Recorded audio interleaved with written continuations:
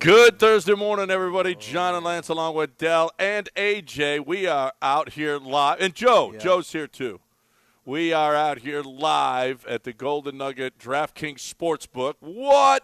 In Lake Charles. We got our big draft tonight. Can't wait.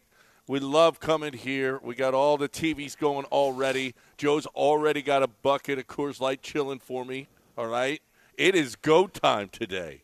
What a fun day this is going to be. I've been doing my fantasy research lately. Yeah. I looked up fantasy points, as a matter of fact. I went and got John Hansen's rankings. I got some auction rankings in there and normalized them to what our cap is in the other league. Looked at who Scott Barrett, who we had on yesterday. He'll be on next week as well. I kind of looked at where he had. I agree with some of them, didn't agree with others, and then on others I was like, they do this more than I do. I better start looking into this. Yeah, no, there's so many now detailed stats about number of snaps and target, not just targets, but percentages. And they go deep. Fantasy goes deep right and now. What's important, too, is a stat is how fast teams play. Mm-hmm. Yeah. And that, more plays.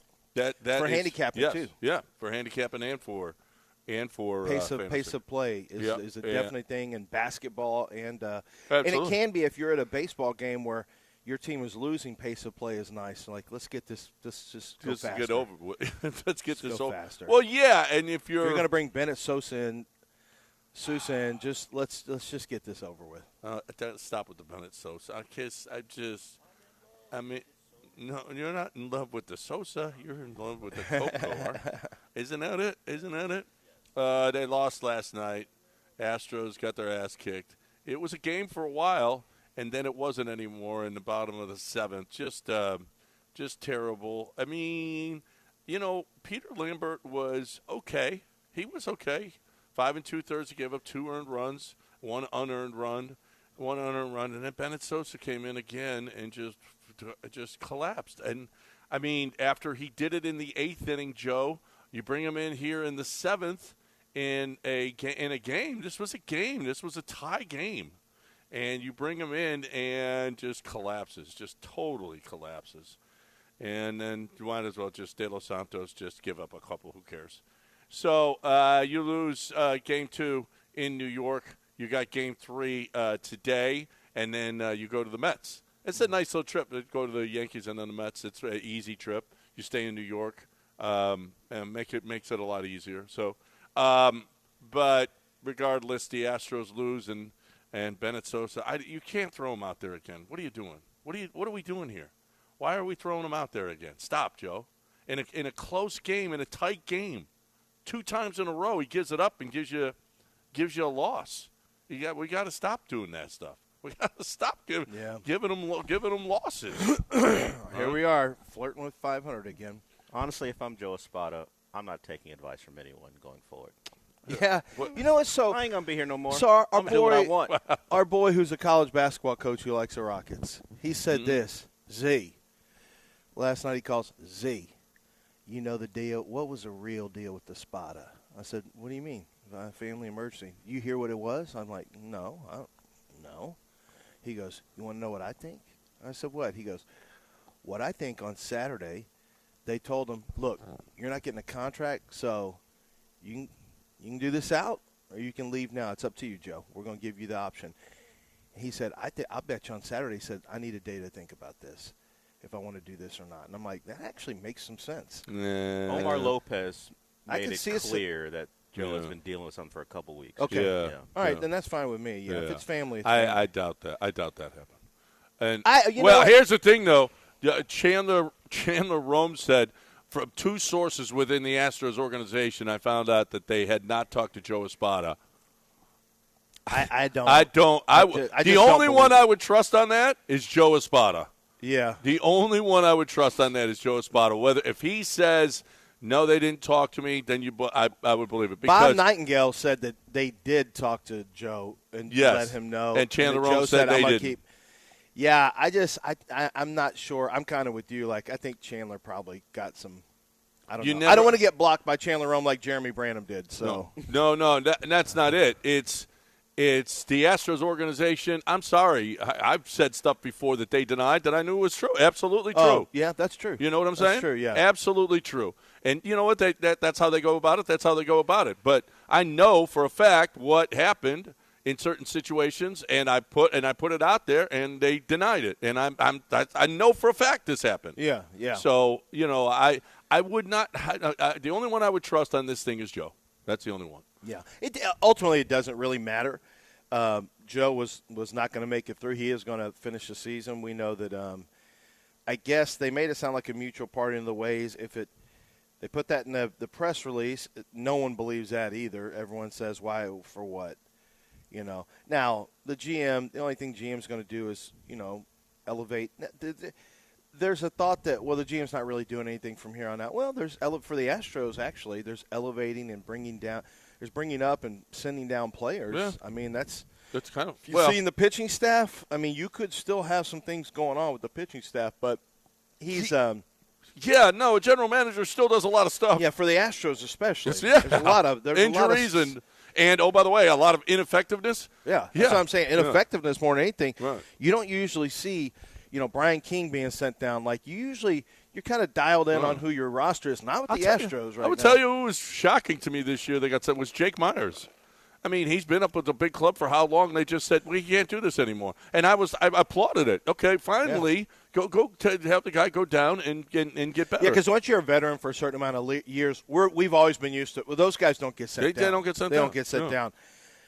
They can if they have time left, but they don't. Well, they did. And and it was the right thing to do. The Astros lose yesterday. They were hanging in there, but then then Bennett happened, and now you are trying to get the next one and win a series. You can still win a series, which you would be great. You do well against winning teams. So you win tonight. So you're back on the right side of 500. Or you're back to 500. We're going to be. They're a game up, and we'll be watching it while we half a game up, and they're a game under 500. It's terrible. We'll be watching the game while we're doing our fantasy. Yeah, we're going to watch it tonight. Absolutely. But if we go by what they have been over the last week and a half to 2 weeks, what's the pattern? Win the first one. Yeah, and lose the next two. Well, yeah, that's right. So see, you've been real into patterns lately, CSI. I'm just talking. What trend did you try to do? The CJ trend yesterday? Is worse with his coordinator in the second year. It's just what's happened. No, you're just data dredging. I'm not data dredging. To make everybody miserable. I'm just pointing out. You're misery data dredging. I'm just pointing out that this assumption. Misery dredging? This the lazy assumption that year two in the system is going to mean things are going to get better. We have evidence on the pro level it didn't get better. In fact, it cost Bobby Sloak his job. And even with Ryan Day and Kevin Wilson, whoever was calling plays, like CJ was still good in the second year, but he wasn't as good. I'm just saying. It doesn't guarantee anything. Not with this quarterback. No. Yep. Well, I mean, yeah, I kind of have to see. Well, I don't know if you saw. It was a great start to CJ's second year with Nick Caley. Okay, did you see how they kicked the Carolina Panthers' ass yesterday? Man, by the sounds of it, I mean, all I can do is just read what happened. I see there's a few videos I could see, but yeah, it sounds like a beating. And Jacksonville beat up on Carolina in their scrimmage. Like, it was supposed to be pretty bad, and everything I read was like, holy crap, really bad. Bryce Young, 2 interceptions, 7 sacks yesterday. The offense did what they wanted to do, like Carolina. And I don't know how much of that is Carolina's not very good. I think a lot of it's just going to be Houston's really good. Well, I like Dave Canales. AJ, can you get that? Dave Canales was the head coach of the Panthers. He was pretty honest about what went down yesterday. Do you want to talk about? I mean, and you're not even starting the season yet. You're not even in a third preseason game, and you're already like, wow, we're just getting our asses handed to us. Here's Dave Canales on the practice yesterday. It was pretty lopsided today, I'll be honest. I would say that in general over camp, I'm very excited about where we're at as an offense in our scheme, the variation of the run game, the actions tied into that, the drop back pass game, Bryce's rhythm with a lot of our guys, with T-Mac. You know, Xavier hasn't been out there, but with Jalen, just finding different ways to get completions. And also, I've been really encouraged by that. Today did not show that. Today there was a couple of flashes of some nice throws and catches, but, you know, that was a good group today. So, again, I try not to just take it all in a microcosm, but if we want to be good, we have to be able to play against teams like this. Teams like this. You know what? Texans are one of those teams. Teams like this. I was watching somebody break down the Browns season with Deshaun being named the starter. And when they got to the Texans game, they were like, oh, my God. They shouldn't even play this game. Don't even play the ESPN. Can you imagine? This is the Texans defense. There's a chance they're better than they were last year. I mean, just the fact that okay, don't get off topic too much, Lance. This is where my ADD's. Just real quick, did you see the picture of Danielle Hunter yesterday? No, but I've seen plenty of pictures. It's a picture of him rocked up, and it's like, this can't be a real picture. Yeah. They're like, this is too big. He's going to start getting tested too much. Like, there's a bunch of steroids. He looks like a Aroldis Chapman. But he's always been jacked. Yeah. He's always been jacked. Oh, no, he's a genetic freak. But anyway, there's a chance that Will Anderson's better in his fourth year. That the DBs continue to get better because they're young. Like this, there's a chance that this defense is even better this year. Deshaun can't do anything against Cleveland's defense. He's bad in their own camp. Yeah, he's bad in their own camp against his own defense. This could absolutely be one of the most fun games you've ever seen if you're a Texans fan. Yeah, this whole season is going to be. I love. It is so much. It's great to have a high flying and high fluting and pass all over the place. I think AJ's going to have a really bad year this year being a producer for shows, especially our show. Yeah. You don't know AJ, who's our producer right now. Dell's here on site at DraftKings. AJ's a big Dallas Cowboys fan. Right. He's not typically as loud as a lot of them.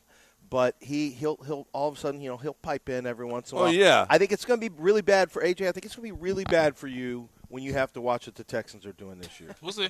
When you're watching what they're doing week to 4, Dak. Hey, you can't skip week 4. And CD. I'm going to the game. I'm not skipping anything. Listen, this isn't college where you get to cancel a scheduled game. Yeah. I'm going to the game.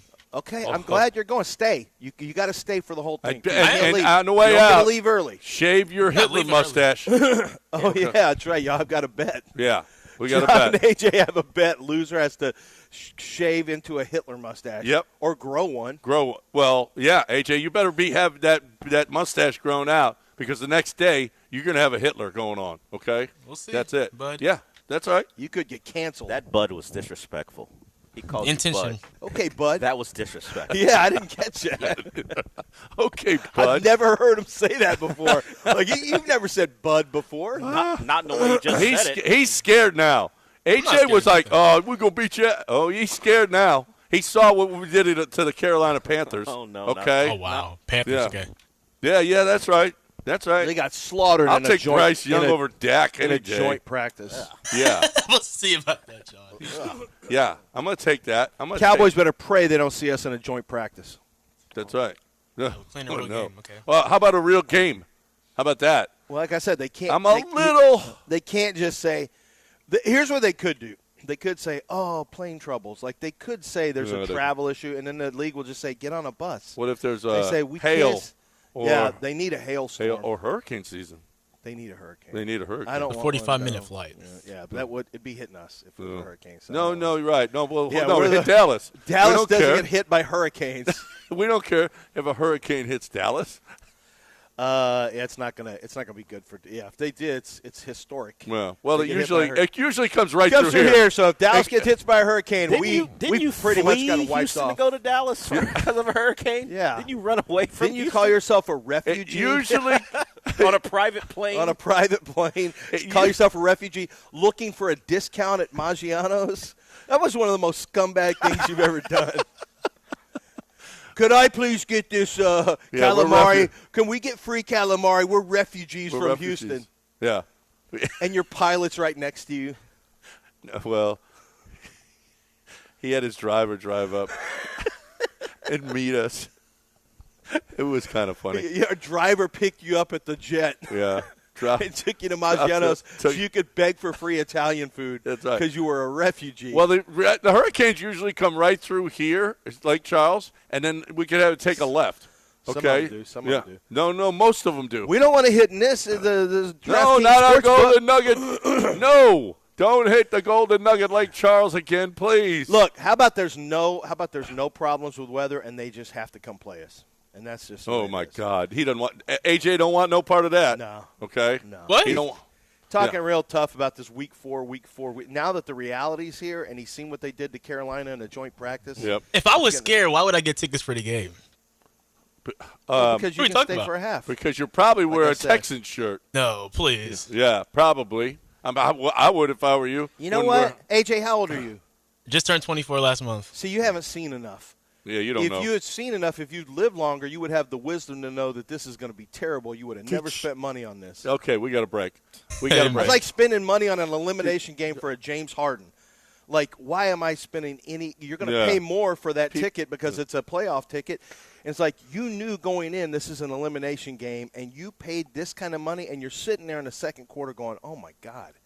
Because there have been games like that with James Harden where you say, "Oh my God, there's no way for us to win in this." We game. got more Texans news, an injury, and it shouldn't be surprising, but we got an injury. Yeah. And we got NFL news. We'll do it on the other side right here. Right now, though, we got sinuses to talk about. Yeah, Dr. Michael Kaplan, very pumped about having Dr. Kaplan on the air.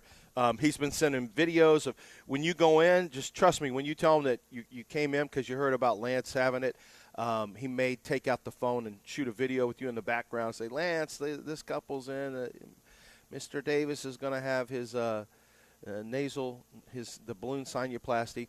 What it is they go in, they put you under, they go in with, I can't really describe, they go in with these small balloons, they inflate them, it clears out your entire sinus cavity, and it's much more expansive than you think. It goes throughout your head. Matter of fact, Lexi's here, and she's going in. She's got an appointment with Dr. Kaplan because she just said, I'm tired of the headaches. I can't live like this anymore. And I'm super excited for her. She's going in, I think, September 2nd to go have her scan done. And you get the scan done, they'll see exactly what's going on with your sinus cavity. Look, they're ear, nose, and throat, so you might have issues with your ear, ringing in your ears. You may need something to get your ears checked out, your hearing. You may have throat issues. Ear, nose, and throat, they can do it all. But when you're looking to clear up those sinuses or even attack those issues with your allergy, the one place you need to go is Dr. Michael Kaplan. KaplanSinusRelief.com. Set up your appointment today. You have a chance to really improve the quality of your life. KaplanSinusRelief.com.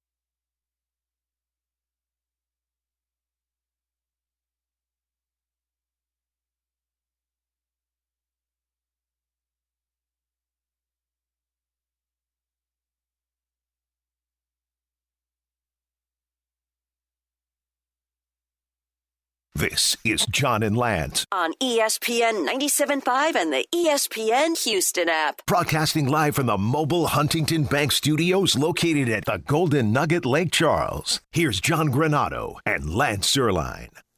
All right, welcome back at the Golden Nugget Lake Charles. DraftKings Sportsbook. Love it, love it, love it. We got the big TVs going on here. We got the W on right now. Well, it's not. That's what Lance thought this was the W. What does that say? It's- ECM. That's It's in Michelle pink. Smallman. Yeah. Yeah. And We don't have she's- to talk about a TV show she's that's in normally here. on. Well, this is the show that precedes us, and it was all women today. Yeah. Apparently. What did you assume? Yeah. I thought it was you ESPN thought it was W. Well, they have a pink thing that's up there. I thought Now they were doing that. ESPN is all W. Okay. No. That's what it is. I thought I that don't know. was I mean, they're doing Well, a I'm lot of looking at- Brown stuff right now. a lot of Cleveland Brown Browns. stuff. Yeah. Yeah. Well, because they're very popular. Well, Okay, if you so have Deshaun. the NFL came out with some stuff yesterday. Yeah, they're doing things now and not doing other things. Right, no more Pro Bowl. So they're going to celebrate the 88 Pro Bowl selections, but they're not going to have a game. No more alternates. This is a joke. The people who could call themselves Pro Bowlers. Right.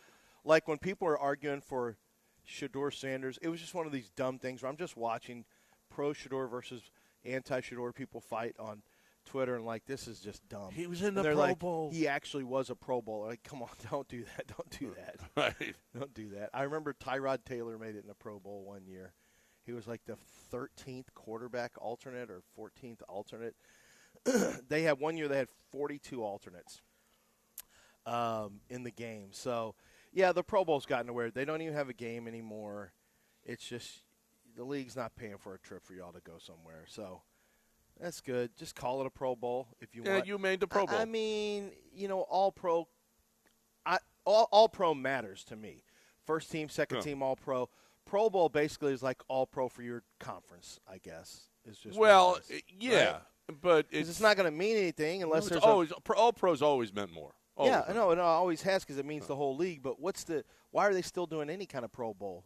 Because there's contractual. I wonder if there's contracts that are tied to Pro Bowls. Probably yes. There's a lot of that. Well, yes, then they have to keep it then. if you make a Pro Bowl, you get this.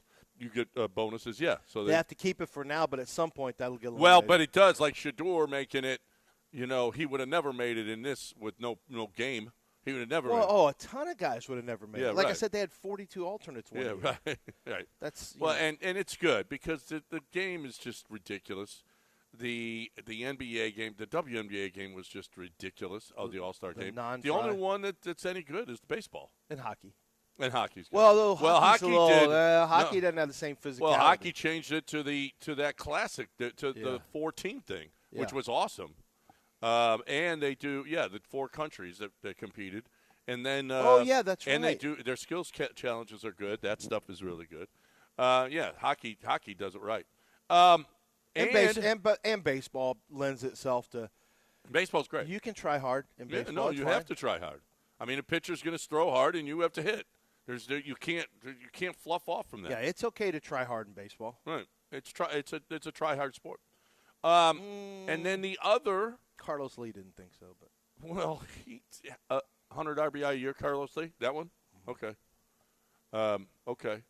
So what am I why are looking you at? pointing Zadarius at? Smith? Zadarius Smith. No, the anchor.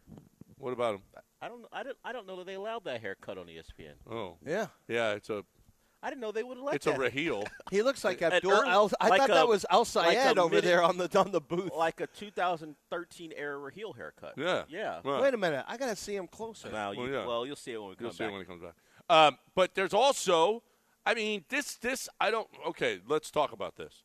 Yeah, everybody's got a clean slate this year. Doesn't matter what you did last year. But beginning this This season, is in the NFL. John's not just talking to NFL. all of you listening. No, you all have a clean slate right now. But here's the deal. If you have a hip drop tackle, a horse collar tackle, launching, hit on a defenseless player, or a blindside block, if you have 3 of those in a season, you get suspended for a game. You can't have 3 of those in a season. This is like an accumulation penalty with the technicals for Right. for 17 NBA, technicals, WNBA. Right. It's like an accumulation of yellow cards from one one game. Although that one, it's actually not true because that can be if you have a yellow card in one game, it moves over to the next game for you in soccer, but then it clears after 2 games. So this is different. This is for a whole year. This is for the whole season.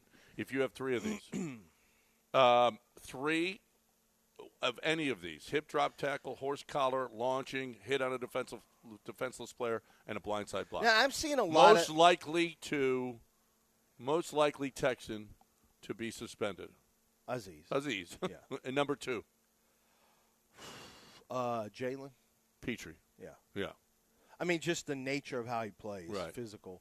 Not dirty or anything like that. Just physical. He just flies around and makes big hits. Yeah. Maybe Reed Blankenship. I don't know enough about Reed yet. Yeah, not yet, but defensive receiver. 3 would be Kamari. Yeah, it just roughing people up is not going to be enough to get Keelan Rutledge in there, I don't think. No, unsportsmanlike conduct. Blindside block. I mean, these are all meant to keep guys from getting hurt in the league and from concussions. Yeah. It's what it's meant for. If you read a lot of that, there's a lot of people in the comment section, put them in skirts. This is a pussification of football. This is a flag football. It's like, no, they're trying to keep the best players in the game. No. They're trying not to have ALS and CTE. It's okay for you not to take a shot that does damage to someone that's outside of the rules. You can still hit a guy as hard as you want as long as it's legal. It's okay to get guys to maybe to stop doing things that injure other guys in the league who have value to their teams.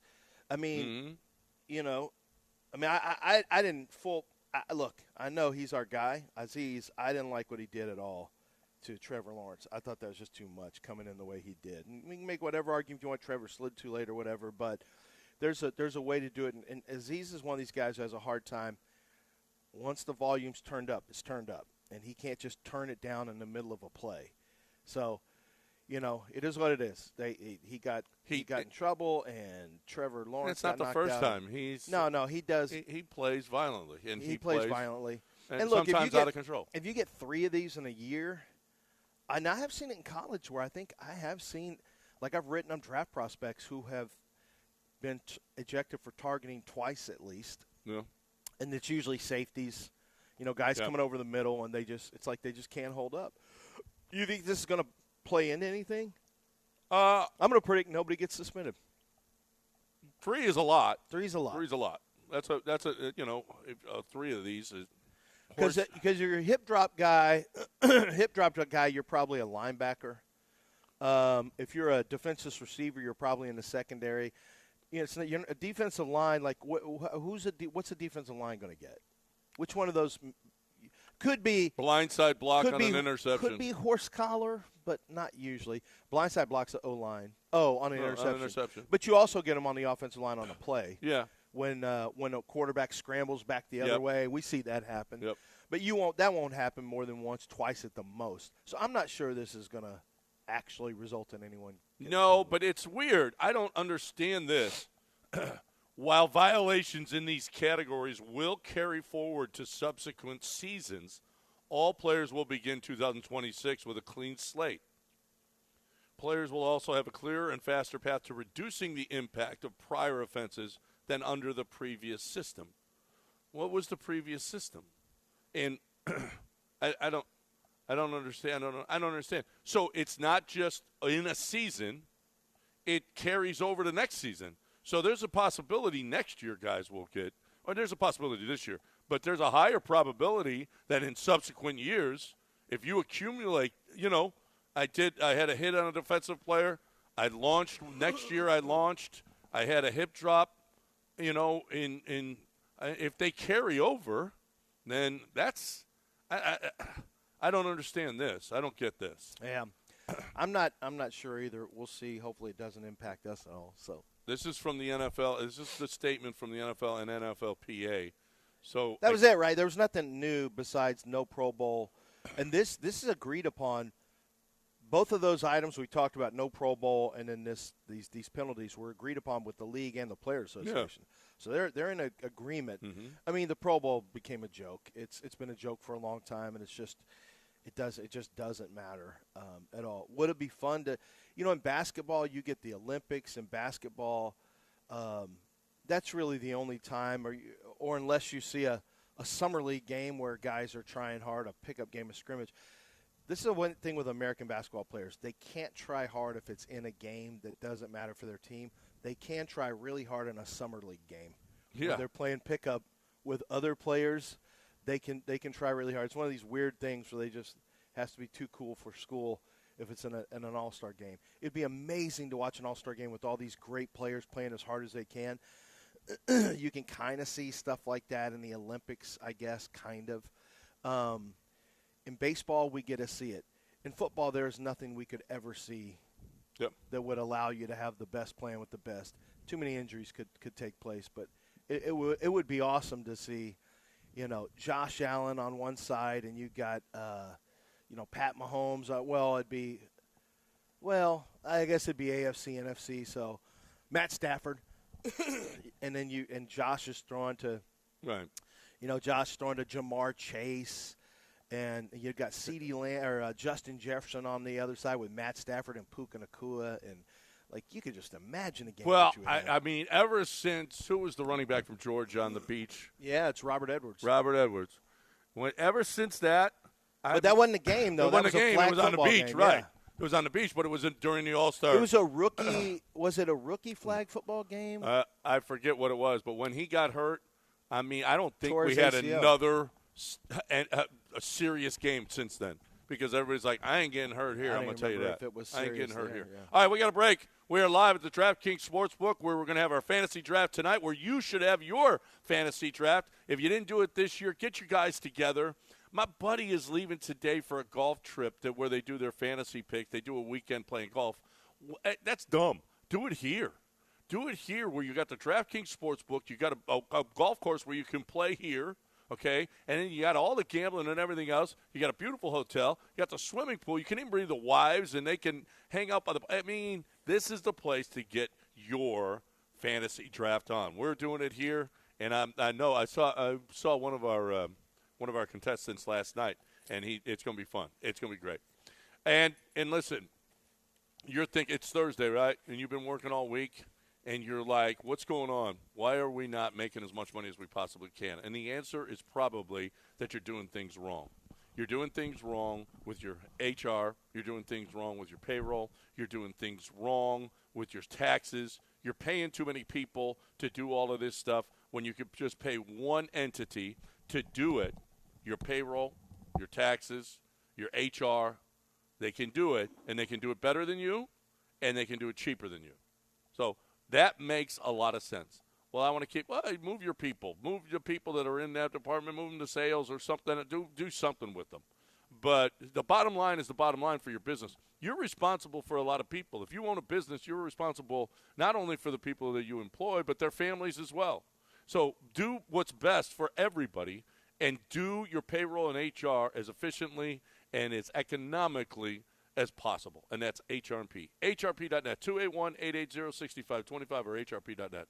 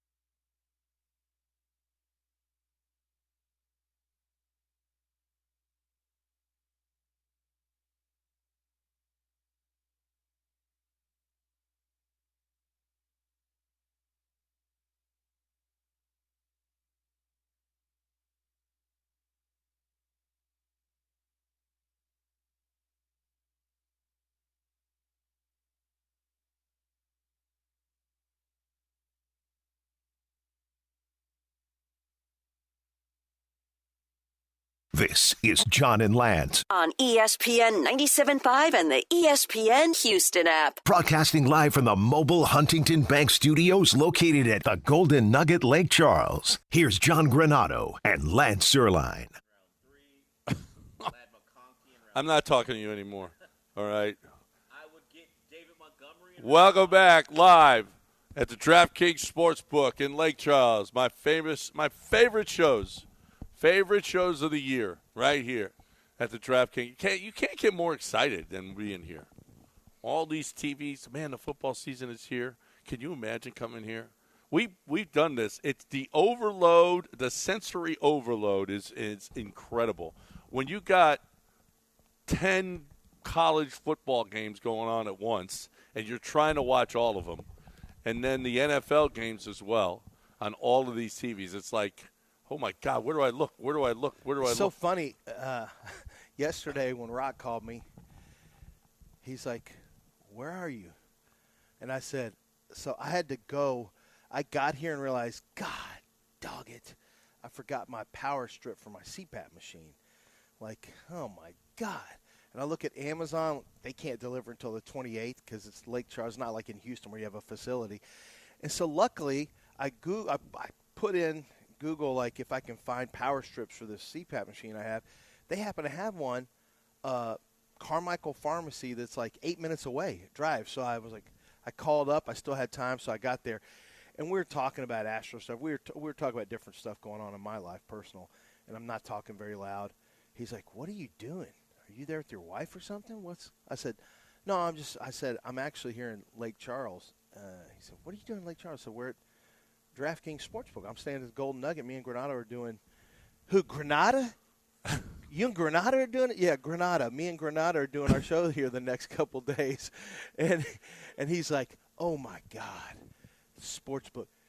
Z, if I could get my setup like a sports book with all those TVs and sit there all day long, I was like, it's the heaven. dream. That's what you've tried to do at two houses now. Yeah. Well, your other one was better, I think. No, it's the same. I got the same setup. You got the same setup? Yeah. It's really nice, really good. I brought those TVs and I'm in the same couch. Yeah. When we're moving, Lance comes over and goes, "Hey, what are you doing with this couch?" Yeah. I'm like, well, we're taking it. Well, I mean, with Wendy, I don't know. You could have hit reset on all your furniture. No. It was possible. Well, you're going to get rid of it at some point. It was in play. But yeah, it was in play. But I'm like, we're taking our leaving couch. this? You throwing this away? No, we're not throwing it. I gotta take a swing because Wendy could have just said, let's just get this whole new room. Yeah, no, that's true. That is true. Why do we want to? I got it almost identical setup to what I had. It's perfect.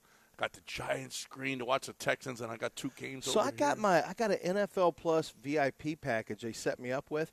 I think I get all of my games. All the games? It's just like Sunday Ticket. I think I get it all through there. I'm not sure if the rest of you get that. The rest of you might get. I might want to look into that. Well, I know. I want your password. That's all. Well, I got to see because I don't want it to screw everything up. I don't care about it. Where it can say, because I'm not getting Sunday Ticket this year. Last year they gave me a free Sunday Ticket subscription. College students last year, you could get it for half price if you have to upload I don't know, or you put your student's name in and they know in what college, and somehow they could search if they were listed in that school, because I put it under Alex's name and I got it for this big discount for the Sunday Ticket, and then the NFL goes, oh no, you get it for free. I'm like, what? And you already paid for it? Well, then now Alec gets it. Then I went and canceled. I disputed payment on my – so I may not be able to get Sunday Ticket anymore since I was like – and the credit card company goes, okay. Well, and it stayed on the whole year. I had my Sunday Ticket the whole year, even though I disputed the payment and like, no. Braden Smith. Okay, this is bad news. So, we don't know yet. Allie Gay, and you can't just say Braden Smith. You have to say – the backup guy trying to make the team, Allie Gay, and Braden Smith, both carted off yesterday. Braden Smith, who's missed 6 games a year the last 3 years, 18 games the last 3 years, carted off the field, and we're going to get more. D'Amico wouldn't say anything about it, just said they're both hurt. And Braden Smith misses multiple games every year, but we're in the preseason already. I mean, I guess it's a good thing that Trent Brown was beating him out anyway, right? Well, I mean, We don't know. And Fisher, D'Amico said if he could have, if there was an award for most improved player, for sure it would go to Fisher. Blake Fisher, because Blake Fisher has been so much better. Like he's Good. gotten so much better. Last year he was so bad in preseason. Last year I wondered if he could make the team. That's probably what he's referring to. And I thought in game 1, I didn't focus on him in game 2, but in game 1, I'm like, wow, his technique is a lot better. yeah. So that could end up being a big deal depending on what happens with Braden Smith. Well, that's that's great news. Great news because I thought, with Braden Smith, if he doesn't start, Wyatt Teller doesn't start, and you got some experienced depth at the positions, and that's something that we haven't seen for the Texans in how long. When you got guys like Braden Smith and Wyatt Teller not able to be on the field because they're beat out, that's great. And a matter of fact, let's hear D'Amico, AJ, talking about the O-line. I mean, the defense was lauded yesterday because of how Bryce Young couldn't do anything. Throwing interceptions, getting sacked multiple times. But the offense kicked ass, too. Apparently, CJ looked awesome. He had multiple touchdowns. And the offensive line did its job, kept him clean. Here's D'Amico talking about the O-line yesterday. And from my vantage point, the offensive line was really the bright spot for me, watching the offense, seeing how much time CJ and Davis had to operate, seeing the guys pass off games and stunts, seeing them, hearing them actually communicate loud, everybody being on the same page. It's what we want from our guys, and that's how it looks when we execute. CJ and Davis made some outstanding throws today as well. Our receivers caught the ball really well. The backs ran well. They blocked it well. Just overall, offensively, we definitely took a jump from where we were in our last practice. That's great. That's great. That's great to hear. It is the Panthers. I have a feeling they're not very good. It doesn't look like they're very good. And the Raiders weren't very good. Not very good. Hey, all you can do is play who's on your practice schedule. That's all. I mean. What? That's true. All you can do is play who's on your joint practice schedule. Right. And I'm glad we don't have the Seahawks on our. If I had to put scores on, what do you think they beat the Panthers by? What do you think that score? Like, if this was a score, what score is indicative of the joint practice? 37-3, 37-7. Okay, and then how bad did we beat the Raiders in joint practice? In joint practice, that was another ass whooping. Yeah, 41-12. 41-12. 41-12. Yeah. Like, had 4 field goals. Yeah. Yeah. Well, no. You know what? They had 2 missed extra points. The touchdown, they missed extra point, and then went for 2, and they didn't get it. Probably. Right. Probably. Yeah. Yeah. Yeah. So no, we're kick ass. We're unbeaten this practice preseason. We're unbeaten, kicking everybody's ass. And no, but it's good. It's good. Well, they're 2 bad teams, and the Texans did what they're supposed to do. I bet they can't wait for the Bills. Just can't wait to get after Josh Allen. Josh Allen, who is miserable at NRG Stadium. Josh Allen, who gets his ass handed to him every time he steps in that building. And that's what he gets out of the box? You think he's happy about that? Can't like it. Can't like it that he's got the Texans first off in NRG? Hells no. He's got to be pissed right now. You think he's upset? He's scared. He might miss he's not game upset, 1. He's just scared. He might miss game 1. So you've already got the Cowboys looking to cancel Week 4. Right. And, I'm saying you can't. And Josh Allen won't show up. Now, Josh could say he has COVID. Well, yeah. Or he's got a foot that happens the week of the game. I got a foot. That's all. In practice, he could start limping. Yeah. But then his team will expect him to play through that. I mean, honestly, I don't think I want I honestly don't think I want, if I'm an offensive player, the Texans in Week 1 in NRG. I think Will Anderson, he gets nuts he was nuts yesterday, going crazy. And can you imagine what he's going to do to Josh Allen? What's he going to do to Josh Allen, John? Make him his prison BR. Wow. Oh, my God. Kids are they at school yet? No, they're still on the way. Wow. Right. What does that entail? What does prison BR entail, John? Explain it to the kids. Ass whooping day in, day out. Does he play in? Will play Josh out. Allen have his hand in Will Anderson's pocket at the end of the game? Well, I mean, if you make me start playing this game, I'm gonna start getting off He said jokes. it. I'm trying to figure out what he means. You know what I mean. I don't know. I don't know. You know, everybody knows what I mean. He'll at least take his honey buns and his. I'll tell you what else. What Oregon State don't want none of this Coug team. I'm telling you that right here and right now. Maybe they find a way. It's this Saturday, and it's the start of Willie Fritz's third year with the Cougs. I'm going to tell you something now. Better be careful because Oregon State has got the Heisman Trophy winner from the lower level. Yeah, he won their Heisman, and he's their quarterback this year. And so that dude's is pretty good. It's Oregon State, and it's time to beat their ass. It was a thriller last year, if we remember. I think it came down to a last-second field goal. I think. It was up in Corvallis. The Cougs won that one. That was late. that was a tough game. Yeah, it was a really tough game.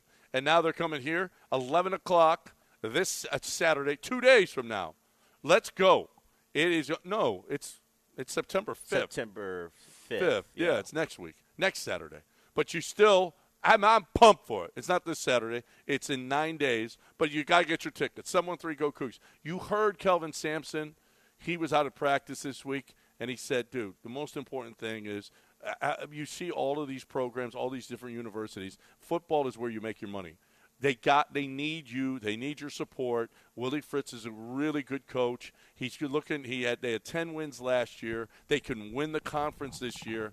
Get out there and support the Cougs. 713-GO-COUGS. 713-GO-COUGS.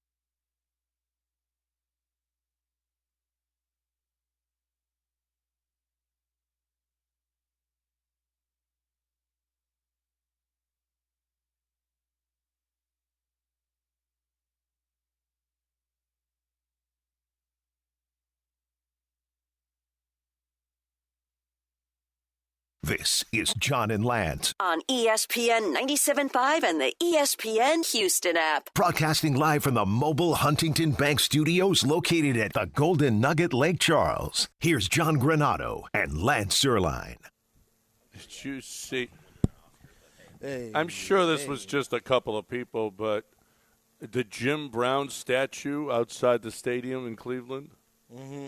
They put all kinds of signs. None too pleased that Deshaun is the starter. Permanent damage to the city and franchise. Cleveland is done with the Haslams and their freak Watson. 280,000, 27-plus victims, 0 supporters. Deshaun.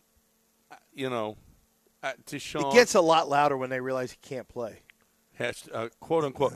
Deshaun saying he's got no regrets, is really. What do you mean? Which one? Deshaun. He said he did have regrets on. He did have regrets for what he said at the press conference the other day. Yeah, he no. During his rant, he was like, he said, I got no regrets. Well, his apology. It wasn't really an apology. He never said, I'm sorry. He never said, I'm sorry. Well, he said, I shouldn't have said. I shouldn't have said it. He never said, I'm sorry for saying it. Well, the words "I'm sorry" never came out. He's not sorry for saying that about people who booed about him when he tore his Achilles. Right. I would probably pray on your downfall too if somebody said that about me. Well, we know about you. I separated my shoulder, or when I dislocated my shoulder, if they were like, "Yay!" If listeners had been there, we cheer you clapping, all the time for your injuries because it makes us laugh. I know, and I'm praying on we your enjoy downfall. it. But speaking of injuries, Ian Rappaport is reporting that Braden Smith's injury is not considered major. It's a plantar fascia in his foot, but he's not expected to miss much time, not long term, the injury. Well, Trent Brown now is going to not expected to miss much time. What does that mean? I Practice? don't know how much time that. It is kind of weird that we don't have our first game for a while, and we're still sitting here in August. Like, we're August 27th. So September 13th we don't have a game. Yeah, this is like, I guess this is what happens when you start your season at the same time, and yet you don't have a fourth preseason game. You still got a lot of extra time. Yeah. Think about it. We got more than 2 weeks before we even start the season. I know. I wonder, and we're playing on Valentine's Day, That's the what I'm Super saying. Bowl on Valentine's Day. Tighten it up. Tighten it up, Tighten NFL. it up. It's going to be hot. Listen, it's going to be hot on the 6th. Why aren't they starting the season next week? Look, it's the 6th or the 13th. It's hot. If you're in a hot area, and we got air conditioning, we don't care. But guess what? They're out there every day anyway, practicing. Yeah, let Miami. Well, we don't care here, but it's in Miami, Jacksonville, Tampa. But then don't play the games New Orleans there. and Atlanta don't then start matter. the season up north. New Orleans and Atlanta are both. Yeah. Start the season. What are we doing waiting for the 13th? And February 14th, Valentine's Day. No. You know what? I'm missing the Super Bowl because I want to spend that day going to a nice dinner with my wife. Okay, nice candlelit dinner. Is it really on Valentine's Day? Valentine's Day. Valentine's Day is on Super It's the Sunday? Super Bowl. Yeah. That can't be true. It's the truth. What a dumb thing to do. I know.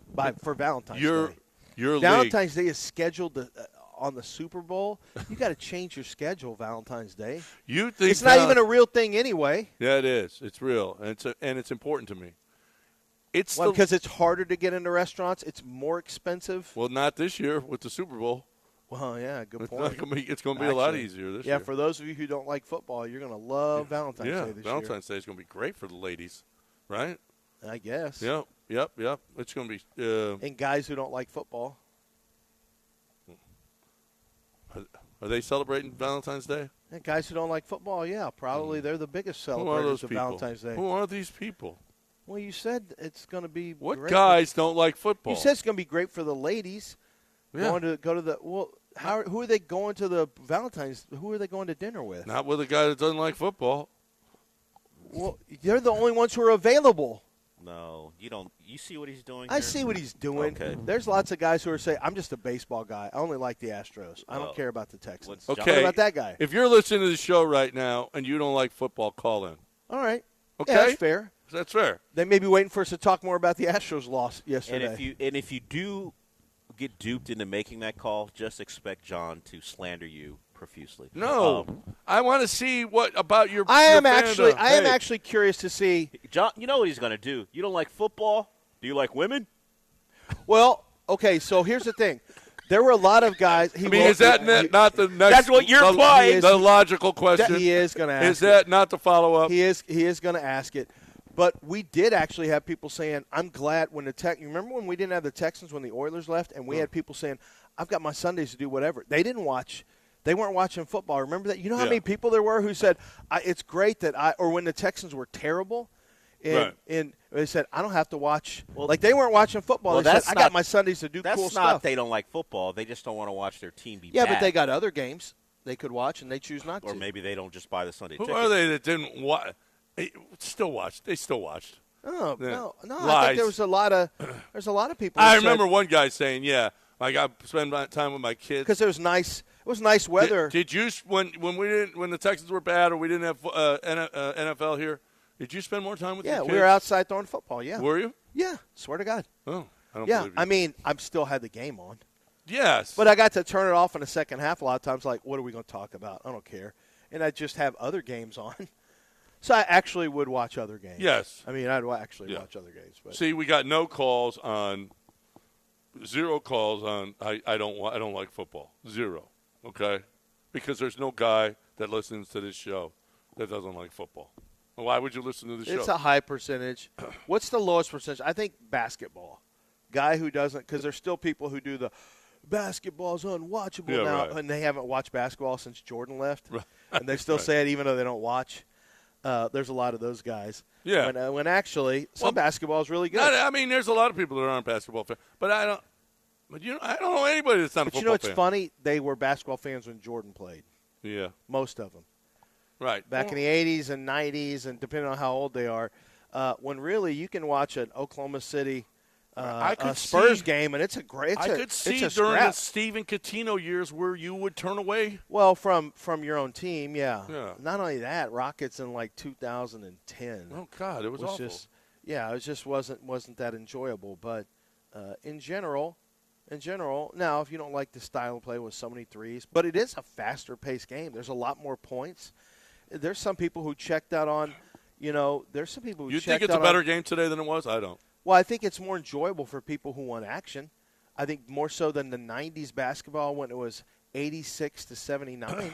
That was pretty brutal. There was nothing but misses. Well, it was really bad. A lot of good defense. They would wait. No, they would I'm also. a defensive fan. Yeah, but there was hand checking. But you say there's a lot of good defense. It was also teams. Hand checking. There was a lot more physicality. But teams played slower too. The pace of play. You ever Yeah. seen that pace of play study? Did you see how many times teams got into their offense in the last 8 seconds? It used to be over 60% of teams, or it was a 60%. I think it was 1995 they looked at. 60% of the plays went inside the last 8 seconds of the shot clock or last 10 seconds. Now it's something like 70% of the plays get a shot up before there's 10 seconds left on the clock. They get shots up that fast now. So if you like action, it's just way more action now. Yeah, but way now higher it's just scores. a shooting competition. It's not a game. It's a competition. Well, it just depends who on can shoot a long range best. If you're 20 years old, this is all you know. Yeah. This is what basketball looks like. And you might you not don't like know it. You don't know anything You else. might, but you might not like it. But it might be like, what are y'all talking about? Because a 20-year-old thinks watching basketball. Did you see the video where they showed the first? They put the first it was the first quarter of it was a Bulls game. I'm trying to remember if it was the Eastern Conference Finals. I think it was Eastern Conference Finals. And it was made fun of so much one quarter because it was so slow, so little action. And it made me mad 'cause I'm like, this is but it is an actual video. All they did was show the game. And I'm like, okay, I get why if you watch basketball now, because it was substantially, like as soon as you wanted to tip, you immediately started walking up the court, dribbling. No one was there guarding you. They waited until you got to the three-point line. No one was taking three-point shots. No. Like, it's just a different game. It was a It's just a different game. All right, and it's time to check out for a second. But, don't check out. Just hang out. Whoa. Hang out. We'll be back in a minute right here live from the DraftKings Sportsbook in Lake Charles.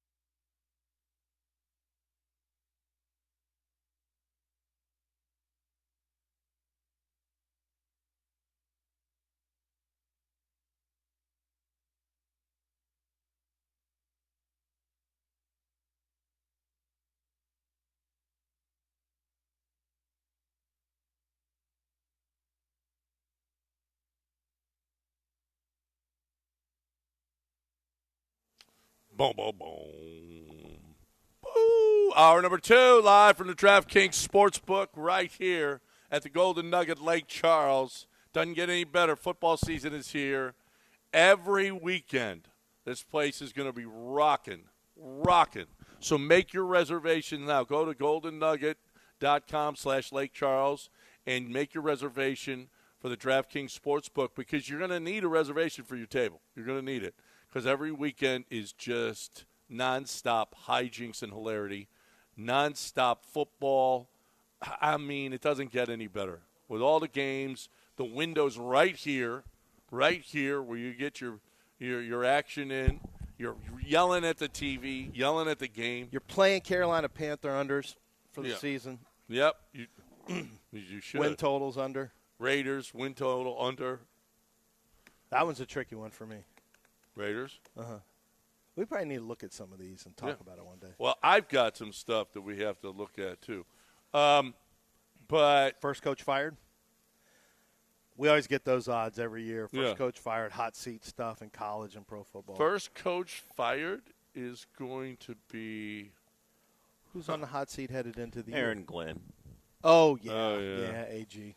I mean, he's got Frank Reich. I think they're going to be better this year. He's got Frank Reich, a former coach, head coach. Yeah, sitting there waiting. Sitting there at offensive coordinator. It is the oracle has spoken on that one. Yeah. It is going to be tough for him. It is going to be very difficult for him. There's no. You know, it's interesting because they got Geno, and Geno doesn't inspire a lot of confidence. But if you look at their skill position players, Breece Hall, Kenyon Sadiq, Mason Taylor. So you got two good young tight ends. Garrett Wilson's a good wide receiver. They've got A.D. Mitchell, who, kind of an upside player. We'll see. You got what's his name from Indiana? Omar Cooper. Yeah, Omar Cooper Jr. It's actually weapons. not bad. No. From a weapon standpoint, it's like those are legit weapons. Yeah.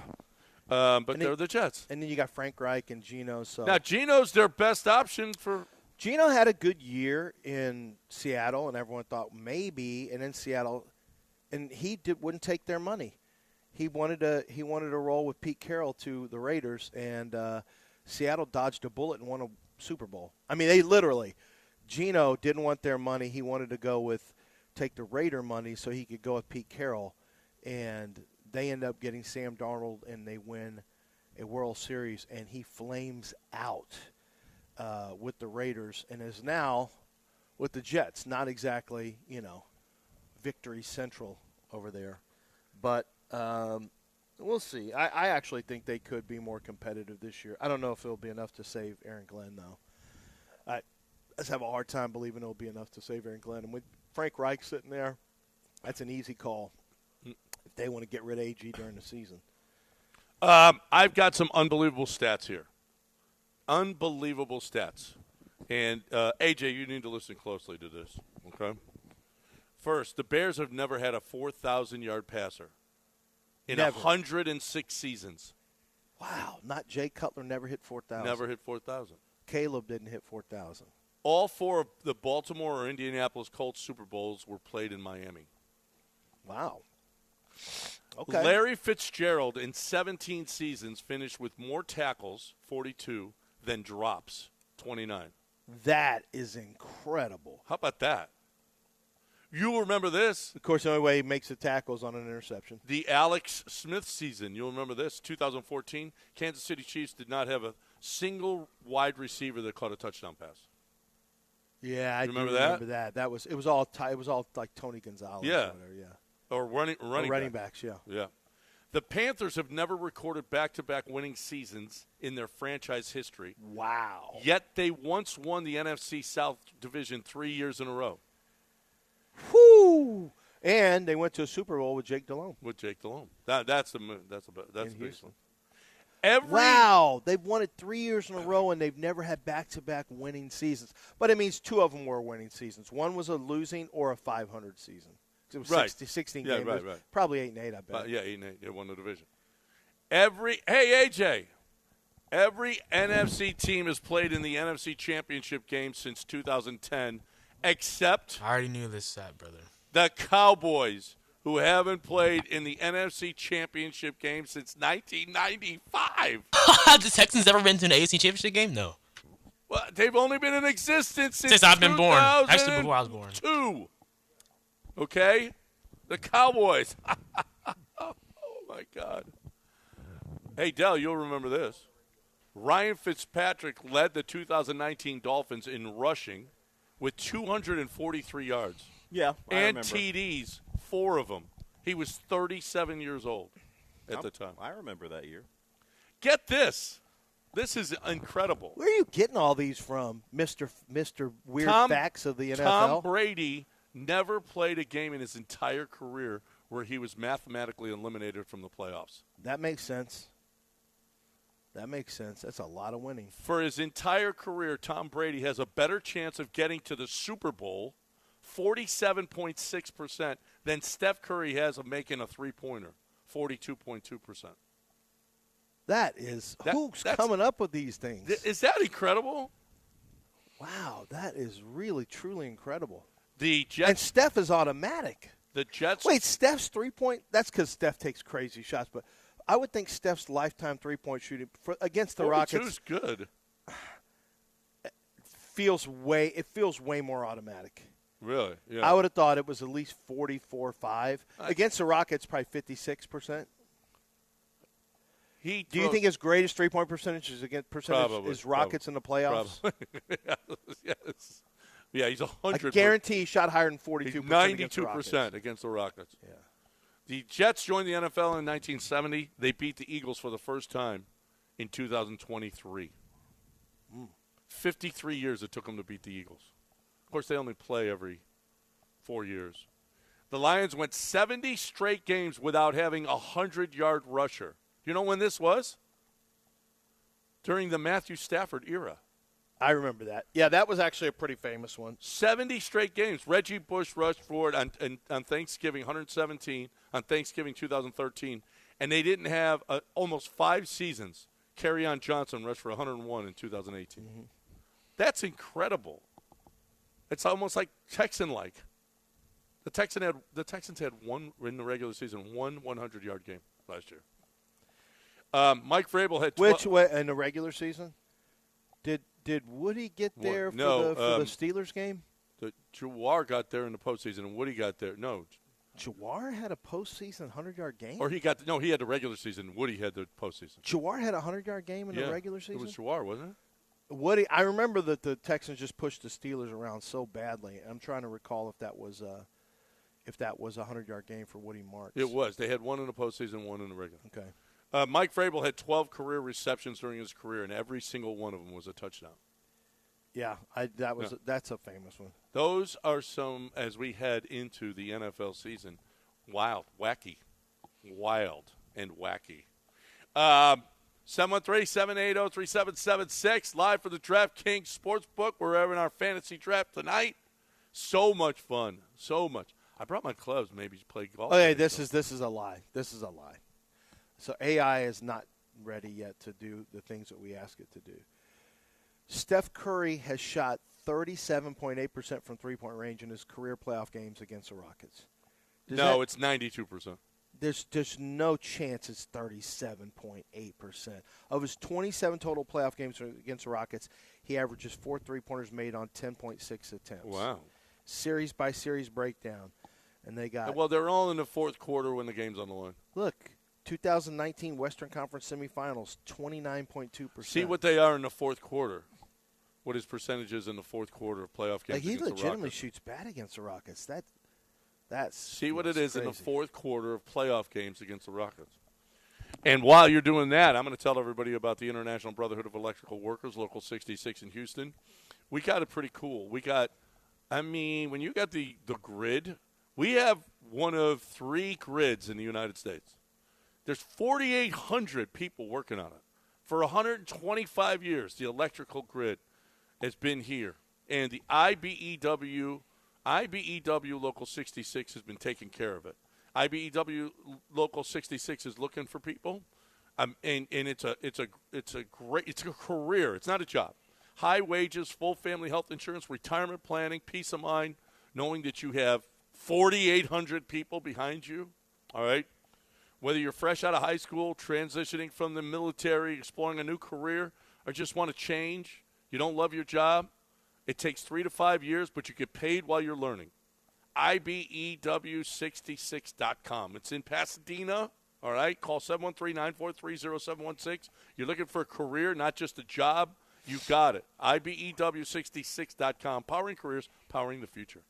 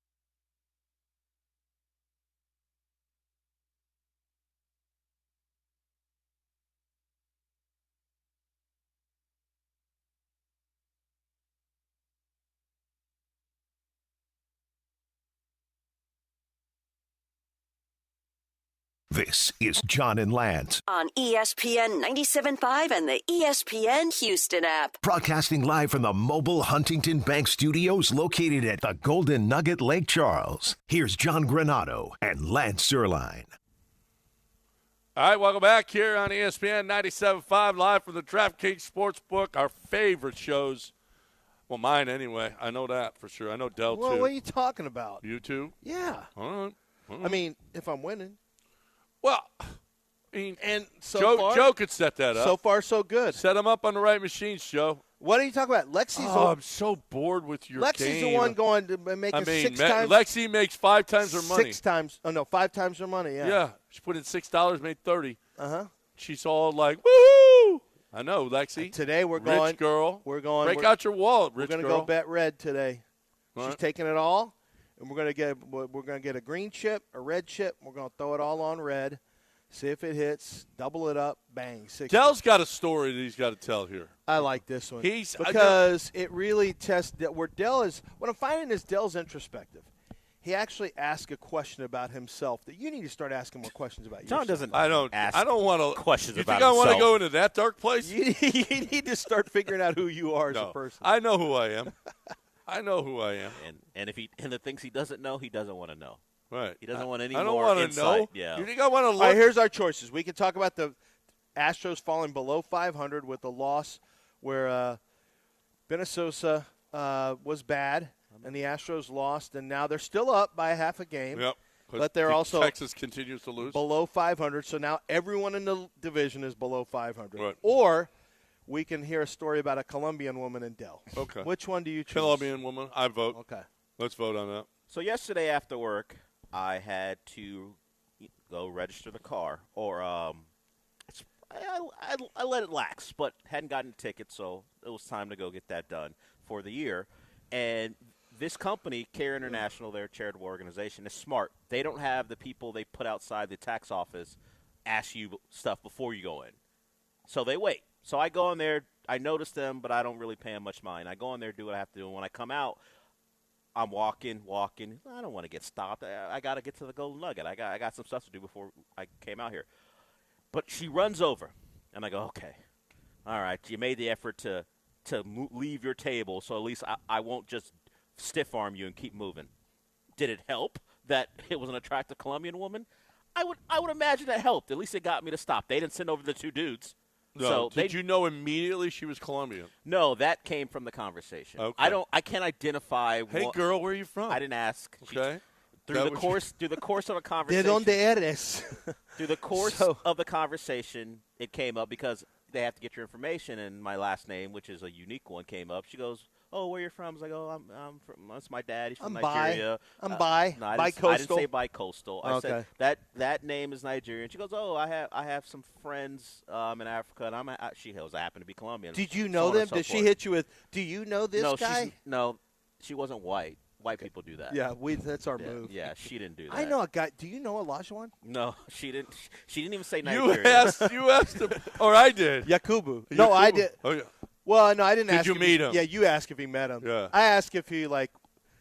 I just told him that he's the most popular guy in that. It's Right, probably right, him right. or Altuve. All right, probably. so go on. So what happened? So it's an organization that helps pretty kids for the most part, and in disadvantage in situations where it's not great, and they give you the option of, do you want to help in crisis relief or food or whatever? And I said, hey, which one do people not usually pick? And she goes, oh, crisis relief. So I said, okay, we'll do that. So you can do annually, quarterly, whatever.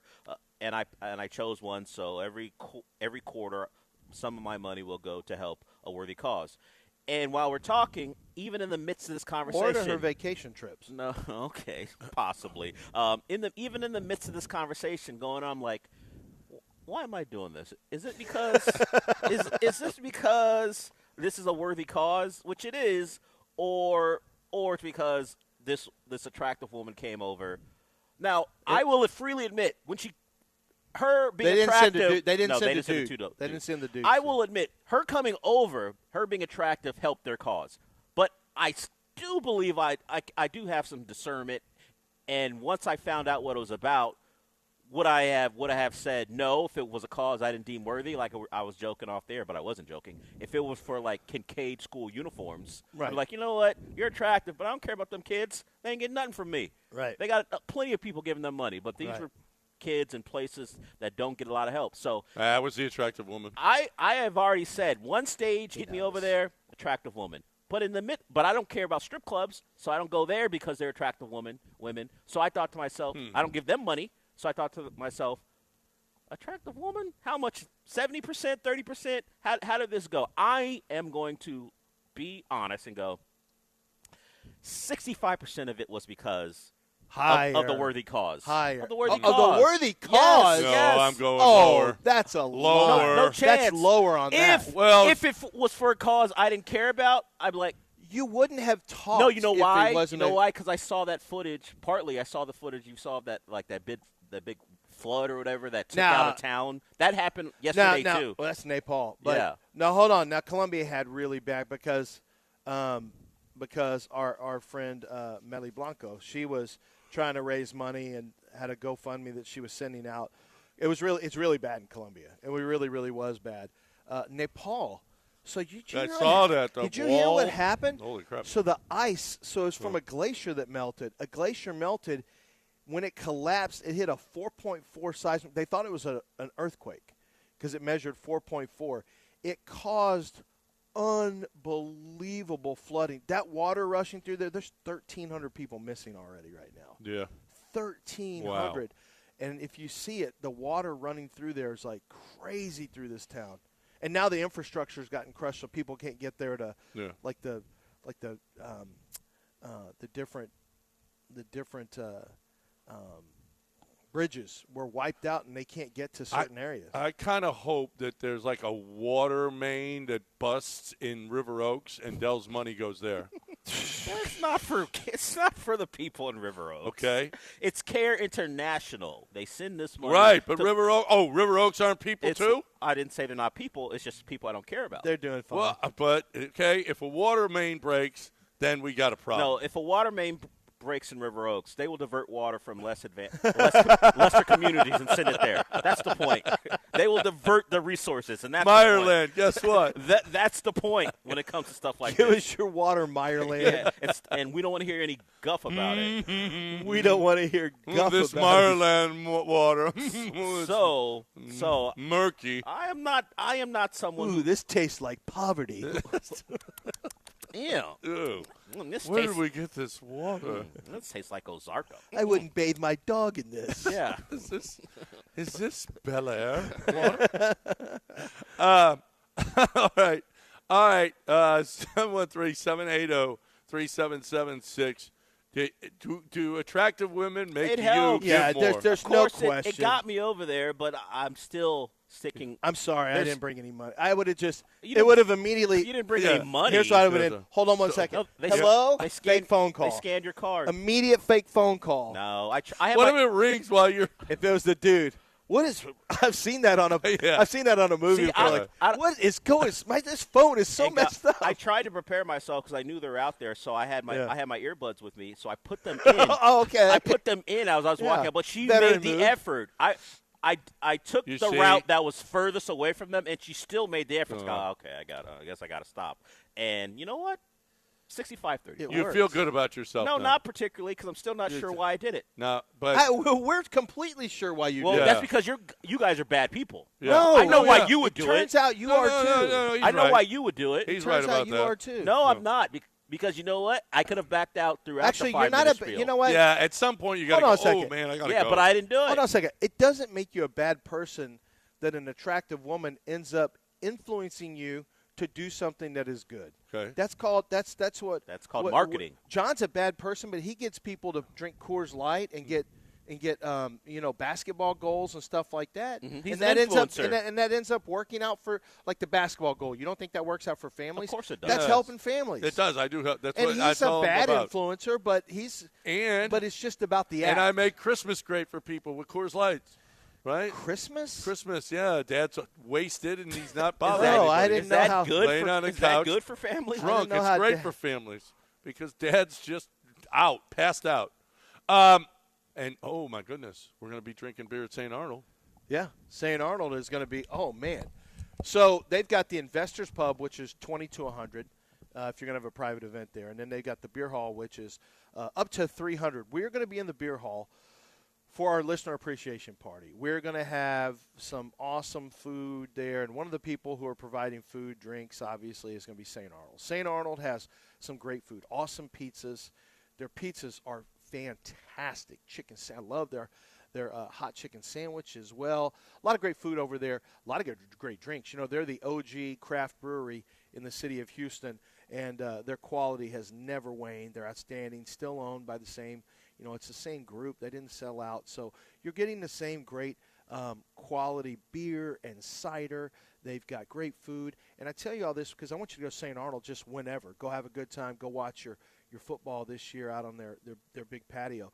But if you want to have a private event, St. Arnold is awesome. And we know for a fact, we're going back there for the second year in a row because we liked it so much the first time. Corporate Christmas parties are great there. If you've got wedding receptions are great there. They have big corporate events.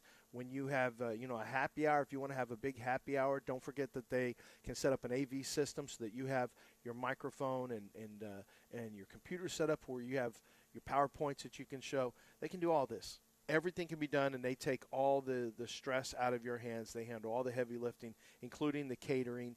It's all done by our friends over at St. Arnold. Go to starnold.com and click the private event section and get set up with your private event there with St. Arnold because it is a blast, and they're going to take great care of you. starnold.com.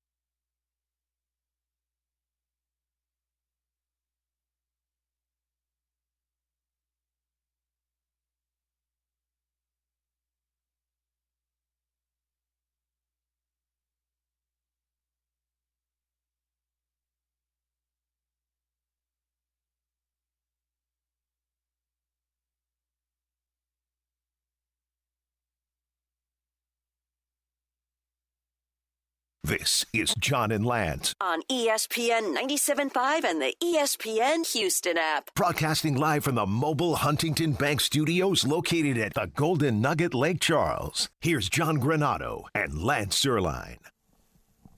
All right, live from the DraftKings Sportsbook. We're having our fantasy draft tonight.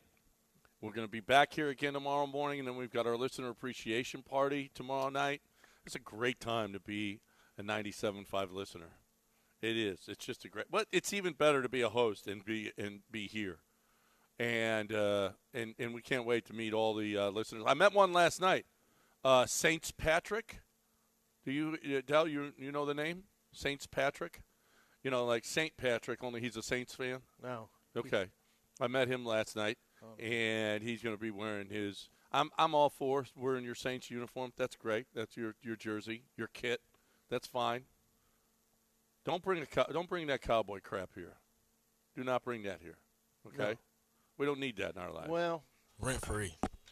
we're probably going to see it. So, and that guy won the league last year. Well, just because you wore – why? Because you wore a cowboy jersey? That's why he won the league? Well, I mean, those fans can – that's fine. Their money spends here. I'm watching my team this year. Cowboys I'm making here. moves this year. I'm I think doing it all. Joe and Tillman would love it if Cowboy fans come here and spend their money. Yeah. No, I'm pretty sure they don't want those people. I think they do. We'll I find don't think they like turning away money. We'll ask him. We'll ask Tillman. Tillman, do you? I'm pretty sure. He'd be like, nah, I don't need that. I don't need that cowboy crap. Tillman doesn't want people in his restaurants or casinos spending money. Yeah. Are you a fool? You'll never ask him that. He'll slap you across your face. No, he'll get someone to do it for him. That's He right. won't. He won't slap. He won't deign that. He won't never put his hand on John. Someone else. No, because I'll own this place. We'll let John. We'll let John Chill rough him up. Yeah. He's from Pennsylvania. Oh, John Chill. He's from Pennsylvania. They don't play. That husky boy will take care of business for you. I know. Yep.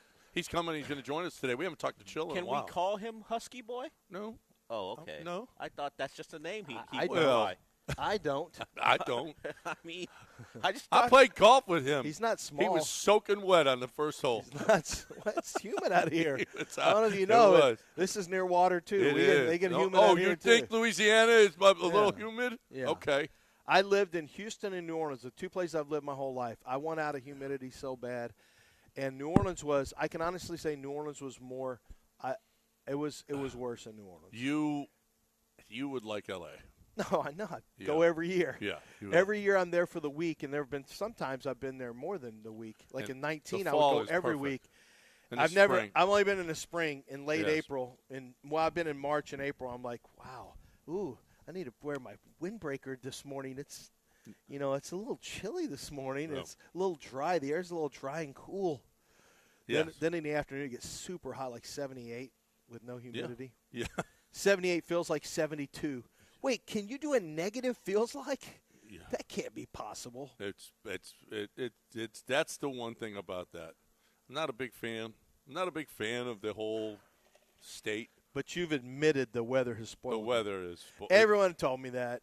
it spoils you. My Mark Istook, who was from Dallas, he moved back to Dallas. And Mark told me, oh, yeah. I told him that you said, yes.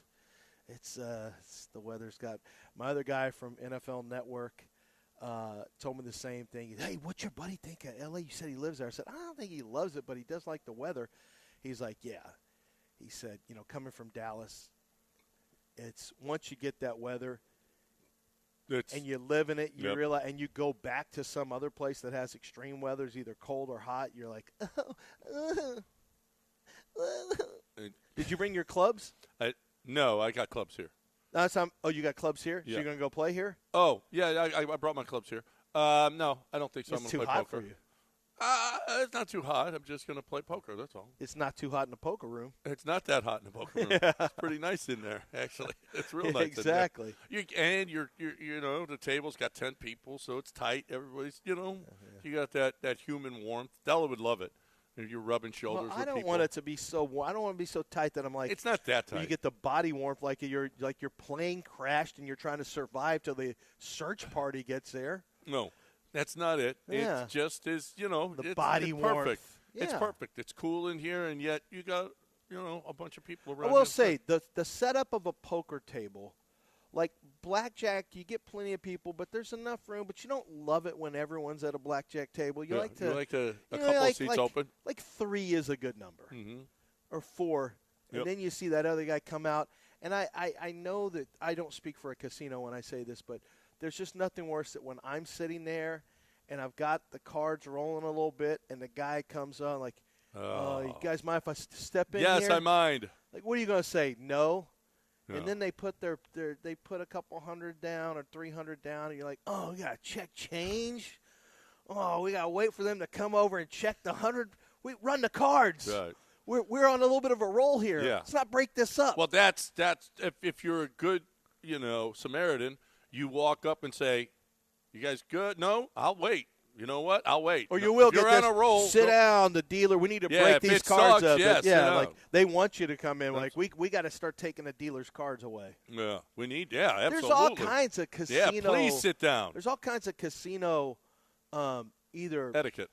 it's etiquette or it's preferences or sometimes it's superstitions. Yeah, right. There's all Exactly. kinds of them.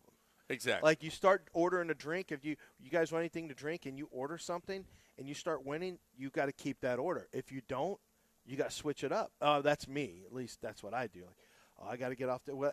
When I used to order 7 and 7s because Jimmy Conway did in the movie Goodfellas. So when I was playing blackjack, like, you want anything to drink? I was at MGM one time. Like, you want anything to drink? Yeah, 7 and 7. Obviously. Yeah. Jimmy Conway gets the good. If it's good enough for Jimmy, it's good enough for me. Absolutely. And I got a little hot. And I think I've told you this when me and Souls were at MGM. It was early in the morning. Early. It was like 8:45 Vegas time in the morning. Not a lot of people were out there playing poker. No. Quentin Tarantino comes behind us, and he's just looking, and he's drinking a coffee. And I'm like, you want to sit down and play, Quentin? He's like, no, I think I'll be okay over here. Like, Quentin okay. Tarantino refused to play with you. Yeah, he's just drinking his coffee, just watching. How did you feel about that? I thought it would have been cool if he had. This is about 2001, actually. No. It was about 2001. Oh, when he was did that. hot. It would have been, yeah. It would have been cool to have Quentin Tarantino. We sat down at a table one time with Buddy Bell. Oh, yeah? Or Buddy was maybe at the table next to us. I think that's what it was. What about red meat? Yeah, we had when we were at the Nugget in Las Vegas. Yeah. When Tillman sent us out there when we were at 1560. Yes. It was. And Brandon Backey was out there playing three-card Screaming, poker. red meat! I can't remember if it was blackjack or three-card poker. I think it was blackjack. Blackjack. Yeah, and he was just screaming, red meat alert, every time. It was just, and he had a stack of chips. He was doing really well. But, instead of just stacking them like in 100 stacks or 200, 300, he had one single Eiffel Tower stack that was really high, and I kept getting nervous like that thing's going to fall. And it was making me nervous. Oh, I've never seen anybody as pissed. And when he got hot, he just kept yelling, red meat, red meat. We didn't know what it meant. Red meat alert. So we just started saying red meat. Right. I've never seen anybody as pissed. Yanni had a stat. Yanni is so superstitious when he plays. Oh, God. No. He's Greek. He wants to be a little superstitious. He's got a stack of 25s up to here, and he's like, and they want to change him in for hundreds, and he's like, oh, no, don't touch my. And one dealer touched his chips and grabbed and made change for him. That, you can't stack them They got to up. get their greens back. And Yanni was, I've never seen anybody more pissed off. It wasn't here. It wasn't not at the Golden Nugget. They cater to all your needs here at the Golden Nugget Lake Charles, people. All right? Come and play. Come. I mean, gambling is just so much fun. Just so much fun. I mean, it really is. All the great stories that come from. Especially if you win. Yeah. It's awesome. Yeah. When you lose, it's not as great. Yeah. It's just, I don't know. I just feel like it's not as great. It's not as fun. And I don't think anybody loses when they come here. It's the same thing with anything. If you come to the Golden Nugget, nobody loses. If you eat and you have a good meal and you don't You overeat. guaranteeing that, Joe? Guarantees? No. We don't make guarantees as we sit in this nicely air-conditioned, huge DraftKings sportsbook. I know all this marble in here and all these TVs came from a lot of winners. Yeah. That's how it works. Yep. I'm up right now, so I'm not complaining. Lexi's up. I'm down a little, but I lost it to other players last night. All right. 713-780-3776 is the number you want to get in here. I want to talk about my man Kent Jones over at Dream Rate Mortgage. I don't know why you would do this on your own. Don't. I don't care how many houses you've bought, you don't do it as well as Kent Jones. You don't know the hacks like Kent Jones. By the way, You don't have to put in the time. If you're going to get all the hacks that Kent Jones does, finding the right loan, the title company, the real estate agent, all of the other things, all the insurance and everything else that goes along with it, there's a boatload to do when you're buying a house. When you go and sign, if you never bought a house, the papers there's like a thousand papers of different things you got to sign. So all of those people are getting paid along the way. Kent Jones knows all the hacks on how to save you money. You could save as much as I'm sure. I know he's told me saved tens and $20,000 for people at signing and during the life of the loan, because he knows the way to do it. Do you know when to lock in? Do you know which is the best for you? Jumbo, conventional, USDA, VA, FHA? No, you don't know any of these things. Kent Jones knows them all. He's done over 1,400 mortgages. I don't know why you would do this on your own when a broker, in most different businesses, a broker costs you money. In this instance, in the mortgage game, a broker saves you money, and this one saves you a bunch. 713-520-5626, 713-520-LOAN. Even if you're just in the market and you don't know how to go about it, call Kent and he'll give you the lowdown on how to get started and buy a home. Maybe you can buy a home. Maybe you think you can't. Maybe you can't. 975loans.com, 975loans.com.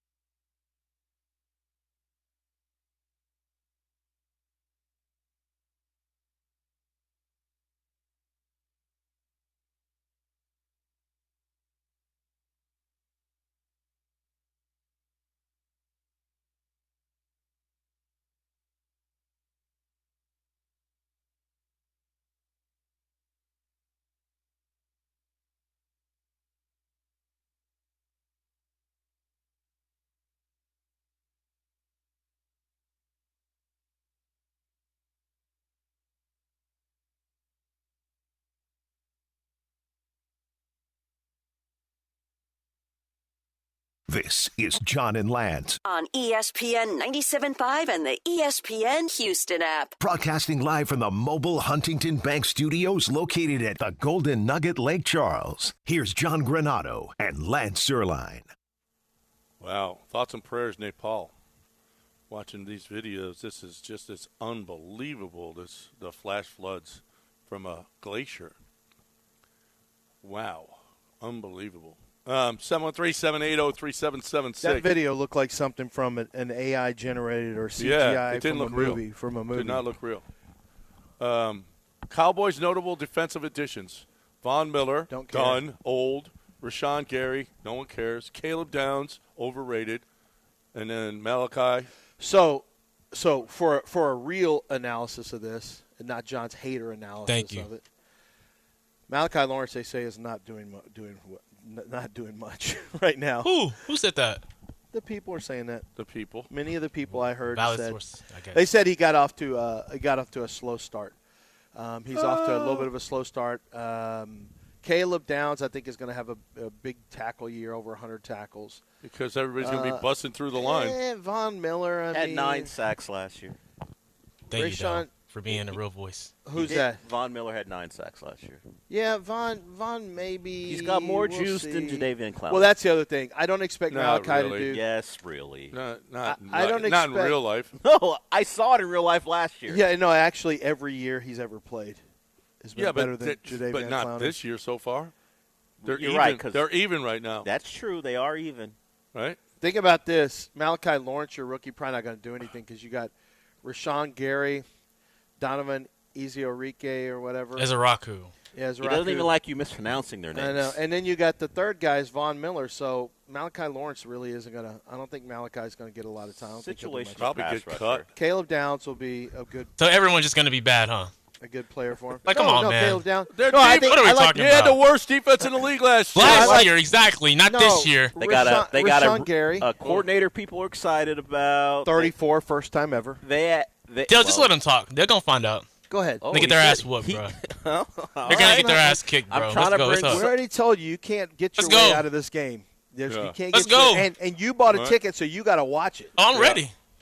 All right. It's like a family of a UFC fighter that goes into a ring and they have to watch him get destroyed. If you have That's to- what it's going to be like for AJ. If you have to glue on that Hitler mustache, that's fine. I don't care. Whatever it takes. But you're wearing it all day. You'll be wearing it, bro. I always feel like I have to, Coors Light. have to explain this for people who just start hear why a does he keep jarring saying thing Hitler? like John says you're gluing on a Hitler mustache. Like what? What? Oh. John and AJ made a bet, and AJ agreed to it, that the loser of the Cowboys-Texas game he has to shave. You have to first of all grow a mustache, and secondly shave it really tight on both sides. And there's really no other way to say it. Yep. It's the only person we've ever seen wear this mustache. And Michael Jordan. Well, Adolf That's Hitler what AJ will and say. Michael Jordan. I got the Michael Heat Jordan. check. You're going to have to call it a Jordan mustache. Yes, a heat check. Yeah. Oh, you want to call it a Jordan? Okay. You can call it a Jordan if that makes you feel better. Right. That's not what other people are saying. Trust me. Right. certainly not Andrew, for John. it's a Cowboy. For John, no, No it's chance. not going to be. Is this Andrew, the Cowboy fan that's on the line right now? Yes. Oh, who wants to hear from him? He won our league last year. He's not invited back because he wore that stupid jersey. Don't be a sore last year. loser. I'm not a sore loser. Whatevs. What up, Cowboy fan? John, good morning. I'm glad you put it on record. A little birdie told me y'all were drafting today without me. Never got the invite. Never got my trophy. Palulo's protege, champion of the league. That was his I name. can still make it to the Golden Nugget. I can still make it if you got a spot for me. Lance told me he had a spot for me. I feel like he should have. He should have I feel been like invited. the champ should have been. The invited. champ should have been invited. That was back. beyond our control. Yeah, we didn't set this up actually. Des Lexi did it. No, Lexi, nice job. Is Lexi here? You know No, what? not Lexi did From it. now on, because of you, Lexi and Joe George. from now on, the champion will be invited back, but it'll be after this year. Yeah, because of the fuss that you're putting up. Yeah. we're gonna do that. Yeah, for now. you get the champ will be in the league again the following year. That's only right. That's right. Yeah, but not this year because you're a Cowboy. Because we don't want you here. How I'm looking forward to the 2027 invite. Thank you for grandfathering me into the new rule. No, that's not. No. It's the year before. There's no grandfathering in. Okay? There's no. Yeah, that's it. No, but it's a new rule that we just put in place. That won't benefit you at all. At all. But we'll name it after you, the Andrew, Cowboy Andrew. Palillo protege. Yeah. The rule. The Palillo protege The rule. return engagement rule. Yeah, right. Okay. So we have a track record here building. It's being built over the last 15 years or so that John will have a combative relationship with a producer. He certainly has one with me. Mm-hmm. He has one with AJ. Not so much RJ per se, because RJ was a kindly. He was a nice guy, gentleman. Noonie Oaks, did you say stuff to Noonie back in the day? Hold on, I'm still cooking here. Oh, go ahead. I'm still cooking. Like, does John have a problem with the black producers, Lance? Oh, now I see where you're going. No, yeah. I had no problem with RJ. The guys AJ, who stand up for themselves. RJ. Has John ever said RJ's one of the good ones? Well, if you're not his team, if you don't, RJ was a Dodger fan and a Laker fan. That's true. That's true. He did get audio ready, though. Yeah. To be fair. Did he? RJ was a great producer. AJ's a great producer. He's just stupid because he's got a Cowboy fan. You can't call someone stupid. He's great, but actually very intelligent. He's great, but he's stupid. He says. Yeah, he's great, but he's stupid. He's great, but stupid. I'd rather be intelligent but bad. If we're balancing stuff out, this. he's terrible, but he's smart. I'd rather have that. Does he have a problem with black producers? This is the question. You that put should it be out asked. there. I don't know. mean, it's being asked. He's been combative. You're just asking questions. I'm not saying he does. I'm asking the question. You're just asking questions. Not as much as our racist executive producers who fired you. Well, that is your claim, certainly. Yeah. That's your claim. That was my claim. Or the one who promised. And who worked behind the scenes to get you back. Okay, so I could be combative. So he had a punching bag again. Yeah, he needed. But Dell punches back though. Lexi's back here. She screwed up and not inviting the champ back. Yeah, sorry, nice job, Lexi. She didn't even know who the champ was. She wasn't in the job when he won. Yeah, that should have been given from Sam. Should have told her. Yeah. She was here last year. No, but she wasn't doing this job. She was here. You did. Were you here no, last she year? wasn't. Sam was. Sam and her mom. Sam brought her mom. She was here the Sam and Sam's mom. Oh, yeah, Sam and Sam's mom. Nice job, Sam. John can't tell. Lexi didn't bring her. And between Lexi's Mexican dad. social media directors either. Oh, here we go. I didn't say they all look alike. I did not. Well, a couple of white hosts, Mexicans. Like, we got a type here at ESPN 97.5. Hey, Sam, get next year. We're going to get no, that's Lexi. God, here we go. Next year, the winner gets an invite back. Yeah. Okay? But not last year's winner. But if done. we go by the trend, she'll decide she'll go to a better job like a couple months before we do this. You're really into trends lately. I mean, I'm just That's noticing all he things. talks about is trends now. Like CJ's trend. Spring Branch ISD will hire her. A couple. To be their social media director. Social media director. Well, she does a lot of jobs. No, I know. What are you're doing stadium stuff for who all? Oh, she ain't going to be here next year. Texans, Astros, and Rice. She ain't going to be here next year. Yeah. She works for Texans, Astros, and Rice. Which is the best stadium, Rice? It's the biggest.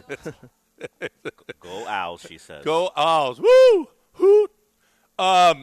Hey, we got tickets to give away for the U of H game.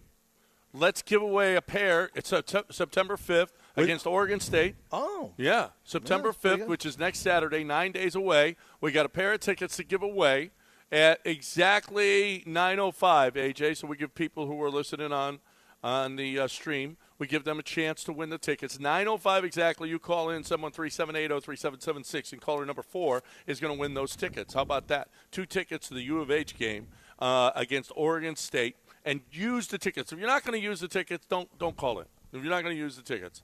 So call in and get in. If you want to go to the game, absolutely free on us. Hey, we got tomorrow night, St. Arnold Brewing Company, the original Ninfa's, Ducky McSweeney's Pub, Texadelphia, Tiff's Treats, Terry Black's Barbecue, and OMG Burger, all going to be there. I'm going hungry tomorrow. I'm definitely showing up hungry because it's going to be awesome. Tonight we get fed by the DraftKings Sportsbook. And tomorrow we're getting fed by all of those different people at St. Arnold. It's good. It's good. It's good to be a 97.5 listener. It's good. It's really, really good. And a special thanks to other sponsors, Republic Boot Company and NXT LVL Events. We got to take a break. 713-780-3776 to get in here with us on ESPN 97.5. Don't go anywhere.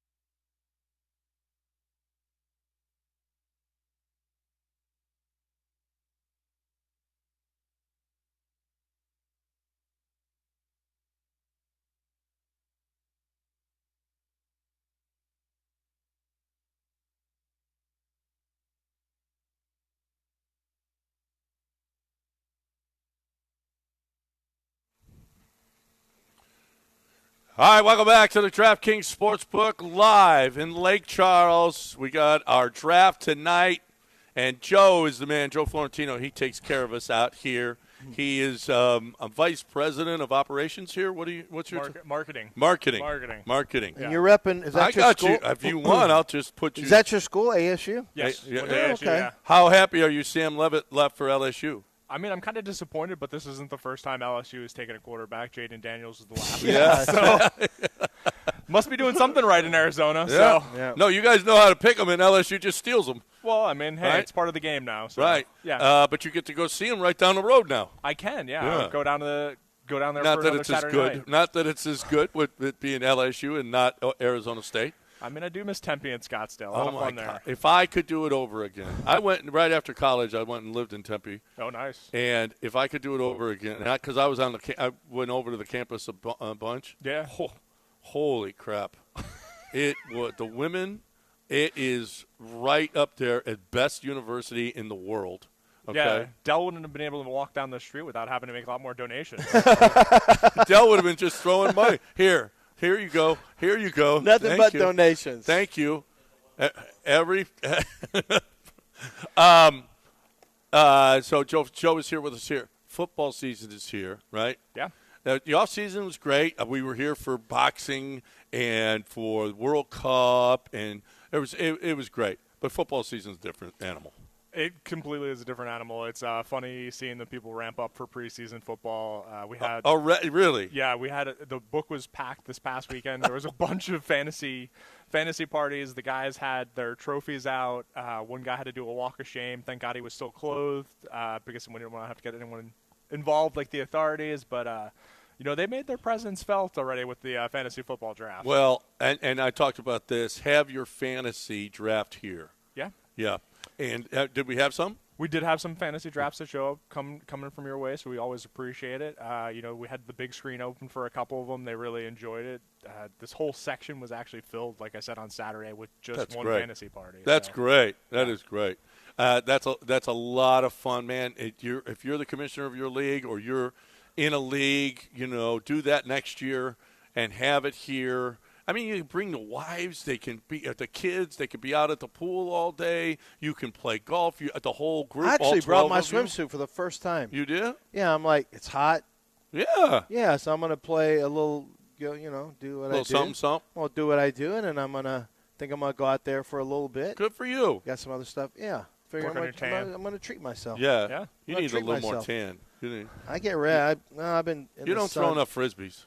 No, You I need to I be do. out there. Of I course, got there's a some- lot of trees you're under when you're playing your frisbee golf. No, not where I go. No. You don't want to turn this into this segment. Do you don't you- want this segment into Do I'll we- take it there if Do you'd you like. guys have a frisbee golf course here, Joe? They do. I mean, we probably should look at Not on they don't have it on On campus. campus. No, not on campus, but there's one like about 6 miles from here. Oh, you already looked it up? Yeah, of course. Okay.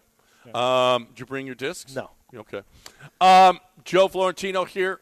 And, okay, so I want to come and I want to watch football on a football weekend. It would behoove you to make a reservation. Yeah, if you're going to bring more than a couple of people, I would suggest making a reservation. The area fills up very quickly, ready for week 0 here in the college football schedule. I talked to the F&B team here. They will have half of this place filled already with pre-reservations, and they know a lot of people will walk in, seeing a game on that they want, and they'll fill right up. So I'd suggest going to the website, goldennuggetlc.com, checking out DraftKings on there and booking your time, especially if you have a game in mind. It gets pretty crowded in here. Yeah, it's gonna be great. And then when the NFL season is here, it's crazy. So get on over here. There's nothing like being at the – and you know what? And it can't be – because every play is good for someone, bad for someone. So there's cheers and groans, and I just love it. There's nothing like the NCAA tournament here is fantastic, and so is NFL football because you got And college. and college and pro. It's on both sides of the ledger. You got people. Friday to Sunday is pretty sweet. Yeah. Pretty sweet. Yep. I just wish they would flex more of those Thursday night football games, because they're not always the ones I want to watch on a Thursday night. No. They haven't been great. Well, yeah. They've been actually quite terrible. Amazon's probably been like, what are we doing? It's the worst possible. And the teams end up playing even worse than for those Thursday games than they were expected to play. Right. Oh, great. Now we got Jets, Panthers again. That is the one thing I'll confirm. The Jets already are at 1 p.m. all season long. I was like, great. I won't have to ruin a Sunday night or a Monday night. Right. Get it done early. Right. Washington with no Jaden Daniels were on prime. Well, the Texans it wasn't long ago. The Texans had all noon Sunday games. Yep. All noon. Every single game was noon Sunday. So, but we ain't poverty anymore. We ain't one of the poors anymore. We got a defense. I don't know if you heard. And your Jets team, not so much. Not so much, Joe. Sorry about that. But we got concerts coming up? Yes, we got Pat Green this weekend. Nice. Labor Day weekend, we'll have Steve Dravino doing his comedy set up in the Grand Event Center. Giving a lot of money on Labor Day weekend. And then Melissa Etheridge, Joe. Man, the acts get pretty busy in October. We have Foreigner. So it just keeps on rolling, right from summertime right into another hot entertainment set. Foreigners is a really good show. They come to Houston a bunch. But if you want to get away for a weekend and come and see Foreigner, watch games all day, go see Foreigner, come back and watch the late games, watch Hawaii play. That's perfect. That's perfect. When you're chasing, there's always Hawaii. There's always that Hawaii. Please let them be at home. Yep. There's always Hawaii. You always have West Coast. You used to have all the whack games. Yep. Oh, yeah. You'd be like, oh, come on, whack. A couple of those late night starts, and it's like, okay. Yep. San Diego State's on. Let's go. Let's go. That's a great way to catch up. And it never failed. You always win that Hawaii game, always. So make sure if you're down, double it up. Double up on that Hawaii game because it never fails to. It sounds like you got your next weekend planned already. I already got it. Yeah, golf. I'm already ready. Sports book. I'm already ready. I mean, it doesn't get any better. Honestly, it just doesn't get any better than to watch football here. Just and like I've said 1,000 times, 2 hours and 15 minutes down. You are here by the time your plane takes off in Houston for Vegas. You are already at the sports book playing. By the time you That's the real key to me. Yeah. I mean, and how much less is it? A tank of gas. When you leave your house and get through security and wait to board and you board and you sit on the tarmac for invariably you're going to be there a minimum of 30 minutes. Right. Because you never leave when they say you're going to leave. Never, leave the ever, gate. ever. They just leave the gate on time. Yeah. And then they're like, okay, we left on time. Yeah. Okay, folks, we're queued up here and should be about. I don't know. We're sixth in line. The tower's telling us that we are going to be in an hour and a half. We'll be taking off. You could have been in Lake Charles by now. Yeah, could have said that. Absolutely happens. I was 2 hours and 13 minutes yesterday. 2 hours and 12 minutes. Yeah, I was a little long. I left from the Woodlands. It was a little bit tough with no toll. I didn't badge. have. It wasn't bad for me. I didn't have any bad traffic. Now I could see coming back. There must have been a wreck or something. I'm like, who? No. Well, it got down to one lane leaving out going towards is that what Texas. It is? Yeah, it was. Yeah, there was a wreck too, and there was one wreck. There's no and way for us to avoid that. And you can't avoid that. But you got. You know what? You take 90. You go around it. You take 90. I'm gonna look at that tomorrow. Let's go Waze. Make sure Waze. Waze will take you the right way to go. So listen, the rooms are great. You know what I'm amazed at is this is how long you've been here. And I swear to God, every time the hallways look like it's a brand new place. All the rooms all look like it's brand new. I mean, it just is like it doesn't get old. And as I understand it, there's other casinos in the area that are getting kind of old. Yeah, I mean, like you said earlier, Tillman takes care of his assets. He really does. His favorite assets, and we try to keep it up to snuff. Yep, it is. I'm telling you, it's like it's still brand new here. In every way. So if you're looking for a great way, this football season doesn't get any better than this. Doesn't get any better. Just 2 hours and 15 minutes down the road with a tank of gas as opposed to all the plane tickets that you got to buy. That's Joe Florentino right here on ESPN 97.5. As always, we appreciate you. Thank you for hosting us, and we're looking forward tonight. And I got my own bucket of Coors Light. You have your own bucket of Coors Okay, Light. thank you. We will keep it on. I'll on only top share off. with one person, Dell. That's it. I got him his Red Bull today. I mean, come on. I'm trying to step up the game. Takes care of us. Taking care of us, okay? But me and Dell are going to delve into that, and we're going to delve into that Coors Light bucket, right, Dell? Let's go. Hugs. We'll sit next to each other on the couch. And we'll pick our teams. We're going to pick our teams together tonight. Did you put the No Cowboys gear outside? I did not put that out there. I'm hoping that people are smarter than that, and they don't wear that crap this year, like that dude did last year, Andrew or whatever. No one cares. Won the league. No one cares about him. Joe, thank you as always. We appreciate you. Thank you, guys. Joe Florentino. I'm putting him general manager of the place now. General manager, the Golden Nugget Lake Charles. Sorry, Gregory. We apologize. 713-780-3776. If you want to get in here, 713-780-3776.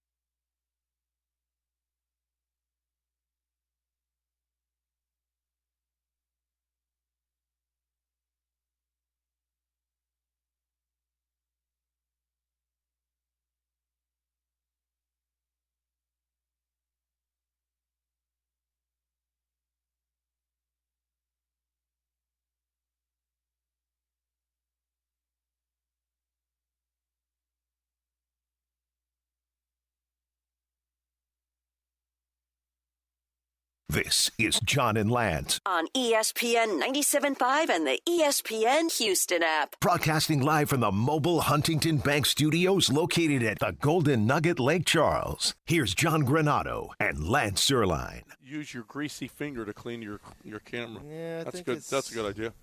I think it's just ThinkPad. 713-780-3776. Who pitches tonight? Live at the Golden Nugget Lake. Oh, yeah, Garrett Cole. Yeah, Garrett Cole is throwing. So, big deal. Big deal anyway. Who's pitching for us? Garrett For the good Cole guys. is going to take on Hayden Wisniewski. Oh, you've promised us a lot with Hayden. Did I? You've been quite I'm not sure I love the matchup. Effusive in your praise. I'm not sure I love the matchup, but Wisniewski's pitched well. And he was at one of their. He threw shutout baseball. He was one of Dana's additions. The trade deadline. Yeah, and you know what? You keep talking about Cam Smith. Listen, you're getting 3 really good years out of Paredes. You got 3 really good years out of Paredes. Just He's better than Tucker. He's better than Tucker. Well, I don't care about if you're better. He's playing an excellent third base. And wait a minute, you get 3 years but he'll be for gone. the Tucker trade. But then he'll be gone. Oh, no, maybe not. I mean, that's a guy that you could probably sign for a reasonable contract. I would hope so. Yeah. He's not going to be a $30 million player. No, not $30 million, but Dubon couldn't stay. Well, that's because you were pairing – he's a peripheral guy. But you're talking about your 3-hole hitter here. That's a big difference between Dubon and Paredes. Remember when they were talking about moving him before the season because they had too much of a glut? Yeah, it was. Yeah, we had too many good infielders. Yeah. And then, guess what? Immediately. Well, where would he be, though? Well, let's be honest about this. If Carlos comes back and is healthy next year and puts shoes on when he's sitting in his doing commercials for gallery furniture instead of sitting there barefoot creeping everyone out, that's the reason. Where's Paredes? Well, now where are you putting Paredes? Well, are again? you moving Pena this offseason? Yes, actually, you will. Well, so you got Carlos back at short. Is Carlos so good with that? Well, he's going to have to be. He's getting paid. I guess so. Play short. Yeah. I mean, it's more wear and tear. You A wanna go lot back more to- wear and tear on You want to his go back to Minnesota, Carlos? Yeah. How about that? You either play Send short you or we're back to sending the you back to Minnesota. Ice caps. Yeah. Yeah. No, you could go back to Minnesota. That's why. And I was like, wait a minute. I had to go back in my mind. Wait, why was Paredes going to be? Oh yeah, Carlos. Carlos used to play for the Astros. Yeah, he still does, and he's coming back. By the way, okay, he'll be back. This well, month. I would hope it's not career month. ending. No, this month. He'll be back. He's coming back. He's going to be an Astro this year. This year, you're sure? I'm positive. Who gets back first, him or Tank? It's going to be close. I don't think so. I'll say Carlos. I'm not making Tank. I'll say everybody ahead of Tank. There is no Tank update that gives me hope right now. Until it's not that I'm down like I think he'll never come back. I have to see if Carlos Correa makes it back before Tank Dell, then something's like, and we know the Texans have done this before with Joe Mixon. Although they're not saying Tank. Well, they just say they're just an abundance of caution. They're waiting. We now are getting to the point where Tank Dell has taken no reps in practice that I know of, unless he practiced yesterday, which I don't think is the case. If Tank Dell's not going to practice, he ain't going to play. Yeah. D'Amico is a firm believer. You got to practice. Tank missed all of last year. He's missed all of camp this year, so he hasn't been in 2 camps. How do we think Tank is going to get out there and just start playing? You think he's going to start the season on the active? No, I think he's probably like as one of the 48. He's going to be missing the first 4 games, right? What is that list? I forget what that list is. Well, you missed the first 4. Rotoballer. This was how many? 24 hours ago. Tank Dell, Fantasy Football Outlook. Is the wide receivers recovery trending in the wrong direction? Question mark. Well, Tank Dell, quote unquote. We don't know. Nowhere near ready to play. I think this is from John McClain. Said they should have a full speed Tank Dell by next season. To hopefully sooner. Oh, that's what he had said, but we just don't see him. I heard a conversation yesterday. I was listening. That was actual. Wait. I was listening to the afternoon. Is there a chance Hutchinson has more catches and yards than Booty? Wait, say it again? Is there a chance Hutchinson has more yards? Yeah, I think there's a chance. But it depends on how the Texans see. Now, D'Amico Ryans talked about him being a playmaker. I don't think so. Actually, I don't think so. But Booty is going to be, but Hutchinson's probably going to be your 3rd wide receiver. Yeah. So, maybe so. And here's the thing. When they're 12 personnel, who's out there? Is it Hutch or Booty? It could be Hutch early unless Booty gets comfortable with the terminology and the plays. I'm going to guess it's Booty. He's got plenty time. But they said he's got to get the strength and conditioning, is what D'Amico said. They talked about getting him ready. Let's hear from D'Amico talking about Booty. Yesterday, for the first time, we still haven't heard from Nick about the trade, but we did hear from D'Amico about Kayshon Boutte being added to the Houston Texans.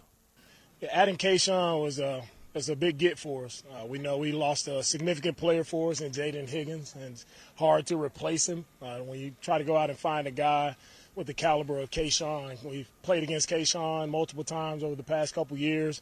He's continued to make plays time and time again. He showed up. He's a young player, still an ascending player with a lot to improve upon, a lot to grow. So I'm excited to work with a young player who still has a very bright and promising future, but he has that big play making ability already. So it's been great to have him so far. We'll get him up and rolling here as the week continues. I went back and read. So it's a matter of he just has to get up to speed, both in the room, in terms of the playbook, and then also physically. I went back and revisited my scouting report on him because I remember, he was the guy that had a lot of hype coming into the season, was very disappointing. You probably remember that, John, with LSU. And I remember talking to a guy on the LSU staff that apparently, it felt like Kayshon Boutte didn't give great effort that year. That was a big concern. He got drafted in the 6th round. His testing was atrocious. His vertical leap was under 30 inches. His broad jump was under 10 feet. That's undraftable stuff. He was bad. On tape, when you watched him the year before, he looked a lot better. He looked disinterested. I remember talking to a guy who used to be one of Coach O's his right-hand man, who told me there had been an issue with that he had heard with the staff. I want to say that was O was out after that year. It was a different staff. And this guy told me he heard from the people there that it was because he was with Brian Kelly, if I remember correctly. And this guy told me there was an issue where he had made promises, I think financial promises, and it wasn't going the direction he wanted it to go. And I think maybe there was some. Well, that'll hurt your attitude if you're made promises and they don't come through. Yeah, I think there was a belief he had that something would happen, and that belief was not followed up on, and it may have affected his play because he was pretty well thought of coming into the season. The mock drafts had him in the 1st round. He gets drafted in the 6th. Now he's with the Texans, and we're hoping. Now he's never had a season that's been he's never had like a 900 or 1,000-yard season. We're just hoping that the talent he has. He was a bad tester, but one of the things I noticed, he had a bunch of drops that year. But the thing that stands out now is his hands are really good. Yeah. One of the things we played Elliot Wolf's sound about the trade, and one of the things that he said was that, which is code word, which is, you just have to read between the lines with these general managers. He said, we're really happy about the way that Kayshon grew as a player and a person while he was here, which means he wasn't great where he started at first. as a person? Yeah. That means the starting point as a person wasn't great. Wasn't great. You're right, boy. That is that's one of those phrases when you see that immediately. Yeah. Now, I was told Alonzo just told me straight up. He's quiet. People can read him the wrong way because he doesn't do a lot of talking. So that's not going to be a problem with the Texans. No, you got a lot of people to talk for you. That's another problem. No, I think he'll fit in. There's expectations on this team. If you don't, they'll know it quickly. What's telling is we had a loudmouth with Stephon Diggs who wasn't always happy. In fact, always got to a point where he was unhappy everywhere he was. He was only here 1 year. Apparently, there were no issues. Citizen. There were no issues with him. No. I watched all of the throws last year to Kayshon down the field, 20-plus yards. There were a bunch of throws to him down the field. He had a bunch of targets. Most of his targets, I don't know if it's most of his targets, but he didn't have that many targets last year. And but he had a 5-minute tape of throws down the field. Did the Texans ever throw down the field? I forget. I know Nico averaged 15.7, but was it on catch and runs? Is it Well, I'm sure everybody is playing a shell cover 2. I'm sure and you can't. It's kryptonite. Well, You they may can't have throw down the challenged. field. Remember, Drake May wasn't exactly, he was way better than anybody anticipated last year. Yeah. They probably said we're taking Ramondre Stevenson and Travion Henderson away from you, and we'll let this guy beat us. Yep. That's probably how defenses looked at it. Like, we'll let the guy who's not very accurate, Drake May, try to beat us. So he probably got a lot more favorable looks, is my guess. My guess is he got a lot better looks when it came to down the field than what C.J. Stroud got. Because C.J. Stroud, we already know, I mean, until C.J. proves and the Texans prove that they can run the football, right, and that they can, once the Texans run the football, you can't play too high shells anymore. You have to bring a safety down to help out. And so the hope is for the Texans, we'll just beat you up on the ground. Now, we'll see how that changes with Braden Smith is going to be out for Dell said that the report is it's not long-term injury. But if he misses any time, he may get behind Trent. This may be a Trent Brown situation where Braden is just backing up Trent Brown, and that's just what it is. So you earlier in the segment, you said you take anyone coming back before Tank Dell. Brandon Columbus asked, what about Mitch McConnell? No. Not Mitch McConnell. I'll be honest. I'm thinking about it. Okay. Mitch has been out 30 straight days. No one. Have you seen Mitch? He ain't bouncing back. Only Scott Jennings says, I've talked to him. Everything seems great with him. He's like, and everyone's like, so this conversation that you had, no one believes him. And then I saw the video. Did you see the video the other day they had of him when, right before, one of his last times on the floor, they had a time-lapse camera where you see people moving, and Mitch doesn't barely move, and then once he moves his arm up to scratch his arm, and he puts it back down, no movement. For 7 straight hours, didn't even move. And I'm still thinking maybe McConnell over Tank. Okay. And you're still. And I'm still thinking about it. Uh-huh. Tank hadn't played since, December of 24. And you talk about how devastating that injury is. Like Chris Bell tore his ACL late November. Yeah. And he's going to play in the final preseason game. Yeah. But it was just the ACL, as opposed to what Tank had to go through. Tank had 3 ligaments. That's how debilitating that injury is. No, Tank's was really, really bad. Yeah. That was bad. Tank's was really, really bad. That's why when I see the videos of how hard he cuts and, golly, guys, let's get him out there. What are we doing? Well, but he's little. Calvin Austin, lost for the year. Again, second time during his career. This little guy has been lost for the year. Now, he has 2 17 games played seasons. He has one.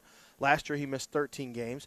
But he's in his 5 years in pro football, he's missed 2 complete seasons. You have little person phobia. Okay. The league has done studies on it. And Tank came in, and all I heard, all Dana told us is he never missed a practice, never missed a game. Never? He's missed 36 now. Yeah. And he hasn't made it back to practice.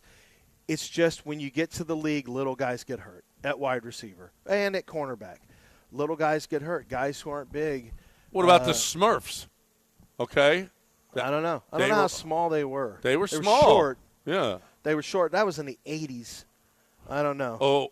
When they could take your head off legally. They're a little faster and more explosive. When CTE was legal. No, it's a faster, more explosive hitting now because you're making contact at faster. Have you seen Drewski's last video of CTE? Yes. No. Did you see it, AJ? It's hilarious. It's like, dude, he's got the hands like this, Lance. No, yes, I don't know that I want to see this. It's not good. I feel AJ. It was uncomfortable, wasn't it? And the fake six-pack was too. I tell you what.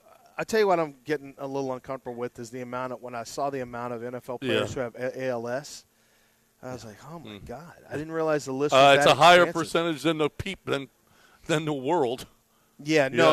It's definitely tied to it. And you have CT. They said 25% of the people of the football players they've studied who have their brain study have had CTE. CTE, right? It's like yikes. Right. Man, those are some scary numbers. Yep. All right, we got a break. 713-780-3776 is the number. Time to talk a little Champion Energy. If you're looking for the best way to get electricity, I mean, is it your business? Is it your home? It doesn't matter. I'm telling you, we as a business, we had an electricity company, and then we went, no. This is way too much. We went with Champion Energy, and it has been fantastic ever since. And You just can't get it better than Champion Energy. I did it. I use it in my house. We use it at the business. It's great. You're just spending less. The other, electricity companies are pretty greedy. Okay, I'm going to just put it this way: they like to put all these fees on you, and there's fees for every electricity company. That's fine, but not where it's just unbearable. At Champion Energy, bearable. At Champion Energy, if there's a lower rate out there when your contract is up, they're going to tell you about it. They want you to get in on that. You're looking for the best way to get your electricity. Champion.energy/1560. Champion.energy/1560.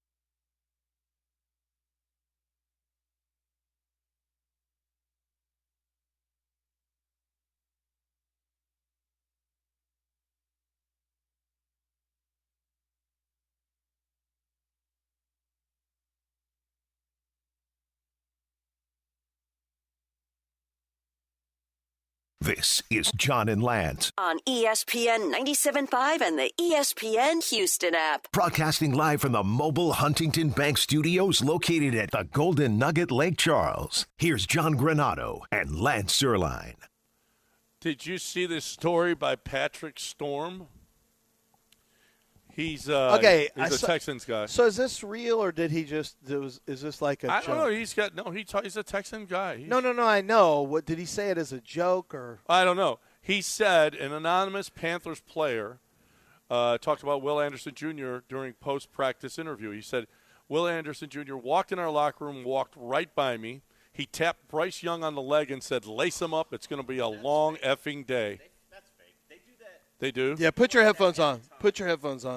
I feel like that's not real either. Really? Because that doesn't sound like something. I don't know that Will would. You go into the opposing locker room at practice? No, it's just, hey, Will Anderson's so dominant, so yeah, that's so like about business. That's just aura farm. That's engagement farming. That's all that is. Will Anderson did not walk into the Panthers locker room. Yeah, that tap doesn't the opposing quarterback. That doesn't feel. It doesn't feel at practice facility. No, because I've seen that written before about Will Anderson or it's another like player. so it's like a Chuck. It's like a Chuck. Yeah, oh. It's a meme at this point. Okay, that's what I was really? thinking. It's like a Chuck Norris. It's like that girl that is the hot girl that always gets arrested. And, there's or like Chuck Norris is so badass, he does this, and this. Yeah, that's what it is. That's what that felt like to me is, more like a meme. I don't know. You guys are saying it's that. because I've seen it written lace before. him up. That Patrick Storm is Jeremy Branham. No, it's joint just practice. Yeah. Making who stuff up. Who goes into a locker room at a joint practice telling you, lace him up, MF? It's going to be a long day at this joint practice. First of all, I don't think Will would talk like that. Secondly, you're definitely not getting into their locker room. Isn't that his ex-teammate? Yes. In college? Well, you could say that. No, but that's my point. I don't think he's going to go disrespect Bryce Young like that. Well, I could see him going in to see him. It's not real. It's not real. It's a thing. People write that about other defensive ends. I want to see you. Okay, you're calling Patrick Storm a liar. I'm calling him. He's reporting. He's an internet $70 million. Not a report, as we were told. It's not a report. Oh. That's what Jeremy said all the time. Boom, there we go. Jeremy Branham's right. That's a soundbite? That's you. What's that from? I don't know. Oh, it was the Altuve stuff. So I should be trusting this guy who posts a picture of CJ giving a finger when it's not CJ Stroud giving a finger? No, that's actually not accurate. It could be. Yeah. CJ does not give the finger. Bryce Young. With a cigarette in his mouth? You think Come on, John. Cut the crap. That's when he had long hair. Cut the crap. He's holding a Coors Light. That's and giving a cigarette. No, that's a Johnny Cash meme. Yeah. That could well be CJ. No. All right. Before he was focused. You got sacked. Yeah. That was right after his rookie season. He was like, I'm smoking cigarettes now, drinking Coors Lights, and flipping you off because I'm the third best quarterback in the league. You got sacked by Patrick Storm. Here's what Bryce Young had to say. Will, that's my brother. We were at Bama at the same time, someone that I'm extremely close with. Always good to catch up with him. Same with CJ. Able to talk a little bit. Guys I'm really close with. He didn't mention CJ being that Will sounds tapping real. him on the leg? I can't believe he came into our locker room. Long effing day. No, that's what he said. He didn't relate that to the media. That's right. He didn't say that. Okay. Okay. Wait a minute. We could have breaking news here. What? Yes, the NFL this morning. The NFL on Thursday has announced new sportsbook partnerships with Fanatics joining DraftKings and FanDuel. We don't care about FanDuel. But joining DraftKings as official betting operators of the league. So we're here. We're here. What? Well, I'm connected to all of this. FanDuel, not DraftKings. They've been there. No. DraftKings and FanDuel both. They're Fanatics is the new one. Fanatics, right? Yeah, they had BetMGM was in there. The they kicked them out of there. But as part of the deal, DraftKings, FanDuel, Fanatics will collaborate with the NFL on what types of bets are offered, intelligence sharing, advocacy efforts, and responsible gambling initiatives. So make no mistake about it. DraftKings, for example, where we are, they work closely with the NFL to make sure that the league, these places share data. They know if personnel is wagering. Like they're good. I mean, they are really good at figuring this stuff out. So a big part of what the league does with them, yes, they make money from this, but also they get intel that helps them try to pick up on if anybody is doing anything, like basketball. You can't trust basketball players. No. Unscrupulous. Wow. One thing we've done, wow. Tell me we haven't found that out over the last few years. I mean, you're on to something here. I mean, I don't think you can individual disagree prop with bets. Who's more likely to tank, a basketball player or a football player? Well, the Texans just acquired a guy who was illegally gambling. Who? Yeah. Booty. And, wait a minute. Well, no, not on prop bets. He bet on himself. Jameson? For catches and yards. Jameson was in college. Yeah. Wasn't Jameson suspended? For Jameson was, yeah. Yeah. Yeah. The Lions were pretty good at betting at the facility. Yeah. And Calvin Ridley missed. Remember, Calvin Ridley missed a whole year. Yeah. At the facility. Did you know that players, now not us, we can't, like league people who work for the league, did you know players right now can bet on basketball? Or baseball? NFL players can bet on baseball. Yeah. As long as you're outside the reach of the stadium. Well, they were, right. You can go get in your car. Okay, so you got to walk out of the building to do it. What the hell's the difference? Just do it inside. No. You're not allowed to. I know that, but it's just stupid. Wait. What's crazy to me is that anybody can bet on sports during their season at all.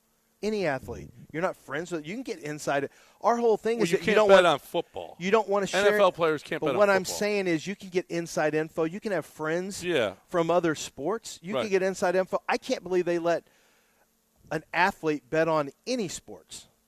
I'm actually surprised that they allow them to bet on any sports. But they will. You just can't do it inside. And then basically the NFL says don't do it on NFL time is what they say. Right. Well, don't do it. Yeah, we don't want it in the facility. I mean, every locker room has that. You can't. And personnel, you cannot gamble in a casino until off season. Then off season, coaches and GMs can go in casinos and gamble all they want. Yeah. Right. I could not make. I can't bet at all, but I couldn't. Technically, they don't love that I'm in a sports book, but I'm here. It's not open right now. Yeah. And I'm radio. I'm grandfathered in. But other people would not even be allowed to set foot in one or if they in worked the casino at all. No, you can. They've actually lightened it up. Oh, they have? Yeah. Oh, I thought you weren't able to do that. No, they've lightened it up this year. I read the new. We have to go through a gambling policy. I can be in fantasy football leagues that are under the there's a cap for how much you can win in your fantasy football. No brackets. Brackets are for free. You can't make any money off of a bracket. Like, there's very strict for people who work for the league. NCAA brackets? NCAA brackets. Really? They're very strict on NCAA brackets. What do they care about the NCAA tournament? I have no idea. But it's in we have to watch a video. We have to go through and read this and sign it. Our fantasy football is very limited as well in terms of what you can make. A lot of limitations. A lot of limitations with the league. Wow, look at this quote by the Commanders beat reporter. This is the worst I've ever seen the Commanders offense in years. Inoperable offensive line. Losing Tunsil, man. Well, and they made what's their number under over? And they've got another offensive lineman hurt too. Washington, I wanted to say was 6.5, but let me see. I mean, Allegretti. Nick Allegretti's hurt too. They decided to go with Allegretti and let Tyler Biadasz go, and now both those guys are out. Biadasz was the Charger, who's also out for the year. Lineman got hurt, so 7.5. Unders now -125. 7.5. If your offensive line's inoperable, bye. Yeah, they're not going to win because you have too much competition in that division. I think with we've seen what an Dallas offensive line. Of course, the Texans have been hit their number, even with one of the crappiest offensive lines in football. Yeah, but I mean, I guess it depends. Jaden Daniels goes out. What are you doing what if he gets hurt? Well, what if CJ gets hurt? Well, we saw they won games. Yeah, they're 3-0 with CJ hurt. Because of their Who's defense. the backup for the? Doesn't It's matter. They'll lose. Mariota. Who? Who's also hurt right now. Yeah, Sam Hartman's behind him, and they don't have the defense the Texans do, so they can't survive. We have an elite defense. Yeah, Cedric Tillman released by the. I don't think the Texans will even sniff on him. Honestly, now that they got Booty, it doesn't make any difference. Yeah. Like he's. Well, I mean, just throw another body in there. I don't know. Yeah, you could. Well, yeah, if you don't think Tank's going to be back, but you got Lewis Bond, you've got Justin Shepard. Watson. Yeah, I think Sterling and Zay are probably going to have a hard time making the team. They got in late. My guess is they just hang on to their draft pick, Lewis Bond. They got Justin Watson, who they love. There's two. What do they Booty, love about Hutchinson. Justin Watson? I'm actually He's asking. also a special teams guy. You got to be, if you're going to be deep in a depth chart, you got to be a teams guy too. I don't know. Teams seem to like Justin Watson. He hung on with the Chiefs for a long time. Yeah. Usually those kind of guys have to play on special teams if you're going to be a 6th wide receiver or sometimes even a 5th wide receiver. So now you have Xavier Hutchinson, probably Watson, maybe Jared Wayne, definitely Lewis Bond, Booty, and Nico. And then you got Tank, who's not, I'm just going to throw him on the IR now, I guess. I mean, until the Texans tell me otherwise. I'm assuming he's on the IR. Again with the IR. We can come back with after 4 games. Again with the Mitch McConnell. Well, I just want to wait until you put him out there. Tank is at least moving.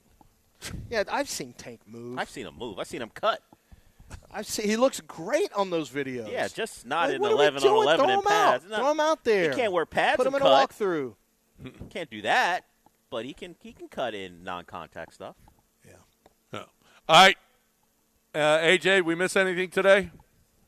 No, I got everything pretty much. You think we got everything, Del? Well, no. This is for Netflix. Do you guys remember the little kid from The Room? That movie where it's the kid and the mom. I never saw it. With Brie Larson. And I never saw the kid. Yeah, I never saw it. Well, that kid will be playing a young Ted Kaczynski in a Netflix movie. They're doing a Unabomber movie. We've got Russell Crowe's going to be in it. How long ago was that movie out, The Room? 2017 or something like that. 17? I think so. How old is he? He's playing a teenage Ted, the Oh, origins of Ted Kaczynski, the Unabomber. All right. So, just a passage of time, gentlemen. That little kid was stuck in a room with Brie Larson, and now he's going to play the Unabomber. Well, you also have here Alec Pierce is Alec Pierce? It's Alec Pierce. Yeah, L-E-C. Alec Pierce is coming off the PUP list for the Colts, who are in our division. You've got no one cares. Who would you take, Josh Downs or Alec Pierce right now? Alec Pierce. Pierce is having a good season with. Well, he just got paid big money. Yeah, he was having a good season with Daniel Jones last year. Yeah, he had a good. So season was Tyler with Warren. Jones. Yeah, so was Tyler Warren. So you got two of those guys. I'm not sure on Josh, and I like Josh Downs a lot. Colts have some weapons now. If Daniel Jones shows up and plays well, that team was but the defense is just not 10-1. I know, it's true. Wait, did they get up to 10-1? No. Yeah. No, they weren't. No, I think they were 8. No, they were 8. Because they didn't get to. 10 they didn't wins. even get to 10 They didn't wins. win another they had a game losing after season. Daniel Jones. They were 8 right. and 9. Yeah. They were 8 and 1. I think. Yeah. They lost 8 games in a row. Yeah. Or they were 7 and 1. Something like they that. were 7 and 1, and That's then they right. lost to the Texans 8, right, and he was out for the year with the Texans. No, he got hurt against the Jags. Just 8 and 1. Well, where did he break his? No, but he got hurt the game before with a broken fibula, and then he tried talk to keep about going, it. and then he he tried got to keep going. It was the Texans where he was Okay. officially out, right? Yeah, and then they never won again. And Big Philly tried to come in and bring him to glory, and it didn't happen. They were 7-1, and then 8-2. And they lost their last 7. Yeah, And they lost their last 7. I don't know how, because Big Philly told us how good he was. yeah. Somehow defense must not have held Big up. Philly was on with us, and he said, "Man, I was good." Yeah, Man. Just to clean it up, his final game where he was out for the year was the Jags. He may have played. He hurt against the Texans. Finished that. No, game, he was already hurt when he played the Texans. and then he kept playing, and then he got hurt. I think did they play the Falcons? I want to say They lost to Kansas City in overtime. Played the Texans. Then his final game was against the Jags. Yeah. Okay. He played. They were. Yeah. So he's back. We'll see if that. We'll see. But the Colts, I don't love their defense. So I think the Texans. I mean, honestly, I guess the Jags are the number one competition. The Colts do have some offensive threats, without question. We'll see if their secondary is good enough. See how Sauce Gardner comes back. But you look at the Texans. They play against their defense when it's ones versus ones. They're getting some really good looks in the preseason.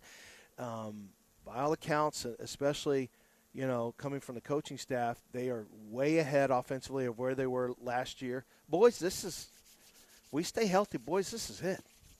Where's the Super Bowl? This is it. Where's the Super Bowl again? Where is do we it need in to? Vegas? Where's the Super Bowl? No, where's the Super Bowl LA. this year? L.A. It's Oh, in yeah. LA. L.A. So I'm far. staying with you. Guess what? I'm staying with you. Guess what? And it's on ABC. I'm staying Boom. with you. Boom. Boom. Of course, you Do told I us you were getting World Cup Once tickets again, too. let me know. But that wasn't that was ABC. a Fox deal. That was Find me a Fox deal. quarterback with a Super Bowl winning quarterback with a giant chest tattoo. There's always – well, he's never going to show it. But it's been seen. Well, show that walks. We don't have a Super Bowl winning quarterback that walks like CJ. The duck walk? That's true. There's nothing that can be done about that. I feel like he's bringing awareness to duck walking because there's a lot of awareness. You think 27 million we'll views. see him in a commercial? 27. Listen, for CJ Stroud, yeah. CJ Stroud. You see other little kids. Please give today. You see little kids, for yeah. all of us that walk like this, like a duck. Please give so fewer people will be made fun of. Right? And if like, you see your kids walking like that, you've seen the shaming he's taken.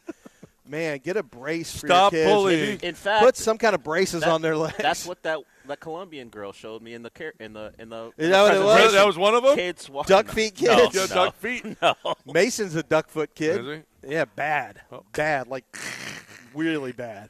But his walk is it's not great. It's not CJ level, but it's not great. You can't have a cool walk duck-footed. No, you can't. Although LeBron is duck-footed.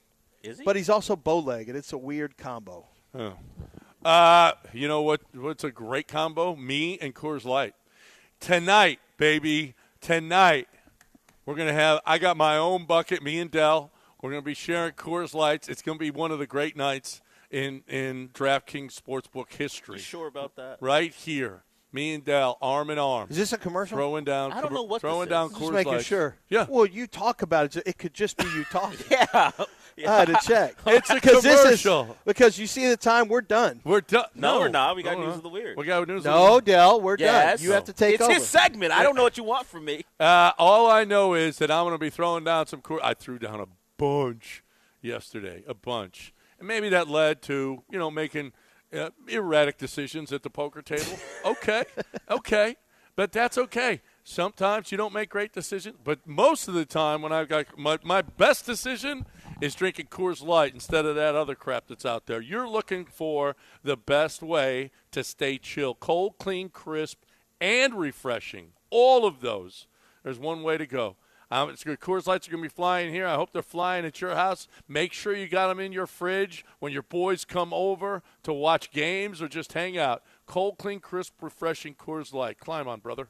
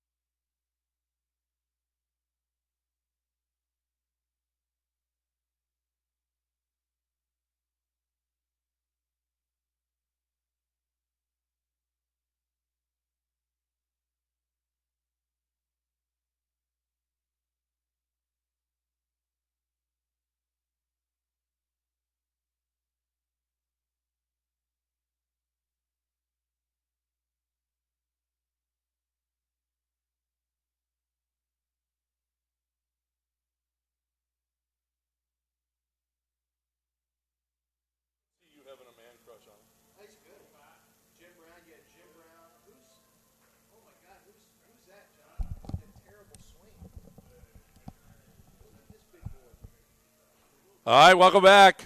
Live at the DraftKings Sportsbook. How long have we been waiting here, AJ? We only got just a one. couple minutes? Okay. All right. Thank you, Joe. We appreciate you. We'll be back here tomorrow. You're going to hear all about our fantasy draft. If somebody stupid wears a Cowboy, then we're going to have a controversy. If they wear anything Cowboys, okay? That's what we're going to have here. But we also have a great, great, great night, and we want you, once again, to make your reservations to come here for a weekend and watch football, all right? It just doesn't get any better than here at the DraftKings Sportsbook. So let's do that. News of the Weird, a son stole 50,000 pounds from his own dad, and he spent it on drugs and OnlyFans. Do you feel like the rest was spent foolishly? Yeah, the rest of it. The rest of it. Whatever he did. What did he do with the rest of it? Drugs and OnlyFans, and then the rest foolishly. Yeah, I mean, and the rest of it he was. Yeah, the rest was foolish. Yeah. I just feel like if you're going to steal 50,000 pounds, I mean, that's a good use for it. Isn't it? He had an idea. I mean, depends on the drugs. He honestly. definitely had an idea. Well, what type of drugs was he? Well, and was it pure stuff or was it stepped on? You got to ask these questions. Everything is stepped on. I know, unless you're getting it directly from Colombia. He's got 50,000 pounds. I got to find out. Did he get the most pure of the pure? Was it stepped on? A repeat beer thief allegedly shoplifts 2 drinks from Family Dollar. I feel like a 71-year-old Bill Howard Dye stole from the store around 12:20 p.m. Apparently, he is a repeat. He is a, what do they call it when you repeat offender? Yeah, not only that, but when you kill serial? A chronic. Serial? Yeah, serial. He's a serial beer stealer. I kind of feel like, I guess it happens. Yeah. I mean, he was booked at Sumter County Detention Center, a bond set of $2,500. I don't know that this is 2 cans. Okay. Officers canvassed the area for Dye, found him sitting on the stairs of a building about a block away from the store. 2 cans were beside him, one of which was open and one was empty. I mean, we're really going to prosecute a guy who steals 2 cans of beer? It is theft, John. It's theft, but it's for a good cause. What cause? Getting for drunk? Beer. That's not then buy it then. It's not a good cause. What if you don't have the money? Then I guess you're bleep out of luck. How about okay? Oh, we're going to give people food. We're going to have all these food lines and everything else. Yes, actually. All right. We will. The Houston Food Bank, yes. But we're not going to have beer for people? Why don't there are priorities, John, and I'm he stole. sorry, but when I'm elected, we're going to have free beer lines, okay? The skeletons in the closet that'll come out on you. There's no chance I can be elected to any office. The attack ads that will be written about you, the videos, those commercials that'll be shot. All of the male golfer, female golfer food. They will start scanning the podcasts. If you got famous at all or whatever, they're going to listen. Every tweet, every podcast. That's why my wife is just pissed. She's like, I can't run for anything because of you. I cannot you run submarine her political aspirations? Absolutely. She's got to disassociate from you. She has no chance. She really does. You know what the Kennedys, she has to distance herself You know what the from Kennedys did with problematic family members? They like gave them lobotomies and put them away. That's what she's got to do to you. Hassan Piker. One of the calls that she got when she just got the job as general manager at Channel 13, one of the calls was from one of the other station's general managers, and he says, "Oh, are you the wife of the guy who does male golfer, female golfer he food?" didn't. Yes, he did. He did? Oh, yes, what did Wendy say? No, he left a message for her. Yeah. No. And she was like, "That's a different show." Know him? Thanks. Did she know that guy? Well, she didn't know him, but he was just welcoming her to the club. Welcome to the club. Welcome to the We've club. got our lead story. Male golfer, female golfer, food husband. No, that's Lance Zerline. I came in and said, shut it down. Hey, guys. No, that's what she should have said. Lance host that game. No. And Wendy's like, thanks, Lance. Thanks. No, thanks. John didn't try to bring it back because Wendy's like, good. No. She was thrilled that you put the kibosh on male golfer, female golfer. Well, I didn't even I just said, I don't think I can be I'm part sure of the this. NFL's just in case. Oh, because you guys got so many players that are of Chinese descent. Okay. What does that to do with anything? I don't know. Korean, they have the kickers. They have Kaimi. He's not Korean or Chinese or Japanese, he's really. Hawaiian. Well, no, he's Asian. Yes, Well, he's that's Polynesian. true. Polynesian, Or yes. Pacific Rim. Pacific Islander. Yeah. That's the safe way to Not go about Chinese things. or Korean. What are we doing? We're We're done. 10:07. I'm out here setting up the Moby and camera. You guys Mapes keep talking. are next. Don't go anywhere. AJ, great job as always.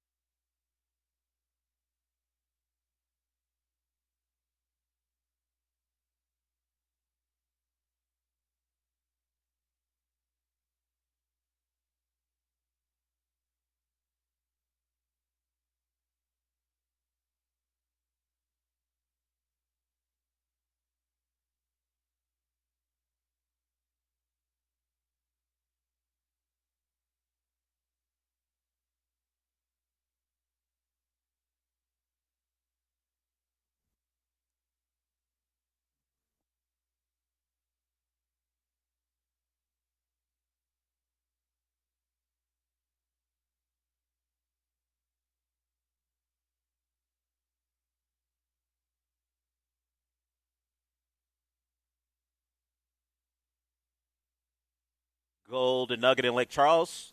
We are in the DraftKings Sportsbook, and I say we because Sean is out here with me. Lexi is here as well.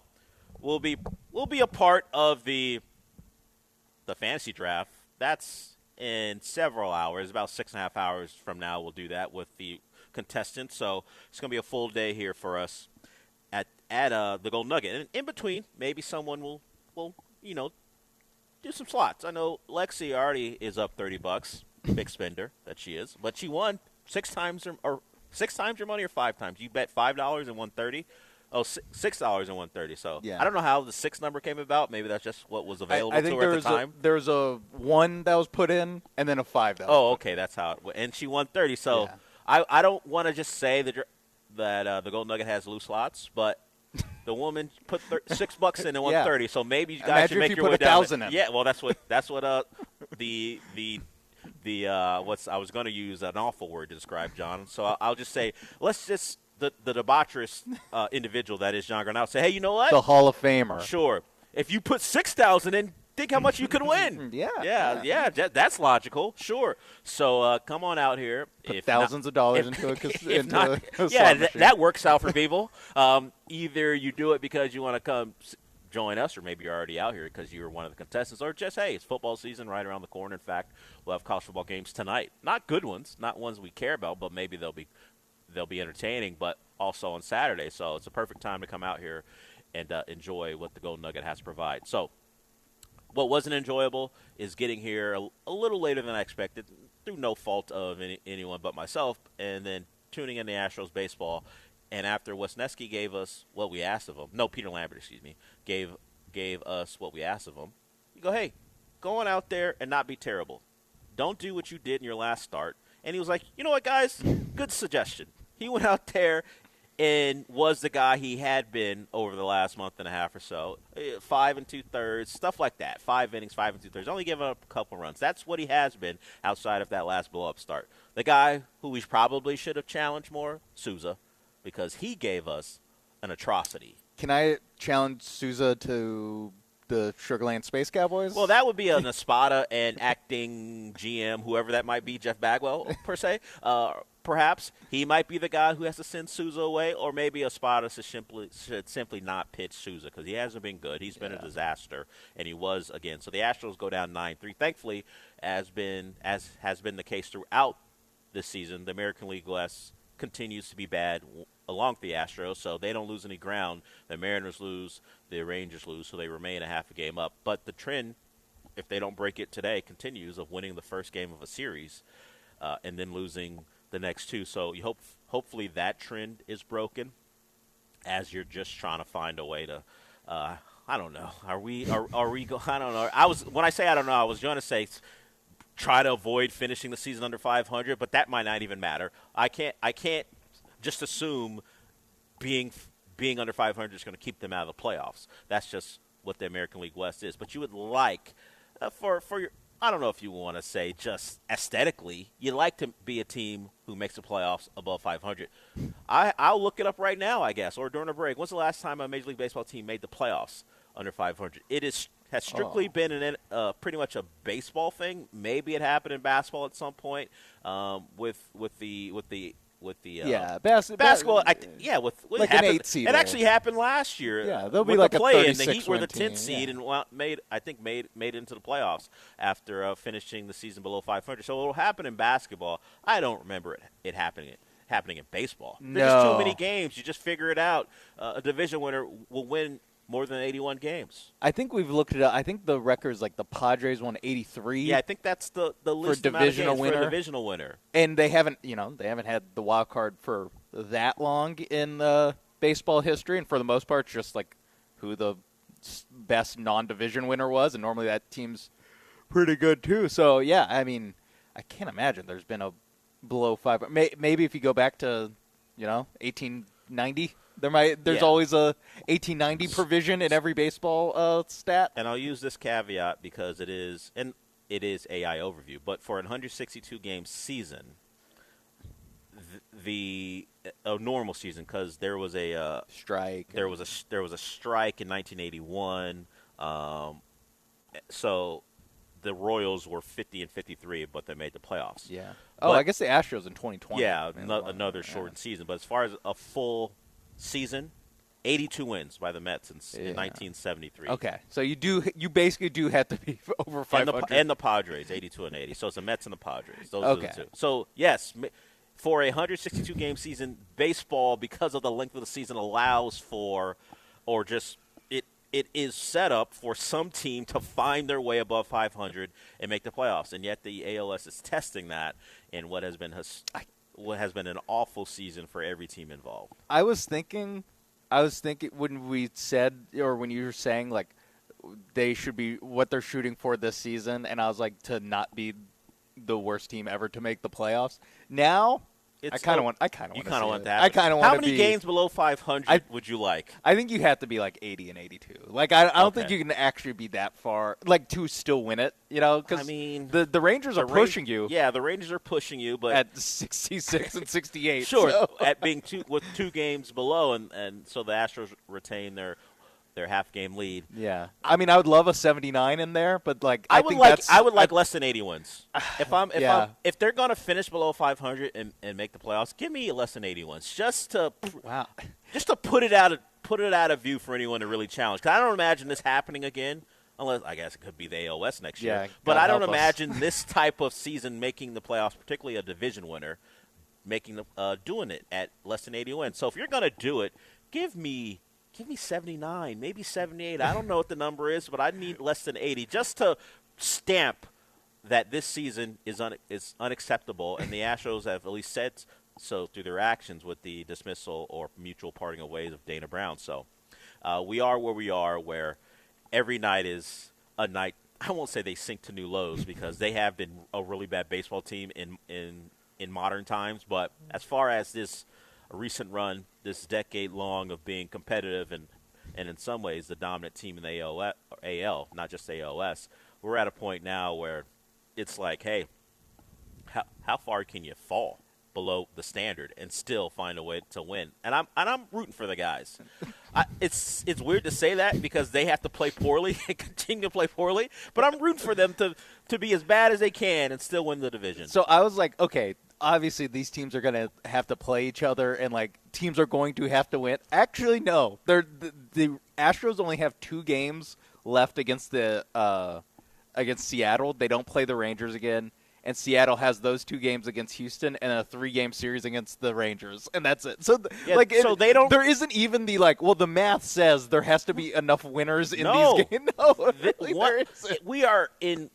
We are in the territory of an AOS winner finishing below 500. It is a real possibility. Yeah. They got for the most part, all the games against each other out of the way. So, look, if we're going to take it there, let's go all the way. Yeah. Let's get to a point where it becomes a subject.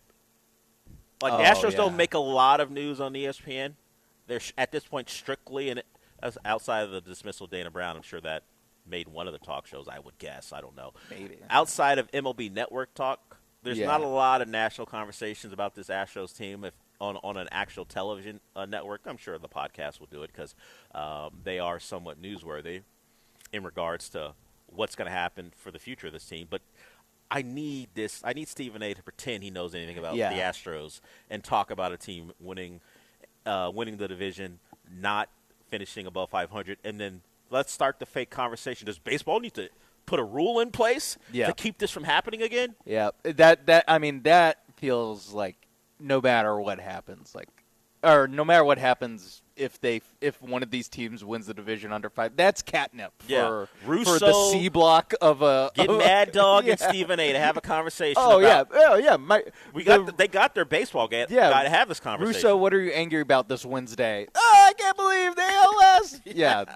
Boom, I can already. The problem for him, he couldn't even look to more deserving teams in the AL because it's an entire bleach show of a league. It's a league-wide problem. Yeah, it's not. It's the ALS is taking it to the extreme, but the entirety of the American League is on BS right now. Maybe we can get this was a thing in basketball with they should just not do 8 West, 8 East, and just do 16 What overall. deserving National League team needs to be moved over? Let's start that talk. I'm looking for for who's getting screwed over in like the if the National League. Marlins or the Diamondbacks are 71 and 63 don't make the playoffs, let's move them over to the AL and take the AL West Division champ spot. Gosh, if Arizona was in the AL West, they'd be like comfortably winning this division. They'd be laughing at the rest of the and AL. because it's like these teams aren't they would gonna play chase us down. Yeah.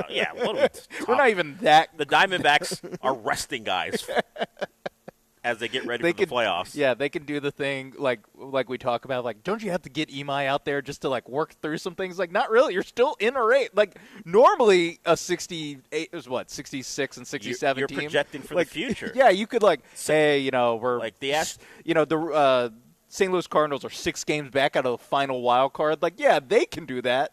We're in this dumb division where we have to still try to win it. Like, in a normal world, Ethan Peck goes out there because why not? Yeah, exactly. Now Ethan Peck goes out there because we got no other options. Your best chance, kid. Yeah, and we've seen how that's gone. So, yeah, this is the conversations we have about the team. But still in first place, and they'll enter today's game with Wesneski on the mound trying to maintain that lead. And let's hope they do it. But let's not be too good, because let's fulfill my dream. A 79-win division winner in baseball. Even the last wild card, the Guardians are holding it down at 68 and 66. The Rangers are 66 and 68, 2 games back. Like, there might be 2 AOS playoff teams that are below 500. We can only hope. We can only hope. All right, we'll go to break. There's an update on a subject that in some ways was a big talking point yesterday on this show. We got an update on Braden Smith's injury. We were on the air when he went down on the first play of his team drills. He is the now backup right tackle. If we go by what happened, he was out there with Davis Mills. He goes down. We have an update on that, so we'll get to that. We'll hear from D'Amico Ryans as he talked about Blake Fisher, which I guess it's important that Blake Fisher is improving, considering what may be some missed time for Braden Smith. So we'll get to that. We'll get to some other text and stuff as, we talked about it because practice was ending and we're getting all the reports about the Panthers being dominated by the Texans. So we'll hear from some of the people involved in that when we come back.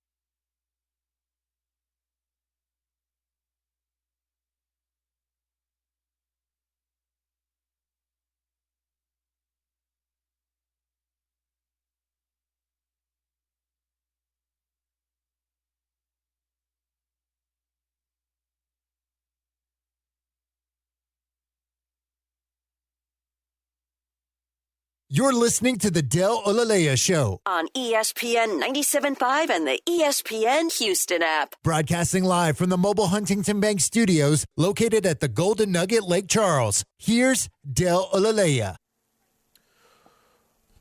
That's right, Michael Carroll. We are here at the Golden Nugget in Lake Charles. We're here for our fantasy draft. That'll be tonight.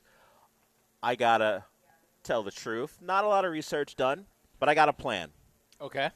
The plan is, depending on where I slot in the draft, ESPN.com did a draft of, and they had I think 12 people in the draft, which lines up with what we're doing. Yeah. Depending on where I fall, I'm just going to follow that person's plan. That's yes. There's not a lot of level of care. You have the scripted drive. Yeah, yeah. And if I have to adjust on the fly because someone takes a pick, fine. Yeah. But for the most part, I'm just going to stick with what that particular person did because I did not do the requisite research, despite at least a month and a half to 2 months of build up, knowing this was going to happen. I just giving away spots. Yeah, just nearly be talking about it every day, being on the John Lance show on Thursdays and giving away spots. It just slipped by me, or I just didn't care enough. I don't know which one you want to go with, but I will be ready. And if I do great, it will have nothing to do with skill. And if I do poorly, nothing to do with skill. It'll be all about laziness. So we'll see how it goes for me. But we'll do that tonight as the winner of last year's draft called in. He did not get a spot in this year's draft. He made the suggestion that the winner should be grandfathered in, and John Lance agreed, but just not for him. So whoever wins this draft will be rewarded. Will be rewarded with a grandfathered in spot and a trip to the Golden Nugget as well, as long as we're allowed back. But he can't. He suggested he could come down and said, "No, we're good. No spot for you." Andrew, right? Yeah, Andrew. Yeah. Palillo's protege was his team name, and he Cowboys won. Guy. Yeah, which is another one of the reasons he wasn't going to be I think that's invited the main back. reason. Yeah, I think John. If he wore any other jacket on draft he would be day, celebrated, I think, for winning, but instead he's derided and made fun of. And AJ got a taste of that this morning. Noted Cowboy fan. In fact, we got a tweet from Kevin. Or I call him KJ, but full name Kevin, at least his first name. He'll be at the listener party. He had a question for AJ because he knows, because AJ revealed that he just had a birthday. AJ's in his mid-20s now. And he wanted to know, how did AJ, who has no reference point to Cowboys winning, how did he become – that's what he said, not I. No. It's true, but that's what he said. How did he become a Cowboy fan? Was it a family thing? Were you indoctrinated? AJ, how? How did this come about? Well, first of all, free will.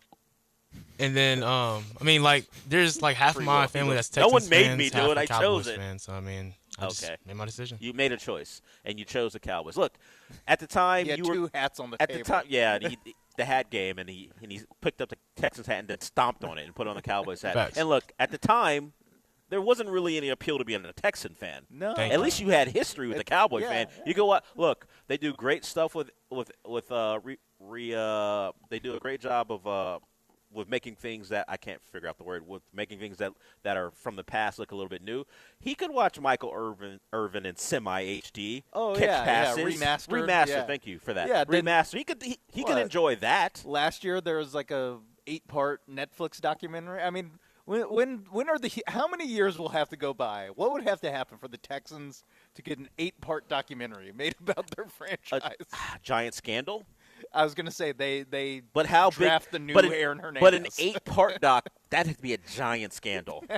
One of the biggest in sports history. And they would also have to be – I think they would also have to be really good. They would have to be better than they've ever been. And then also have drafted Aaron Hernandez too. Yeah. Of course, we don't have to go through the history of the Cowboys, but they did a lot of winning. They've been around a long time. They have the moniker that they have, and that's why you get the documentary. The Texans – other than fan-made or maybe Texans-made, has a documentary been made about the Texans? There's probably not about the Texans. If you're not the team making a doc, I call it a doc, but just a review of the season, or a fan deciding to do it. No general media has made a doc about the Texans, have they? There's probably been Actually, they probably really have. Maybe an NFL Live piece about in 2002 about bringing the Texans back. Yeah, you but know, we can't call that a doc. No, it's like in a 4-minute thing. Yeah, so I mean, there will be a Deshaun Watson documentary at some point. Someone will make one, and the Texans will that prominently mention. And look, that'll be a part one. And we remember the conversations people were having, or the allegations that the Texans were somehow facilitating some of that with the hotel. So, so that came about at the time. But other than that, there's nothing to make a doc about. There needs to be a lot more winning, and there's certainly hope that this year we'll begin that in earnest. One for each divisional round loss. It's an eight part. It's like the Last Dance.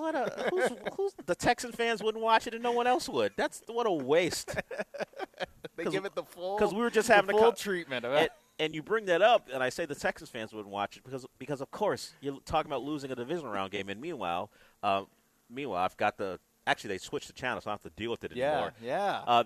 For the better part of an hour, the national title game was on, right as you called it, middle. So every time I look to my right, it's Miami losing to Indiana. Those early stages. Yeah, still, I mean, Miami was I just saw Mark Fletcher running for a touchdown, which is one of the exciting moments in the second half. But it was like 10-0 going into the half. The powers that be were like, we can't have Miami's winning. I mean, I know the end result, so so it doesn't matter if they were having a moment. They actually never led in that game, unfortunately, and the result played out that way. But so, yeah, there's no appeal to a Texan doc, but maybe there will be. Hey, AJ, I threw on some Blake Fisher, or at least D'Amico Ryans of Blake Fisher sound. So that's important because at least for the first couple weeks of the season, it looks like he will be your backup tackle and maybe a swing tackle. Braden Smith was more a right tackle and guard, but with his injury and the plantar fascia that he suffered during team drills yesterday against the Panthers, looks like he's going to be out for a couple weeks. Not a long-term thing, at least that's what it is being couched as. So he'll miss some time, but not extensive time, and that just means Blake Fisher will be someone for people to depend on. Maybe that'll be determined by the health of your starting tackles, and he's improved. The reason Arante Ursary is here is because Blake Fisher wasn't what he was supposed to be. The reason why they signed Braden Smith and Cam Robinson and Trent Brown was because Blake Fisher didn't become the guy they wanted. So maybe his development was simply slowed by several things like system changes, different position coaches, but he seems to be coming on. So let's hear from D'Amico Ryans on all of a sudden a guy like Blake Fisher being thrust into a more important role if the Braden Smith injury becomes something that hammers him throughout the year. And we'll get to that when it's ready. So what's the takeaway from yesterday? The Texans defense did what they're supposed to. The Texans offense apparently had a pretty good day. And the Panthers, according to Dave Canales, had been much better up until the point they saw the Texans. So we can say, it's just the Panthers. But the Panthers are like the Astros of the football. They won their division under 500, and they had hopes of improving. They spent a lot of money on Jalen Phillips at defensive end. That was a team who had some thoughts of maybe not being a real contender because maybe Bryce Young simply limits what you can be. But that they thought they were a playoff team, and the Texans buried them throughout the day. It is joint practices. Who knows who's game planning? In fact, it's unlikely anyone's really game planning. And I don't believe that the Panthers put in a protection plan for Danielle Hunter and Will Anderson. That's just not what you do for the most part in joint practices. You just see if your guys are good enough to block the other team's guys. And we could have told the Panthers before, no, your guys are not good enough to block Danielle Hunter and Will Anderson. But the Texans had a day, and all the people who were there. Okay, this team appears to be really, really good. It looks like we have that Blake Fisher sound ready. So let's hear or at least the D'Amico Ryans sound. Let's hear from D'Amico Ryans on Blake Fisher. I've seen definitely a focused guy. He's improved a ton. If I gave out awards, he would get the award for the most improved offensive lineman this year. Just from what he did last year, from being in that jumbo type role. Like he's just lined up at left tackle every day. He's gotten better every single day. And I'm really pleased with Blake. I'm proud of the work that he's put in. He's shown up daily. He's improved. He's taken the coaching really well. And that's what it looks like. Right? When you put the work in, you can't get better. And Blake has shown that tremendously. Yeah, you heard D'Amico talk about the 6-0 line stuff they were doing last year. Yeah, I mean, we found a way to get him on the field last year. I mean, you saw that jumbo stuff, but now he's actually just a left tackle, which is good news, particularly if he has to show up and play if there's another injury that the Texans suffer. The number is 713-780-3776. We're here at the Golden Nugget. We'll be doing this tomorrow as well. So we do have the draft tonight, but we'll do a couple more shows tomorrow. And then it's the listener party. So Sean and I are done both days at noon. We got a full day tomorrow. Yes. What's the plan? You're gonna are you immediately out of here at 12? Are you gonna no casino work for you tomorrow, and then take a nap? Yeah. For me, I think that's what I'm gonna do. But I am under strict protocols to go gamble my own money for someone else's benefit. So I still have to do that before I'm out of here. So it may be after the show tomorrow, maybe in between this show and the draft. But the listener party, I had to make send a couple more emails to Joe because apparently we had a couple more spots. So people who were requesting to get in, like Mito's in. Okay, great. Mito's going to be able to show up, and another group of people are going to be there. But for me, I'm going to say my social battery is going to be on low. I got the wake up call tomorrow. I got the drive back. Yeah. I don't know how much juice is going to be in the tank for the listener party. It's much worse for you because you have to be set up here at 6:45. Yeah.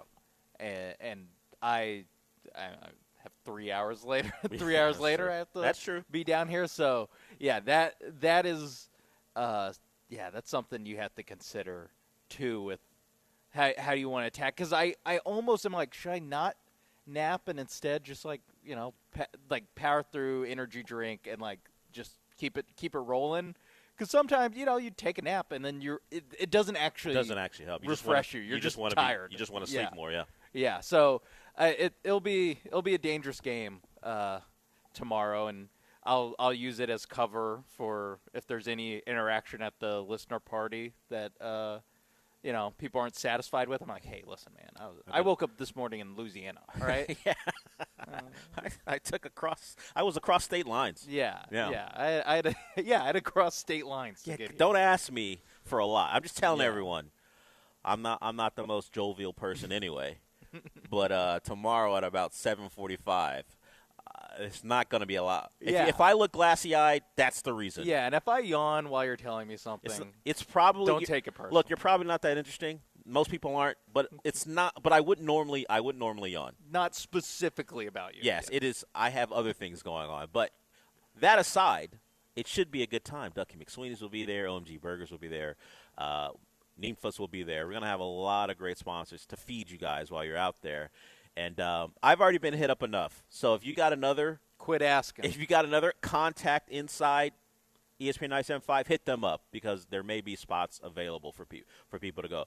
Gary and Dr. Dre want to talk. We'll get to those guys when we come back. Anyone else, 713-780-3776 is the number.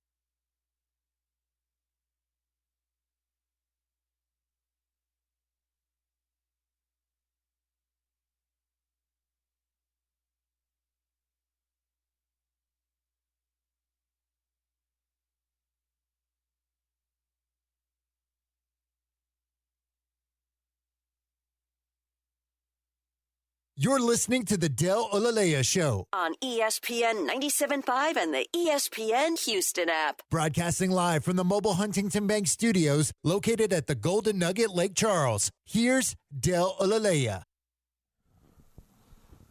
Welcome back to the show. Sean and I here at the Golden Nugget. We're in the DraftKings Sportsbook here for our fantasy football draft. We'll do that later tonight, but we do have a couple calls. Let's get to Dr. Dre. He wants to talk some Cowboys, which should warm AJ's heart. What's up, Dr. Dre? Hey, what's up, fellas? Hey, man. I wanted to clap back on KJ. I mean, who's he backing? What have the Texans done that he's over here trying to clown on AJ? I mean, Cowboys are America's team. Texans, what? Honorary Hard Knocks edition? Or what are we talking about? You know what I'm saying? They can't even make it to an AFC championship game. You know, so let's just be real. And then let's talk about them janky-ass Cougars. How about that? Cougars tonight. Oh, that's with that janky-ass announcer, Jeremy Branham. How about that guy? Because Branham, guess what? They can make it into the tournament, but they can't win. They ain't made it. They can't make the layup. And they seem to lose at very pivotal points. So, yeah, let's stay in our place at KJ, and you too, Branham, and I'll holler. So, AJ, that was a tough moment for you. Yeah. Started with the Cowboys in defense of them and attacking the Texans, and then he attacked your school. Right, So I'm kind of conflicted with that analysis. Yeah, how do we feel? How do we feel on that? For people who don't know, KJ also a Coug, as you could tell by Dr. Dre's attack, but AJ, giant Cougs fan, and they've made deep runs in their deepest run a couple seasons ago. We remember how that ended, mere minutes away from winning a national title. Hell, in some ways, seconds away. Almost had a shot up to win it, but even then had a lead deep into that game with, I think, under a minute to go. They had to lead, and then and unfortunately it fell away. So yeah, that had to be a little tough for AJ. But I guess he did mention Hard Knocks. Is that considered a documentary or a reality show? It's more of a reality show. So I don't think that who's the corner with the funny socks? Chris James? No, his last name was James. Yeah, I know who you're talking about. But that guy, I'm not willing to say that he has, like, I don't know, 40% of the Houston Texans documentary, Charles James. Yeah. I'm not willing to say that he was a main character of the Houston Texans documentary. And JJ flipping a tire and Bill O'Brien loving Rick Ross. That's all I remember from that too. Those are 3 bullet points that I remember. Yep. That guy sucks. JJ Watt rapping Fort Minor, flipping a tire, and I believe in love Rick Ross, man. Hard times. Isn't he awesome? It was like 4 different, it felt like Bill O'Brien came in with a plan to be like, I need to drop how much I like Rick Ross. Yeah, a lot today. The rebrand that Bill O'Brien was trying to get off, and people ate it up because the team during his tenure at least was winning division titles. The white older gentleman loves Rick Ross. That was the gist of it. You know, that's where Cal doesn't. I don't know specifically what rap music Cal likes, but throwing up the H, wearing the chain, grilling. That's this decade. It's or a this PR. This era's version of that, where you try to rebrand. You know what would be cool? We attach all these things we wouldn't expect from the older white man. Yeah, hey. So they did it with Bill O'Brien, and now they're doing it with Cal. To much greater success for Cal because, all in all, likable individual. Yeah, but as opposed to F you too. You suck too. As opposed to him. Confrontational. Yeah. That's why A, it can work. Well, A, they started winning games and got rid of Jack Easterby. But B, it can work because, in general, he does just seem like. Yeah, affable. The criticism wasn't that he was a jerk. The criticism was that we questioned whether he could run a franchise people properly. Called him Tommy Boy. That was the criticism, and that was being kind. That was some being of the kind. tweets I saw. That was being kind, but he flips. AJ was Jerry Jones due for Cowboys fans? Huh? Does he cook for them? Does he provide for them? No. I don't know about cooking, but he definitely provides. Well, yes, he provides millions of dollars for Yeah, he in different ways. It allows people to handle it. He does pay, unless your name is Michael Parsons. Doesn't pay him. Oh, they had a handshake deal. And then Michael went back on it because handshake deals. Yeah, Jerry's is just an old school businessman. Old school. Handshake deals is how he things bought go. the Cowboys. Yeah. Pay Quentin Williams. I said everyone but Micah. He pays everyone, just not Micah. That's the only one he decided. They asked was too much, and that's why Micah is now in Green Bay. And if you guys didn't really listen to all of the morning show, all of this is based on John's affinity for making fun of Cowboy fans, and John and AJ have I would say, an extreme bet when it comes to facial hair.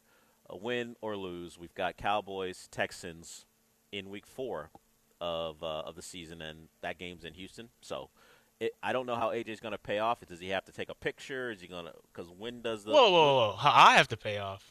I said, yeah, well, I know how John would because we're going to see him every day with that mustache. I don't know how you would pay off because unless – one of us is unless I'm out for the week or something, then I don't know that you'll be seen on a camera with that mustache. So a potential mustache. Figure it out. So look, I wasn't suggesting immediately or that you would lose. I'm just saying I just don't know how you would fulfill that you're part of the bet. That's all. Tensions are high. Take the temperature down a little bit. That's all. Let's take the temperature down. We're just having fun here. I mean, I don't have a dog in a fight. The knives are out. Yeah, I mean, we all need everyone's Ken Rosenthal now.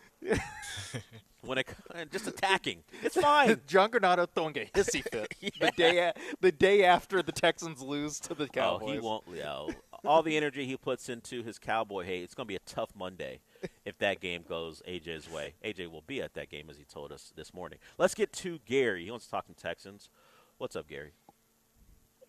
Yes, I'm a Cowboys fan, first off. I think the Texans could do a documentary on when the owner took the Texans and moved them to Tennessee or whatever, and then when Tennessee first came, at their very first game, back in Houston when the Texans were elected. I think that was a tense moment when so I think, I don't know if it was Bud Adams or not, or whoever, the owner, moved that team out of Houston and how the city was just in torment. And then until they got the Texans. That could be a good documentary because I can just see behind the scenes all the hustling and bustling and all. I can just see that would be the most intense moment in the offices or when whoever came up with that decision and decided to actually, hey, let's take the team away. We suck here. Let's move. Anyway, and then they were a football away from getting to the Super Bowl beating the Rams when they a foot or two, however, when the tight end or the wide out stretched and almost they would have beat the Rams. That would have totally – you had all the Texans on edge at that time. And finally, if the Cowboys beat the Texans, that's just a game. If the Texans beat the Cowboys, the only way we can wash that stench out of our mouth this year is to win the Super Bowl. That would be the only way. Not make the playoffs, not win the division. If the Texans so happen to beat us, the little brother beats the big brother, the only way we can trump that is by winning the Super Bowl. So the Texans have nothing to lose this year against the Cowboys, I believe.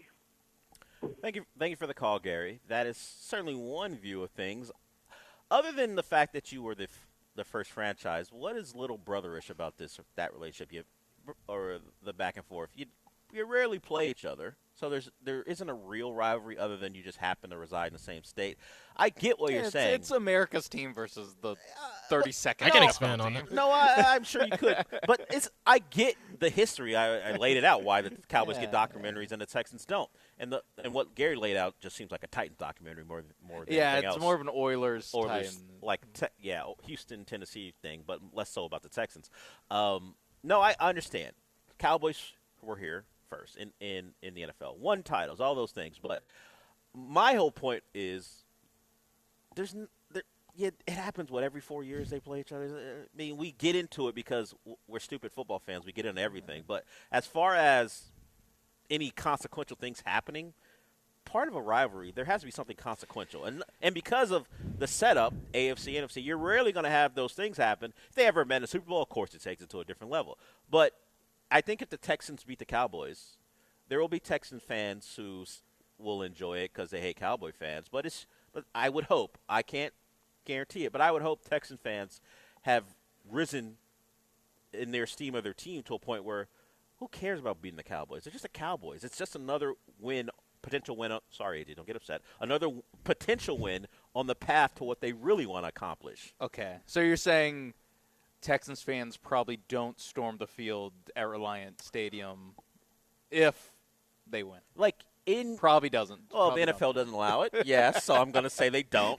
If they didn't do it in game one of the existence of the franchise, I don't imagine they'll do it in game whatever it is I was in thinking week 4. That it is funny. That might be the most impactful Texans Cowboys game ever. The first one. And it's the first one in week 1 of 2 teams that didn't do anything. It is a very funny. That is the one. But anything since then, it's just part of being a regular season football Tony game. Romo spinning out of that one. J.J. Watson.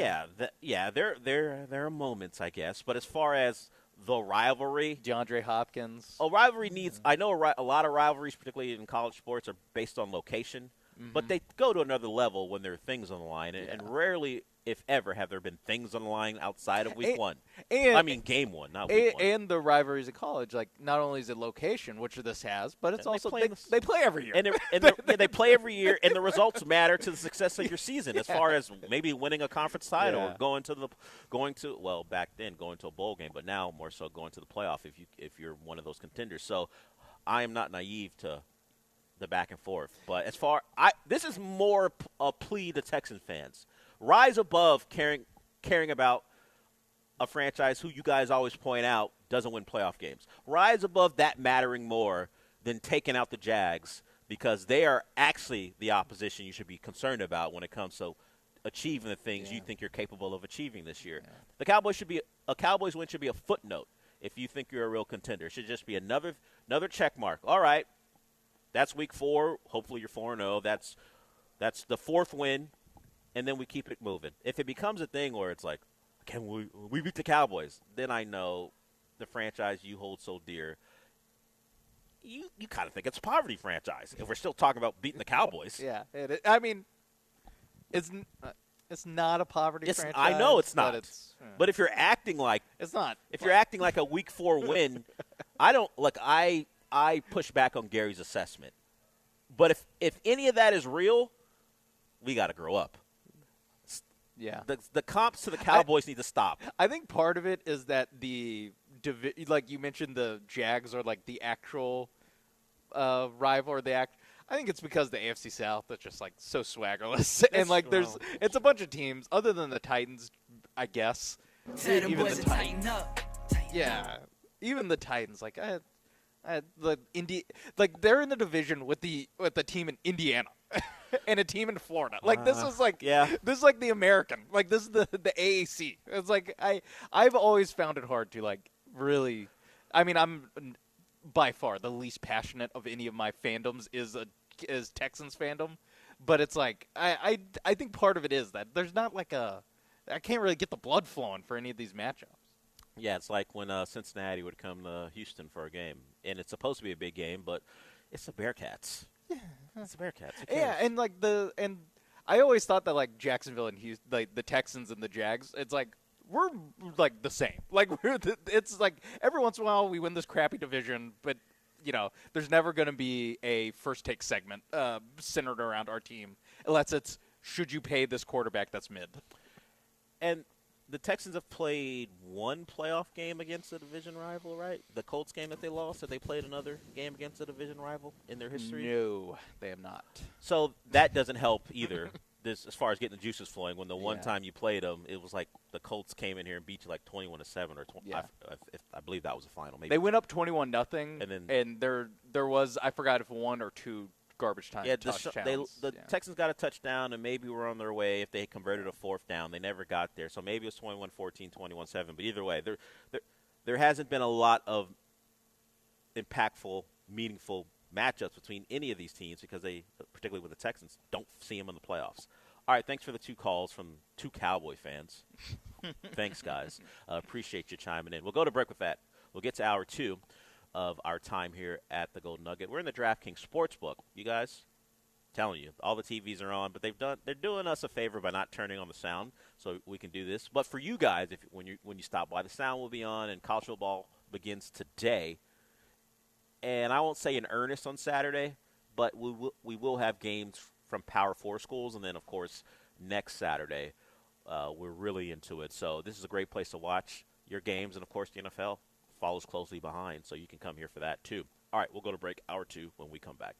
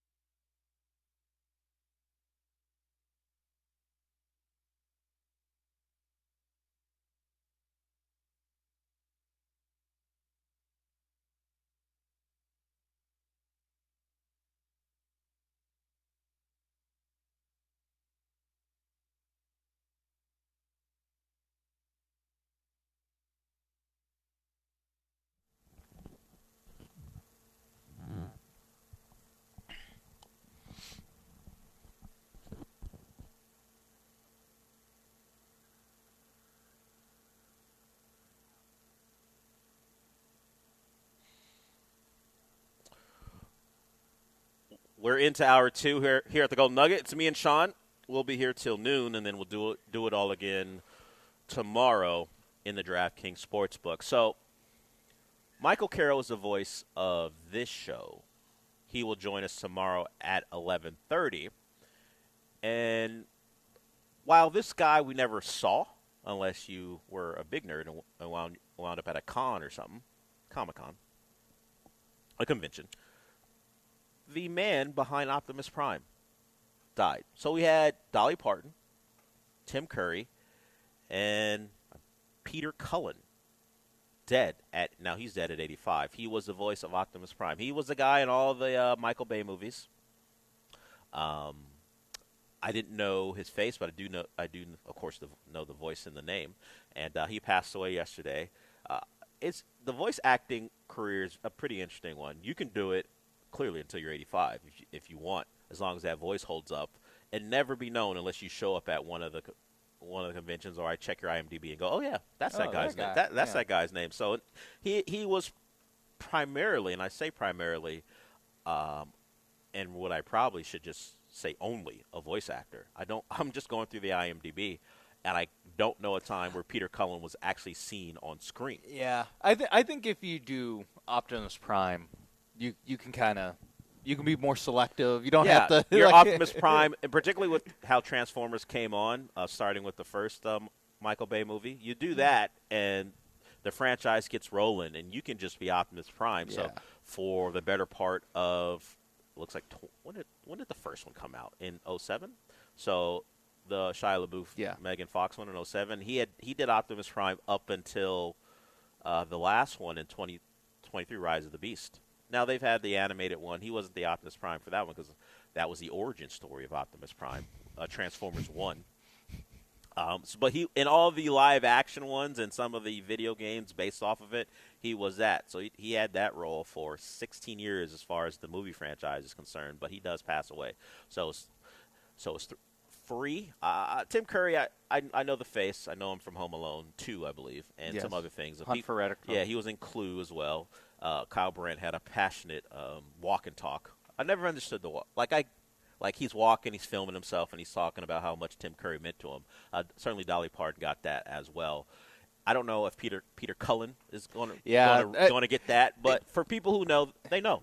It sets up a tough precedent. Like they say it happens in threes. Yeah. Peter Cullen, as far as getting his rightful due, would have needed this to happen a couple weeks from now, particularly. Well, but the Nerdverse may honor him anyway, because like he was Eeyore in the Winnie the Pooh stuff. So yeah, he did a lot. So. I'm just imagining Eeyore talking like Optimus Prime. It would be great if he slipped into it at some point. So he did a lot of Winnie the Pooh stuff, did the Transformer stuff. So he passes away at 85 years old. As far as the living are concerned, we had the Astros lose last night in Yankee Stadium. So they try to avoid the thing that they've just been on for the last couple weeks, winning the first game of the series and then losing it. To try to stop that, it'll be Hayden Wesneski. And Wesneski goes tonight in Yankee Stadium against Garrett Cole, familiar face and name for the Yankees. And Cole hasn't been bad this year. The win-loss record probably doesn't reflect how well he's pitched. 7-6 on the year with an ERA just above 3.1. So it'll be Cole against Wesneski.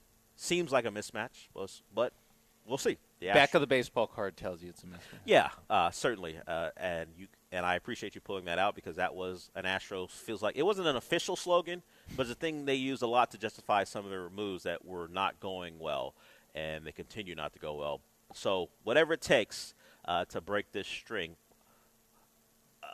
I'll welcome it. Yesterday was not the exact opposite of what happened in Game 1, but it was the Yankee bats who came alive late. Good old Cody Bellinger had a moment, so always great to see Cody out there. One of the main antagonists of the early Astros runs, particularly because of his comments. And we know Correa told him to shut his mouth, and Correa might be back. In fact, the projection is he'll be back in September. I really need Carlos not to ruin my under 500 Astros division winning agenda. He has. He's the biggest threat. I mean, just adding more talent anywhere, I'm not looking for. I want Carlos back, but I just need the rest of the team to follow in the path they've set. I'm not. To be clear, I want them to make the playoffs. I just want them to do it the way I want them to do it. Yeah, under a very specific guideline that they're on pace to do. Because it would lead to particular conversations that I won't get involved in, but I expect them to occur, and I want to at least have them out there where people will campaign because of this one-time occurrence about what baseball needs to do to change. Imagine this taking the forefront of baseball conversations when there's a work stoppage, just to distract. Hey, Russo, no, don't talk about a strike or a lockout. Tell me why the Arizona Diamondbacks should be moved to the AL for this season because they're more deserving of making the playoffs than an under 500 AL West team. Get that off. That's what I'm looking for. If the Astros can make that happen, great. So he can be performative about how upset he is about this one thing. Just give me the Astros on ESPN. That's all I'm looking for. But beyond that, if they're not going to do that, then maybe play good baseball and stop losing series.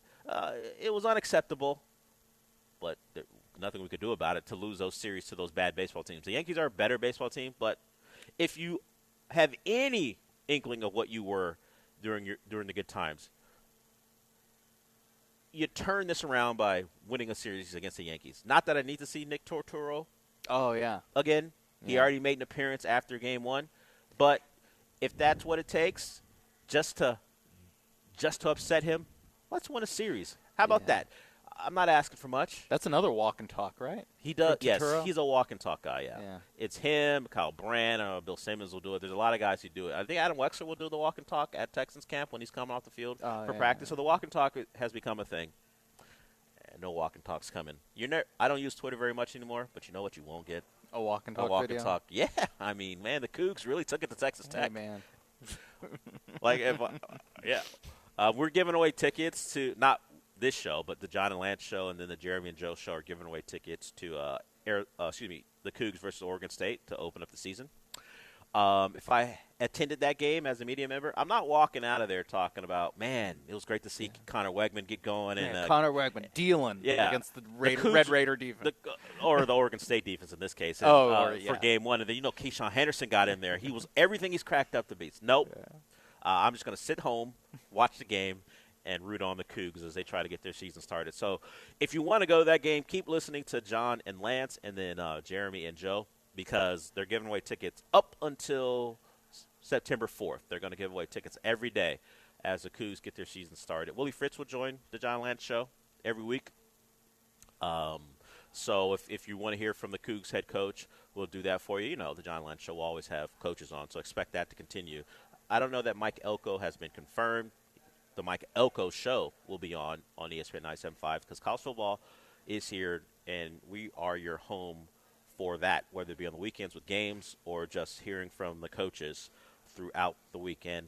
There's a little talk about a college football podcast that may begin next week as well. Rumors. On ESPN 97.5. Rumblings even. I talked to Eric, and he can confirm. There could possibly be a college football podcast starting up here soon. All right. We'll go to break. We got a couple more segments to go before we wrap it up here. If you want to join us, the number is 713-780-3776. I missed out on getting a Jet York yesterday. But we will get the Jet York when we come back because, as I said yesterday, my dream is dead about why he approached the $160 hooker. We have, Lady of the Night. I was going to say, wow. Lady of the Night. We don't know. Sex worker. Prostitute, I don't know. Hooker's probably too aggressive. I'll admit that's on me. Let's go with sex worker. That's less than $200. I mean, sex worker seems more acceptable in today's day and age. Yeah. We'll there's more information coming out. Roger Goodell has a statement on the matter, and we find out exactly how that all went down thanks to more reporting. We'll get to that when we come back.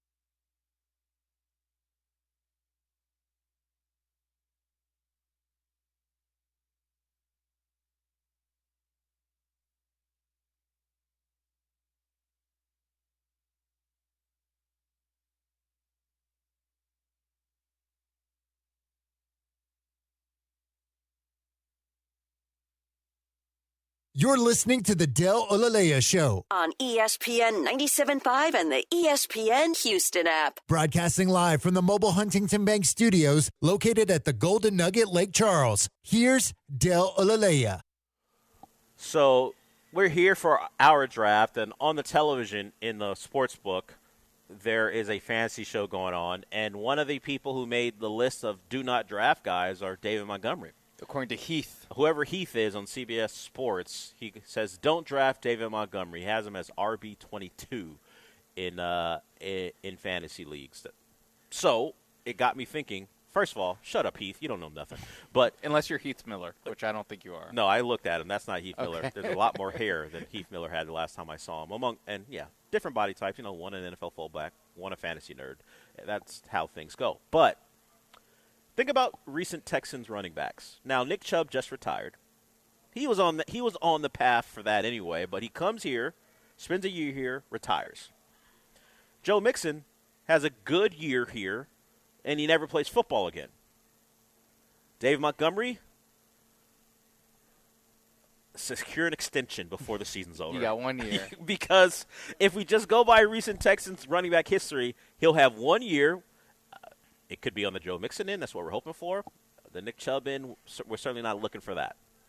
No. We're not looking for the Nick Chubb year from Dave Montgomery. But even if it is on the Joe Mixon end of the spectrum as far as success, then is he done playing football?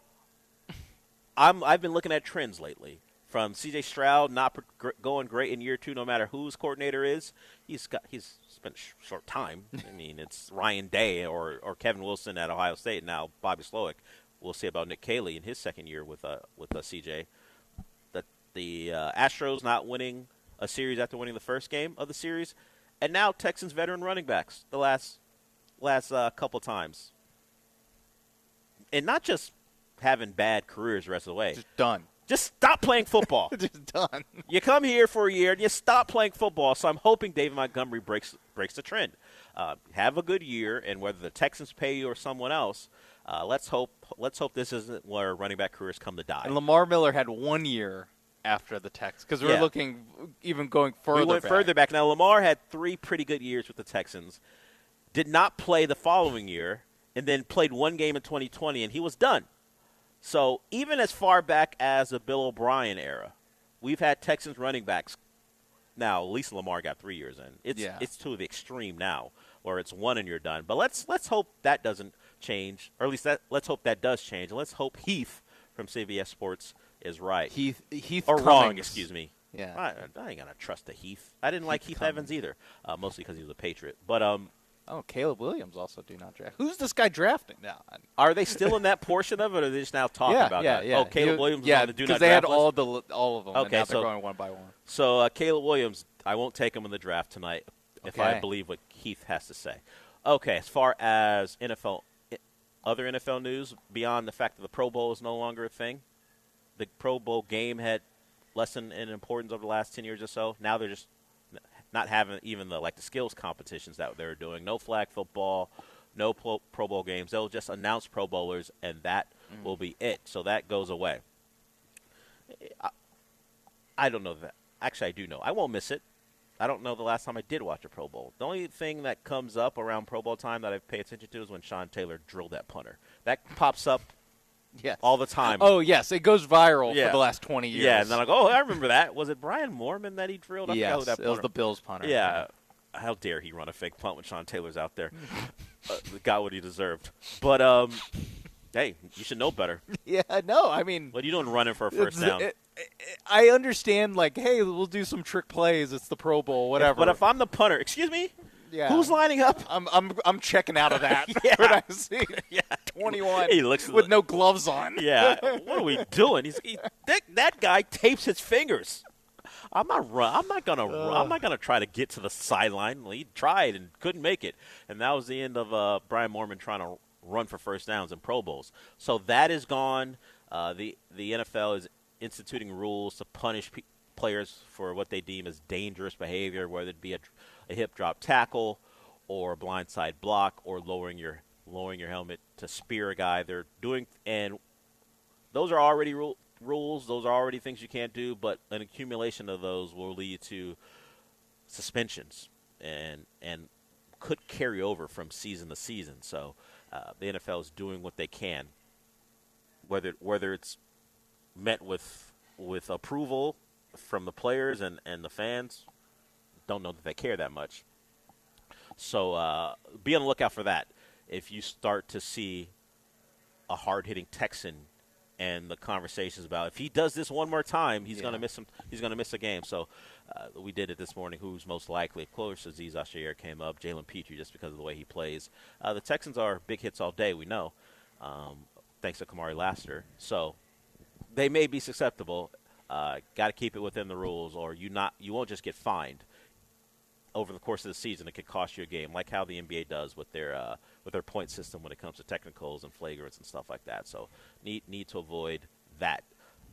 Jed York, the owner of the 49ers, the story is he got pulled over at a trailer park because he was trying to secure a sex worker at a price tag of what turns out $160. He went on a website. I don't know if frequent is the right word, but he was on there multiple times trying to get this done. Okay. Not his first time. No, it wasn't. No, I think the number was 3 times he went to the website, and it turns out it was a sting operation. So he never even met the woman in question. So it removes my theory of it was a girl he knew back in East Ohio that never gave him the time of day. How do you like me now? Yeah, and then he had some money. Oh, look how life treated you. I'm Jed York. Here's almost $200. Perhaps you should have showed me or given me the time of day back then. Now look where you could have been. I could have divorced you, and you would have had a lot of money, and you wouldn't have to be doing this. But instead, that theory's out the window. It wasn't that. It was like the world is today, a digital experience and then he never met the woman. We still don't know what criminal tools are. I assume it's drug related, but they were not very open about the description for criminal tools, because that's another one of the charges. It's been pled down. It's not pled down to conduct detrimental, but it's along those lines where it's like, hey, you're not doing something great. We're not going to hit you with being involved with prostitution, but we are going to let it be known that we got you, and then you have to deal with the consequences. It's a less entertaining story if I just know he went on the website and it didn't work out for him. Yeah. I still cannot believe that a billionaire, even with it being $160 now, as opposed to $140. Yeah, I mean, I guess it did go up 5%. Yeah, but it still is shocking to me that there's not a comma. There's not a comma in $1,060, right? Like at least $1,100. Didn't even get to 4 figures. It's low triple figures even. It's a bizarrely small amount of money to have, because even I don't know to go online again. What is he bargain hunting? Like, did he have a coupon? Like, what? Why is it so? I said, Gayle King, talk to Jed York. I need the answers. This is not what I imagine billionaires do. This is not what we all know that, hey, your luck with the ladies gets better the higher net worth goes. We talked about this when we first talked about it, where it's like you can achieve the same goal by spending slightly more money. You can have the personality of a piece of wood. Yes. And because you're Jed York, it should come pretty easy to you. And instead, some people think he just has a proclivity and wanted to slum it a little bit. I guess. Perhaps. But also, to get caught up by the Mahoning Valley Human Trafficking Task Force, that's terrible. It ain't even like it's in a big city. Yeah, it's not like the FBI got him. It's not Delco County Task Force. No. Yeah. Mark Ruffalo didn't even get him. Like, Mayor from Easttown didn't get him. Name other famous cops on HBO if you like. McNulty didn't get him. No, McNulty didn't. Yeah, it was the Mahoning Valley Human Trafficking Task Force. Picked him up. They set a sting up. They used that website, and he thought he was going to get to have an opportunity to spend, 15 minutes at $160. Yeah. Are they going to do like the photo when they like get a bunch of drugs or bags of cash? What are they going to do? Have the criminal tool with the photo? Tool and 8 $20 bills. You think? See, I got him at I got him at a Couple fives? Hyundai and 320s. Oh, okay. Yeah. Or he asked if it was tap to pay. Who knows? Yeah, I did it. But he never got. Maybe he paid it on the website. He could have just. Because why would she meet? Why would this? If he's doing it on the website, why would she meet him before paying? I know we think it's a cash business, but maybe on the website historically it's been a cash historically, business. yeah. Leave the money on the counter. I'm not paying for you to the sex. I'm paying for you to leave. All Yeah, that stuff. yeah. All those jokes. But if it's on the website, maybe it was like, hey, you got to pay beforehand, and he used his PayPal account. The question is, does he get his money back? Does he get his money back? I think it gets forfeited. Or does it get sent to the fine that he has to pay? Is it Yeah. No, I think you just. I think you that's just lose that. property of whatever county. Mahoning Valley. Yeah, whatever. that goes into the task force budget for next year. It's funny if that becomes something that's like a charitable work for like kids. Like, hey, we're gonna they fund. built a slide. We're gonna we got to repave the basketball courts, and that's where that money goes. Honestly, $160. It's not going to get it done. That's what's so shocking. But I cannot think of how you can reinvest that into the community in a way that is past It's on top of all the other guys that got caught at $160 a pop, and then eventually you'll be able to repave your basketball courts in Mahoning Valley. Roger Goodell has said that his conduct, and that's York's, will be reviewed under the personal conduct policy. We'll do that, and when there's something to be reported, we'll talk. So we'll see if Jed York, Goodell's boss, will actually suffer any consequences. Roger Goodell also said only $160. Well, Jed, what are we doing? Like, Roger Goodell's a very wealthy man for being the NFL commissioner for a long time now. Have you ever heard of getting your money's worth? Come on, you get popped for this. It's embarrassing. It's embarrassing on multiple levels, and the fact that it cost him his reputation, and it was $160 worth. You got to make better choices. Yeah. Jed York, and it's always a part of the story that he's recently divorced. There's a group of women who know Jed York's ex-wife for just laughing their asses off. I would that they could pay-per-view that group text. Yeah. When that came across the timeline and those women had to start to talk, you would imagine they don't have a high opinion of the man in general. No. But this is part of the equation now. He's in the middle of divorce. Like I don't think it's finalized. Just throw that on. Hey, Jed. Do you really want her? You really want to fight her on this when this is now in her back pocket? She didn't have more. You understand how this looks, right? I know. Yeah. Speaking of that, Chris Hansen is buying time in front of that movie. Saw that because he's not as involved in the movie as he would like.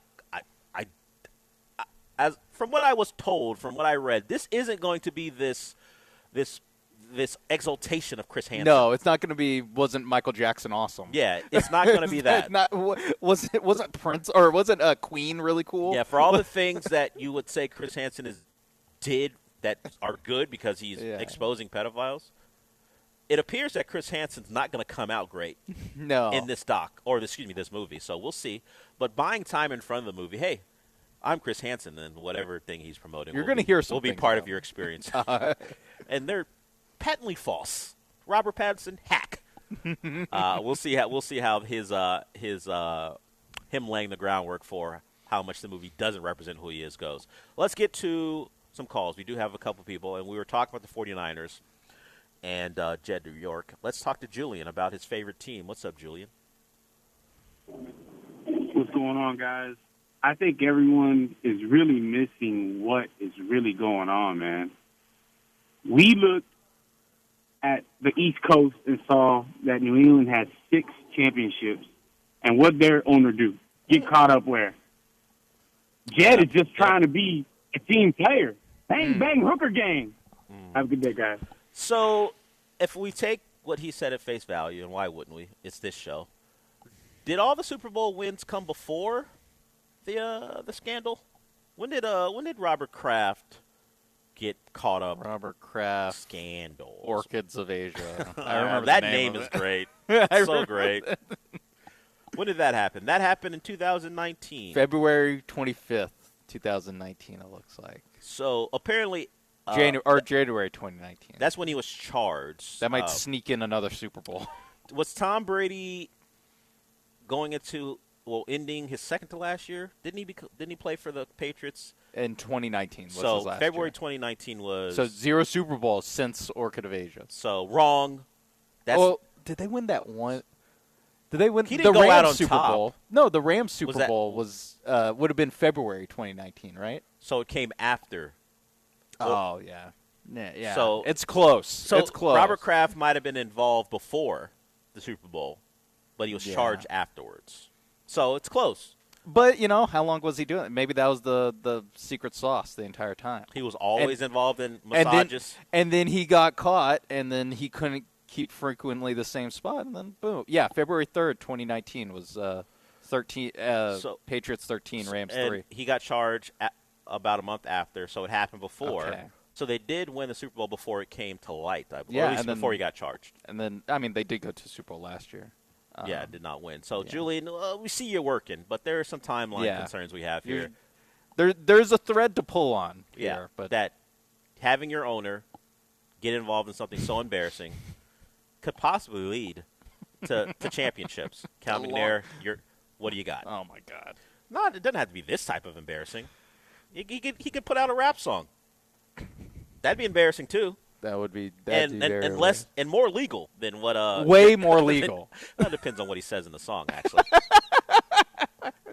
Rappers snitch on themselves all the time. Yeah, no, don't go out like Tekashi 6ix9ine, Yeah. Cal McNair. Cal, whatever you do, don't talk about anything that could get you in trouble. Don't use real people's names. Talk about barbecue and grilling, and you should be good. Cal Schmerda. I can't even say it. He's a hot. He can't. He definitely can't say that. Yeah. While that's not illegal, he'd be in real trouble. Hot water. Yeah. Whatever he wants to say, stay away from that. Eric, you want to talk Astros and movies? We'll get to that when we come back. Anyone else? The number is 713-780-3776.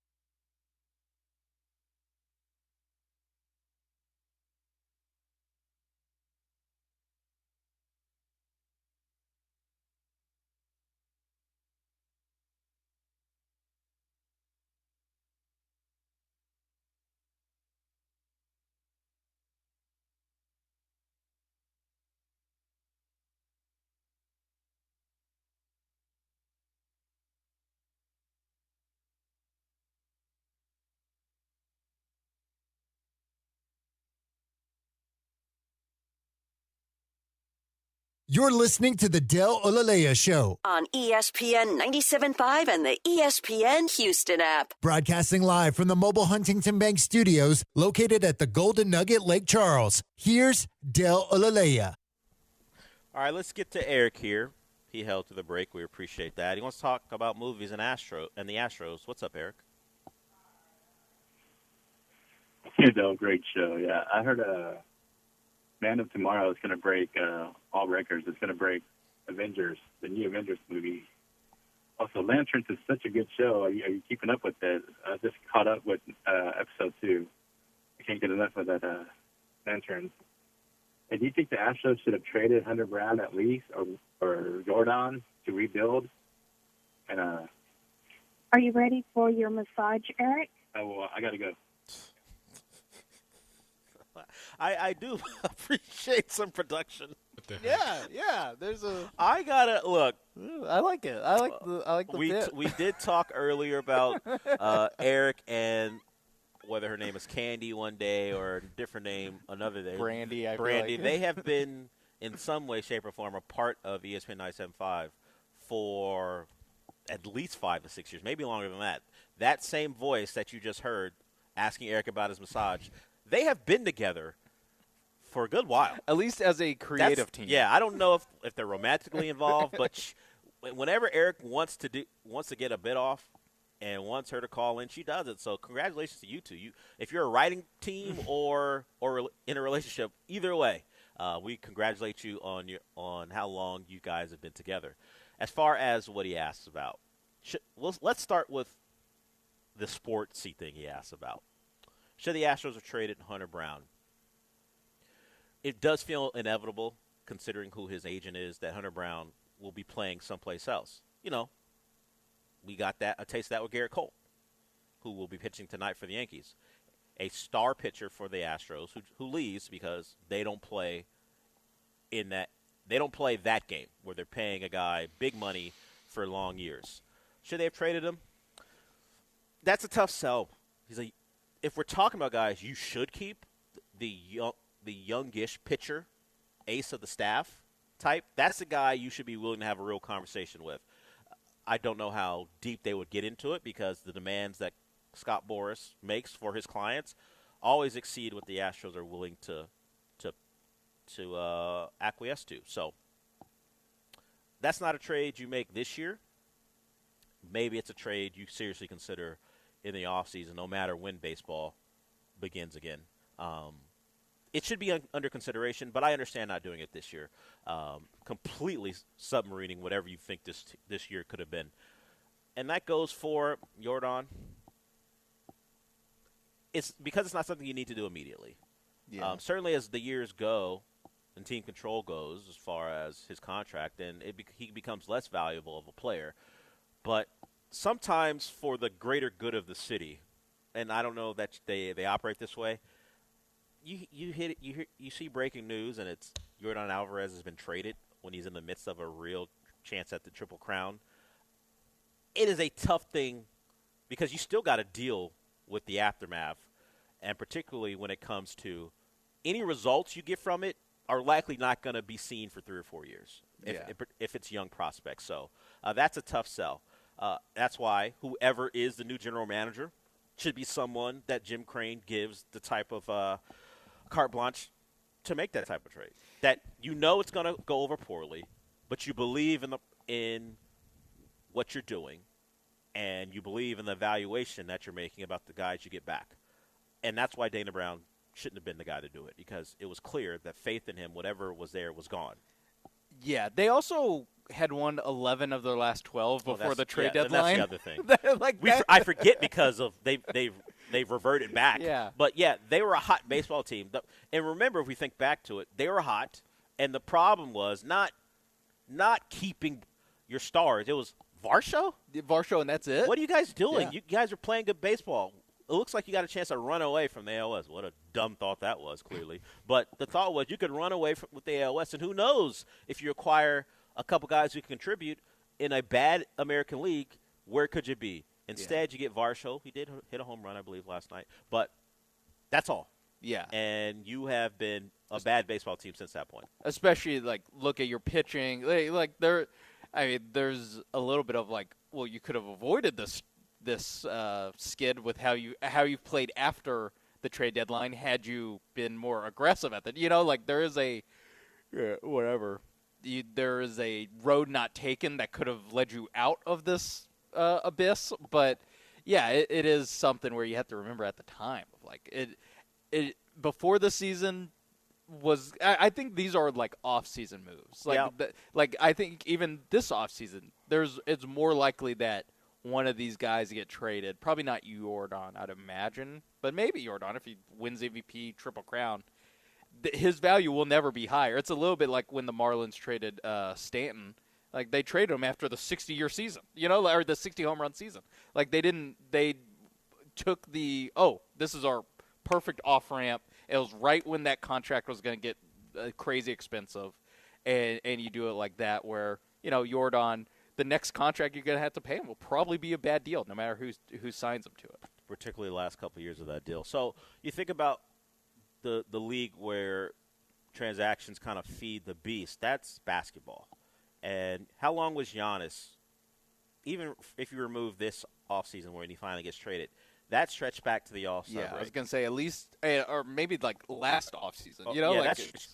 The trade deadline. That stretched back to that point, and there are conversations about where would he get traded before then? Yeah. Until he said he would give it a go one more time with the Bucks. So when it comes to these stars, do some of these come about out of nowhere and quickly? The Luka Doncic trade, the prime example. Maybe even Jaylen Brown's, although that had been signaled since the beginning of the offseason. Yeah, the destination was surprising. Yeah, the destination we didn't know, but we knew about him being in trade talks with the Celtics and Bucks when Giannis was still on the table, and then eventually the Sixers get the deal done. So, in off-season trades, it's a little different in basketball, but it's still so compressed for time when you're actually considering trading a star because your season's not going the wrong way. You don't gather all the information you need. You don't get the bidding war you're looking for. Draft picks in the future open up. Yeah, that's how basketball works. In baseball, the structure's different, but the off season is the time to trade a star like that. Although the Astros' run was its foundation, as far as being a real contender, was based off trading for a superstar in the season. Although that took to the final seconds, and went back when the waiver wire stuff was still a thing, where you can make a waiver deal. So it's a very difficult process. I don't get after them. I don't blame them for not doing it during the regular season. If they don't do it whoever the GM is in the offseason, then I think if you do have a problem with the prospect of them not trading those guys and knowing that they're likely going to walk away for nothing, then you can start holding them to the fire. But that's for the new GM, and along with Jim Crane and maybe Jeff Bagwell to make that decision. And I say it in that tone for a reason. Yes. As far as Lanterns, I'm watching that show. I'm locked in. I think they're doing a really good job through the first two episodes. We had another listener, not the Art who generally tweets the John Lance show, but another Art who tweets me on this show. He wanted to talk about it. I think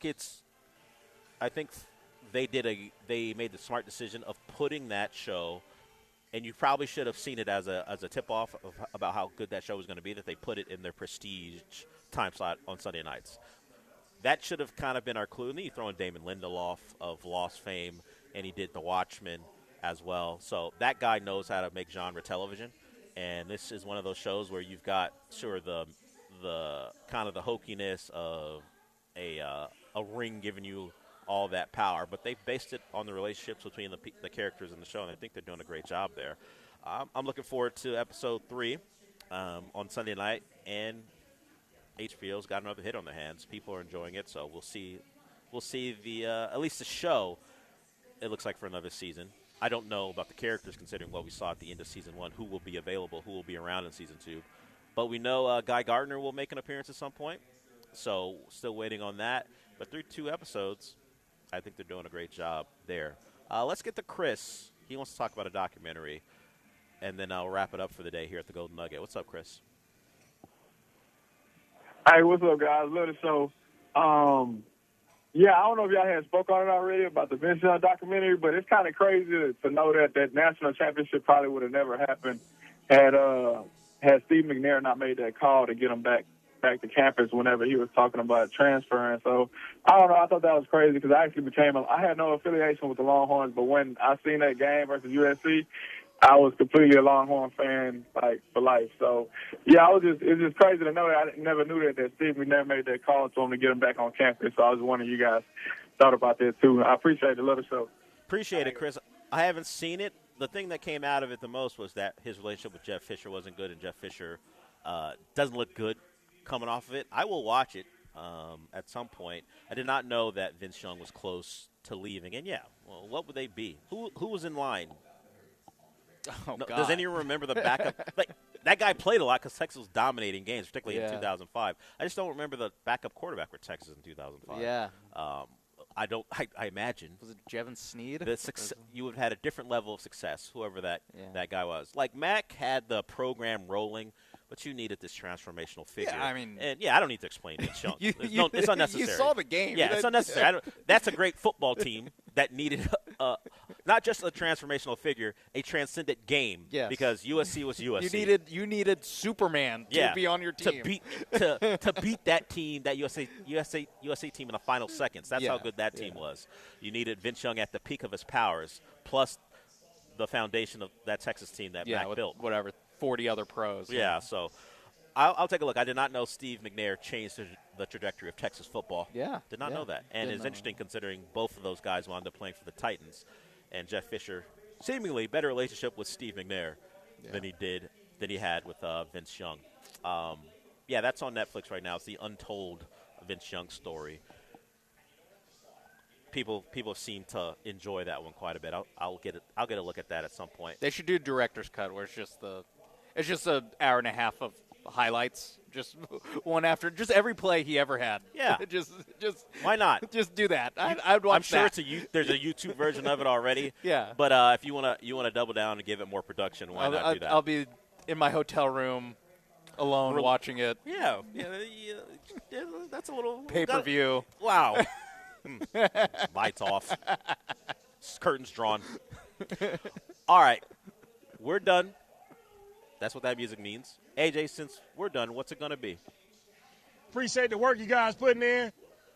Oh, look at that, D'Amico. Thank you, D'Amico. I think that's the first time I've heard D'Amico at the end of the show. Thank you, AJ. AJ, you're doing this tomorrow as well? Yes, sir. All right, we'll have AJ Russ along with us tomorrow as well. We'll be back. John and Lance starting off at 7 here at the DraftKings Sportsbook in the Golden Nugget. And then we'll go from 10 to 12 to wrap it up. And then after that, it's a listener appreciation party. Michael Carroll will join us tomorrow at 11:30 as well. So we'll talk to you tomorrow.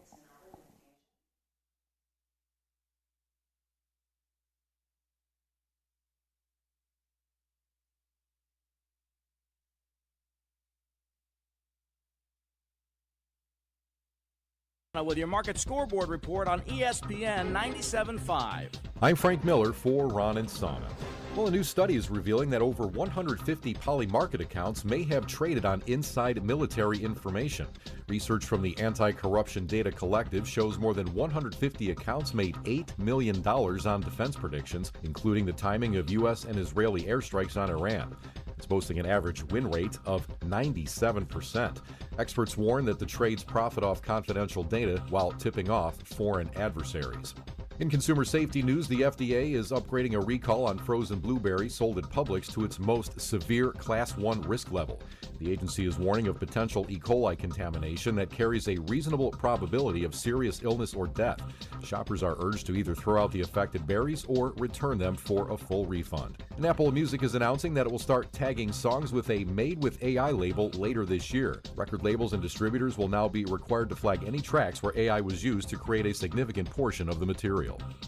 DraftKings Sportsbook at the Golden Nugget Lake Charles is your best bet this football season. Catch all the action and immerse yourself in over 3,200 square feet of LED screens. Wager, watch, and win in the sleekest setting with the best odds. Order your favorite game day bites and sip on an award-winning cocktail at your game day headquarters. Only at the DraftKings Sportsbook, Louisiana's largest sportsbook at the Golden Nugget Lake Charles. A 2-hour drive from Houston. Must be 21 or older. Gambling problem? Please call 1-877-770-STOP. Hey guys, Lance Zerline here. I went into Dr. Kaplan's office and I had my deviated septum fixed and had balloon sinuplasty, clearing out those chronic sinus issues. I had it all done in one visit. A month later, I'm breathing perfectly. The deviated septum is fixed. Nothing could be better. It's amazing. It's a great change in my quality of life. You can do the same thing. Medicare and insurance plans cover this. Call 713-903-8049, 713-903-8049, or visit kaplansinusrelief.com. Breathe well, live well. John Renato here. Walking into Republic Boot Company at 11th and Studewood in the Heights is like walking into a time machine to the Republic of Texas. Seriously, go check it out. Whether it's their exclusive 1836 collection of all leather boots or a customized pair with whatever material and design you want, these are going to be the most comfortable boots you've ever worn. Hats, suits, and all kinds of handmade leather products in a Texas-inspired haven. Book their space for your next event. Republic Boot Company, where tradition meets style. RepublicBootCompany.com. Welcome to Huntington Bank. We're new here, but we've been around since 1866. Wow, that's a long time. Long enough to know that insightful bankers, great products, and customer service make a big difference. Let's get more from money. Switch to Huntington Bank. Welcome. Eligibility requirements apply. Some features may require enrollment. Looking for a great way to listen to ESPN 97.5 whenever and wherever you are? Then download the ESPN Houston app. Just search ESPN Houston in your app store and download today. The ESPN Houston app is brought to you by Dream Rate Mortgage, U.S. Coins, and Texas Card House. Do you have the ESPN Houston app? Download it now in your app store. Pro Dunk basketball goals have been the best on the planet for years, and they keep getting better. John Renato here. Now with your Pro Dunk goal, you can get their drill-powered lightning adjust system that raises and lowers your goal in seconds, 10 times faster with zero effort. And now ESPN listeners get the patent-pending lightning adjust system free. That's a $249 value, but you have to call. This offer is not on the website. Call Pro Dunk at 281-351-9822. You got to mention ESPN. That's 281-351-9822. That's Pro Dunk. This is Lisa Zadok from Zadok Jewelers. Have a watch that needs a battery change or just plain doesn't work anymore? Maintaining a luxury timepiece requires exacting attention, and we service over 30 of the world's favorite brands, in addition to being the largest authorized dealer in the region. If something's just not right, allow our 7 on-site watchmakers to handle your watch with the care and attention it deserves. Bring your watch in for an estimate today. Zadok Jewelers. Make the moment. Fall is the perfect time to refresh and reorganize your space. At the Home Depot, find power tools and tool sets starting at $50 to help tackle DIY projects, home updates, and more. Whether you're drilling brackets to support new shelving or sharpening your hedge trimmer blade with an angle grinder, the Home Depot has the tools you need to check projects off your list. Shop Labor Day savings at the Home Depot and gear up for fall projects with the right tools to keep your projects moving. 2 hours ago, Kyle arrived at the bar. Hey, what's everyone drinking? 30 minutes ago, Kyle got his friends another round of drinks. Cheers! 5 minutes ago, Kyle decided to drive home drunk. A minute ago, a law enforcement officer pulled up behind Kyle. Sir, have you been drinking tonight? A chain of events that began 2 hours ago is about to change Kyle's whole world. Drive sober or get pulled over. Paid for by NHTSA. Blue Mountains cold beer. There, I said it. That's how you know your Coors Light is cold. Those beautiful Blue Mountains. If you like cold filtered, cold lagered, and cold packaged beer, then you need to be drinking Coors Light like me, John Granato, Coors Light enthusiast. So whether you're out with the crew or stocking up for the week, look for the Blue Mountains. Grab a cold Coors Light at your favorite local bar, restaurant, or on your next grocery run. Choose chill, Houston. Choose Coors Light. There, I said it again. Hey guys, Lance here. You know, it's important to know a good plumber. You never know when that emergency is going to strike. Well, I've got a plumber for you. AqueductPlumbingCompany.com. They have been helping 97.5 listeners for years and years, and I can personally recommend them because they've done a repiping job, they've done small jobs, they've done mid-sized jobs. They do it all. They can clean tankless water heaters, install them for you. You name it, they can do it without charging exorbitant prices. That's AqueductPlumbingCompany.com. That's AqueductPlumbingCompany.com. The Mike Elko Show is on ESPN 97.5. This is ESPN 97.5, brought to you by Zada Jewelers. There are jewelry stores, then there's Zada's. KFNC, Mont Bellevue, Houston. This is The Rich Eisen Show. Hey, everybody. Can't get enough of The Rich Eisen Show? You're in luck. You can find us everywhere. Watch us weekdays on Disney Plus from noon to 3 Eastern. Miss the show? We've got a podcast so you can listen anytime. But here's the best part. Our YouTube channel. Subscribe at youtube.com/Rich Eisen Show and you'll never miss a moment. Now, on with the show. This is The Rich Eisen Show. And you don't stop.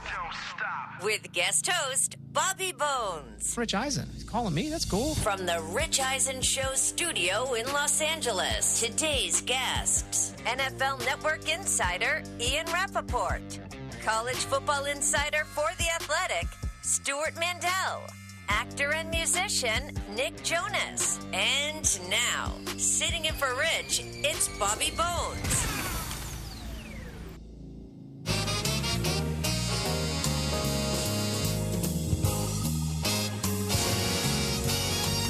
All right, here we are. Call us once I say something that irritates you. 844-204-RICH. Watch us on Disney Plus and the ESPN app. Listen on ESPN Radio, Sirius XM Channel 80. And you can follow us at Rich Eisen Show. Also subscribe to the YouTube channel, youtube.com/Rich Eisen. Chris, TJ, what's up, friends? Bobby, man, great to see you, dude. Man? Thank you. We just spent 20 minutes on my hair, so doing pretty good. I gotta say, it was really fun watching that whole process. Like, I haven't done that in 25 years, so it was cool to live vicariously through you having that done. I should have been sensitive to your needs. I'm just saying. Sorry about that. Yeah, it's okay. I accept. Yeah, I accept. I do want to talk about the Pro Bowl to start. The NFL is killing the Pro Bowl game, which I think we can all clap at that, right? Should we all?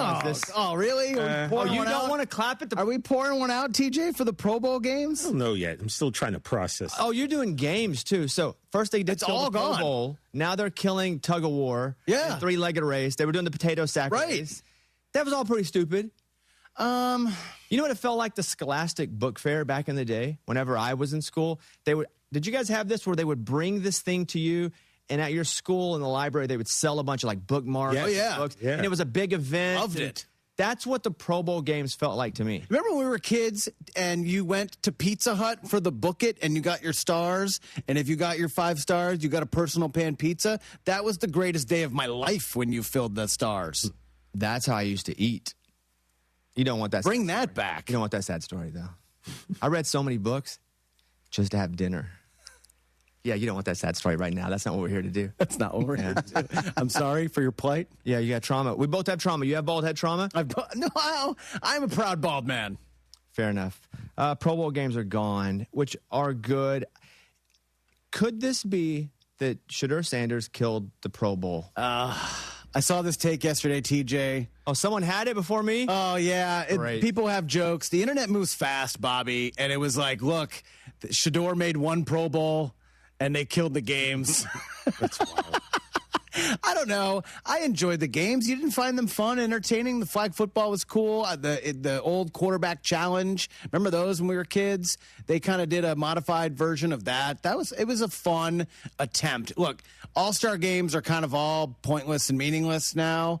They don't mean the same today as they did when we were kids. Exactly. And we were talking about this pre-show. I don't know if it's a generational thing. The money's too big that these guys just can't risk anything, really. Embarrassment, injury, etc.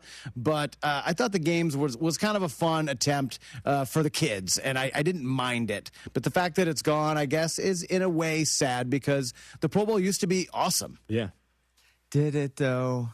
even when it was in Look, man, Hawaii. Sean Taylor blowing up that dude was one of the greatest moments in NFL history. I mean, look, when we were kids, right, and getting to watch all of these great players come together and play on the same team. Yeah, that was fun. That was yeah, but when you're 13 and 12, you don't know that. You just know that, Peyton Manning is throwing a touchdown pass to Randy Moss, right. or, I believe kids were, at least I was, more caught up on that aspect of it than the actual game play. I like it that they're still going to honor the Pro Bowlers. I don't think we need to replace them now because you don't need to be replaced just to be honored. So you do have your Pro Bowlers. They get their money in their contract that they were getting their bonuses for. But I don't think anybody actually cared. Again, the Pro Bowl games were fun. But if I would compare the Pro Bowl games to what's coming up with the Olympics with flag football and NFL players possibly getting involved, I don't want my guys playing in either one of them. I don't want them playing in the flag football game. I don't want them playing in the Olympics if it's my team, because I don't want there to be any risk that one of my guys might get hurt doing that. Now, do I want to win the gold? Absolutely. Do I want all the guys from the Lions to play? Sure. Not my team. So I don't want my guys playing flag football. I don't want my guys playing Olympic flag football, because we just see what happens. Yeah. And if Joe Burrow even thinks about watching, you stop. You just stay hurt. I don't want my guys getting hurt. That's all. And it also comes that you think about the other traditions that used to feel important that we don't really care about anymore. And you guys are with me. We're all around the same age. It used to be not just viewing where you would sit down and watch, but you would wait for a month for the slam dunk contest. Yeah. It was the absolute greatest thing in basketball. Bigger and better than the All-Star game. I mean, I remember Spud Webb, my favorite all-time dunk contest winner. Spud Webb winning the dunk contest because he was 4'3", and we had never seen anything like that before. I remember Dominique Wilkins, that's where he became a brand, because Atlanta kind of sucked.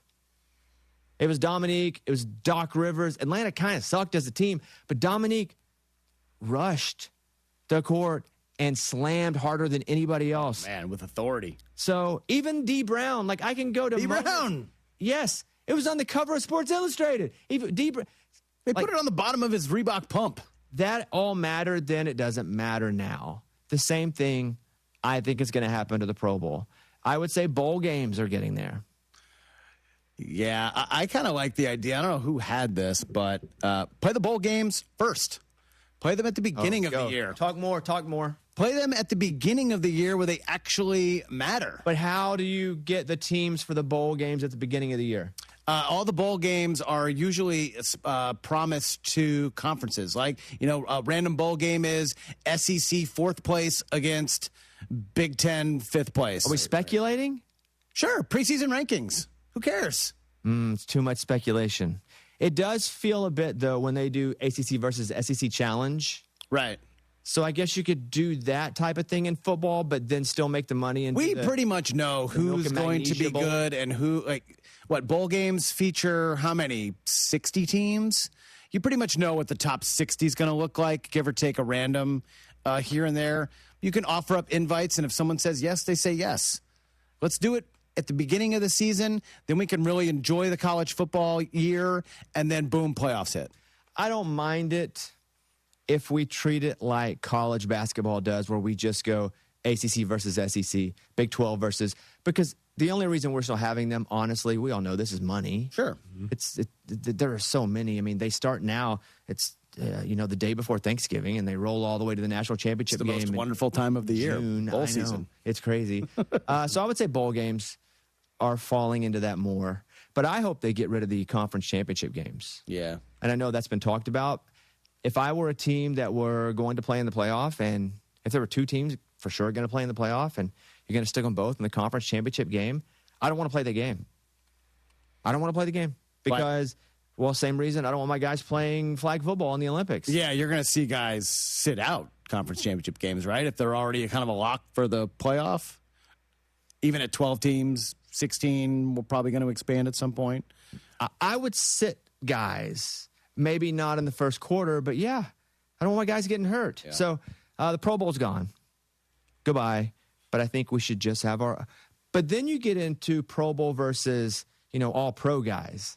And the difference was the all-pro guys, number one, all-pro first team, second team. The Pro Bowl guys, actually, there were more players and they actually played the game. And that was the difference where just because you were all-pro, like that was the highest that you could achieve. But there wasn't a game. Pro Bowl, there was a game, so they'd keep adding more and more players. So there's going to be less of a difference now in all-pro and Pro Bowl? I would think so, yeah, in theory. I mean, look, when you have, all due respect to these players, they're in the NFL, TJ, I don't want to besmirch them. But when you have Shedeur Sanders has the star next to his name for last year, I mean, he was not a good quarterback. Snoop Huntley the year before, Mac Jones, let's not act like he wasn't, Well, he was, he was either sixth or seventh option because guys. Well, same with Shedeur. Get hurt, they sit out. Mac Jones had a much better rookie season than Shedeur Sanders. Still, let's put some respect on Mac Jones' name. Made the playoffs. Not a Pro Bowl. You guys have receipts here. You guys are going dirty dog. I just gave you one. You guys keep throwing more people under. Well, but it happens every year where it's like, wait, you go to their Pro Football Reference page and you're like, that guy made the Pro Bowl? Like, what happened? I mean, I have the list. So just quickly, Shedeur replaced Drake May. Joe Flacco replaced Josh Allen. Joe Flacco was a Pro Bowler last year. Like, what are we doing? That was a Lifetime Achievement Pro Bowl. Congratulations. Yes, congratulations. You didn't break a hip Pro Bowl? T. Higgins replaced Zay Flowers. I don't hate that one. Tyler Warren replaced Brock Bowers. Pro Bowl, we're all good with that. Joe Flacco was 1-5, TJ, last year. Didn't Phillip Rivers make the Pro Bowl last year? 2-8. No, but that would have been hilarious. Did you see Phillip Rivers' son play high school football last week? Was he amazing? He lost to my friend Luke Bryan's son. Oh. Luke Bryan's son plays quarterback. It was at Tennessee, Alabama, two schools, high schools, and it was on ESPN. Hunting, fishing every day. And climb tree. And Bo, Luke's son, threw for like 375. Jeez. Yeah, it's pretty great to see. I'm friends with Luke Bryan, so it was pretty cool to see Bo, who a kid I've known since like 12 years old. Yeah, that's awesome. Luke has a son named Bo? Wait, seriously? Go ahead. I mean, Big Dukes of Hazzard? Yeah, there you go. Nice catch. All right. Now we're on. Yeah. They got a cousin named Cooter or Daisy or Cletus? Or He's got to own a General Lee, right? The General Lee, not really something you own now. Yeah. Well, Bubba Watson had one, and he painted. You paint the top. Yeah, you paint the top. Yeah, I'm saying the fair type enough. of car. Fair enough. Yeah. We can quickly drop into, should a professional athlete be allowed to go back and play college sports? And I think generally we could all say it together. The answer is no, right? Not, yeah. I mean, the only people who think yes are basically judges in Louisiana or Texas, So we're starting to see, though, now these conferences come out and go, can't do it. Here's the penalty. SEC said it. We got some pretty harsh penalties. I was reading yesterday. It was like, if you 50% of the money, no sitting at the table making decisions with the league. Your coach is suspended 50% of the year. But here's the thing: the NCAA always loses when it goes to court. They always lose. So if they want to really press on this, they will probably lose again.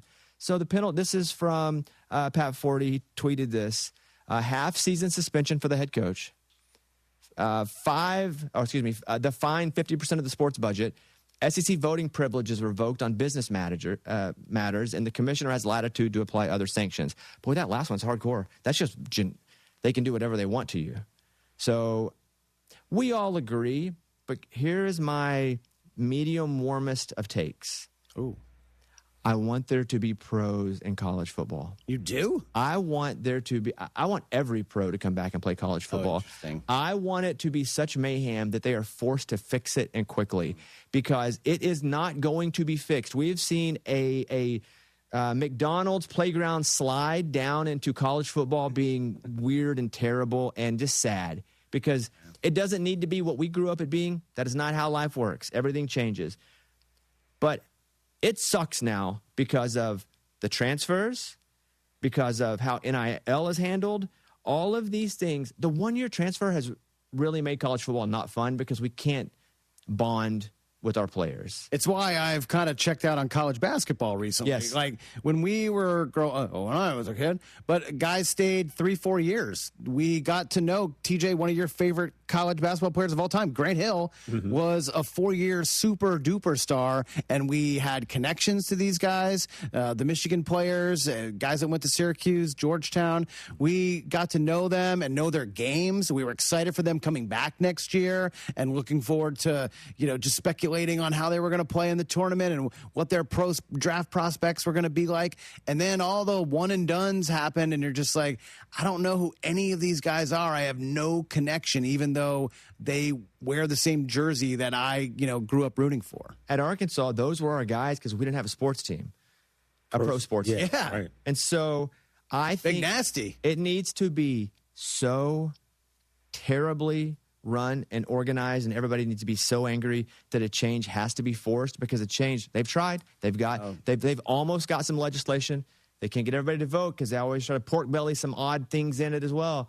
I think it has to go so wrong. That's the only time anything ever gets fixed. So you want chaos. It has to be. Until it blows up. It and then never gets fixed until there's total chaos. Yeah, I'm looking at the operating budget for LSU football last year. You guys want to guess what this is? You talk about the 50% fine if they were to play one of these guys. Go. $51 million, the football budget in LSU. That's your salary here. Can you imagine that? Yeah, that was between us. No, but I'm saying that's a lot. That's how I know that's a lot, because I know that's your salary here. Again, yeah. I thought that was the off-air conversation. Yeah, we hate pros in college. LSU is really the face now. And is it a surprise that LSU is being run by Lane Kiffin? I mean, is that a surprise? Well, I mean, is it? I mean, he goes there. And, Jay Felly, once a Raider, always a Raider. They kind of play by their own rules. He's the Pied Piper of just trouble. He's the Pied Piper of fun trouble. Like fun trouble. Yeah, Lane is your fun uncle who sneaks you beer when you're 12. Right. You know what I mean? So I hate Then it. cannot understand why you're mad. Your mom gets mad at. Yeah, and you're just like, Lane, come on, cut it out. You know what I mean? It's a big deal. Teaching you how to drive at 10. There he is. We all hate it, but I feel that it needs to happen even worse, because it's got to get fixed, and they're not fixing it as is. They're just trying to Band-Aid it, and those Band-Aids are falling off like you just got in the shower with it on. They're falling off like that quickly. So that's that. Another one is Bill Belichick. He's going to play this week. Week 0 of college football is this weekend. So it's year 2 at North Carolina. 1 to 10, 10 meaning you totally care. How much do you care, former Patriots lover? Yes, love Bill, everything he did for the team that I root for X amount of years. A lot of winning, TJ. Yes. Put up a statue. He should have a gold jacket already. I am less than 0 interested in North Carolina football. Really? Yeah. What about you, TJ? I got so many teams, Bobby. I just don't have the capacity to take on another one right now. So, well, you just took on Bobby. You may have missed it. TJ is now a diehard Oregon football fan. Really? And so, Jay Felly, breaking news. I haven't been here for a while. Diehard Oregon fan over there, TJ Jefferson. So asking him to root for the Tar Heels probably is a bit. And I don't even know if you need to root. Are you interested? I am interested for one more season. He went 4-8 last year. It was a fun story. Greatest NFL coach of all time. Takes a college team. Was it a fun story, though? It seemed like a lot of people were cracking a lot of jokes. But that's fun to me. Okay, well, yeah. Okay. It doesn't have to be like a wholesome story. I like your style. I see where you're coming from. Yeah. They're playing TCU this week in Dublin, which is pretty awesome. College football overseas does not make sense to me. Because NFL-wise, I could see where you could bond with an NFL team. Right. Yeah. College football, there are so many schools. And also college football is based on where you grew up or where you went to school or where your dad went to school. In Dublin, they don't care.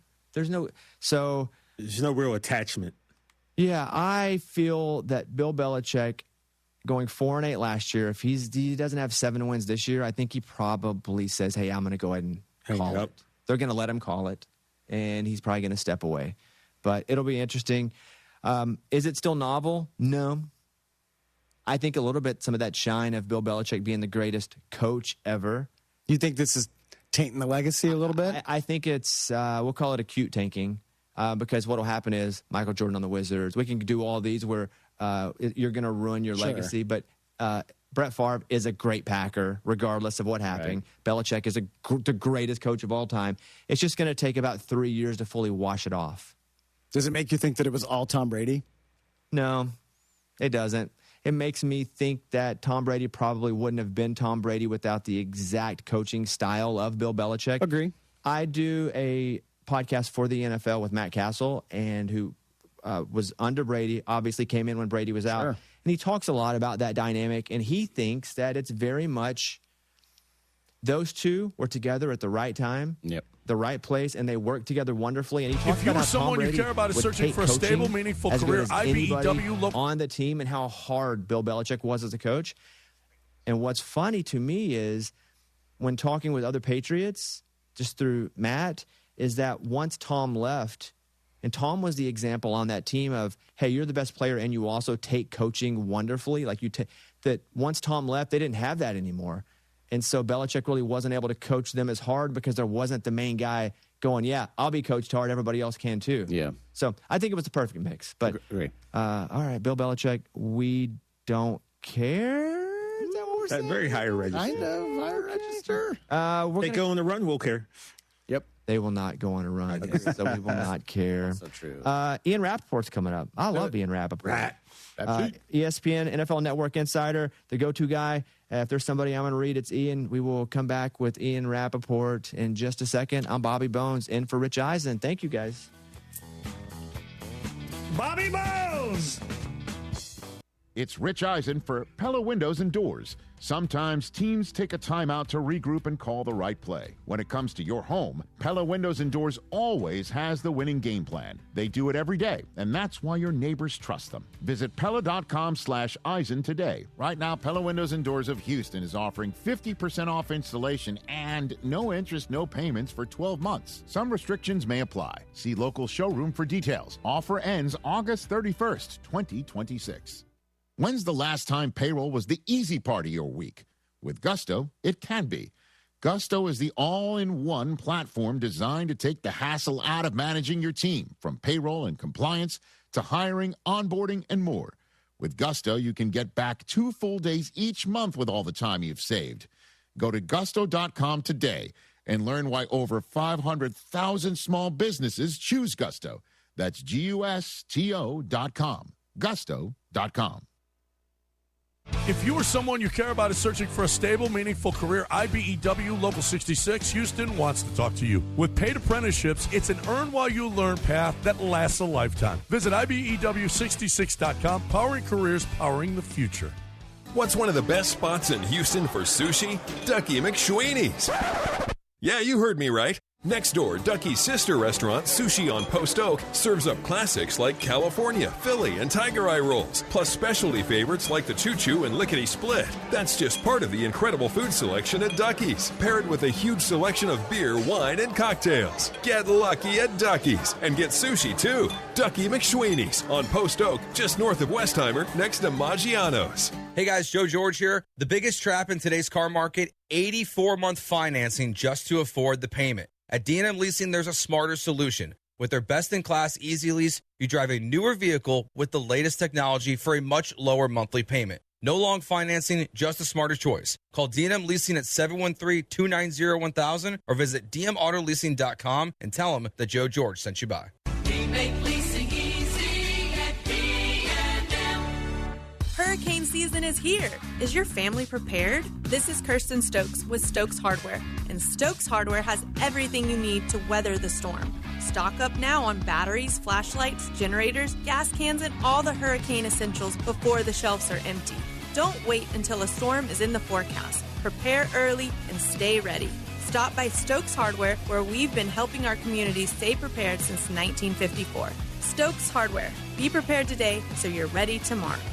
Houston, it's time to kick off football season. The Houston Cougars are back at TDECU Stadium for the H-Town kickoff, taking on Oregon State Saturday, September 5th at 11 a.m. This game kicks off college football on ESPN. Don't miss the energy, the excitement, and your Cougars in action. Be there for the H-Town kickoff. Tickets now at uhcougars.com/tickets or call 713-GO-COUGS. Come early, be loud, wear red. Clara, I had something really interesting happen. Tell me about it. I was being interviewed and the guy asked me, of all the collections that you have purchased, which one are you the proudest of? What did you tell him? I told him about that woman who inherited half a dozen guns from her grandfather. Remind me. She sent me an email that I couldn't hardly believe, so I drove a few hours to go see the guns. Are you talking about the lady who was offered $12,000 for the whole collection, but then she wrote to you because she really needed $19,000 to buy a car? That's the one. How much did we pay her? $220,000. Because it was the right thing to do? Because it was the right thing to do. The best gun shops in America are in Texas, of course. Collector's Firearms. Right on the corner at Whiff Timer in Voss and Houston on Alpha Road in Dallas. 1 block east of the tollway. Collector's Firearms. Hi, this is Harold Gunn. And this is Bill Olson. Texas Outdoor News is the longest running, most award-winning outdoor radio show in the state for a lot of good reasons. We bring you the latest news and information about hunting and fishing across our great state and beyond. And our guests are who's who from industry, government, and the field. Texas Outdoor News is brought to you by Ford Trucks and your best in Texas Ford dealers. Join us Saturday mornings at 6, Sunday at 7 on ESPN 97.5. In a city as big and diverse as Houston, it's nice to know your bank still knows you. At Home Bank, their bankers aren't just here to help. They'll recognize you, know you, and earn your trust. They live here, work here, and care about community like you do. And because everyone's financial journey is different, the bankers take the time to understand what matters most to you. Right now, they're offering several banking specials designed with Houston in mind. Whether you're saving for tomorrow, growing your business, or planning your next big step. The best part? You don't have to figure it out alone. Stop by any of Home Bank's locations across Greater Houston, River Oaks, Pasadena, Sugar Land, Baybrook, Friendswood, and the newly opened Banking Center in Tomball. To speak with a banker who's ready to listen, answer questions, and help you find options that fit your goals. Home Bank, just real conversations with real solutions and opportunities. Go to home24bank.com to get started today. Good for business, good for life. Home Bank, member FDIC, equal housing lender. Looking for a great way to listen to ESPN 97.5 whenever and wherever you are? Then download the ESPN Houston app. Just search ESPN Houston in your app store and download today. The ESPN Houston app is brought to you by Aqueduct Plumbing Company.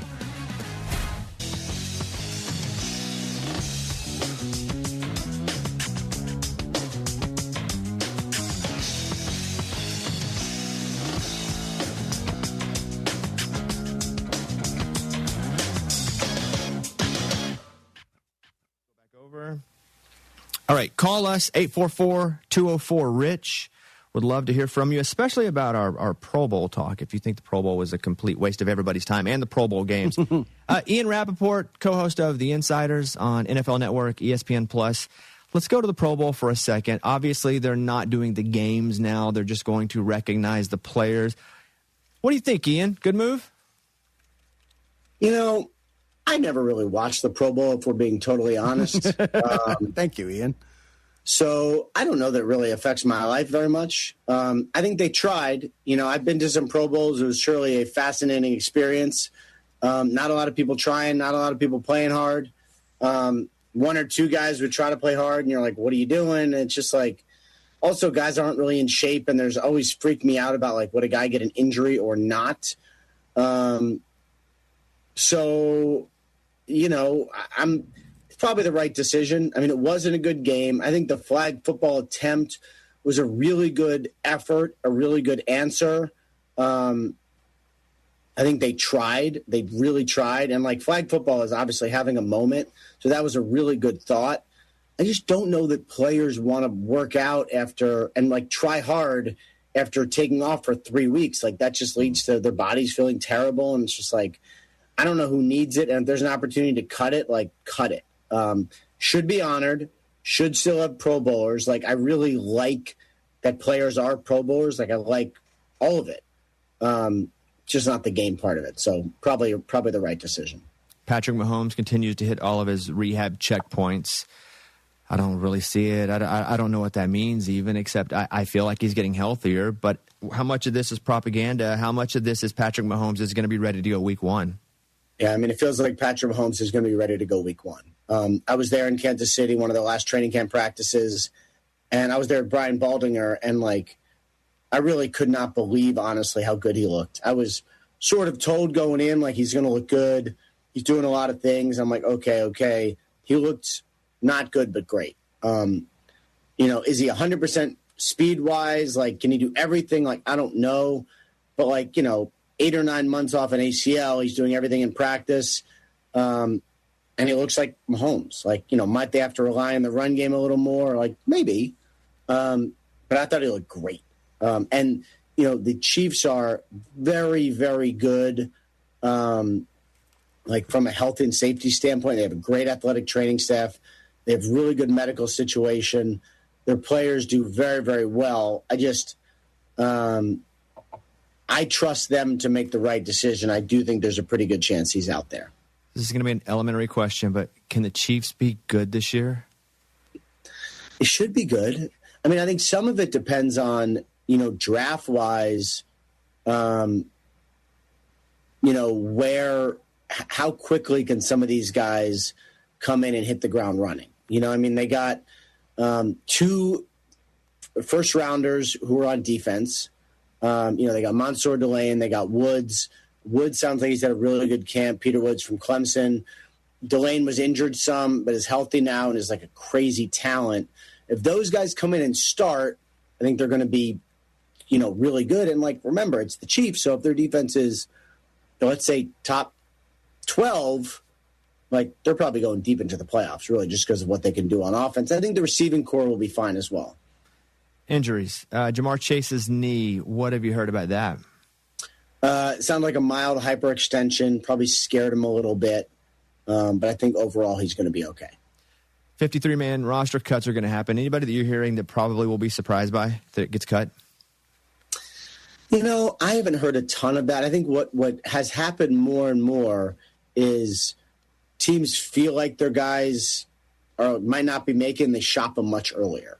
Like they have a good idea. And so in March, those guys get traded. In June, those guys get traded. I mean, there'll be some trades, don't get me wrong, but I don't know that there's going to be a lot where you're like, I can't believe this guy was traded. Every year there's maybe 1 or 2.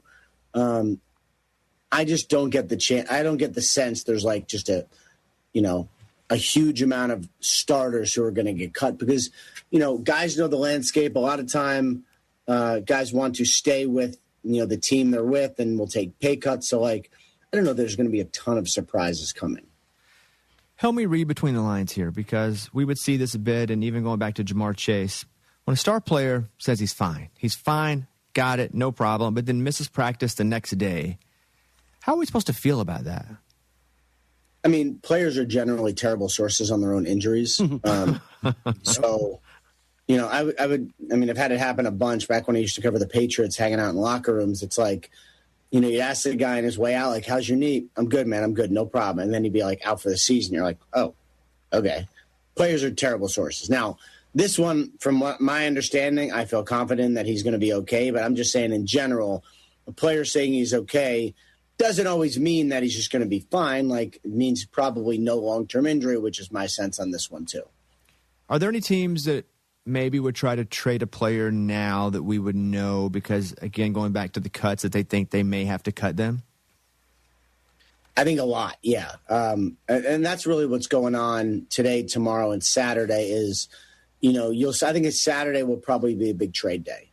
You'll get players who, some you've heard of even, who get traded for a 6th-round pick, and you're like, all right, this guy wasn't going to make the team, and you had 2 teams vying for him, so it's a 6th-rounder, not a 7th. Most of these trades will be player for 7th-rounder for depth.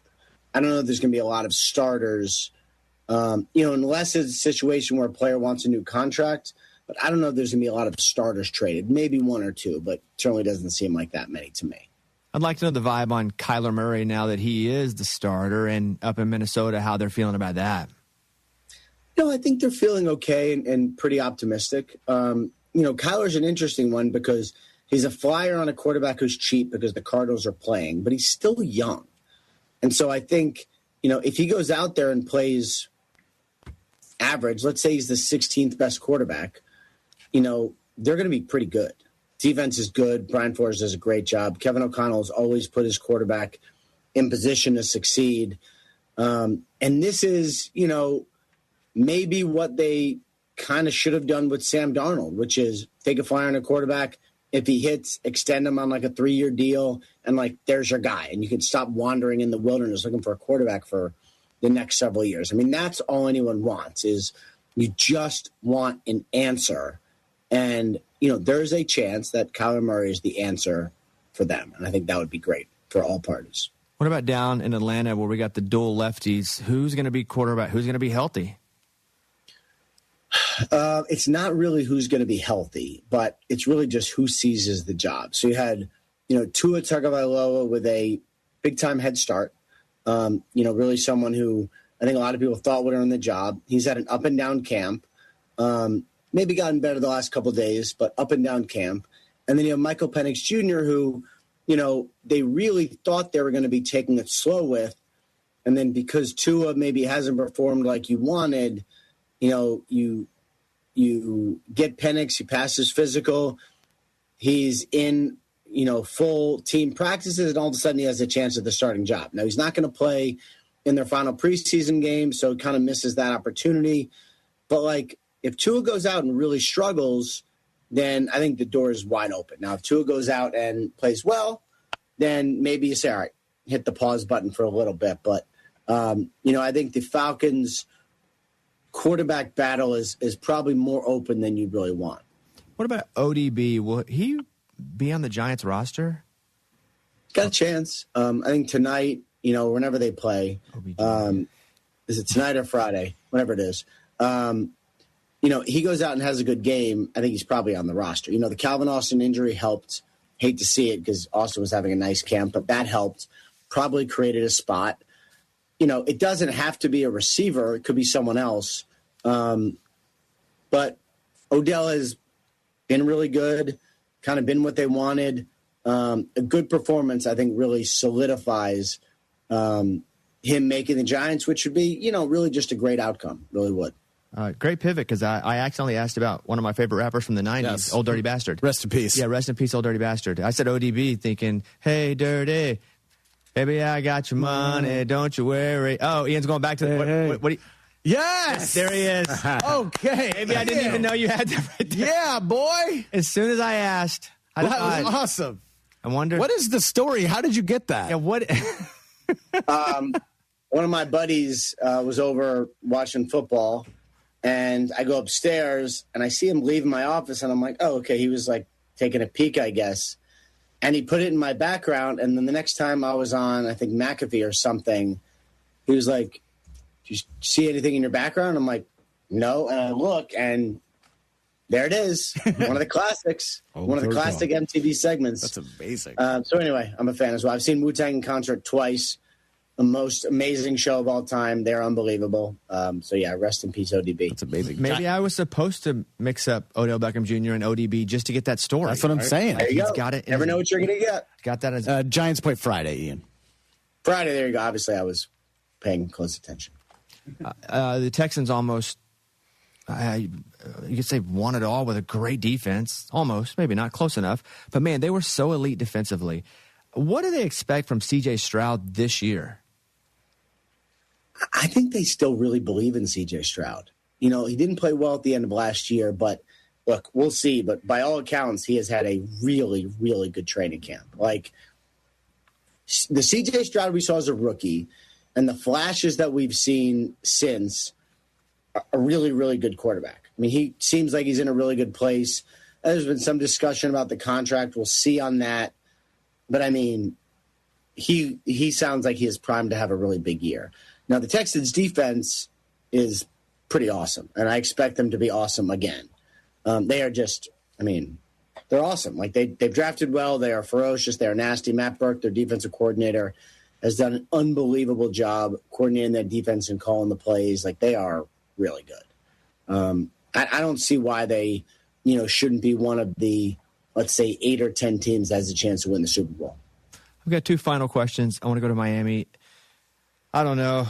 They just reached out to me recently and asked me to play wide receiver, so I think that they don't have a lot happening there on the outside. But can Malik Willis succeed without weapons? I think it'll be a challenging year. I think the coaching staff is pretty good. And so, they'll be well coached. Like, do they have enough firepower? Like, they're taking a historic cap hit. They clearly are viewing this as a rebuilding year. I would say they have a chance to be okay, but there is a chance that they are not.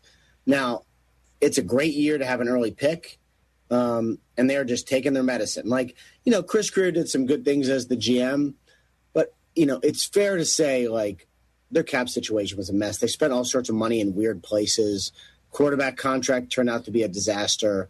Like, they're in a little bit of cap hell right now, and they're taking it all this year. So I think whatever happens, the most important thing is them setting themselves up to have a really good 2027 and 2028. So we saw him go from the backup at Green Bay, and now he's in Miami. But if we go to the greatest backup in TikTok history and preseason history, that would be Joe Milton. Is there any chance Joe Milton has a life kind of like this? There is a chance. I've sort of learned in my illustrious career that preseason is different. I mean, it just is different. And there's been a bunch of players who shine in the preseason. I'm like, man, if this guy ever got a chance, and you're like, you know what? Coaches know. Now, for Joe Milton, he is incredibly talented, and he's obviously not playing because he's behind Dak. But, like, if he's stuck behind Dak for however many years Dak wants to play and then ended up as a starter, like, that'd be a great outcome. We'll see. We'll see what he is. The talent is clearly there. He has impressed when he's had the opportunity. The arm strength is wild. But I don't know. We'll see what he ends up being. But I'm curious as well. I really am. Ian, you're the man. I really appreciate the time. All right. Good hanging, man. Take care. Thanks, guys. Thanks, Ian. See you, Ian. The great Ian Rappaport. Here's what I want to do in the next segment. It's your show, Bobby. It's not my show. And I was just texting Rich, by the way. Oh. Yeah. I didn't mean to name drop. Wow. You guys heard of him? Let me pick that up real Rich quick. Eisen? Hey. Yeah, name drop here. But it's not my show, just for the record. It is Rich's show. But I would like to tell you, our number is 844-204-RICH. What I would like to talk about in a minute, in the next segment, is what team does everybody think is going to suck that actually might be pretty good? Oh. And so, if you're listening right now, or you're watching, I would love for you to call. Say it. What team is everyone going, no chance? And that's why I brought up Miami. And they're actually going to be pretty good. We will do that and more next. Bobby Bones in for Rich Eisen today.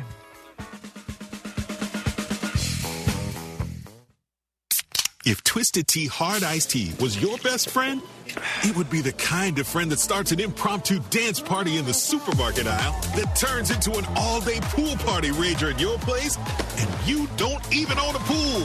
Twisted Tea Hard Iced Tea turns any day into a legendary adventure.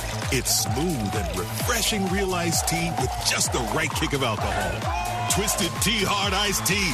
Keep it twisted. Twisted Tea Brewing Company, Cincinnati, Ohio. Please drink responsibly. Ellie here is getting the sleeve she's always dreamed of. She worked with Empower and planned for her next move, so she got good at money. Now she can be a little bad.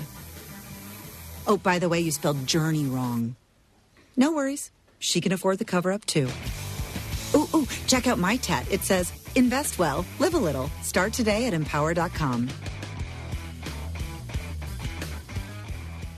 Houston, it's time to kick off football season. The Houston Cougars are back at TDECU Stadium for the H-Town kickoff, taking on Oregon State Saturday, September 5th at 11 a.m. This game kicks off college football on ESPN. Don't miss the energy, the excitement, and your Cougars in action. Be there for the H-Town kickoff. Tickets now at uhcougars.com/tickets or call 713-GO-COUGS. Come early, be loud, wear red. When your project impacts traffic, safety isn't optional. It has to be done right. That's why contractors and municipalities across Greater Houston trust Buyers Barricades. From traffic control plans and custom signage to equipment rental, setup, maintenance, and final pickup, Buyers Barricades manages every step of the job so your crew can stay focused on the work. They're service-driven, safety-inspired, and available 24/7. Buyers Barricades, the Texas authority in barricade rental. Learn more at buyersbarricades.com. St. Arnold, they have a beer for everyone. They also have a space for everyone. Lance Zerline here. If you're planning a wedding, company party, or birthday bash, St. Arnold has a space for you. For events with 20 to 300 people, choose the Cozy Investors Pub or the spacious beer hall. Enjoy fresh St. Arnold beer, plus wine, cider, root beer. Their in-house chef creates everything from appetizers to full feasts. Book your holiday party now for prime dates. Visit StArnold.com, click private events. Make sure you go to StArnold.com, click private events. When you see this in your kitchen, The stainless steel fridge is covered in fingerprints. you hear this. Leslie, people are going to think you were raised in a barn or by wolves or raised in a barn by wolves. Fortunately, Wyman Stainless Steel 3-in-1 cleans, shines, and protects to give you the best shine. A spray and a wipe will have your fridge shining like a mirror. Wow, my fridge looks brand new. Your fridge looks amazing, Leslie. Sorry, I was being a little dramatic earlier. Your kitchen says a lot about you. Let it brag with Wyman. I know that hiring can be challenging. You need someone to match your role perfectly. Well, now you can meet them fast on ZipRecruiter. Build your team, build it sooner. Meet your match on ZipRecruiter. Just head to ZipRecruiter.com/free right now to try it for free. That's ZipRecruiter.com/free. Meet your match on ZipRecruiter. Try it free. Every family has challenges. Every family has secrets. Every family has a gay uncle that gets too drunk and starts asking you about your buddies. But not every family has a feature-length documentary film made about it. But yours could. Go to yourheritagefilm.com and reach out. We sit down with your loved ones, visit about their upbringing, career, history, kids, school, everything, and we make a movie. They have a blast, and you have something truly special for generations. yourheritagefilm.com. Chances are, if you've been to a few weddings, corporate events, rodeo committee gatherings, or charity dinners over the years, you've enjoyed Damaris Catering. Yanni Damaris here. Most people know Damaris Barbecue. Our family's been at it since 1964. Well, Damaris Catering has been around since the early 70s. We do events from 20 people to 5,000, serving a variety of cuisines to cater at any event. From no tie to bow tie, it's taken care of. Damaris Catering. Find them at damaris.com.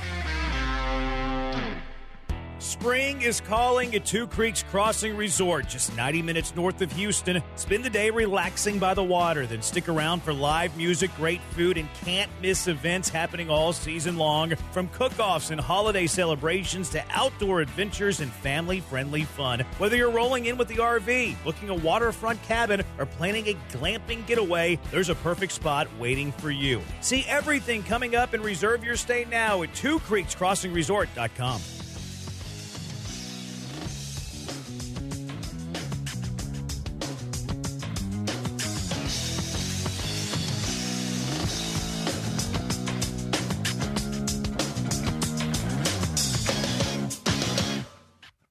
Sneaker game is always on fire. You guys have some for me because we're going to do teams that probably aren't going to be good, but they might be good. I like It this. could surprise I everybody. like this game. By the way, I'm Bobby Bones. Call us. We'd love for you to hop in. 804. Excuse me, 844. Sorry. Let me say something about me. Where is My right eye doesn't work, okay? I'm going to be honest with you. No, I get it. No. 804 is... No, it's 844. East Central Virginia. Yeah. If you're in East Central Virginia, this is our number locally. 844-204-RICH. You know how many numbers I have for all my shows? I'm sorry about that. No. I'm not. I said Old Dirty Bastard was playing for the Giants, okay? That I really enjoyed. Teams that probably won't be good, that might be good. You go first, Chris. I don't know. I was listening to a fantasy pod this morning, TJ, and I'll call them out. The fantasy footballers, they're friends of ours, and he was really hyping up Garrett Wilson. And I'm like, the Jets have been losers for 50 years, aside from like that one season and a couple years with Mark Sanchez. Geno Smith looked pretty good the other day. Oh, no. I just heard a glass shatter with that. And Garrett Wilson, you could probably get really good value on him in your fantasy draft, and he might be a top 7 wide receiver this year. Did you do 40 seconds on high register there? Was that a record? It was high. It was 4. It was high. I think everyone expects the Jets to be terrible. I think they want to be terrible to get a top 5 quarterback next year. But, you know, Miami doesn't look great. And, of course, Buffalo and New England are kind of in their own thing.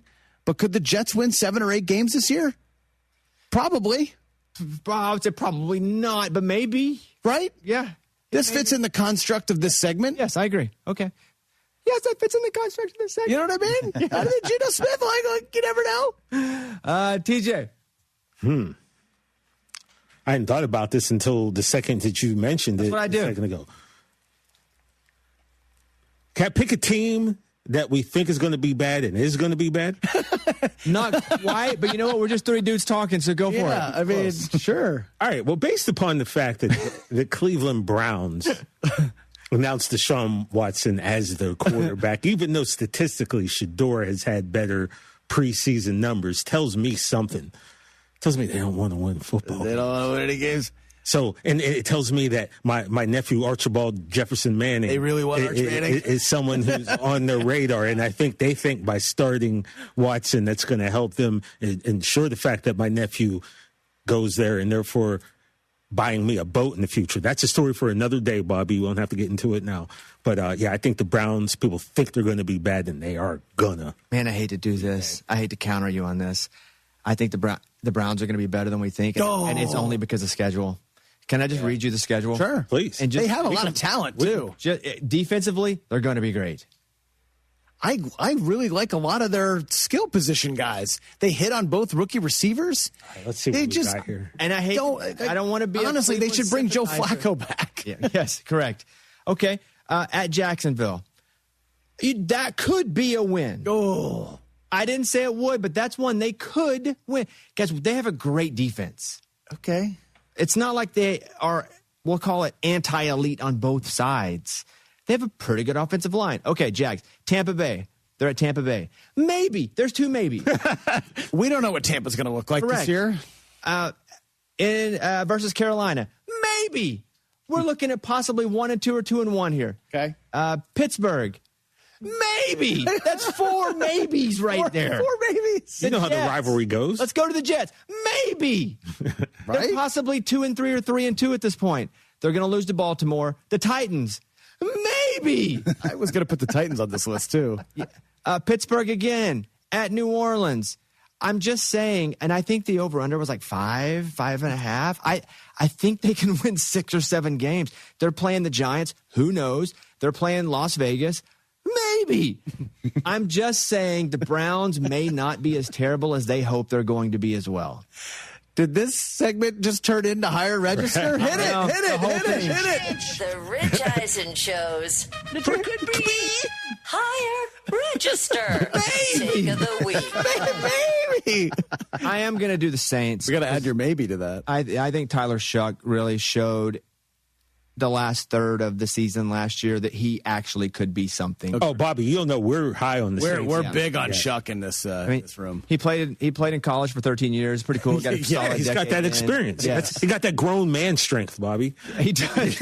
Everyone else is out here 21 years old. He's 37. They're also playing in the NFC South, which means you don't have to be a juggernaut to really suddenly find yourself in the mix and playing meaningful games in December. So I think the Saints could be that team that wins 7, 8 games. Maybe. This whole segment is high register. Yeah, exactly. So how do we feel about Arizona? I don't. You don't feel anything about Arizona? No, okay. There's no feeling. Is it just the heat, the ungodly 117 degrees? It's just they're not even a real team. Interesting. Yeah, I know. Rich had Jacoby Brissett on, what was the list yesterday? The top 5 maybe surprises, surprising players this year or something. Just, I don't know. I feel like they drafted really high. They got an excellent running back that hopefully we're going to see at some point. Yeah, catch and run. And I just feel like Arizona, to me, they've been such a loser for so long that I don't consider them at all. Where Las Vegas is interesting. You could put them in. I was actually going to bring them up next. I mean, expectations are so low, but why? I mean, Mendoza Mania. Yeah. I just think that this guy, he's special, and I think he's got whatever that it quality is. Like, he's kind of got it. Really curious to see what the actual deal is with the Ashton Genty injury, but Brock Bowers is super elite, TJ. I mean, guy. He's so good. If they could just get a receiver, I would have liked to seen them in on maybe the Kayshon Boutte mini sweepstakes that went on this week, and he ends up in Houston. But Max Crosby still there. Yeah, and I think Max seems for now. Yeah, seems rejuvenated. Tyler Linderbaum, like they actually have They have improved the roster, and obviously a big upgrade over at head coach this season. And so, I don't know, they're kind of sneaky. Maybe they won't be as bad. The other one that I feel like 6-7 wins, a bit of a sneak, is just because we've seen consistency from John Harbaugh, and you're talking about the Giants. The G-man. So if they can keep their quarterback out of the tent, that's a big if, Bobby. That is a bit. Well, this is all ifs, right? This segment's basically. August 27th is nothing but ifs. I know. It's just John Harbaugh is the only reason I think they could be a little bit better, because John Harbaugh was consistently pretty good. I'm gonna zag on that in 10 seconds. That's fine. So we got the Giants, the Raiders, the Jets. No Titans though.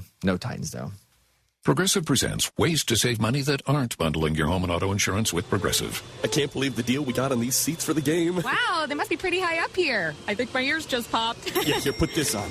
Is that an oxygen mask? An official team oxygen mask. Well, I can kind of see the field. Good, your senses are still sharp. You're going to need them for phase 2 of the ascent. Don't save money by sitting in the nosebleeds. You could save hundreds by switching to Progressive. Get a quote at Progressive.com. Progressive Casualty Insurance Company, affiliates, and other insurers. Not available in all states or situations.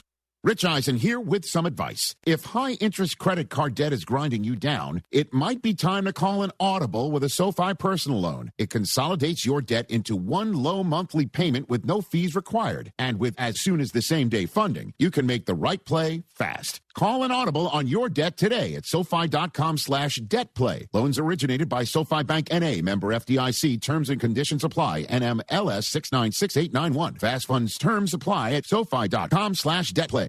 If you want a career with stability, purpose, and room to grow, the International Brotherhood of Electrical Workers, Local 66 in Houston, is ready to meet you. For over 125 years, they've trained the professionals who keep our electrical grid running strong. High wages, full family health insurance, and retirement planning are just the beginning. Send your son, daughter, grandchild, or come yourself. Visit 4345 Allen Genoa Road in Pasadena, or go to IBEW66.com. Powering careers, powering the future, IBEW66.com.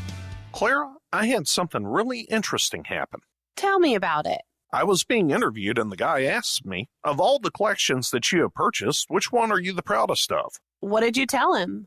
I told him about that woman who inherited half a dozen guns from her grandfather. Remind me. She sent me an email that I couldn't hardly believe, so I drove a few hours to go see the guns. Are you talking about the lady who was offered $12,000 for the whole collection, but then she wrote to you because she really needed $19,000 to buy a car? That's the one. How much did we pay her? $220,000. Because it was the right thing to do? Because it was the right thing to do. The best gun shops in America are in Texas, of course. Collector Firearms. Right on the corner at Whiff Timer in Voss and Houston on Alpha Road in Dallas. One block east of the tollway. Collector Firearms. Hey, you got better things to do than think about your electricity bill, but how do you avoid the surprise of a high bill at the end of the month? Here's what I do. I rely on the guys over at Champion Energy. With their low-price, fixed-rate plans, there's never any surprises. Plus, the team at Champion sends me weekly usage reports with my projected bill amount. Again, no surprises. They also remind me when my contract is about to expire so I can lock in on low prices. Visit champion.energy to view a variety of fixed-rate offers. That's champion.energy. Promo code 1560. Promo code 1560. Progressive presents perfectly bad excuses for missing stuff to spend more time on your motorcycle. Hey, Suze, can't make it to your party. Gotta defrost some chicken. There's tenders, boneless thighs. Gotta keep an eye on it. Now that was a bad excuse. If you love your vehicle this much, get customized coverage from Progressive, America's #1 motorcycle insurer. Progressive Casualty Insurance Company and affiliates, not available in D.C. Labor Day savings are happening now at the Home Depot with select appliances starting at $399. Plus, save up to an extra $1,000 and get free delivery on appliance purchases of $998 or more. Get a Whirlpool laundry tower featuring industry-first UV clean technology designed to reduce bacteria in the wash without fading fabrics. Plus, with great prices at the Home Depot, you can save on select appliances designed designed to make laundry day easier. Shop Labor Day savings at the Home Depot today. Offer valid August 27th through September 16th. U.S. only. See store online for details. Don't ignore that leak. That water hitting your ceiling right now, it's destroying your home and setting you up for thousands in damages. And here's the truth. Roofs don't fix themselves. They get worse, fast. Whether it's a small repair or you need a full roof replacement, handle it now, before the damage spreads. Call immediately for a free roof inspection. You'll know right away. Can this be repaired? Or do you need a brand new roof before it collapses into a major expense? Delaying this call could cost you 10 times more in structural damage, mold, and interior repairs. Don't take that risk. Call the roof hotline right now. The storm isn't your problem. Ignoring it is. Call now. 800-577-4742. 800-577-4742. 800-577-4742. That's 800-577-4742. Who are you? ESPN 97.5. Presented by Zadok Jewelers. There are jewelry stores, then there's Zadok's. KFNC, Mont Bellevue, Houston. This is The Rich Eisen Show. Hey, everybody. Can't get enough of The Rich Eisen Show? You're in luck. You can find us everywhere. Watch us weekdays on Disney Plus from noon to 3 Eastern. Miss the show? We've got a podcast so you can listen anytime. But here's the best part. Our YouTube channel. Subscribe at youtube.com/Rich Eisen Show and you'll never miss a moment. Now, on with the show. This is The Rich Eisen Show. And you don't stop. With guest host, Bobby Bones. Rich Eisen. He's calling me. That's cool. From the Rich Eisen Show studio in Los Angeles. Earlier on the show, NFL Network insider Ian Rappaport. Coming up, college football insider for The Athletic, Stuart Mandel. Actor and musician Nick Jonas. And now, sitting in for Rich, it's Bobby Bones.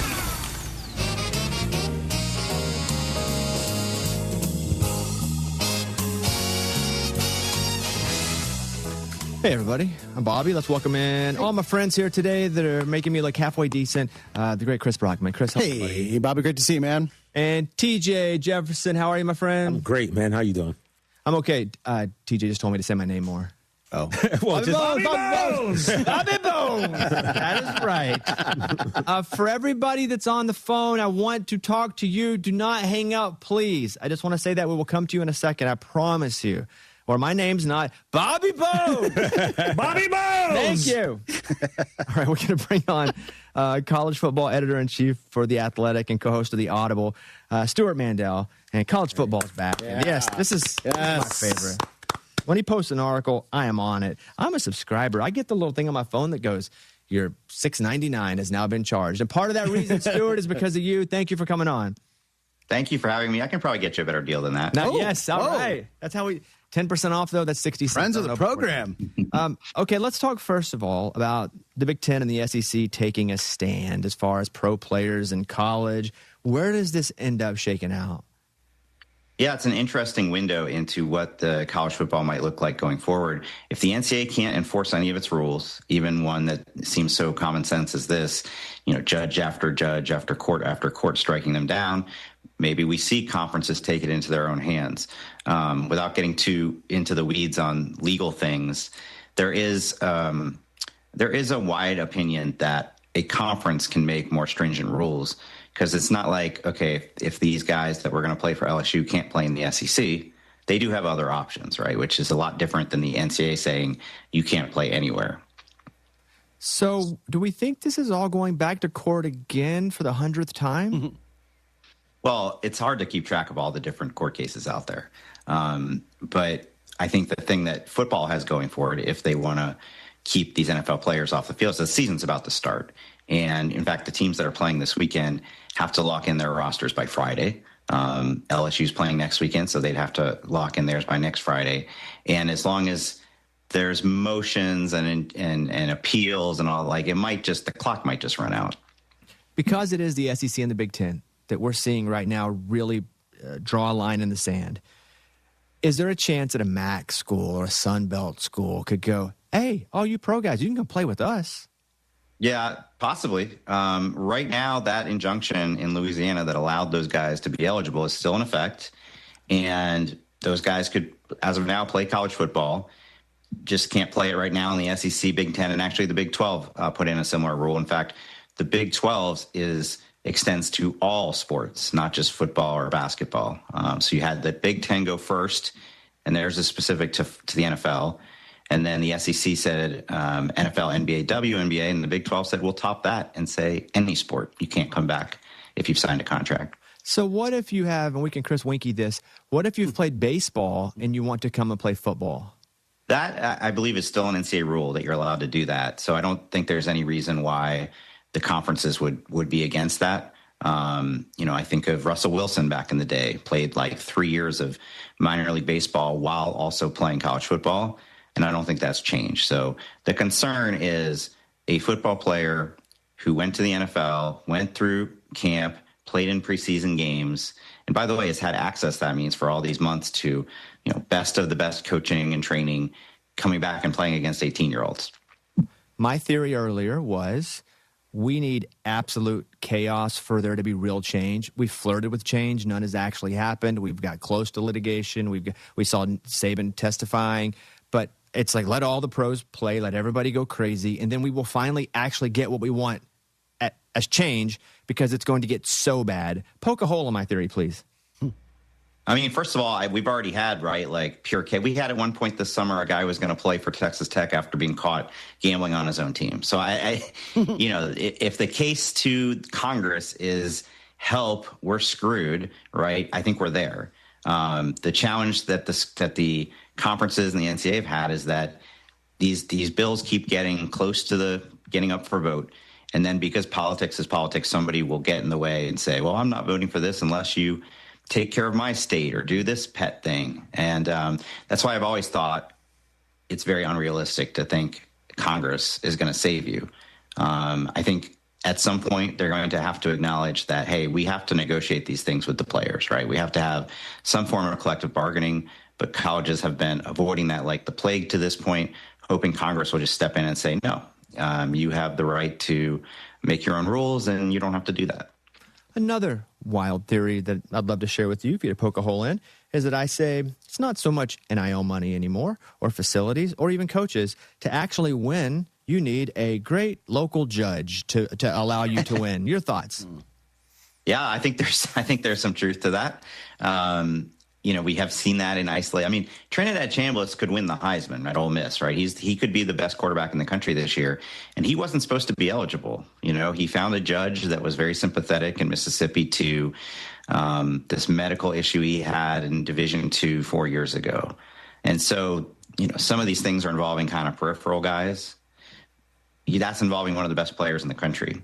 So, yes, I joke that, the next frontier is going to be, you don't like a call in the game, you think the refs had it out for you, take that to court. I was reading your latest article where you were talking about the Big Ten and the SEC, basically saying if the NCAA can't control eligibility, we'll just do it ourselves. But do you think this at all leans to what has often been speculated? We'll do it ourselves means we'll just go and start our own super conference type situation. Yeah, there's certainly that notion out there. I mean, the SEC has really been the one talking the most publicly about trying to just do self-governance. I think that a lot of people think that's kind of unrealistic, but they have insisted to this point, no talk of a breakaway. I think some of that's going to be played out on the field. The reality is, and people don't want to necessarily hear this, that the SEC and Big Ten schools are playing in a different tier financially, competitively so far in the college football playoff than most of the ACC and Big 12. Miami obviously showed they can break through that. And so if that continues like the playoff might get bigger, probably will get bigger, and just continues to be dominated by these two conferences, at some point do they say, yeah, we don't really need the other conferences. We can just have our own national championship. What is your expectation for Bill Belichick this season? Oof. Not good. Not good. I mean, it's been a nonstop soap opera there, obviously. His son, the defensive coordinator, is on medical leave right now. The GM, Mike Lombardi, is being investigated. They took an interesting approach to roster building, which was in this age of teams getting older and bringing in very experienced portal guys. They went young. And so they're going to trot out there on Saturday with the second least experienced roster in the country, which doesn't seem ideal. And they're also playing a tougher schedule than last year. They went 4-8 against a relatively manageable ACC schedule. They're going to have to play Miami and Notre Dame this year, and a couple other pretty notable teams. So I don't see it being better than 4-8, but, I'm always happy to be proven wrong. There are a couple things I think about that set new precedents. And the first time a guy ran a 4-minute mile after forever, then everybody ran one. When Adrian Peterson tears his ACL and comes back basically a day later, and everyone now felt like they could get healthier and go quicker.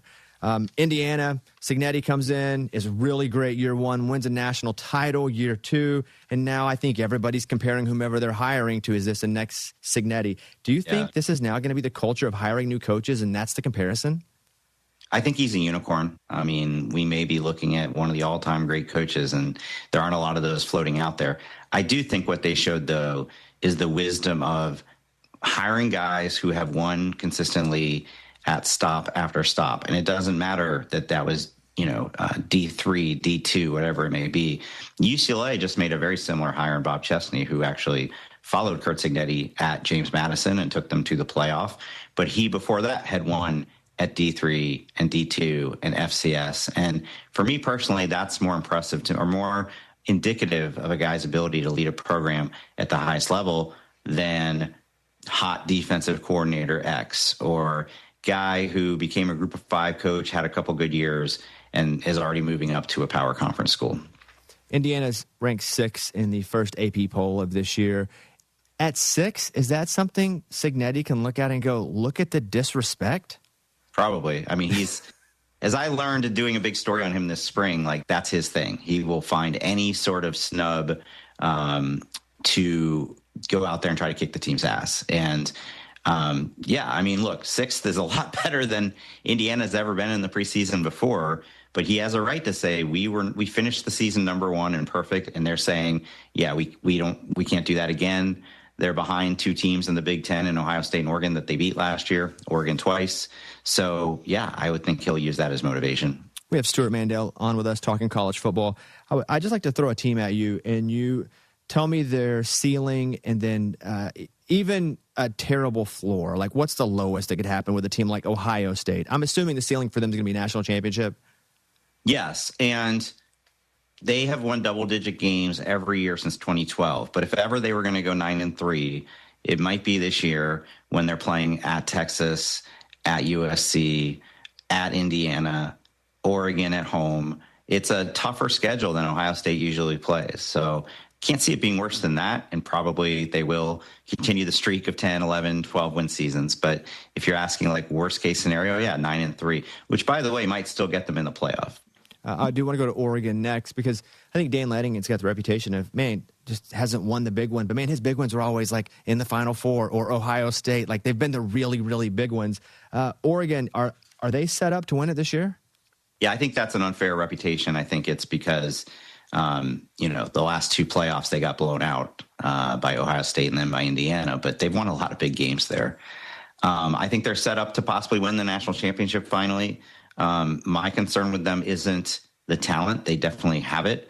It's losing both coordinators from last season, in Tosh Lupoy, who's now at Cal, and Will Stein, who's now at Kentucky. Can Dan Lanning plug in the next guys and just keep doing what they've been doing is the big question there.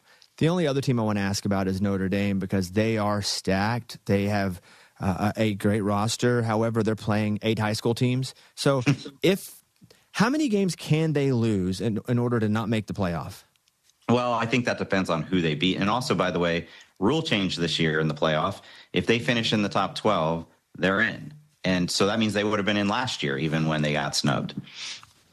One other team, and I only want you to say something bad about them. Okay, just because I hate them so much. So tell me, I don't want the best case. I want the worst thing you could possibly say about Texas. Tell me something that's going to be really bad about the Longhorns. Okay, well, there's already been some bad signs. Their All-American left tackle hurt his knee. He'll be back at some point, but he'll be out probably for that Ohio State game. Their linebacker, who wasn't necessarily going to start, but has definitely played a lot, got kicked off the team. And then there's rumblings rumblings, Arch hasn't looked great in the preseason. So it's not, I would say, it's hard to get real information out of preseason camps now, but they're one of the only teams that I've heard kind of everybody else is like, we've got the best team ever. We're bigger, stronger, faster than ever. And that's one where I've heard some like whisperings that, hey, we might have some problems. And I guess the final question is, of all the colors of all these teams, why is burnt orange the worst and make you also want to vomit? All right, I guess I don't know the background here. Your school is? Arkansas, and it was the first picture they showed on this. They showed Arch Manning throwing through Arkansas. Yeah, it's stupid. Well, I don't predict many good things for Arkansas this year. I didn't ask. Hey, Stuart, I didn't ask. Hey, Stuart. Now, one part of me said, please comment on Arkansas. Their worst case scenario is a lot lower than Texas. Yeah. All right. Well, not to really, probably never get invited on here again. I like burnt orange. I think Texas and UCLA have the best uniforms in college football. Oh, you do. Who do you think has the best helmet? Ooh. Gosh. I mean, it's got to be either Notre Dame or Michigan, and I don't know exactly how to break that tie. Man, I got to go with Michigan too, I think, and I'm not a Michigan fan at all. But I don't think we can count like history, because Notre Dame is only cool because Newt Rockne. I mean, Notre Dame is only cool because it's been around for 100 years, right? Or am I crazy? Or is that? I think for me, it's that the way the gold just like shines so. If you've ever been at a Notre Dame game, like it's like you're being blinded by the sun from 300 feet up in the air. I think I'm going to go with you. I'm going to go with Michigan. Those are probably. I mean, if nothing else, those are probably the most recognizable helmets. Like we could go to Japan and be like, do you know whose helmet this is? Oh yeah, it's Michigan. Who do you think, Chris? I'm trying to pull another one out. I'm inclined to say Notre Dame. Also, there's nothing to it. It's gold. That's the idea. Like picking your favorite ice cream, vanilla. By the way, I don't mind Penn State. So you just like history. Yeah, Penn State's is definitely unique. Alabama's is unique with just a little number. But yeah, I think Michigan. TJ? I'm a Penn State guy. I also love Pitt's uniforms. What is happening? Yeah, Pitt's good colors. So much bias. One final thing here. Are we going to see any sort of rules on NIL anytime soon and what we can spend, how we can spend it, like more clarity on who's spending what? Absolutely not. It's all... But there was supposed to be rules, right? The house settlement was supposed to be the big solution. Everybody gets the same amount of revenue share. Everything else has to go through a clearinghouse. And all that did was like set a new floor.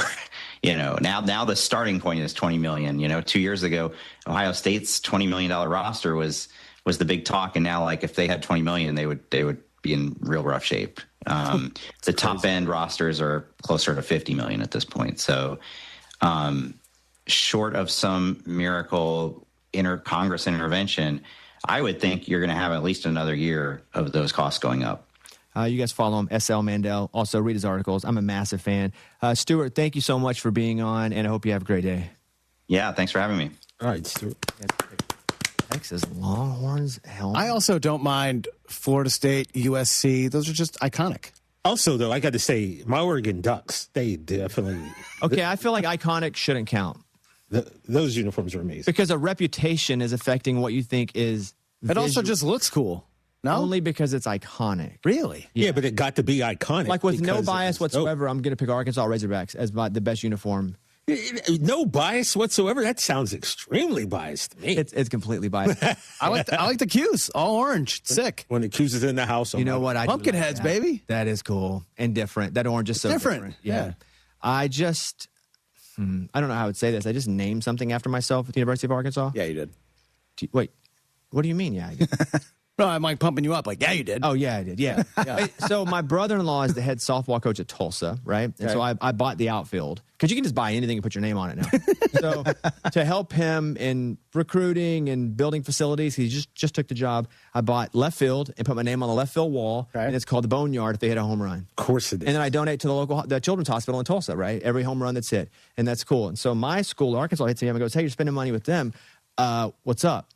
And so I don't like our athletic director at Arkansas. I think he's garbage can. However, I don't know the coach yet. He's brand new. We've texted a couple times, but I'm always going to be a Razorback fan, no doubt. It's in my blood. I got a tattoo. And so, breaking news, the Bobby Bones X-ray room in the football stadium. That's right. It's going to be. Wow. Oh, all right. So when they go in to get their bones checked. See, do you see it now? It makes sense. You see it? They were like, give us some money. What do you want to name? Rick Dalton, Jeff. Right there. Do it. I don't know. You never saw Once Upon a Time in Hollywood? Leonardo DiCaprio. Oh, the point. Oh, Yeah. yeah. Pointing. I didn't know his name. I know that. Yeah, Rick Dalton. You called it GIF. Interesting. GIF, me? No, you're right. That's how you're supposed to say it. I get told I'm wrong all the time. There it is. Yeah, that I'm familiar with. Like that meme. I did not know that was his name. Do you like that movie? Love that movie. You know a movie I watched that was so good? And I hate horror movies. Ooh, Obsession? I gave it a no rating. I don't do any horror, so I haven't even seen it. I just know it's like a cult thing. I don't do horror either, and I watched it, and I could respect it because it was written wonderfully, but when I reviewed it, because I'll review movies, I gave it a no. A no? It wasn't for me. A no. But it was excellent if you're into horror movies. Have you seen The Menu? The Menu? Yeah, where they go to this restaurant, and they're on this island, and this super famous chef. Oh, man, it knocked the old socks off and only had one on, and it was amazing. I don't know what review it gets. I hate horror movies, but I watched The Menu. It was excellent. A+, 5 stars. Ray Fiennes, Nicholas Hoult, Ray Fiennes is the chef. Anya Taylor-Joy, John Leguizamo. I watched the one with a lot of good peeps in this movie. The Demi Moore one where she's, you guys seen that one? Where she goes back and has to like inject herself to be prettier. Whoa. No? That one won a bunch of awards? Nope. Yeah, she got nominated. The Substance. She got nominated for an Oscar. Substance. That one was crazy. That was all. That's my movie. I watch like one movie a year. Why? Oh, you got a lot going on. He's too busy. No. He has so many jobs. He has a new baby. Yeah, baby. That's why I left Rich's Best Dad Ever up. Yeah. Because today I will be holding that title as Best Dad Ever. You know who we have coming up next hour? Who's that? Nick Jonas. Yes. Oh, hey. Big fan. I'm a sucker for you. No. Yeah. You guys don't know that one, do you? I do. Yeah. Oh, you do? At the Waffle House, baby. All right. Good deal. All right. I'm Bobby Bones. We're going to get to these calls. I promise. That's next. We love callers. Back in a second. Rich Eisen here. Running a small business means every hire matters. A bad hire costs time and money, but the right one helps your business grow. The challenge? Finding that person without sorting through resumes. That's where LinkedIn Hiring Pro comes in. It screens candidates so you can focus on conversations with qualified talent. With Hiring Pro, you can hire with confidence and build the team you need. Join the 2.7 million small businesses using LinkedIn to hire. Get started by posting your job for free at linkedin.com/Eisen. Terms and conditions apply. Evan Cohen here. In sports, anyone can say they're the best. The actual best? They prove it. That's what I like about Midas. When you buy tires at Midas with paid installation, you get their limited lifetime tire guarantee included at no extra cost. That includes flat repairs or flat replacements and tire rotations every 5,000 miles. That's confidence you can drive on, mile after mile, because the best don't just say it, they back it up. Midas, the best around. Something big is coming. On September 2nd, DraftKings Game Day arrives with massive deals, exclusive deals, and an all-day celebration built for sports fans. The DraftKings Sports app is now live in all 50 states. Yep, that means you, Texas. One app, every sport, all 50 states. DraftKings Game Day is yours. Remember the date, September 2nd. DraftKings Game Day is the kickoff of a new season, a new era, and the biggest day in sports history. New DraftKings customers, sign up with code Houston975. Spend $5 to get $200 in rewards within 21 days. That's code Houston975 in partnership with DraftKings. The crown is yours. Event trading offered by DraftKings Predictions, a CFTC registered introducing broker. Trading involves risk of loss. Market availability varies. Eligibility restrictions apply. $50 every 7 days via click-to-claim issued in non-withdrawable predictions dollars that expire in 1 year. Terms at dkng.co/predictions promo. Nationwide based on sportsbook predictions and free-to-play sports contest availability. Varies by state. Houston, your day just got sweeter. Warm, fresh-baked cookies delivered straight to your door? Yes, please. Tips Treats is baking all day, every day. Chocolate chip, snickerdoodle, cookie pies, and more. Delivered warm. And Houston, we've got something sweet just for you. Use promo code ESPNHOU and get your next pickup, gift, or delivery for $14 a dozen. Code valid through September 7th, 2026. Limit 1 per customer. Treat yourself or someone else. What's one of the best spots in Houston for sushi? Ducky McSweeney's. Yeah, you heard me right. Next door, Ducky's sister restaurant, Sushi on Post Oak, serves up classics like California, Philly, and Tiger Eye rolls, plus specialty favorites like the Choo Choo and Lickety Split. That's just part of the incredible food selection at Ducky's, paired with a huge selection of beer, wine, and cocktails. Get lucky at Ducky's and get sushi too. Ducky McSweeney's on Post Oak, just north of Westheimer, next to Maggiano's. DraftKings Sportsbook at the Golden Nugget Lake Charles is your best bet this football season. Catch all the action and immerse yourself in over 3,200 square feet of LED screens. Wager, watch, and win in the sleekest setting with the best odds. Order your favorite game day bites and sip on an award-winning cocktail at your game day headquarters. Only at the DraftKings Sportsbook, Louisiana's largest sportsbook at the Golden Nugget Lake Charles. A 2-hour drive from Houston. Must be 21 or older. Gambling problem? Please call 1-877-770-STOP. Hey guys, it's Joe George. The biggest trap in today's car market isn't the price. It's the 84-month financing. Today, nearly 25% of new car buyers finance for 84 months or longer just to make the payments affordable. At D&M Leasing, they know there's a smarter solution. With the best-in-class Easy Lease, you can lease the vehicle that fits your lifestyle with payments that's much lower. You can drive a newer vehicle with the latest technology and safety features for your family while reducing the risk of negative equity. Don't finance longer. You'll be buried down the road. Save today by making a smarter choice. Call D&M Leasing today at 713-290-1000 or visit dmautoleasing.com. That's 713-290-1000 or visit dmautoleasing.com. Start your leasing journey today and tell them Joe George from ESPN 97.5 sent you by. D&M Leasing, the smarter way Texans drive. We make leasing easy at D&M. Blue Mountains cold beer. There, I said it. That's how you know your Coors Light is cold. Those beautiful Blue Mountains. If you like cold filtered, cold lagered, and cold packaged beer, then you need to be drinking Coors Light like me, John Granado, Coors Light enthusiast. So whether you're out with the crew or stocking up for the week, look for the Blue Mountains. Grab a cold Coors Light at your favorite local bar, restaurant, or on your next grocery run. Choose chill, Houston. Choose Coors Light. There, I said it again. Progressive presents The Museum of You. We begin our tour with a unique piece, a relic from the early big screen television era. Remarkable. Next, we find a juicer, which historians believe has only ever been used once. And finally, compact discs from the emo era. A rare find indeed.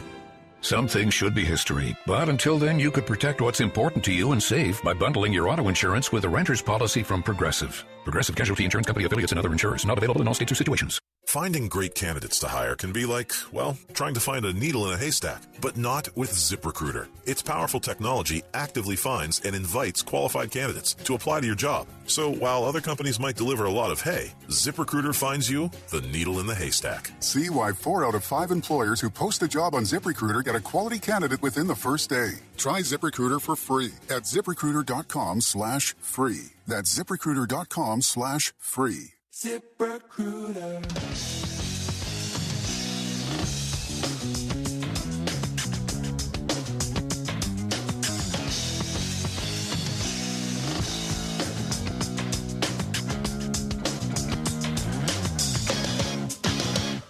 All right, so hire right the first time with LinkedIn Hiring Pro. Get started by posting a free job at linkedin.com/Eisen. I'm Bobby Bones. Glad everybody's here. I do want to go over and talk to Dennis in South Carolina. We were talking about teams that people expect to be bad that might be better than what people expect. Dennis, what do you have? Oh, Dennis. Jay, you want to put Dennis on the horn here, or Dennis decided Jay's first day back in a while. There he is. Hey, Dennis, start over. All right, hey there. What's up, Dennis? Yes, sir. What do you got? Tell me your team. It's Bobby, Dennis. Tell me your team you think will be better. I think Miami's going to be better. Please tell me why. And the reason why, they won 7 games last year with the 3 Musketeers at quarterback. Okay. I think, and the over-under this year, I believe, is 4.5. And I think they got a better offensive line. I think they're going to be probably a top 8 rushing attack, providing they don't have to come from behind, 30 friggin' points every game.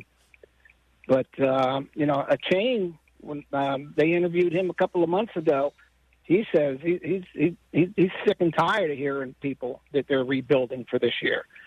So, I'm going to give them a shot, and I'm going to tell you they'll probably be in first place after the first week. Okay. And I'll tell you, because I think Buffalo is going to lose at Houston, and I think New England is going to lose at Seattle, and not to mention that the Super Bowl loser doesn't even make the playoffs the following year. I hope for the NFL's sake the Dolphins are good. I would like to see the Dolphins be good. I don't have any feeling at all about the Dolphins. I think, to me, the Dolphins always seem like a team, regardless of when they've been pretty good to terrible. If they play anything below 60 degrees, it just doesn't make sense to them. It's like they're on a whole new planet. But I hope for your sake that they're better. I don't hate the Dolphins. They intentionally tore it down. Tua and Tyreek and Jalen Waddle, obviously all gone. Mike McDaniel's gone. Malik Willis is the quarterback. I understand Waddle and stuff. Waddle had one 100-yard game last year on the team. He got 666 yards for the whole season, and everybody's saying, "Oh my God, we lost such a fabulous player! I can't believe it." And Tyreek Hill is a non-issue last year anyway. So I think people better watch out, because if they got a good running game and keep the ball away, I think they have a chance. Well, Dennis, I appreciate the call. Thank you so much. I was looking at Pro Football Focus, and where do you think they rank Miami's receivers? I don't know. Pick a number. 32. If you guess last, you are correct. And they just have roster holes everywhere. Yeah. Mm-hmm. Offensive line, secondary, pass rush, obviously receiver. They want to lose, right? Am I crazy to think they want to lose? Well, quarterbacks. It's a rebuild. I don't think they're expecting the moon this season. It's also one of the be top competitive, play hard. One of the top 5 hardest schedules in the NFL. Yeah. On top of that, so I like that. Hey, I like old Dennis there from South Carolina. It's going to be tough for Miami for sure. I just like pointing out the false narrative that the Super Bowl loser never makes the playoffs the following year, because the last time the Patriots lost the Super Bowl in the 2017 season, TJ, what'd they do in the 2018 season? Hopefully not won. Won the Super Bowl. So that's one, though. That's one. But it's this specific team doing it. Yeah, I hear you. You know what I mean? It's going to be rough for you guys, though, this year. I will take all bets. But the bet isn't that you're going to be bad or even have a bad record. I got people telling me they're going to go 8-9. Like, in what world are the Patriots under 500? That means Drake May's injured. It goes catastrophically bad. The only reason I would say such a thing, not 8-9, but I could see 9-8 as a floor. You know this. Like last year, they had the greatest schedule ever because they were so bad the year before. The problem with going to the Super Bowl is you now have to play the hardest schedule. And so now their schedule, we're starting with Seattle. We got Buffalo. I mean, there's the Bears. The Bears are going to be good. Our Bears. Green Bay's good. Detroit, the Chargers, Buffalo, Minnesota. Okay, I don't know. Kansas City. I just feel like 9-10 games, you should be happy. Do you feel like you should be happy with 9-10 games winning? If we win 10 games, if the Patriots win 10 games, I will not be happy. Really? Yeah. Okay. 14-3 last year and made the Super Bowl. A lot of things fell just right. Just right. Just right. Perfect. The guy also performed. They also played well. They also, they overachieved with lesser than position groups across the board. And all of those have improved. Agree. And you do have a threat, a wide receiver now, like a real one. A real one. And that's exciting. And a real number 2. Yeah, it's exciting. Biggest villains in the NFL going into this season. Here's my list at number... Oh, we have a production. Slow down. 1, 2, 3, 4, 5. Bobby Bones! Top 5. Let's go. You bring production value, Let's buddy. go. Don't rush it. For those Don't rush, baby. You guys got a real picture of me with my shirt off. How'd you get that? Hey. That was an actual picture of me shirtless. We talked to your wife. Wow, look how ripped I am. Yeah, look at that. Jacked, bro. At number 5, I have Nick Sirianni. Oh, interesting. Now, you may ask, I just think he loves being a heel. That's straight up. It's nothing that he's even done recently. Like, Sirianni is one of those guys who is perfect at it. He is the Ric Flair of the NFL. Embraces it, loves it. He is who he is. I'm a Sirianni as a heel, and I like him because of that. Nick Sirianni at number 5. Sirianni truther. At number, you ever met Sirianni? Yeah, we had him at the Combine this year. Was he? Brosboro. Yeah, he was there with Big Dom, my new best friend. Right. That's why I don't like those. I don't like those people, Bobby. I'm going to be honest. I wasn't listening much to that conversation because I was thoroughly enthralled talking to Big Dom for a half hour. And I was thoroughly aggravated watching Brockman talk to Big Dom. You were. Because you're a Cowboys fan? Oh, and yeah. Got it. Yeah. He hates the I just wanted birds. to make sure we got the intention out there. Number 4, Jerry Jones. Hold your Cowboys. Wait a second. What? Yeah. He's my number 4 on my villain list. How dare you? Yeah, listen. He's a Razorback. Yeah. He is the NFL's most permanent heel. So if Sirianni is the heel of the last 5 years, Jerry Jones is the most permanent heel. That being said, I like Jerry Jones. Jerry Jones took me up in his chopper, showed me around. Oh. And yet you have the audacity. I don't think it's bad to be a heel. I think that's a good point. I think hills are needed. I think some of my other hills are people I actually like. I mean, look, Roddy Piper was a hill. He was great. So, good point. Fantastic. I'm going to shut up now.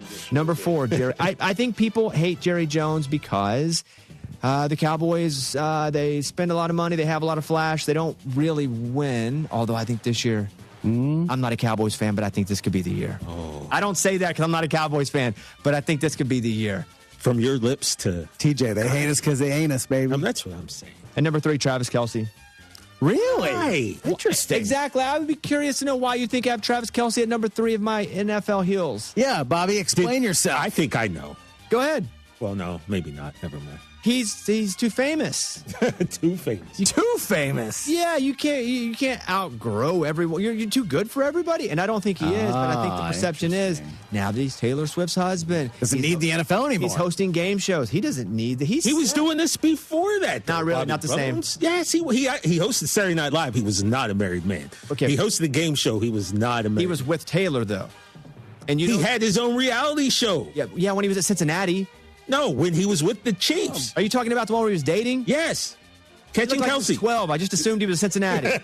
I think Travis Kelce, it's Chiefs fatigue plus celebrity fatigue plus commercials plus Taylor Swift. He's everywhere. It's overexposure. And I think that makes you a villain. I don't think he's a bad guy. I actually think he'd be pretty fun to hang around with. But I think to most people that aren't Chiefs fans or Taylor Swift fans, he's a villain.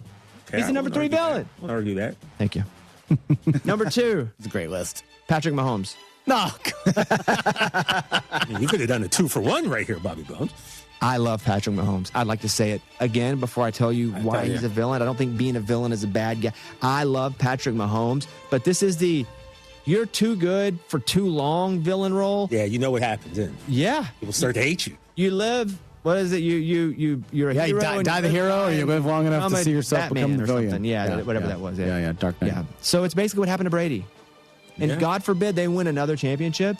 It's going to be unlike anything you've ever seen. That's true. Mahomes himself is not particularly villainous. He's a likable guy, but people just get tired of Kansas City winning. People don't like winners, Bobby. That's the weird thing. Exactly. When I walked in today, you guys were like, "Oh, you're here. We don't like you." And I'm like, I almost called off today because you're here because Bobby Bones is winning too much, man. Number 1, Andy Reid. I weirdly think Mahomes getting hurt last year, I think kind of helps the brand a little bit. I could agree with that. Because now he's sort of an underdog. Which was why he wasn't number 1. Yeah. Oh, and number 1. Number 1 is the all-time of the past decade. And it's not even that he's that good anymore. He'll probably be okay, but he's the most polarizing player. I think I know who this is. Aaron Rodgers, baby. Aaron Rodgers, the most polarizing player. He's outspoken about everything. That's what you had, TJ? No, but you got to let Bobby.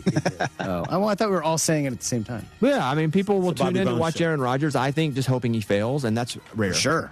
That's rare. Sometimes we just don't like people we watch, but I think people will hope Aaron Rodgers fails. I don't hope Aaron Rodgers fails. Instead of rooting against somebody that is polarizing that maybe I think I would never hang out with or have dinner with, I root for someone who is 42. Like, I just root for I like the old version more than I do like the jerk version. Right. I root for old. Because we're old now. You start to see other people. Wasn't it a crazy part of life whenever the athletes started to be younger than you? Like, just in general, you start to be 32, 38. Also, Bobby, I feel like sports, when we're kids, kind of gives us this weird relationship with age, right? Because, back in the days, a quarterback would hit 30, and you'd hear, oh, it's over for them. And then you realize, wait a minute, 30 years old? And they were considered old? No, man, that's still not even the prime of your life. So I feel like sports does give us this weird relationship with. It's why I thank God for LeBron. He is 53 and going as hard as ever. Man. Do you guys root for LeBron? I do now. The same reason I said Aaron Rodgers? No, he's a Sixer fan. No, he can't have all these flags. He does. He's a Sixer fan. Trick that they do where they pull all of the handkerchiefs out of the sleeves. Yes. That's what he's doing with jerseys. Look at all the banners. I'm like Gene the dancing machine. Wait, how, you've been a Sixers fan for a long time? My whole life. I'm from Pennsylvania. I know my rooting interests are all over the place because I'm not someone who subscribes to the fact that, just because you're born here, you got to root for everyone here. Okay, so I can appreciate that. But yeah, Dr. J, as you can see behind me, I have two sports idols. Loved a lot of athletes, but two people I idolize, Muhammad Ali and Dr. J. So therefore, been a Sixer fan forever. And now I am totally on board the LeBron James train. If an angel showed up to you tonight and said, "Oh, TJ, okay, you have to pick one team forever and only one team, and it's only one team, and so don't do the thing where you do other teams. What would it be?" Well, can I ask the angel? No, I don't take questions. A sport? No, that's not a press conference, TJ. It can be any team, any sport? One team in a sport. I'll answer for you, TJ. Yeah, go ahead. It's the Dallas Cowboys. Okay. Yeah. Is that a leprechaun? Oh, but now. Yeah, is this a leprechaun angel? You get one more. Well, I'd like one more, yeah. We in Ireland? Yeah, well, you're right. It's kind of a leprechaun, huh? Yeah, a little bit of leprechaun vibes there. I was rolling with it, though, baby. Angel leprechaun vibes. It kind of got off track there. I think you can do better. Let him do his thing. Oh, Tathan. What do you got? One more. Oh, one more? Yeah. The Cowboys and I'd have to say the Sixers. Okay. What about? Okay, it doesn't matter. I'm not asking. You keep giving me teams. This is working right into what I'd like to do. I don't want to ask it anymore. For a fifth team, who would you pick? Well, if you guys want to add to our list of teams that everybody thinks is going to suck, but you think they might actually be pretty good, call us 844-204-RICH. We would love to have your calls. Get it. Also, if you want to add a villain, we'll do that. 844-204-RICH. All right, we'll be back. Thank you. Man, this is good. These callers are good. Harry Douglas here to help you ignite your taste buds with Firework Freeze 5-Hour Energy Shots. Juicy cherry, citrus lime, and blue raspberry. It's that iconic freezer pop flavor, but with none of that guilty sugar aftermath. The perfect summer kick. It's delicious, portable, zero sugar energy shot bursting with flavor. Bring on the summer with Firework Freeze 5-Hour Energy Shots. Available online at 5hourenergy.com and on Amazon. I'm David Ortiz. When I lost my mom, she was only 46, and I lost my dad to cancer. It was the worst pain I ever felt. It made me think, what will happen with the people I love when my time is up? That's why I have life insurance. Ethos makes it easy. It's all online, take about 10 minutes, and you can get up to $3 million in coverage. Get your free quote at ethos.com/game. That's ethos.com/game. Pay testimonial. Time spent on application may vary. Online health questions required. Blue Mountains cold beer. There, I said it. That's how you know your Coors Light is cold. Those beautiful Blue Mountains. If you like cold filtered, cold lagered, and cold packaged beer, then you need to be drinking Coors Light like me, John Granato, Coors Light enthusiast. So whether you're out with the crew or stocking up for the week, look for the Blue Mountains. Grab a cold Coors Light at your favorite local bar, restaurant, or on your next grocery run. Choose chill, Houston. Choose Coors Light. There, I said it again. This is your deep inner voice. Exit 18th. Take the 18th Street exit. Exit 18th. Yanni Damaris here. If you're sitting anywhere on the 610 loop, stuck in traffic, exit 18th Street and grab a cold drink at Damaris Barbecue. We'd love to have you, and you'd love being here. We've got a full bar, beer, wine, liquor, and frozen drinks. And you can even be a family hero by taking home some delicious dinner. You heard me. 18th Street. Exit 18th. And get to Damaris Barbecue. If you or someone you care about are searching for a stable, meaningful career, the International Brotherhood of Electrical Workers Local 66 in Houston wants to talk to you. For more than 125 years, IBEW 66 has supported men and women who build, maintain, and operate our electrical grid. Their paid apprenticeship programs in electrical construction and line work offer classroom learning and a recognized career in as little as 3 to 5 years. Visit IBEW66.com. Powering careers, powering the future, IBEW66.com. Got a project? We've got the solution. Visit Stokes Hardware, your trusted hometown hardware store since 1954. This is Kirsten Stokes with Stokes Hardware. Whether you're fixing a leak, painting a room, tackling yard work, or starting your next DIY project, we've got everything you need. plumbing, paint, tools, electrical supplies, lawn care, and so much more. Stop by today and let our friendly team help you get the job done right. Stokes Hardware, your hometown hardware store since 1954. Se habla español. Mike Holly, class of 1990, has been protecting the interest of Cougars for over 30 years. First as a Cougar offensive lineman and now as president of HR&P. HR&P provides comprehensive human capital management services, including HR compliance, benefits administration, and payroll. Don't struggle with the demands of human resources. Let HR&P eliminate these burdens and customize a plan that fits your business needs so you can get back to growing your business. Learn more by visiting hrp.net/U of H. That's hrp.net/U of H. Hey, this is Chance from Heritage Films. You know what I miss about working in sports radio? Raiding the supply closet. I loved all that stuff. Paper clips, sticky notes, those little black clamp things that you put on the end of your finger. I love stealing stuff from the supply closet. But you know what I love more? My company, yourheritagefilm.com. I love filming families and founders' stories. I love being invited into their homes, getting to know them, and creating magic for generations. Magic markers, love those. yourheritagefilm.com. Do you have roaches in your house? How about mouse droppings in your cabinets? Imagine what you don't see. You could have a nest of spiders in your bedroom crawling all over you at night. Eliminate your bug and pest problems by calling the Pest Protection Hotline now. We're your full-service pest control helpline for all types of insects and rodents, including bed bugs, fleas, ants, roaches, spiders, yellow jackets, wasps, mosquitoes, and flies. If it's bugging you, we can help. The pros at the Pest Hotline are standing by right now to take your call. Your home is no place for pests. They're nasty. They spread disease. Get rid of them today. Call the Pest Hotline right now. 800-208-2172. 800-208-2172. 800-208-2172. That's 800-208-2172.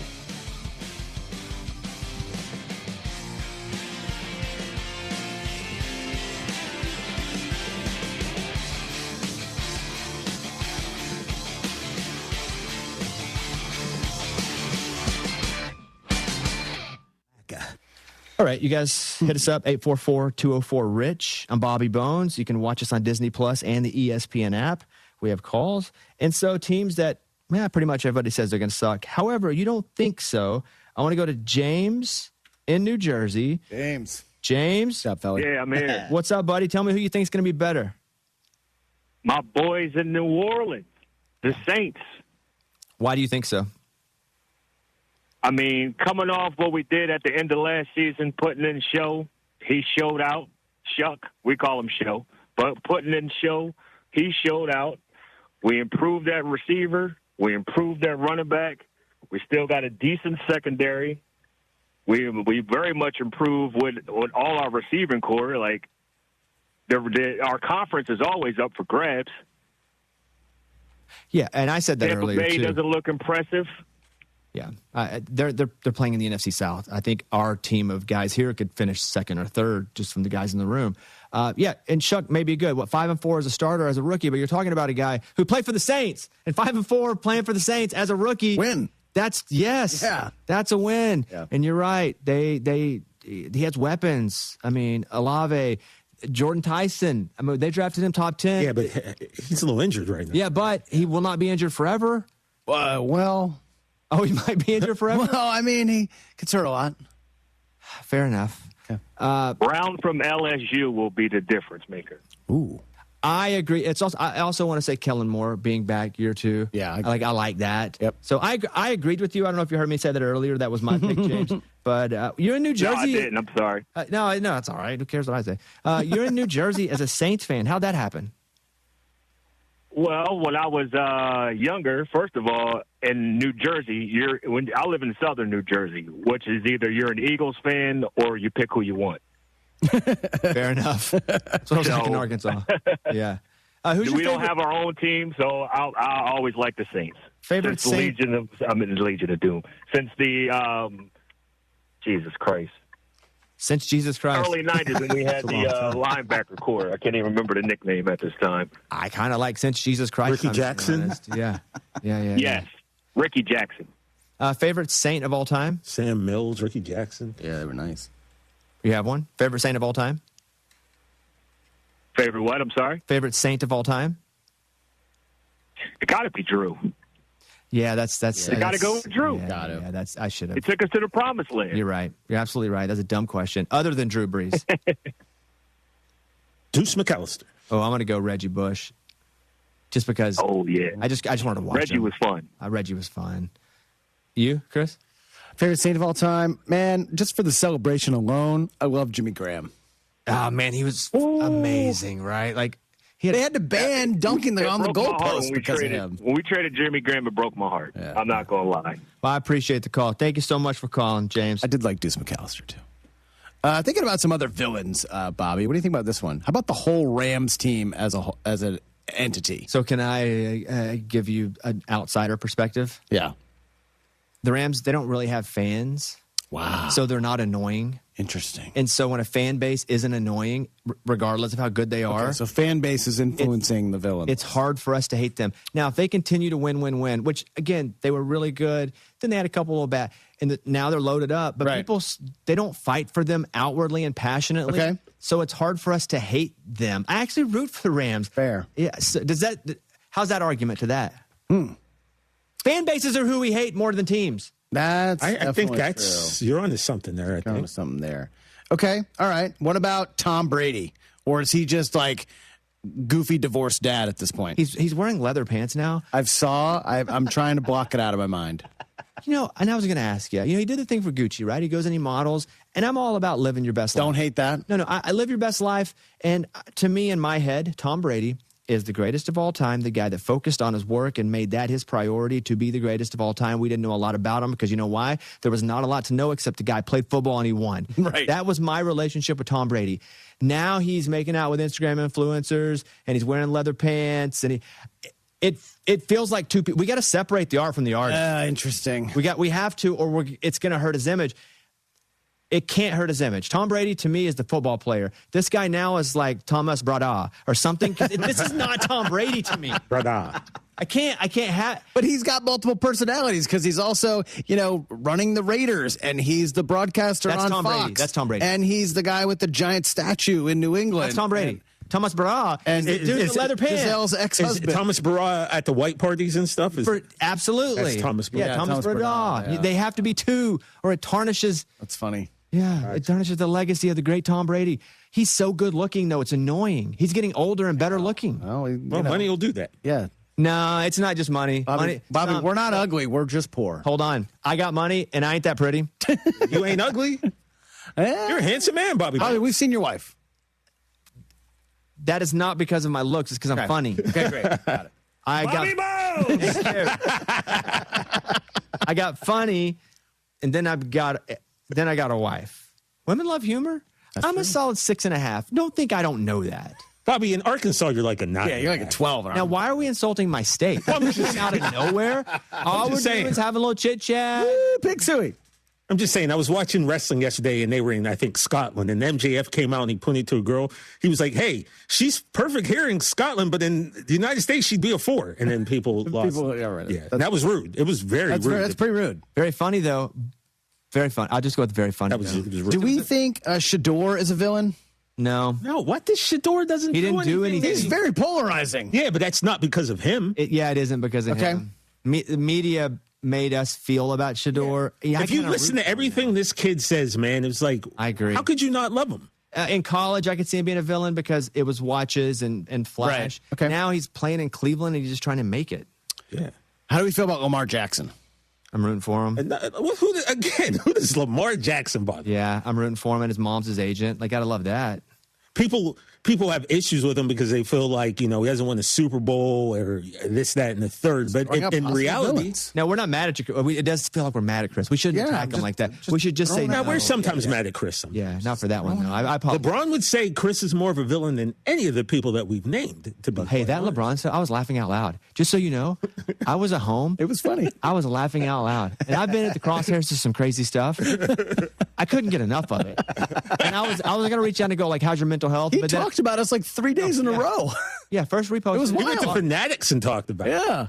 I Misquoted It was joyful. Misquoted me, but it's fine. It was joyful. Okay. Very funny. You guys call us. We do have more calls. 844-204-RICH. I am Bobby Bones. Skechers elite athlete OG Anunoby has been making history on the basketball court. Anunoby tips it in. Unbelievable. What a shot. He's been balling out in Skechers high-performance basketball sneakers, and the world is noticed. But how does OG train off the court to keep in peak physical condition? Hands-free Skechers Slip-ins Aeroburst. They help prepare OG for the physical demands of playing at a championship level. Get your pair of Aeroburst for only $165 at a Skechers store, Skechers.com, or wherever high-performance running shoes are sold. Shohei Ohtani's interpreter was fired today. Ippei Mitsuhara ran up gambling debts to a Southern California bookmaking operation. The inside story of the biggest scandal in modern baseball. He was absolutely bananas, the amount of bets he was making. I've never seen anything like it.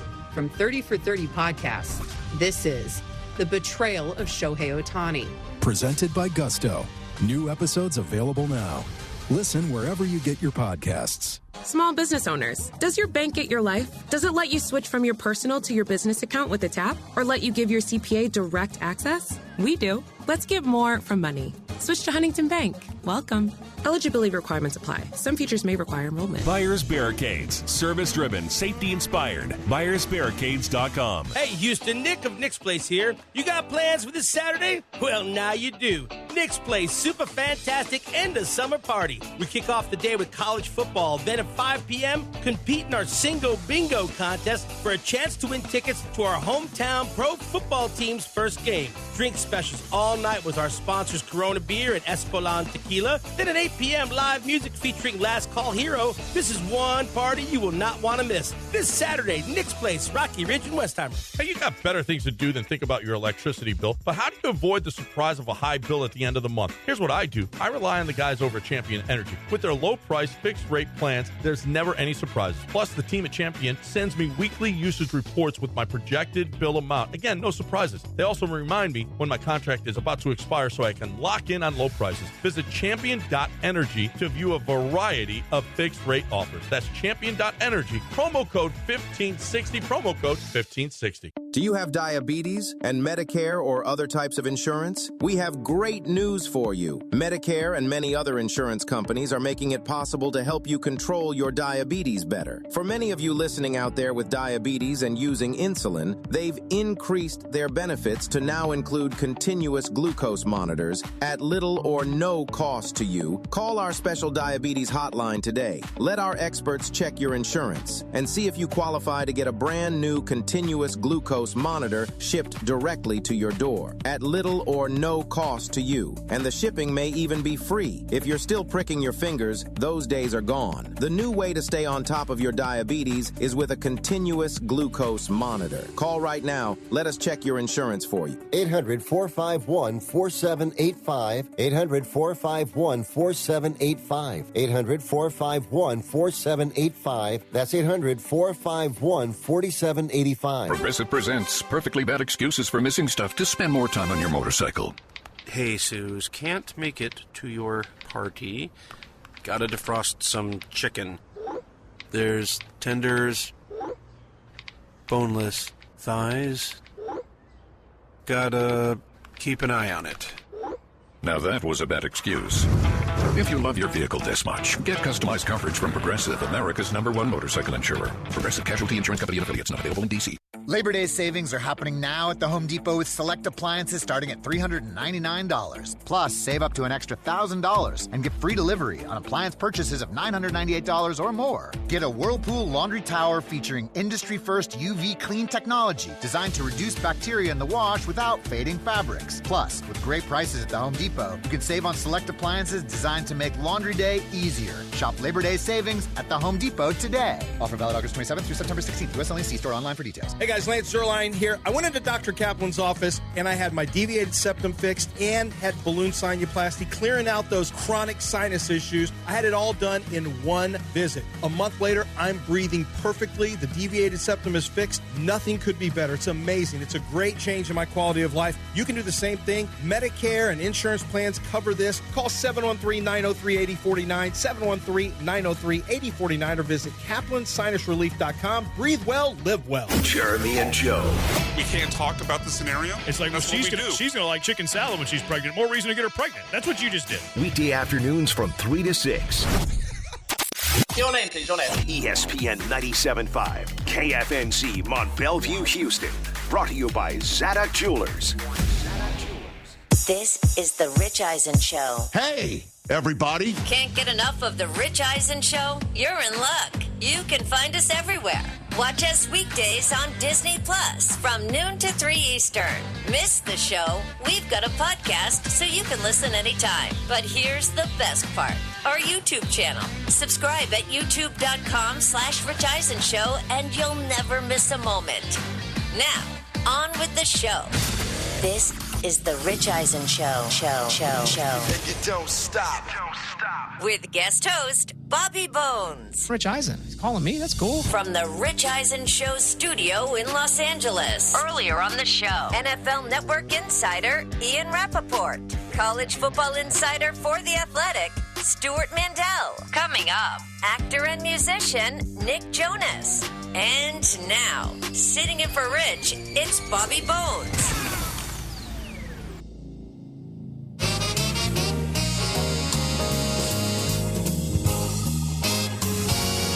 Thank you, everybody. Call us, 844-204-RICH. It's always fun for me to hang out and do a few hours here with the boys. You can watch us on Disney Plus and on the ESPN app. Listen to us on ESPN Radio, Sirius XM Channel 80. You can follow on Instagram, at Rich Eisen Show, or the old YouTube channel, which is I pretty much consume through the YouTube channel. Oh, thank you. Or the podcast at night. Sometimes I sleep with you guys. Oh. Put one AirPod in and listen to as much as I can every night. No, I'm going to tell you something, Bobby. Rich would take that as a diss. He would. He'd be like, "Oh, well, you fall asleep." Because I told an actor once who did that you tell? Yeah, who was that you told? From The Boys. Dennis Quaid's son. Oh yeah, Jack Quaid. Jack Quaid. I said, I've started watching The Boys, Bobby, and I fall asleep watching because I watch him. I'd be offended by and Rich was. I'd be offended by that one. Yeah, I'll be honest with you. Yeah. All right, well, then, so you and Rich are two peas in the pot. Yeah. But the thing is, like, Rich, worked the 2 a.m. Sports Center forever. Like, thousands and thousands of males our age now fell asleep to Rich and Stu.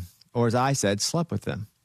You said slept? Yeah, you did. Yeah, with you guys. I slept with you guys too. I wouldn't put it like that personally. Yeah. But I have like 19 shows that I do. Which, by the way, I guess the one that I'll share, I do a show for the NFL called Lots to Say with Matt Castle, and I don't know, check it out if you want. But I listen to this podcast sometimes fully, but sometimes I fall asleep, and I sleep with you guys. All right, appreciate that, man, because you are busy. You got a lot of stuff going on, dog. Yeah, I got a baby too. The most important. How old? 5 months. Yeah, buddy. What's her name? In it. Her name's Billy. Billy Bones. My wife would kill you. That is not my real name, and my wife does not go by Caitlin Bones. She should. It's great. It's a great name. The baby's full name is Billy T.J. Jefferson. Wait a second. I haven't. My wife would kill you. Oh, she would kill you. If people call her Caitlin Bones, if we're somewhere and they're like, "Are you Caitlin Bones?" She's nice about it, but she's like, "No, my last name is Estel." And they're like, "Oh, aren't you Bobby?" Yeah, and she's like, "You know what? His last name is Estel too. Bones is a stage name." Why does she shouldn't break? She doesn't hate it. She just is not a fictional character. I am. Yeah, kayfabe. TJ, come on now. What are we doing? I'm saying, like, just, you think Roman Reigns is really Roman Reigns? No, but she also wants me to come home and not be Bobby Bones. I did. Is that possible? Are you able to turn it the is switch now. off? She's put some balance in my life and the baby. I come home and I'm Bobby Estel. Yeah. Yeah. Bobby Bones doesn't really care. I don't even talk that much. Here I am. Anyway, enough. Bobby, this happened to me when I became a father. Did you just immediately forget everything that happened previously in your life up to the point of their birth? It's weird because sometimes we'll go, we don't know what life was like before this. Yeah. Because we used to live carefree, baby. We would just go to another country. Do whatever you want. Or dinner. Right. That's movie. Leave the house. Yes. Yeah. Brockman used to take naps. Oh, dude, I used to nap every day for multiple hours. No way. In my clothes. And I would make fun of it. With my jacket on. I would just go home and wherever I was, that's where I was sleeping for the next couple hours. It's awesome. And now she smiles at me and knows me and stuff. Yeah. But not as Bobby Bones. She's like, well, she doesn't talk, but if she did, if she was talking already, I mean, we do have people on that want to talk about teams that are going to be better than everybody thinks. And I do want to go over to, let's go to Andrew in Detroit, who is on. Andrew, I'm curious, who do you think will be better NFL-wise than what people think?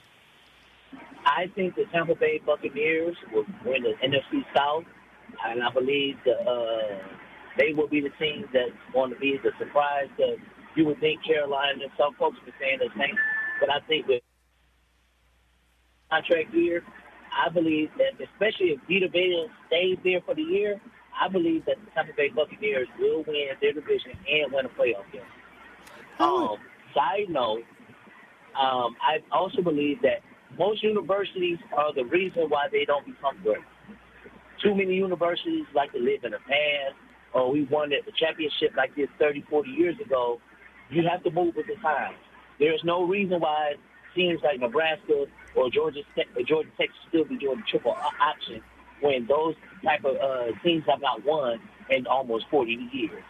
Like, you have to change with the times. You can keep tradition, but if you don't move with the time, then you won't be able to continue on. So I don't believe that. I believe in tradition, but I also believe in you have to move how things are moving. I appreciate that. Thinking about the Bucs, Mike Evans is gone, which is weird because I had to remind myself he's a 49er. Mm-hmm. That's bizarre, right? Yeah. But doesn't it also, in a weird way, seem like, oh, yeah, he's always been a 49er? No, not yet. Really? Maybe after he plays a few games. But, I mean, why to you? He does feel like the perfect 49er. I can agree with he was always a 49er. I can feel with how his style. Maybe it's jersey color going from red to red. But the weird thing about Baker last season, too, is first half of the year he played really well. Second half of the year, not so much. But he did have the injuries, and they did miss the playoffs. The contract situation is always interesting, especially when you have someone who is very outspoken like Baker. But like granularly, this is the fourth offensive coordinator in 4 years, I believe. And that's a lot of switching, right? Yeah. Again, I'd never played quarterback for an NFL team, but I'm told that it's hard. Another coordinator, a new system. I believe you could if you tried really hard, though, Bobby. I do, too. I believe I can do anything. Yeah. I'm really excited to see Bain play, though. I think that yeah, you have to say his name like that. I'm sorry. Okay, Bain Jr. That to me is going to be fun to see if that translates. Yeah, I think Bain's going to win Defensive Rookie of the Year. Okay, it's a good chance. I'm still. He's going to win the trophy. The Rams should have taken him at 13. I'm going to say this till the season's over. Well, the Rams, a lot of people could have and should have. I know, but specifically, he was there, and the Rams took a player who, in the best case scenario for the season, is not going to play this year. Hey, Stetson Bennett's been whipping that ball around. No, right, and the guy you took may not even be the backup. Yes, he's going to be yes, correct. And that was my point. Like Stetson Bennett's going to probably be the backup. I would assume more than likely. Yeah, but I don't think when. Yeah, I agree. I guess the logic was the Rams aren't going to be bad, so they're not going to have a chance to draft a quarterback anytime in the next couple to few years. So why not do it this last year when they have the opportunity? That was the logic that I was told. Well, because when Stafford decides he's done, Joe Burrow's just going to come and bingo. Go. Hey, the crazy thing about Stafford is that he's a 99 on Madden. He's again, we talk about old players that make us feel like we're still part in the mix. That's Stafford. They were acting like last year his elbows didn't work. Like he couldn't bend. He was back. Yeah, he couldn't even bend over. Yeah. We needed people to walk on it. And now he's a 99. He's awesome. I'm not saying he doesn't deserve it, but make up your mind. Is he old and decrepit or is he amazing? It's amazing. Should he be a 99? Yeah. That's another debate. He's MVP. 92. Dog. You know, if it were me, 92. That's 90, hater right By the way, 94. Okay. He gets negative rushing yards every year. Yeah, we're not hating. We're not. I'm not hating. Look, I'm literally pointing out. And 99 is. I like Matthew Stafford. Yes. Your wife loves Matthew Stafford. It's still her voicemail. I get it. You're right. What? Too old. Yeah. If you call Sarah's phone, it says, "You've reached the phone of Sarah and Matthew Stafford. Please leave a message." I'd lower him too if I were you. Just saying. Yeah. I do want to go talk to Manny in El Paso. Manny. You're on, Manny. Hello, gentlemen. Salutations from the desert of El Paso. Mr. Jones, it's an honor to speak to you, sir. So, I heard you say villains with NFL teams. But first of all, the Cowboys would be the team that are going to do better this year because they're flying underneath the radar. At this point of last year, how many Jerry Jones drops did we have? He's staying off the radar. We haven't gotten any drops from him lately. So that's my theory. But the reason for my call is, have you gentlemen seen that the NFL and Disney, Marvel, and Star Wars have teamed up to sell shirts and stuff with characters associated with the teams? There were some that were easy comp outs. The Raiders got Darth Vader. The Cowboys got Woody.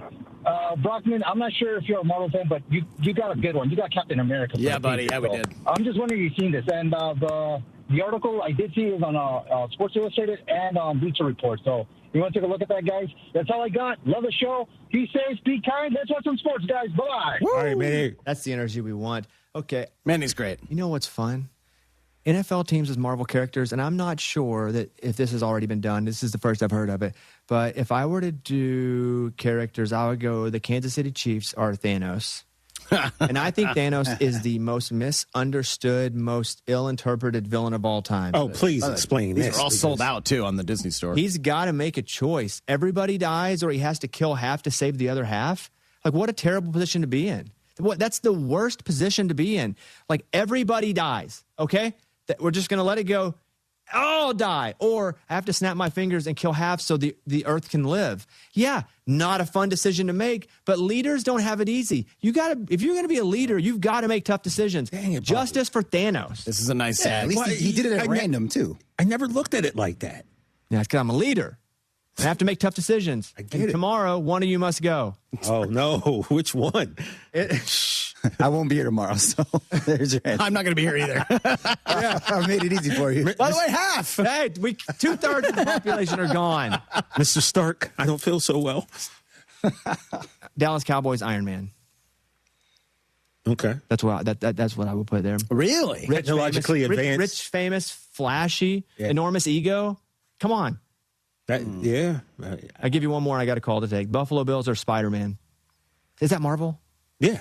Yeah. I get confused sometimes. Yeah, I got you. Friendly neighborhood. Generally, everybody likes them. Oh, yeah. Lions, too. You can say the Lions. Detroit, though, has a little rough reputation. I agree with the Lions, but Detroit itself, yeah. You want them to be complicated. Frank, Punisher? No, well, I'm not there. I haven't made that. Okay, I'm making this up on the fly here. Buffalo Bills, I'm going to go Spider-Man because they're easy to root for. They constantly get knocked down, and somehow they're optimistic even after every time they lose in the AFC Championship game or before. That's all I got. Who's Hulk? I guess I just come up with this off my head. I don't get. Again, the Jets. Okay. They're green. Green Goblin. And sometimes they suck. It's the only movie I've ever walked out of was the Eric Bana Hulk version. Oh, yeah, that was pretty bad. I feel like I like all those Hulks, by the way. I liked Bana. I liked what's his face? Ed Norton. I liked all of them. See, to me, Hulk is my ultimate favorite superhero, right? There's Hulk and then there's everybody else. When Thanos pieced up Hulk in that movie and just beat up Hulk to the point where he, relocated to Williamsburg and became a hipster, that kind of took some of my love for those movies away, man, because I grew up thinking the Hulk was the biggest, the strongest, the roughest, the toughest, and then he got his butt just thoroughly kicked. And I didn't like I said, as a Hulk fanatic, I didn't love any of the Hulk movies, and definitely didn't love what Thanos did to him. Justice for Thanos. Don't make me say it again. I still haven't watched those movies yet. I'm not even going to judge you because I've never seen the Sopranos television show, and I've never seen the Goodfellas, the Godfather. There's all those. I've never seen any of those. We got to get. Nah, we don't have to. I got a baby. I just mean I haven't seen Endgame and all those ones. Oh, but you've seen some of the Iron Man. Yeah, of course. If I were going to do one as Detroit, since it was mentioned, I'd probably do Captain America because of the blue collar, auto industry. No, I mean like backbone of America, like earnest. Like I feel like people in Detroit are like for real. Okay. Like earnest people, like you kind of, if you meet them, you like them, you understand. They may be a little rough, but they I don't know. I'd go Captain America. They're blue. Did you say blue? I mean, I know we're playing in a few barbershops in Detroit right now. So what up, Jeff? And he was frozen for decades. Think about this. Decades overlooked. Decades. And here they come back. This segment gets better and better. Man, you are cooking right now. Chris in Lexington, Kentucky is on. Chris, tell me the team that you think will be better than people think. Bobby, great show. First time I've ever heard you stepping in for Rich. I'm a first-time caller, by the way. Thank you. Love the show. Before I give my answer, I want to give a shout-out to TJ, because TJ, I know you're a Yinzer, so am I. Born and raised in the Mon Valley, my friend, and actually I go back every year to a Steeler game, so I'll be going back in November. What high school did you go to? From what I understand, you're from, I believe, the Altoona area, so I just want to give a shout-out to Pittsburgh. What high school did you go to, Chris? Ringgold. Okay. Got it. Yes, sir. What's Class up? of 1988. So, and I heard what you were saying earlier when you guys were talking about Rich and Stu put so many of us people in my age bracket to bed. Exactly. I want to talk to Rich someday, and that's one thing I will say to him. You guys put me to bed more than my mother did. You and Stu. But everybody's down on my Steelers, Bobby, and I just, I'm not delusional. I know this isn't 2010 Aaron Rodgers. I get it. But, and I heard Rich talk about it on his show. I really like last year's draft and this year's draft. We finally have another weapon for DK. I think that's part of why the offense was so stagnant. I mean, it was DK and a bunch of cast-offs. Picking up Michael Pittman Jr., I think it's huge. Jeremy Bernard out of Alabama as a third wide receiver. I think our defense, I love Patrick Graham's scheme, and I read something not too long ago.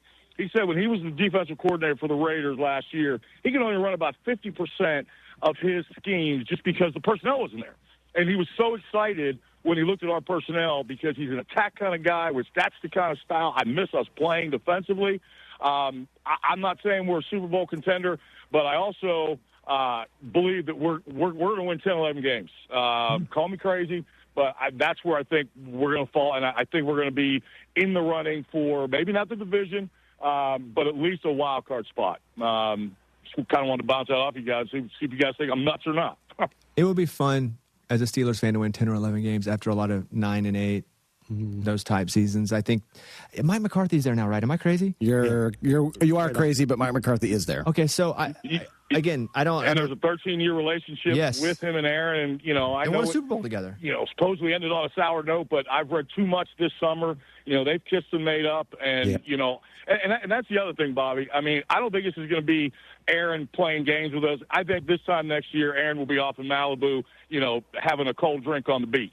So I think every bullet that's left in his gun, he's going to let fly. And I still saw that arm strength last year, and he knows McCarthy's system better than anybody. Yeah, he threw 28 touchdowns, 8 interceptions last year, so it wasn't like he was bad. I mean, no, it was. So I hear you. I think they could win 9+ games, I think. And defensively, T.J. Watt obviously is what he is, but they have Highsmith and Joey Porter Jr. I think the Steelers could be good. I hope they're good. I think the league's better when the Steelers are good. I mean, statistically, they're going to go over 500, right? Because they do it every year. Well, new coach, though. Yeah.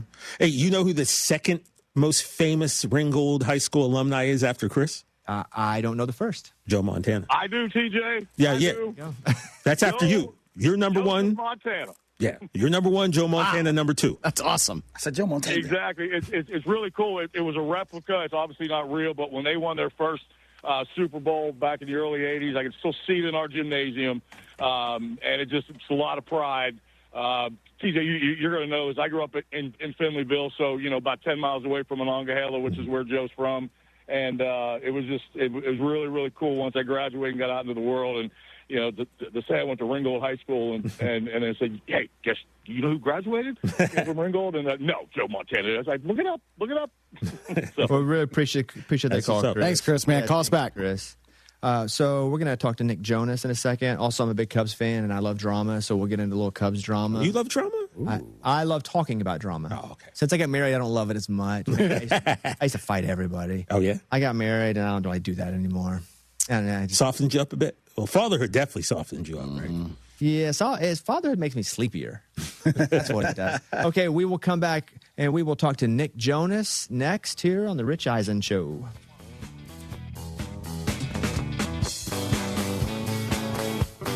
Rich Eisen here. We talk a lot about battles in sports. Teams battling through adversity, athletes fighting for every yard. The toughest warriors I've ever seen, though, aren't on the field. They're kids fighting cancer. Their families standing beside them. Doctors, nurses, caregivers. That's why I'm proud to support Hyundai Hope on Wheels. For over 28 years, they've helped fund pediatric cancer research, raising more than $303 million and supporting over 40,000 children. Learn more and donate at HyundaiUSA.com/Hope on Wheels.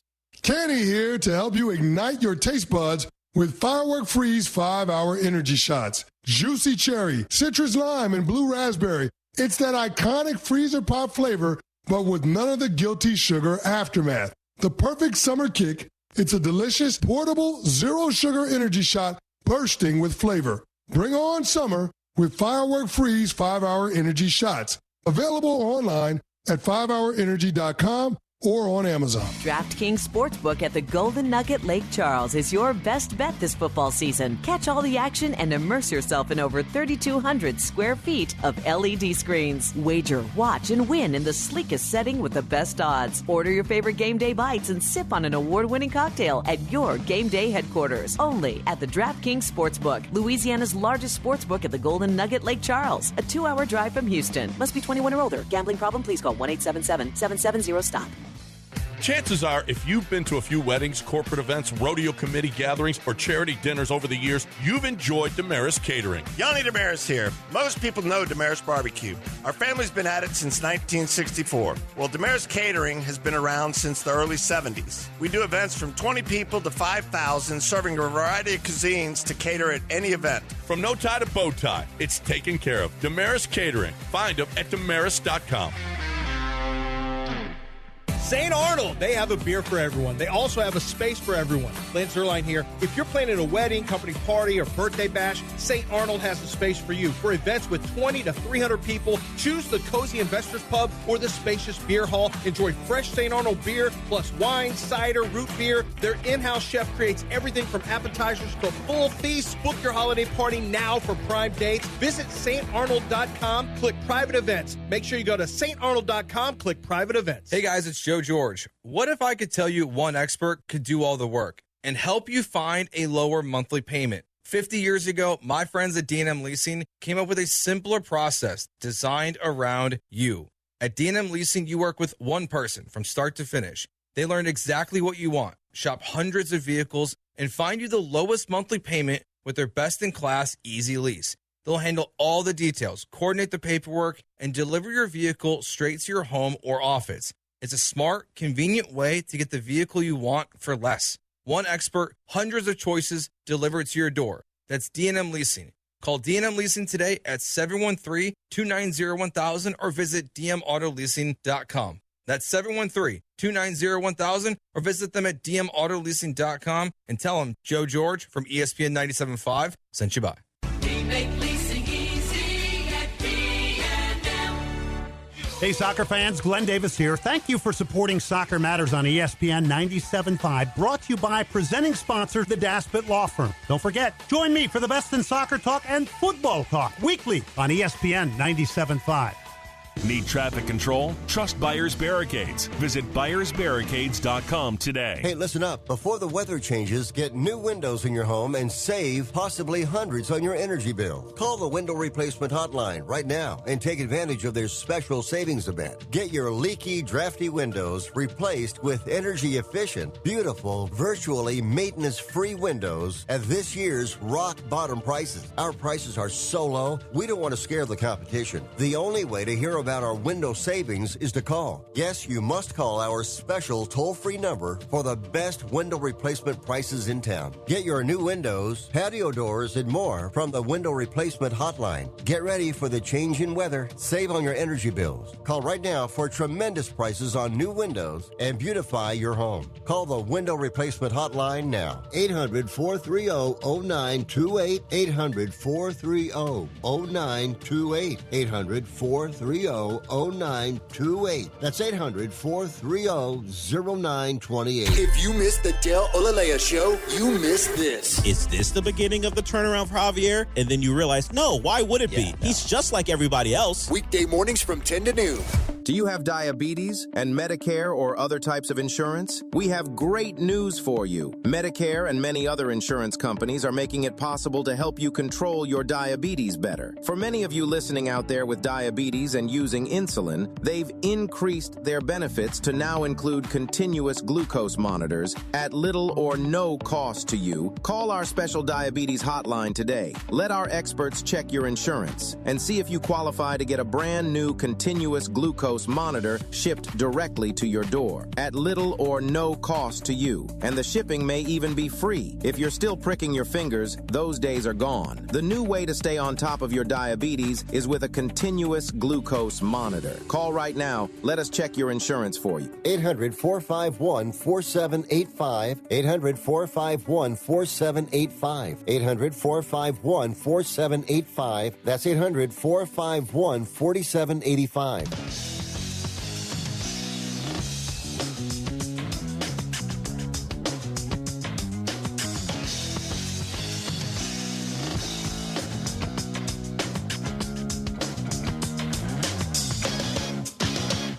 Up and basically slept till it was showtime each night at 7 or 8 p.m. No way to live life on the road, but we were committed. We got Nick Jonas on with us now. He's joining us on behalf of DraftKings and starring in DraftKings' new campaign, Take Your Game Anywhere. What does that mean, Take Your Game Anywhere, Nick? Well, DraftKings is available nationwide now, and the Take Your Game Anywhere campaign was another chance for me to create with a buddy of mine, Kevin Hart, who's been a long time ambassador and friend of DraftKings and a friend of mine. You know, we've now done 3 movies together. The third Jumanji installment coming out on Christmas Day, which will be fun for the fans. But any chance to get to work with him and then you know, create experiences for my fans and for sports fans at large is always fun for me. And I just had so much fun with this campaign. The whole concept is around getting on a road trip to celebrate the DraftKings app being available nationwide.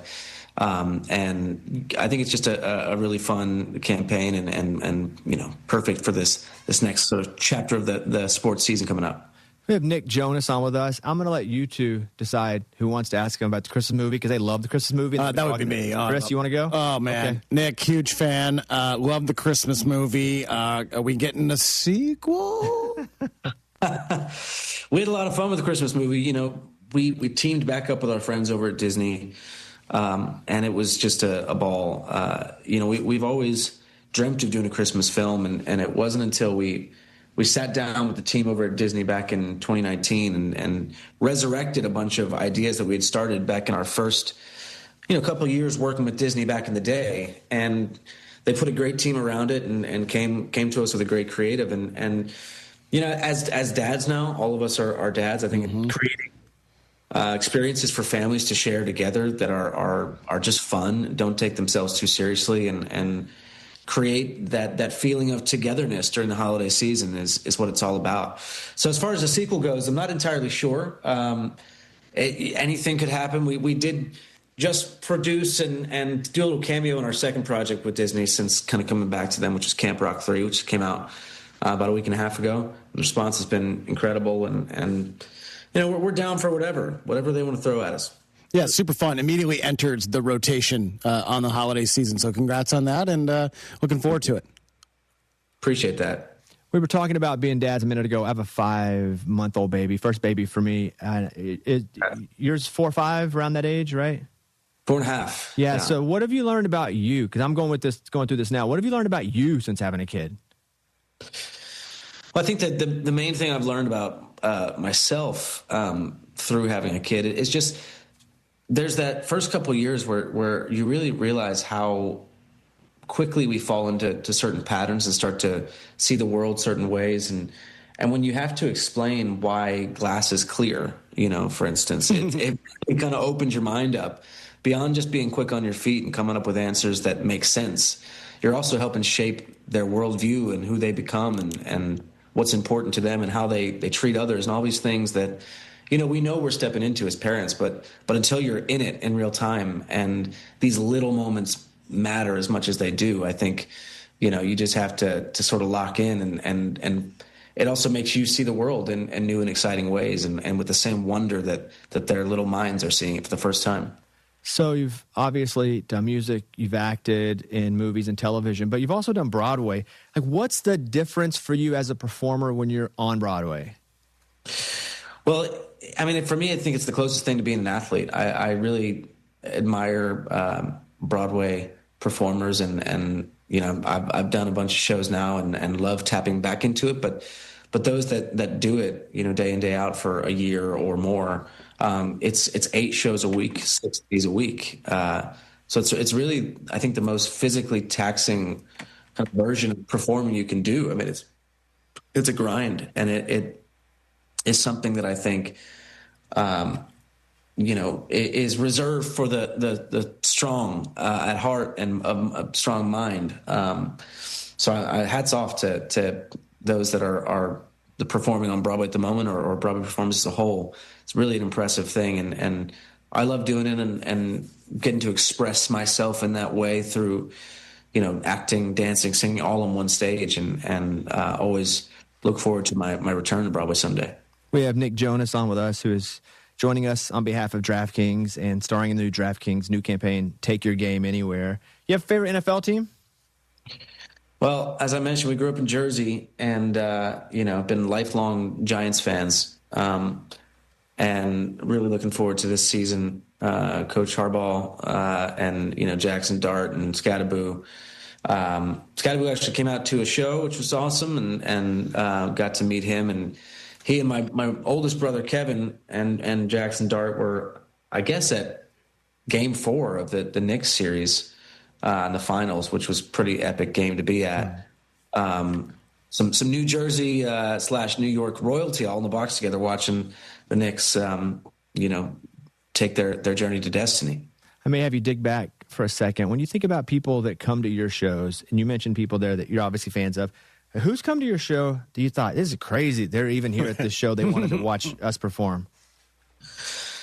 Well, there's been a few over time, some legends that have come out and kind of blown our minds and our parents' minds that they showed up. But Barry Gibb came to a few shows of his family, which was pretty special, and he spent a lot of time with our band and with us, just talking. And same thing with Paul Simon. That was pretty amazing, and obviously people we have an immense amount of respect for and look up to. And then over time, some sports legends as well that came out to shows, and as a Giants fan, when Eli came out with his family to a show we did out in Jersey, and actually announced to the crowd that we were being inducted into the New Jersey Hall of Fame, that was a special moment for us. No bigger icon in our minds than the 2-time Super Bowl MVP.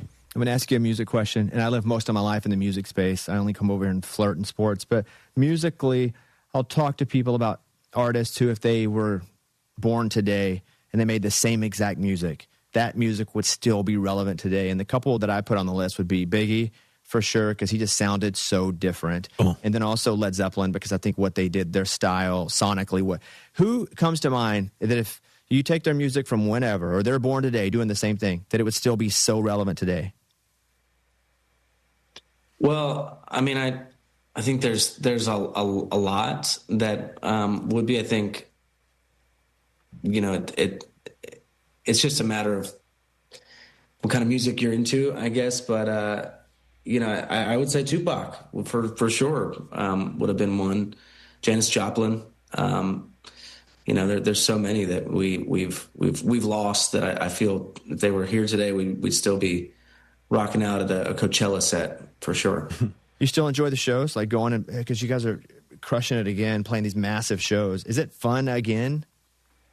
It is. It's even more fun now. We just finished up 3 nights at MSG, and we kick off the tour September 25th up in Boston. I love it. We love playing for our fans. Our fan base has changed a lot over time.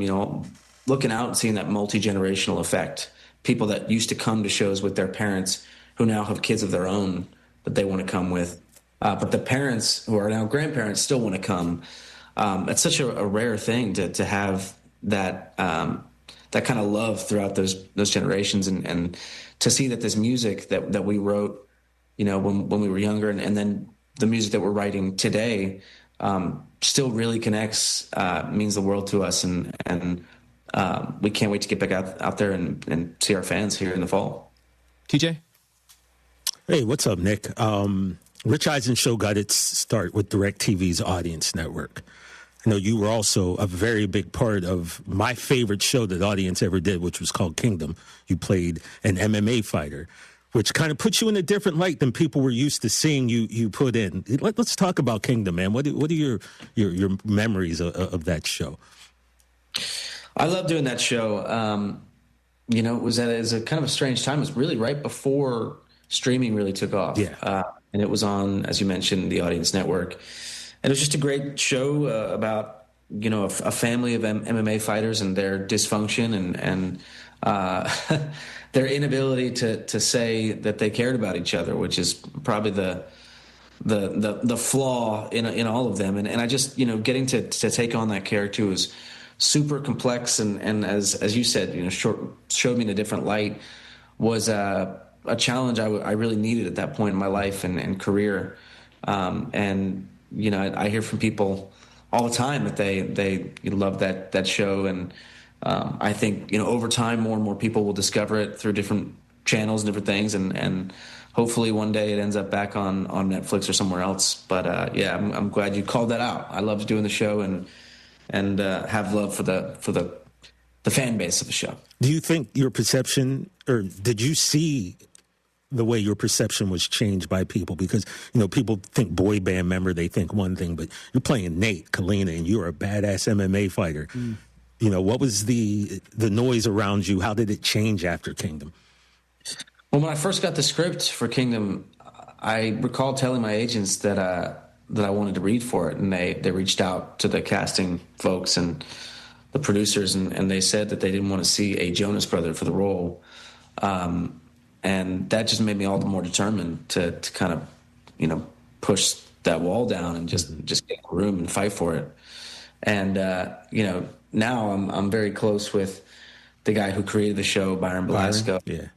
And we have another movie that we have in development together. And we went from, that to developing other projects together and doubling, tripling down. And it's just cool to see how life can happen that way. And, that experience, that journey was really important to my growth as an actor, but also as a person. You crushed it, bro. You really did. It's awesome. Thank you. Nick, really appreciate it. And congratulations on the campaign with DraftKings and the new campaign, Take Your Game Anywhere. Yeah, I hope you have a good trip over to Australia and drink a lot of water. That's my only advice, since you've never flown before. Yeah, that's my only advice. There he is, Nick Jones. All right, Nick. Thank you, guys. All right, brother. I feel like you might have offended him, TJ. How so? Boy band thing? Yes. He's still watching. So. I don't think that was offensive. That's because I worked on the TV side when Kingdom was with DirecTV. So I heard all the noise. People, like you said, people. I don't think. No. I don't. He wasn't in a boy band. He was in a real band. Okay, but again, being on the TV side when it happened, that was the words that were being used. Yeah. So, but they play instruments and they're good. They're more than But look, the Jackson 5 was a boy band to me, and they were. I don't know. It was boys in a band, but I don't know if that's a boy band. I guess we could have this discussion at some point. What is a boy band then? Vocals, pure vocals. Multiple guys that are just singing pure vocals. Okay. That would be my description of it. Nick Jonas is elite. He was badass. Oh, they're very elite. No, I mean, they're very elite. I'm not even saying there are boy bands that are elite. Don't get me wrong, but Jonas Brothers, straight Jonas bangers. Brothers are so good, bangers. Yeah, you know who else is really good? Is Hanson. Not a boy band, and they are. I'm telling you. I used to hang out with Hanson back in the day. Look at me. You look at me funny. What? You're not going to find three dudes that play instruments that sound as good as those three guys do together. Hanson. You heard it right. Mmba. That's right. That's what you only know them for. But kind of like the Jonas Brothers. Yeah. They started so young that people only have the relationship of that young version of them. Sure. They are so legit as musicians and artists. I don't know if he's still on or not. But I didn't know if he's gone now. I didn't know if you boy band. I don't think he took it as an offense. He just texted me. He said, "Who said?" He didn't just text me. Don't worry. Okay. All right. If you guys want to call us, we can do NFL villains. What? Play the win-loss game. You haven't done that yet. People call in and they predict their favorite team's record. I feel like that's such a rich and you guys thing. I don't want to come in and it's a show it's thing. It's your intellectual property. You know, I feel talking about Hanson, my intellectual property. You guys, villains, NFL villains. Yeah, I'm still thinking about villains. And also the drama with the Cubs. 844-204-RICH. All right, back in a second. Where are my callers? My name is Whitney Allen, and I'm a widow. My husband, Ryan, died. We never thought we'd ever have to use life insurance, but the unexpected happened. With Ethos, signing up was fast and 100% online. You can get a quote in seconds, apply in minutes, and get same-day coverage. No medical exams, and you can get up to $3 million worth of coverage. I'm grateful we were prepared. Get your free quote at ethos.com/play. That's ethos.com/play. Paid spokesperson. Time spent on application may vary. Online health questions required. Less than 4 in 10 kids aged 6 through 12 are playing sports regularly. 4 in 10 kids? Let it sink in. Just 4 in 10 kids. ESPN is building a nationwide coalition powered by Disney called Take Back Sports, with the purpose of training more coaches, expanding access, and creating community-driven sports programming that puts kids and fun first. We're working on that story. We hope you'll join us. Visit takebacksports.org to learn more. Blue Mountains cold beer. There, I said it. That's how you know your Coors Light is cold. Those beautiful Blue Mountains. If you like cold filtered, cold lagered, and cold packaged beer, then you need to be drinking Coors Light like me, John Granado, Coors Light enthusiast. So whether you're out with the crew or stocking up for the week, look for the Blue Mountains. Grab a cold Coors Light at your favorite local bar, restaurant, or on your next grocery run. Choose chill, Houston. Choose Coors Light. There, I said it again. When your project impacts traffic, safety isn't optional. It has to be done right. That's why contractors and municipalities across Greater Houston trust Buyers Barricades. From traffic control plans and custom signage to equipment rental, setup, maintenance, and final pickup, Buyers Barricades manages every step of the job so your crew can stay focused on the work. They're service-driven, safety-inspired, and available 24/7. Buyers Barricades, the Texas authority in barricade rental. Learn more at buyersbarricades.com. Looking for a career that offers real opportunity? IBEW Local 66 is opening the door. With more than 4,800 members, their apprenticeship programs combine classroom instruction with paid, hands-on training so you can earn while you learn and build a nationally recognized career in electrical, construction, or line work. Whether you're just starting out or ready for a new direction, they're ready to help. Visit IBEW66.com. Powering careers, powering the future, IBEW66.com. T-Mobile is launching something no other wireless network offers. Introducing Nothing. Pay nothing today and walk out of the store with a new phone. What did he say? Nothing. You definitely said something about nothing. Exactly. Go to T-Mobile, pay nothing up front, and leave with a new phone. Wait, nothing rules. She gets it. Hey, thanks for nothing. For the first time ever, switch to T-Mobile, pay nothing. No taxes, no fees, no money down. And walk out with a new phone. There are 250 reasons to choose T-Mobile, and now nothing is holding you back. On eligible devices with qualifying credit plan and 36-month finance agreement. Wait, everything on this IHOP value menu is just $6? I told you it was amazing. A huge plate of pancakes, bacon, and eggs is just $6. Wow. There's also French toast, a ham and cheese omelet, and oh, they got a BLT and fries now. Okay, we're coming here every day. You don't have to tell me twice. Feast for just $6 with the IHOP value menu. $7 in some locations, available every day for a limited time at participating restaurants in the U.S. Hours may vary. No substitutions. Not valid with other discounts or promotions. Prices may vary. While some places serve fajitas, the original Ninfa's is the birthplace of the modern Tex-Mex dish. Come experience the legendary flavors that have made Ninfa's a Houston favorite since 1973. From world-famous fajitas to handmade tortillas, fresh guacamole, and refreshing ninfaritas, every meal is a celebration. Visit the original Ninfa's on Navigation or Ninfa's Uptown. Reserve your table today at ninfas.com. That's ninfas.com. Are you looking for the cheapest prices on car insurance? Then call the Cheap Car Insurance Hotline right now. Hey, you're guaranteed to save money on your car insurance. Most car insurances can be canceled at any time. That means if you find a better deal, you can switch right away. We're not just one company. We offer most of the major brands of car insurance. We're like a discount supermarket for car insurance. And it doesn't matter if you have a good record or a bad driving record. Our agents are experts at finding you the right car insurance for your needs. Our average customer saves hundreds of dollars a year when they call us to switch. So why don't you make this 100% free call right now and see how much you can save on your car insurance? 800-871-9417. 800-871-9417. 800-871-9417. That's 800-871-9417.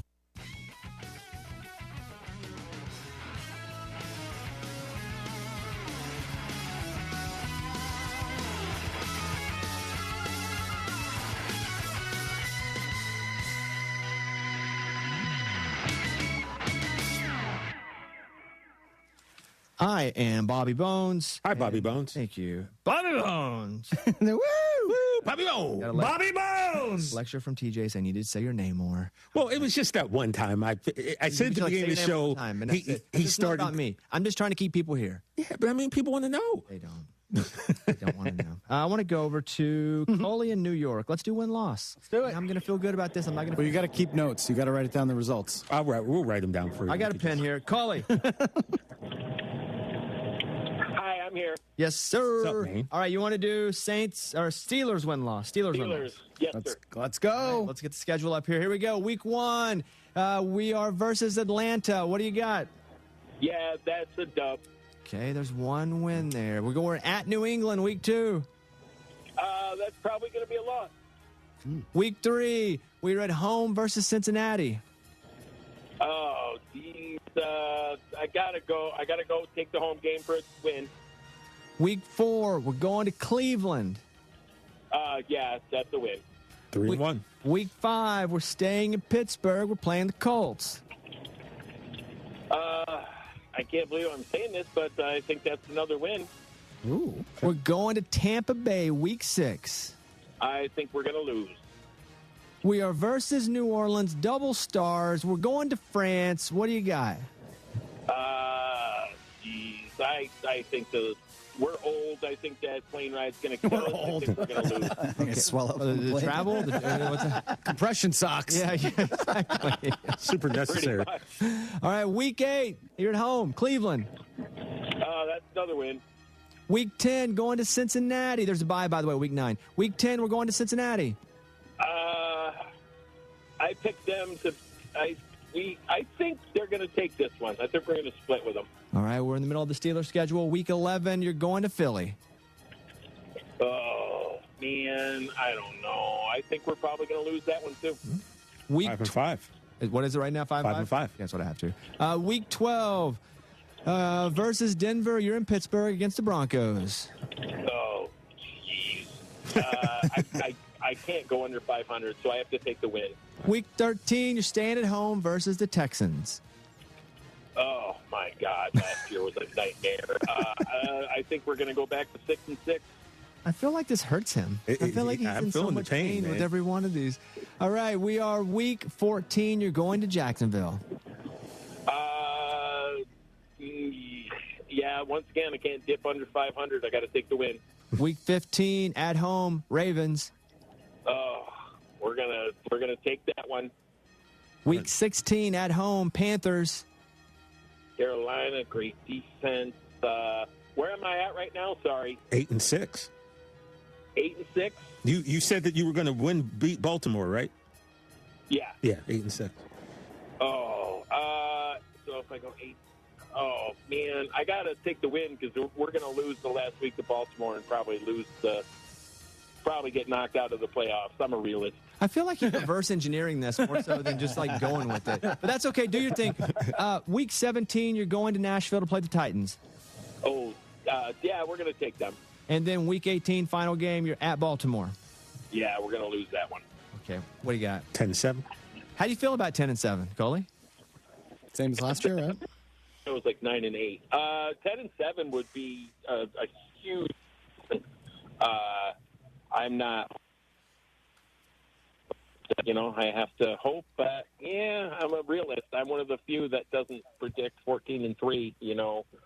I'll take anything we can get. To be honest with you. I hope you're okay after the call. Like I just feel like a lot of body parts were hurting. Football. Yeah. Oh, I appreciate the call, Coley. Hope you have a great day. All right, Coley. All right, thank you. You too. I'm a Cubs fan. I'm a massive Cubs fan. Been a Cubs fan my whole life. Pretty cool. I got a funny story once. Let me tell the Pete Crow Armstrong story, and I'll give you a funny Cubs story. Do it. So PCA, who I think should be the MVP this year, that's just me talking as a Cubs fan.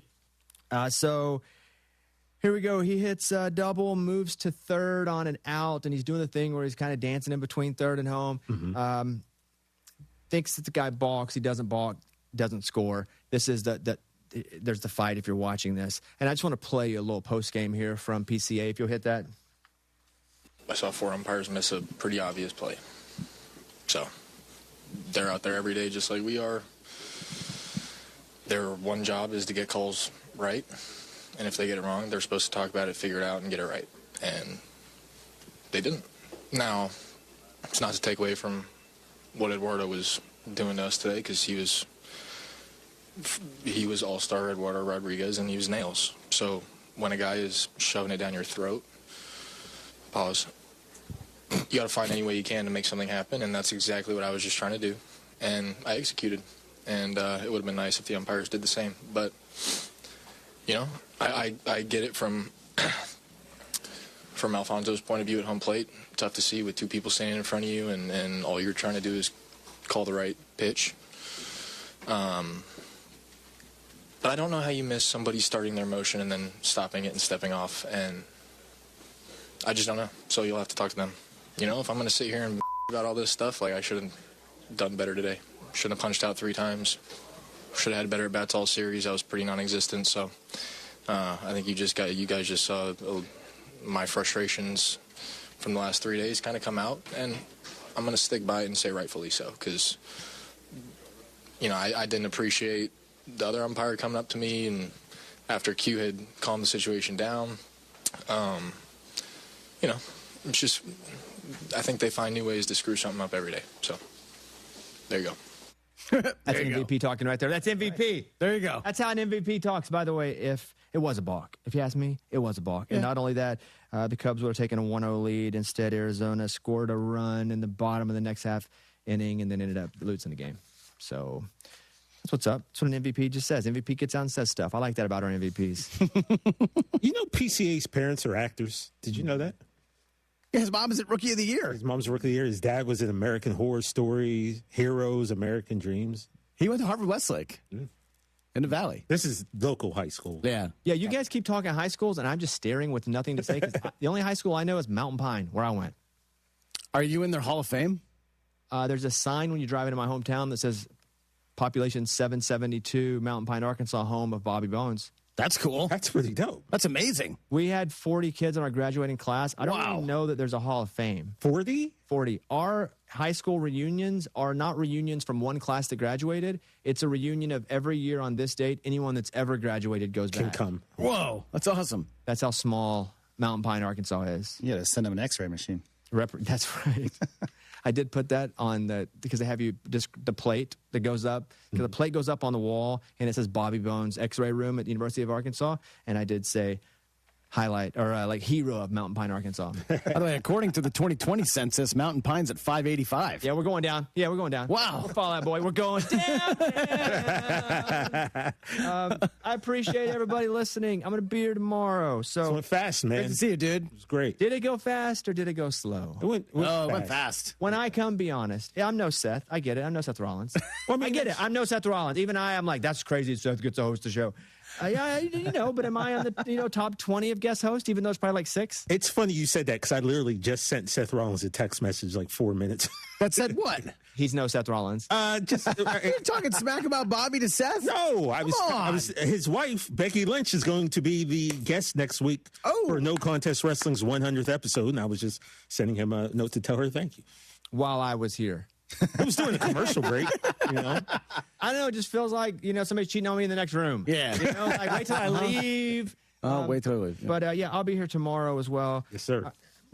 Chris, thanks. I know you won't be. Thanks, buddy. I won't be here, but great job, dude. Great. Me and you, Bones. Me and you're you. a hero. And Del Tufo. Everybody watching, thank you so much. We'll see you tomorrow. I'm Bobby Bones. Peace. Did you know Skechers makes high-performance footwear for almost every sport you play? Here's what our athletes are saying. Hi, I'm pro basketball player OG Anunoby. I dominate in Skechers basketball. Skechers delivers championship-level performance. I'm WNBA star Jackie Young. Skechers keeps me quick, comfortable, and ready for anything. And you can get high-performance Skechers and hands-free slip-ins technology. Just step in and perform. I'm pro golfer Matt Fitzpatrick. I play in hands-free Skechers golf slip-ins. Find yours at a Skechers store, Skechers.com, or whatever high-performance sports shoes are sold.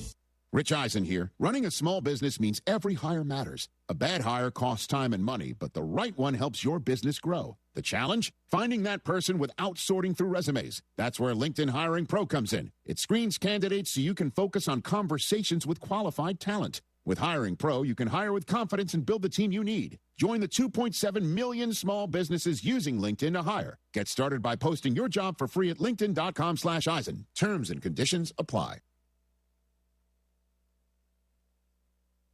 Tune in to Inside the Icebox, Fridays at 6 p.m. right here on ESPN 97.5, and check the video out on the ESPN Houston YouTube channel. Myself, Joe George, and Sean Mapes talking all things Houston Astros. Inside the Icebox, brought to you by D&M Leasing, home of the Easy Lease. In a city as big and diverse as Houston, it's nice to know your bank still knows you. At Home Bank, their bankers aren't just here to help. They'll recognize you, know you, and earn your trust. They live here, work here, and care about community like you do. And because everyone's financial journey is different, the bankers take the time to understand what matters most to you. Right now, they're offering several banking specials designed with Houston in mind. Whether you're saving for tomorrow, growing your business, or planning your next big step. The best part? You don't have to figure it out alone. Stop by any of Home Bank's locations across Greater Houston, River Oaks, Pasadena, Sugar Land, Baybrook, Friendswood, and the newly opened banking center in Tomball. To speak with a banker who's ready to listen, answer questions, and help you find options that fit your goals. Home Bank, just real conversations with real solutions and opportunities. Go to home24bank.com to get started today. Good for business, good for life. Home Bank, member FDIC, equal housing lender. Hi, this is Harold Gunn. And this is Bill Olson. Texas Outdoor News is the longest running, most award-winning outdoor radio show in the state for a lot of good reasons. We bring you the latest news and information about hunting and fishing across our great state and beyond. And our guests are who's who from industry, government, and the field. Texas Outdoor News is brought to you by Ford Trucks and your best in Texas Ford dealers. Join us Saturday mornings at 6, Sunday at 7 on ESPN 97.5. Every 40 seconds, a child disappears. That's 2,000 children every single day. Find the Children is a nonprofit organization fighting to bring them home, but we can't do it without you. Your unwanted car, running or not, can help find missing kids, reunite families, and support the search and rescue efforts that protect children every day. We'll pick it up fast and free with a 24-hour response, and your donation may qualify for a tax deduction. Find the Children provides crucial resources to help locate missing children and educational programs that teach kids how to recognize and avoid predators before it's too late. Together, we can give families hope and bring children home where they belong. Donate your car today and help bring a child home. Find the Children, because every child deserves to come home. 800-757-1340. 800-757-1340. That's 800-757-1340. This advertisement was paid for in partnership with Cars R Us and Find the Children. Looking for a great way to listen to ESPN 97.5 whenever and wherever you are? Then download the ESPN Houston app. Just search ESPN Houston in your app store and download today. The ESPN Houston app is brought to you by Dream Rate Mortgage, U.S. Coins, and Texas Card House. Are you trapped in a solar contract that you regret? Millions of homeowners were misled by solar companies, promising energy savings that never materialized. If your solar contract feels like a heavy burden, we're going to help you break free, legally and permanently. Our licensed attorneys understand the complex fine print of these agreements, and we provide a simple and affordable process with a one-time fixed fee and an A-plus BBB rated company. You can trust us to handle your solar cancellation case with integrity and potentially even recover some of your costs. Take back control of your home and your financial future right now. This is a free call, so why not call and see if we can help you cancel your solar system? 800-948-4155. 800-948-4155. 800-948-4155. That's 800-948-4155. Houston's independent voice for sports, ESPN 97.5. KFNC Mont Bellevue, Houston, a GAO media station. Brought to you by Zada Jewelers. Houston standing by, over. Jeremy and Joe starts now. On ESPN 97.5 and the ESPN Houston app. Live from the Huntington Bank Studios, here's Jeremy Branham and Joe George. Hello, Houston. He's Joe. I'm Jeremy. We're Jeremy and Joe. Brian the Brain behind the glass. And it is a Thursday edition of the program. Lots to get to. So many things to get to. Brad Kellner, Brian's favorite guest, will be joining us a little bit. Well, Brad, at least, is back. BK will join us at 4 o'clock. You guys remember reading that Sports Illustrated article that talked about the Houston Texans defense and how great they are? Yes. Well, the author of that, Connor Orr, will be joining us at 4:45, discuss what he learned about these Houston Texans, what he learned about Will Anderson. So we'll chat with him a little bit later, too. Plenty to get to. Texans, NFL stuff. Josh Jacobs was slapped with 2 misdemeanors.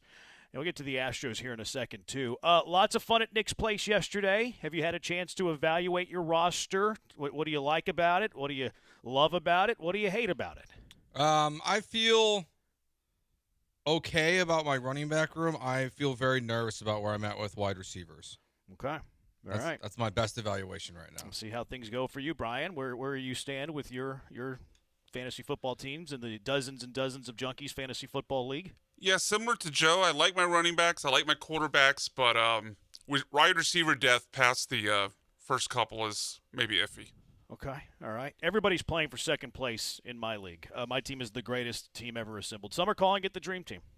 Some are calling it the Dream Team already. Did he say that? Vince Young, yeah. He couldn't spell Jeff, but he could. I assume he misspelled Fisher. Who knows? Who knows? That's what I really wanted to know. That was my biggest takeaway from that documentary was I want to know how he spelled Jeff Fisher. My biggest takeaway is Jeff Fisher's a jerk. He is, but could you he also looking at it from Jeff Fisher's point of view. He didn't want that quarterback. He was an institution as the head coach of the Titans, and that quarterback, because he lacked professionalism, cost him his job. If he misspelled his name, that's the lack of attention that he hates, that he feels scorned about. You know what I mean? Yeah, it is. I also are we sure it's a lack of attention? I think it just might be that VY's dumb. Yeah, but here's the thing. If I got a letter from somebody that I do not like and they cost me my job and I'm incredibly scorned and then they misspelled my name, I don't know what my reaction would be to that. I totally understand. I don't if anyone people out there that eventually going to want to intern at this station, if a potential intern emails me and goes, "Hey George," goes into the trash. I mean, the straight easiest up, thing it goes that into you the trash. Yeah, I mean, the easiest thing that you can do is hey, let's double check this. Let's Google his name. You know what I mean? Yeah. If I was emailing somebody of any importance, anything, let me double check to see if I'm spelling his name right. If I'm going out of my way to pin a letter, it also sounded like it was some therapeutic a little bit for Vince Young, where he's talking to people in his past that he's trying to make right with, whether it was their fault or whether it's his fault. You would think that if you're going through all that trouble, which I think is great. I think it's great that he was doing that and got help and all that stuff. I think it's wonderful. How do you not do the bare minimum due diligence of Googling his name? Great question. So I think there's 2 options here. He either left off an F for some reason, or maybe Jeff with 1 F. I think it's more likely he would spell it Geoff. See, I thought he spelled Fisher but put a C in there. That's what was my. But if we're talking about the first name, if we're going okay. specifically, if we're saying what is the error in Jeff, I would think that he would spell it with a G. Geoff, which is, that's a name, like Jeff Blum. That would be a pretty easy mistake to make if it was the first name. Now, if it was the last name, I agree with Brian. It would be the C in there. I don't know what else it would be. See, I would imagine, just purely a guess, he addresses him as Coach Fisher. So that's why I think it's the misspelling of Fisher, not Jeff. That's not an argument that I'm having. We were talking specifically about the first name. If you told me now put the 2 names together, where is the most common mistake, I would think it's a C in the last name as well. But we were talking specifically about the Jeff because Joe said there was only 1 F. Could you leave off the H in Fisher? How? No. He's dumb. That's Pfizer. That was really rude, Joe. Sorry. He's dumb, but I he's don't not that dumb. Yeah, that was my biggest takeaway. I want to know how he spelled the name. But I can also understand Fisher being this guy cost me my job. He wasn't a pro. He threw me under the bus all the time. Now, do I think that Fisher handled it good? No. I think they were both out of line in their relationship with one another. It's sad, though, because Vince Young had all the talent in the world. Greatest high school quarterback I've ever seen in person, which we'll talk about greatest wide receivers we've ever seen in person a little bit later. But thanks, everybody, for coming out tonight or last night to Nick's Place. Great meeting all of you. The turnout was a little better than I thought it would be, if I'm being completely honest. I thought we were going to get ghosted by everybody. Same. So it was cool to have dozens and dozens of junkies. Already thinking of ways to make it bigger and better next season as well. So year one, first year, inaugural anniversary, all that stuff. Astros were playing while we were doing this. Went back and watched it this morning, Joe. We chase the fight. Last night they didn't. No, didn't they did chase not. the fight last night. I think the two story, maybe even three. I think the top two storylines from this one, though, the offense ineptitude, yet again, and then some questionable decisions from Joe Espada. Where would you like to begin? Let's go through the questionable decisions. Okay. First one, I mean, both of them, I think, from the offensive standpoint, were in the seventh inning when you had critical at-bats. Cam Smith was lifted from the game for Lamont Wade, late-night Lamont. Now, Lamont Wade did have the walk, was able to reach base. And then you're thinking, okay, are they going to pinch hit for Vasquez here? But he left Vasquez in at the game. He struck out. Jeremy Pena struck out. Yiner Diaz in the house that Yiner built was left on the bench. There was also some dialogue that perhaps, hey, don't pinch hit for Cam Smith. Save Wade for Christian Vasquez. So questionable decisions in that seventh inning that really cost the Astros potentially. Who knows how the subs would have worked, but didn't get the inning you'd have hoped because you scored just one run and you had tons of traffic, and there were two questionable pinch hitting decisions that a lot of people are angry about. Yeah, I think that last part you mentioned there is what I would do differently if I was Joe Espada in that situation. Is I'm letting Cam Smith take his plate appearance. I'm then pinch hitting Lamont Wade for Christian Vasquez, and then having Yiner come in at that point. And the reason only is because I think the reason why we didn't see Yiner come in for Vasquez is because he's worried, what if something weird happens on this one play and he gets hurt and I don't have a catcher? That's weak. I know it's if weak. That's the reasoning. That's weak. He was asked about it in the postgame, and he was I think Chandler Rome asked him. Chandler Rome asked him. He's like, was there any thought of pinch hitting Vasquez with the Yiner there? And he said, no thought. We like Vasquez because he puts the ball on the bat, especially with runners in scoring position, and we like the game that he was calling, and it was a tie game late. Yeah, see, and that's what we talked about like 2 weeks ago, I think it was, where they just seem to – I think they like Christian Vasquez more than we do because of what he brings to the pitching staff and what he does in clutch situations. And because – or even just what he very specifically said there, bat-to-ball skills are better than Yiner Diaz's. Like, I would rather – have the upside there at the plate. I just don't think Joe Espada views it that way. Like, he went with the safe option in Lamont Wade because he walks versus the volatile option in Cam Smith, and then he did the same thing with his catcher. I don't really have an issue with Wade for Cam in that spot. That one doesn't really bother me. I don't want Vasquez to bat in that inning. That's the one that sticks out to me, and I don't really care how you go about it. Like if you want to use Wade for Vasquez because Yiner hits the ball on the ground and hits into a lot of double plays, I get it. That's a fair reasoning. Well, then don't pinch hit for Smith and then use Wade for Vasquez. Like that would be my pushback if you're like, we can't use Yiner here because he's going to ground into a double play and end the inning. Okay, fair point. Use late night for Vasquez then. Yeah, I'd be fine with that too. It's just I think he's so conservative, and I don't know why he would be in that situation. Don't you want to go for the boom moment, like at this point in the season? Don't you want to try it out like your best opportunity to get a bunch of runs in the inning versus playing it so conservative? But I feel like that's just how he always manages. He plays it safe, and I thought he just played it overly safe last night in the game. Yeah, I get it. Like you go with Lamont Wade doesn't have the volatility of Cam, and Vasquez doesn't have the volatility of Yiner. I think that's a fair way of looking at it. It's almost like he was playing for one run instead of a big inning. I think that's a fair point. But I thought it was poor managing. However way you want to attack it, I think there are multiple ways to attack it. Whether it's being conservative, playing for the one run, using Vasquez, not using Yiner. Maybe you do use Lamont, but you pitch hit him for Vasquez. That was a rough decision. And then he's getting a lot of beef, too. Getting a lot of grief. Joe Espada is for using Souza against a bunch of lefties. Because Souza this year, now it hasn't always been the case in his career. So this would be the defense of Joe Espada, is that over the course of Souza's career, he's actually been good against lefties. This year, though, They have flipped. He has reverse splits. Lefties are hitting him well. Righties are not. Yet Espada keeps using him against lefties, and he got that inning last night where he got hit around. Started off with some weak contact, a little bloop. Might have picked off the guy. Walked a dude, and all of a sudden Bellinger's banging it off the wall for pretty much what iced the game. Yeah, I think he's terrible. I wish he wasn't on the roster. Just straight up. You say that about everybody? Yes. Like, what is the option? I'm not saying there's a good option. Yeah, I just don't know if there's a option. No, there's probably not, but he definitely uses him in that situation in the traditional way. But you're right. I didn't looked at his splits in a while until you put it in the rundown. It's just like, how can it be Souza in that situation?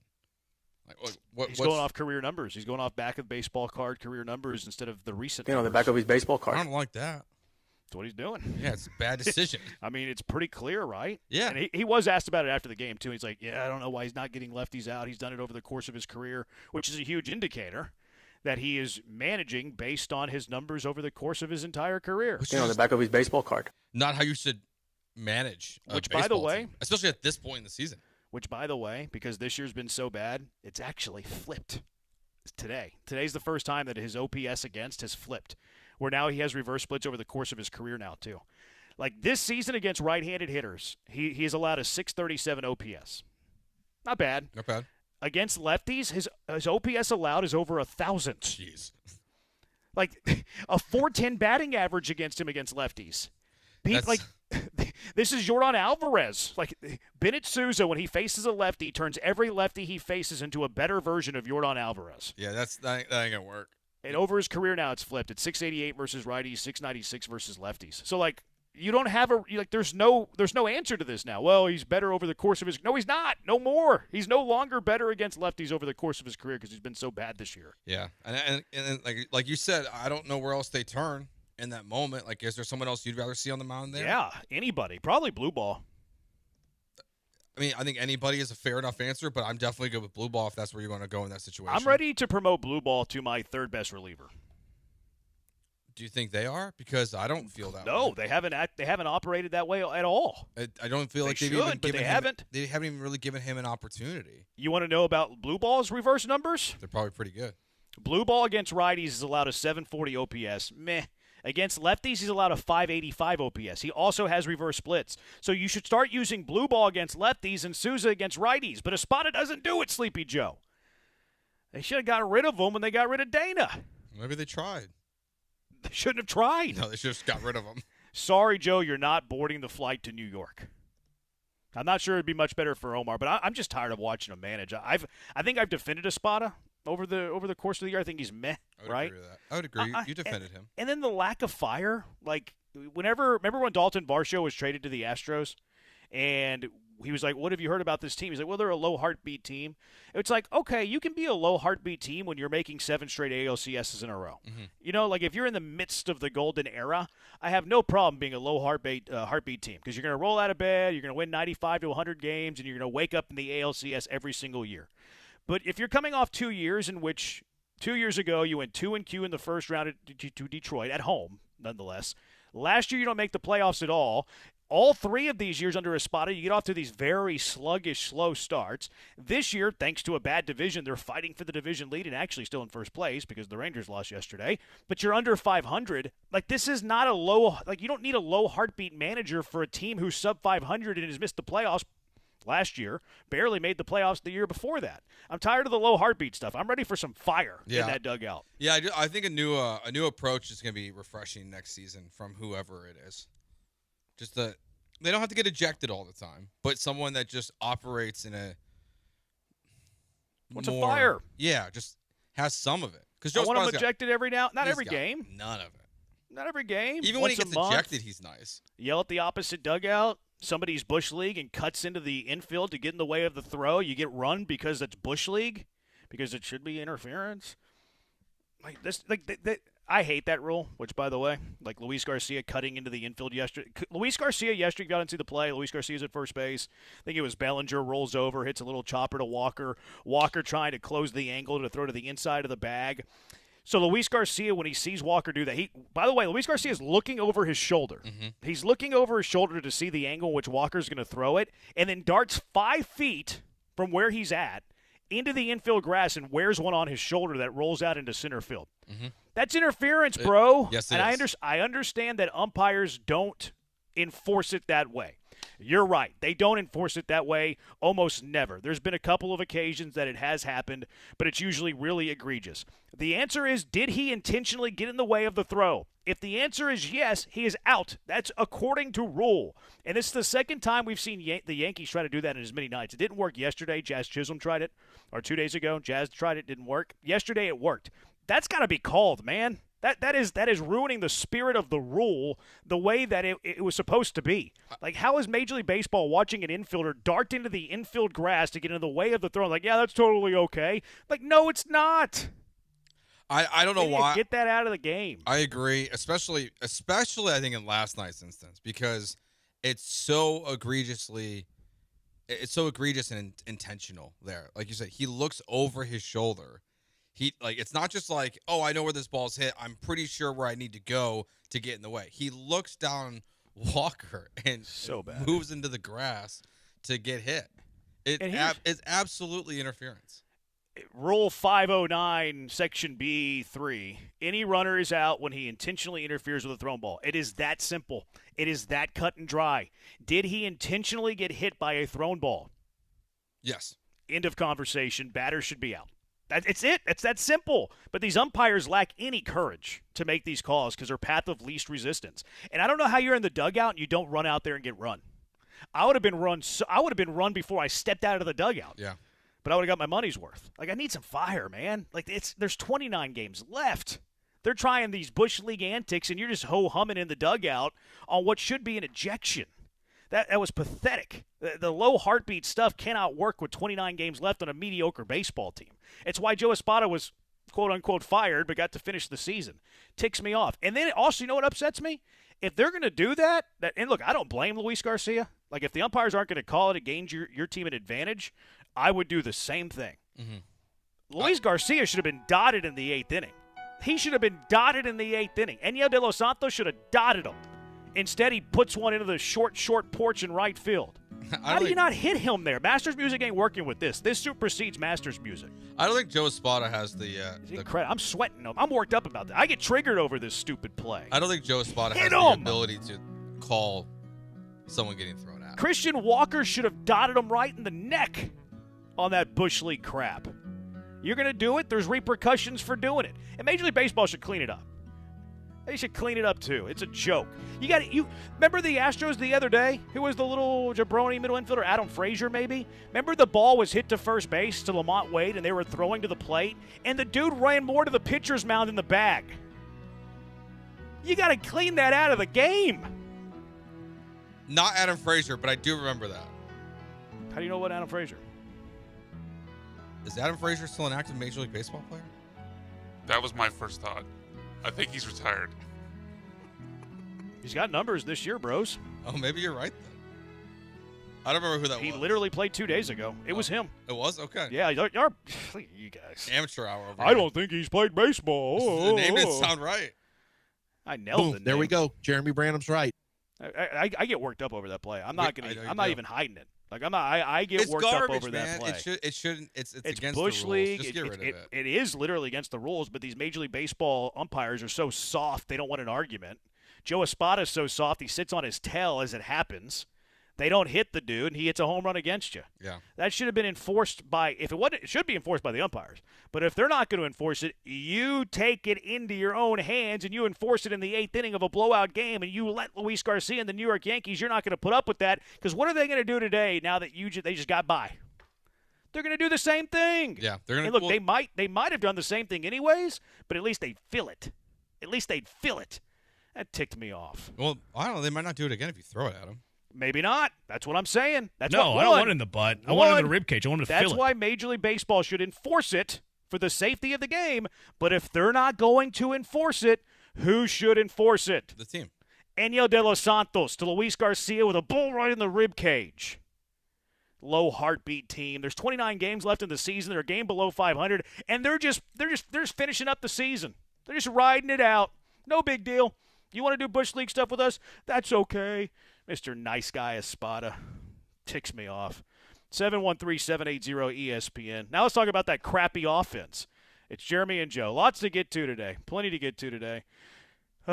Carlos Correa might be coming back soon. Texans panic meter there, maybe. BK will join us. Connor Orr is going to join us a little bit later, too. 713-780-ESPN, the HRP listener line. You can text that number, too.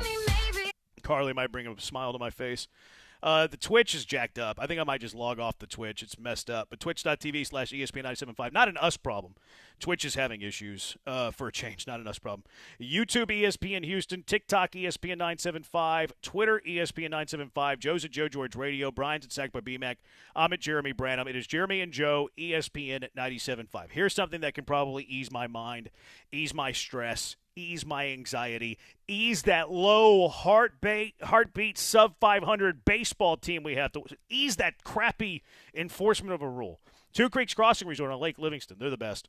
It's where I like to go to defuse a situation from time to time. You can escape the city, enjoy the relaxing great outdoors. Book your stay now. TwoCreeksCrossingResort.com. You got open green spaces out there. 92 acres of open green spaces for you to explore and have some fun. Wildlife all throughout the property that you just don't see in the city. Beautiful Mother Nature is the way it was intended. Plus, they got the two creeks there. You can fish on those two creeks, some of the best fishing in Texas. You can rent a kayak, go kayak on the creeks. That's always very fun, too. You're going to love it. And here's what's awesome about Two Creeks Crossing Resort. You're going to find paradise in 90 minutes. It's only an hour and a half from Houston. You're there in a jiffy. Turn us on at 3 o'clock. You're there at 4:30. How easy is that? Pickleball courts out there if you like that, too. They got the water park, Blue Bayou Bend. The kids love it. Lazy River. Just go float around the park. Have a good old time. Take it easy. Relax. Soak in some of the sun rays. Get some vitamin D. It's awesome out there at Two Creeks Crossing Resort. Plus, they're always taking care of you. Food trucks. They have live music all the time. They're putting on activities. Neon Night Float coming up this weekend. Just an example of the things they do for you. So book your stay. TwoCreeksCrossingResort.com. Maybe it's glamping. Maybe it's a waterfront cabin. Maybe it's a treehouse. TwoCreeksCrossingResort.com. If you missed John and Lance, you missed this. So this can't be criminal? No. But is it criminal if you say it's a fantasy punishment? I lost my fantasy league. I lost my fantasy league. Yes, it's still criminal. Still criminal? Weekday mornings from 7 to 10.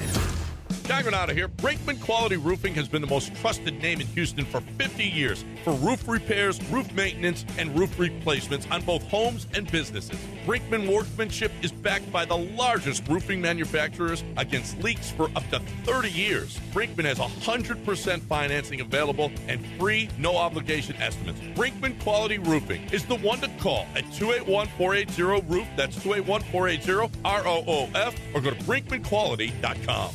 Clara, I had something really interesting happen. Tell me about it. I was being interviewed, and the guy asked me, of all the collections that you have purchased, which one are you the proudest of? What did you tell him? I told him about that woman who inherited half a dozen guns from her grandfather. Remind me. She sent me an email that I couldn't hardly believe, so I drove a few hours to go see the guns. Are you talking about the lady who was offered $12,000 for the whole collection, but then she wrote to you because she really needed $19,000 to buy a car? That's the one. How much did we pay her? $220,000. Because it was the right thing to do? Because it was the right thing to do. The best gun shops in America are in Texas, of course. Collector's Firearms. Right on the corner at Whiff Timer in Voss and Houston on Alpha Road in Dallas. One block east of the tollway. Collector's Firearms. If you want a career with stability, purpose, and room to grow, the International Brotherhood of Electrical Workers, Local 66 in Houston, is ready to meet you. For over 125 years, they've trained the professionals who keep our electrical grid running strong. High wages, full family health insurance, and retirement planning are just the beginning. Send your son, daughter, grandchild, or come yourself. Visit 4345 Allen Genoa Road in Pasadena or go to IBEW66.com. Powering careers, powering the future, IBEW66.com. Stand by. Cue announcer. The Del Olalea Show. Weekday mornings from 10 to noon.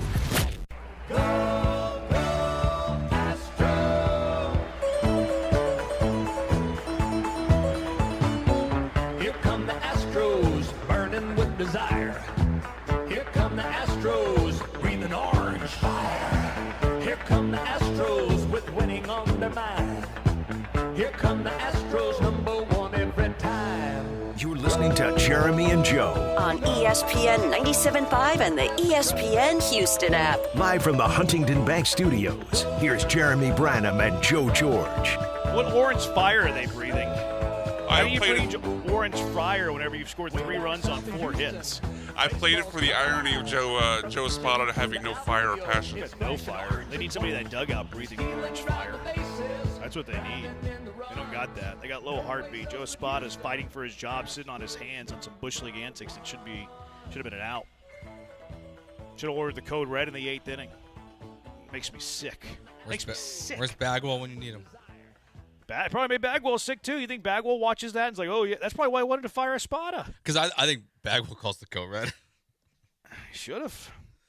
Old school guy like that, he definitely does it. Yeah. How do you think Roger Clemens would have handled that moment?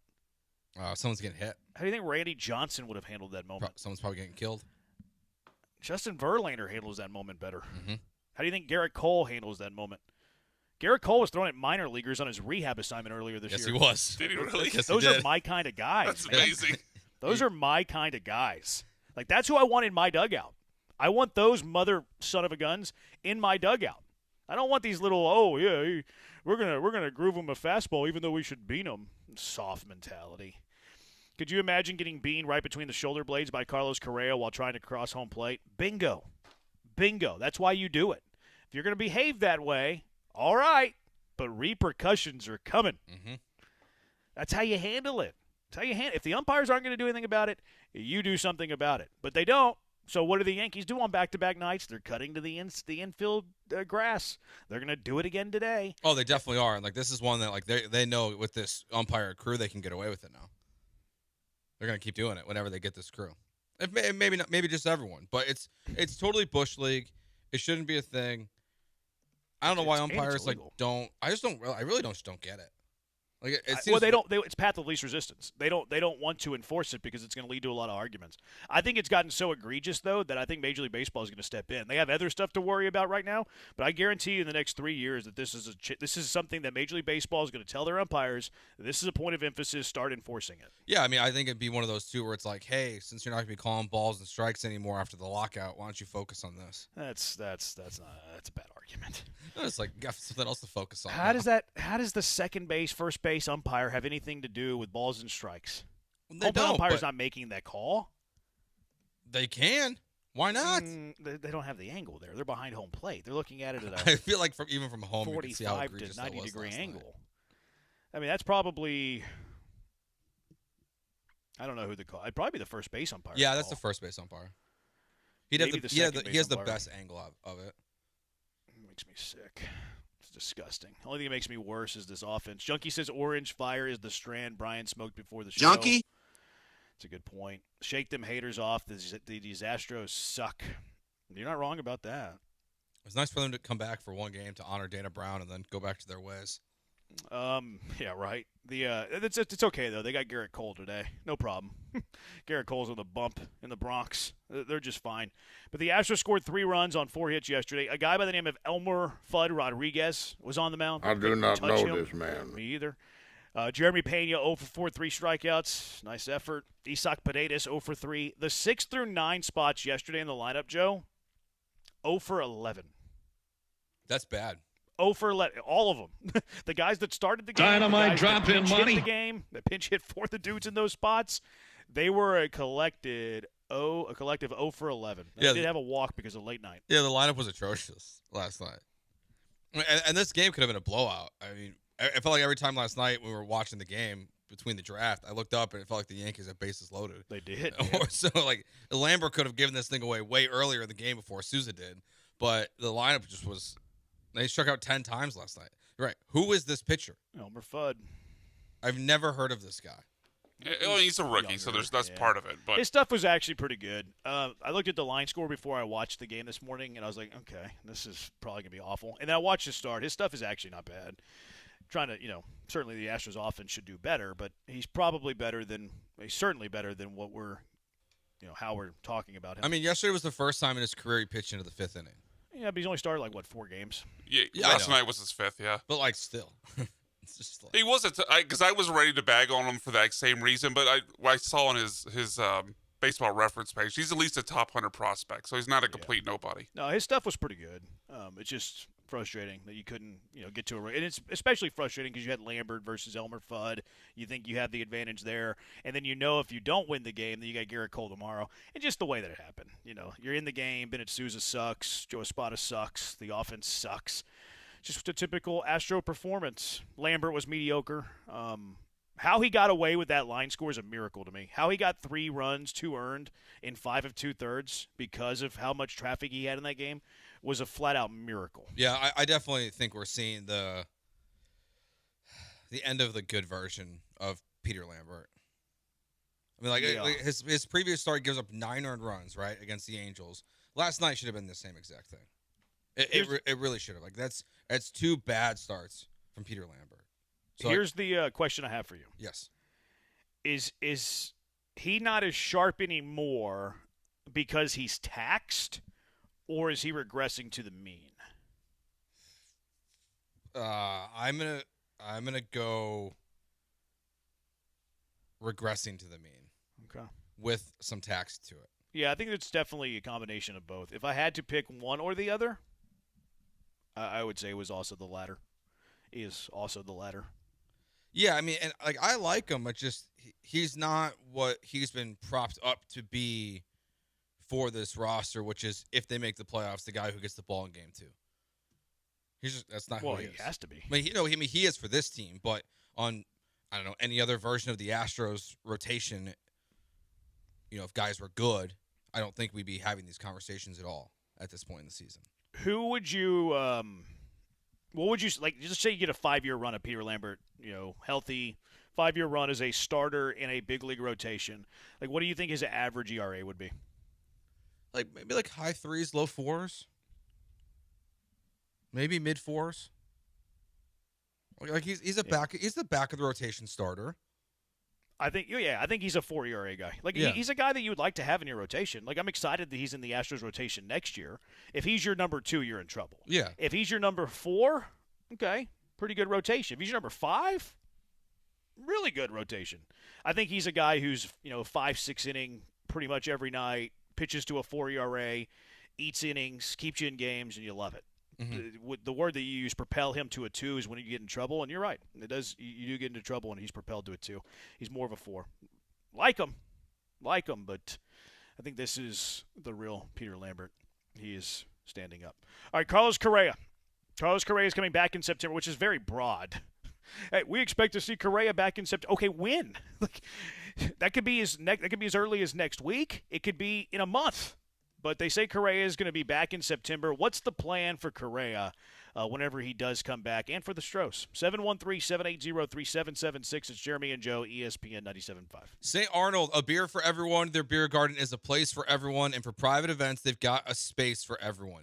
Weddings, family reunions, big birthday bashes, company happy hours, trade shows, corporate meetings. You can do it all at St. Arnold. For smaller groups of 20 to 100 people, they've got the Investors Pub, which is a really cool area to hang out with a smaller group like that. But for larger groups, they've got the Beer Hall. It's where the listener appreciation party is going to be at tomorrow night. We have full audio and visual capabilities in there to watch games or just have music going on. You can get your food, whether it's an appetizer table or a full-on feast. And, of course, the beer is straight from the source right at St. Arnold. They also have wine, cider, and root beer as well. Book your events now, especially those holiday parties, to get prime dates, whether it's a daytime rental or evening event, weekday or weekend. And listeners of this fine station, mention ESPN or my name, Joe George, and you'll receive a free full-hour bar package for your event. Just say my name, Joe George, or ESPN. You get a free full-hour bar package for your event. Get started now at starnold.com by clicking on private events. That's starnold.com. Click on private events. This is ESPN 97.5. From alligator to elephant, Republic Boot Company Houston handcrafts your boots, your story for life. This is your deep inner voice. Exit 18th. Take the 18th Street exit. Exit 18th. Yanni Damaris here. If you're sitting anywhere on the 610 loop, stuck in traffic, exit 18th Street and grab a cold drink at Damaris Barbecue. We'd love to have you, and you'd love being here. We've got a full bar, beer, wine, liquor, and frozen drinks. And you can even be a family hero by taking home some delicious dinner. You heard me. 18th Street.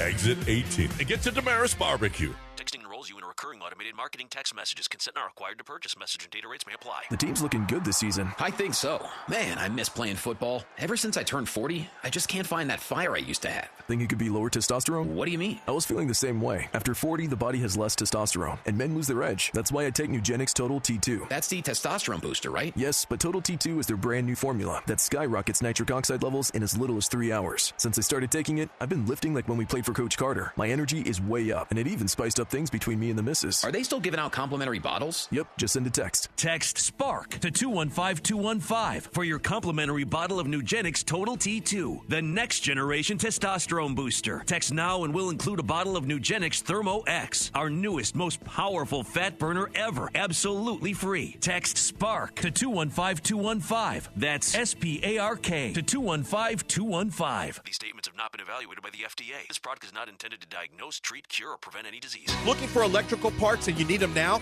Well, for over 30 years, M&J has sold, delivered new and reconditioned electrical equipment in Houston and nationwide. Circuit breakers, transformers, disconnects, fuses, panels, switchgear, and more. If it's hard to find, well, M&J has it. They have all brands, and they can cut down on your lead time. Contractors, M&J Electrical Supply buys, sells, and removes electrical equipment. Call 713-699-5055 or email sales@mnjelectrical.com.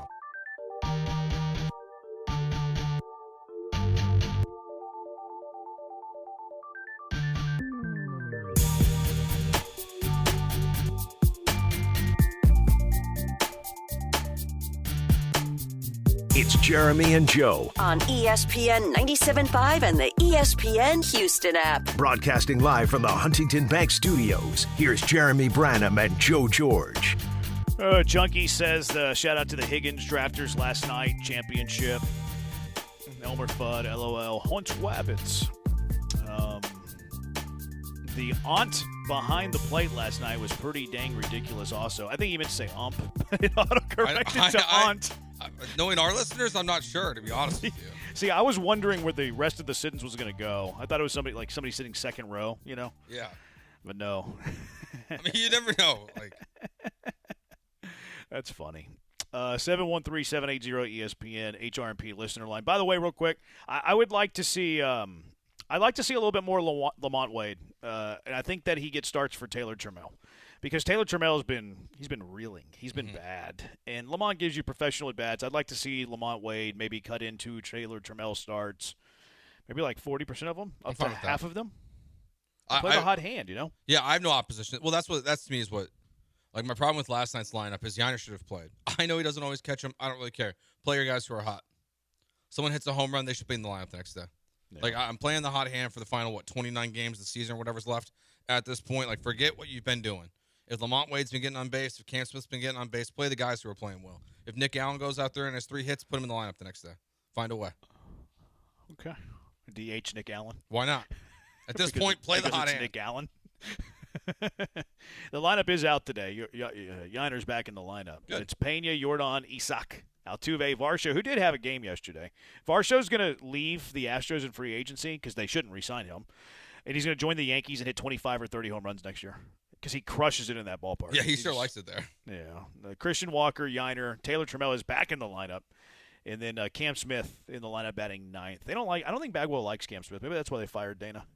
They think he's too young and raw. He's not putting it all. He doesn't give you quality. His at-bats have been better. He's been giving you some long at-bats, but he's batting 9th today. Oh, so Carlos Correa, they said yesterday, Joe Espada said yesterday that they expect to see him back in September. He's got, I think, an appointment. I don't know if it's at early next week or late this week.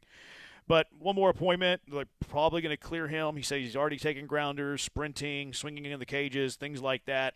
Would need a rehab assignment. How long, who knows, but certainly would need a rehab assignment. When he is back, what is your plan for Los? Do you think he can play in the field? I think sure. I don't know why he wouldn't be able to play in the field. Yeah, I almost feel like he kind of has to for this to really work. But for me, it's really simple. Altuve's going to left, Isak's going to second, and Carlos Correa's playing third base, and that's the lineup every single day. I don't think you need to do it every day. I want them all out there every day. I think you have a rotation at DH between Isak, Altuve, and Jordan.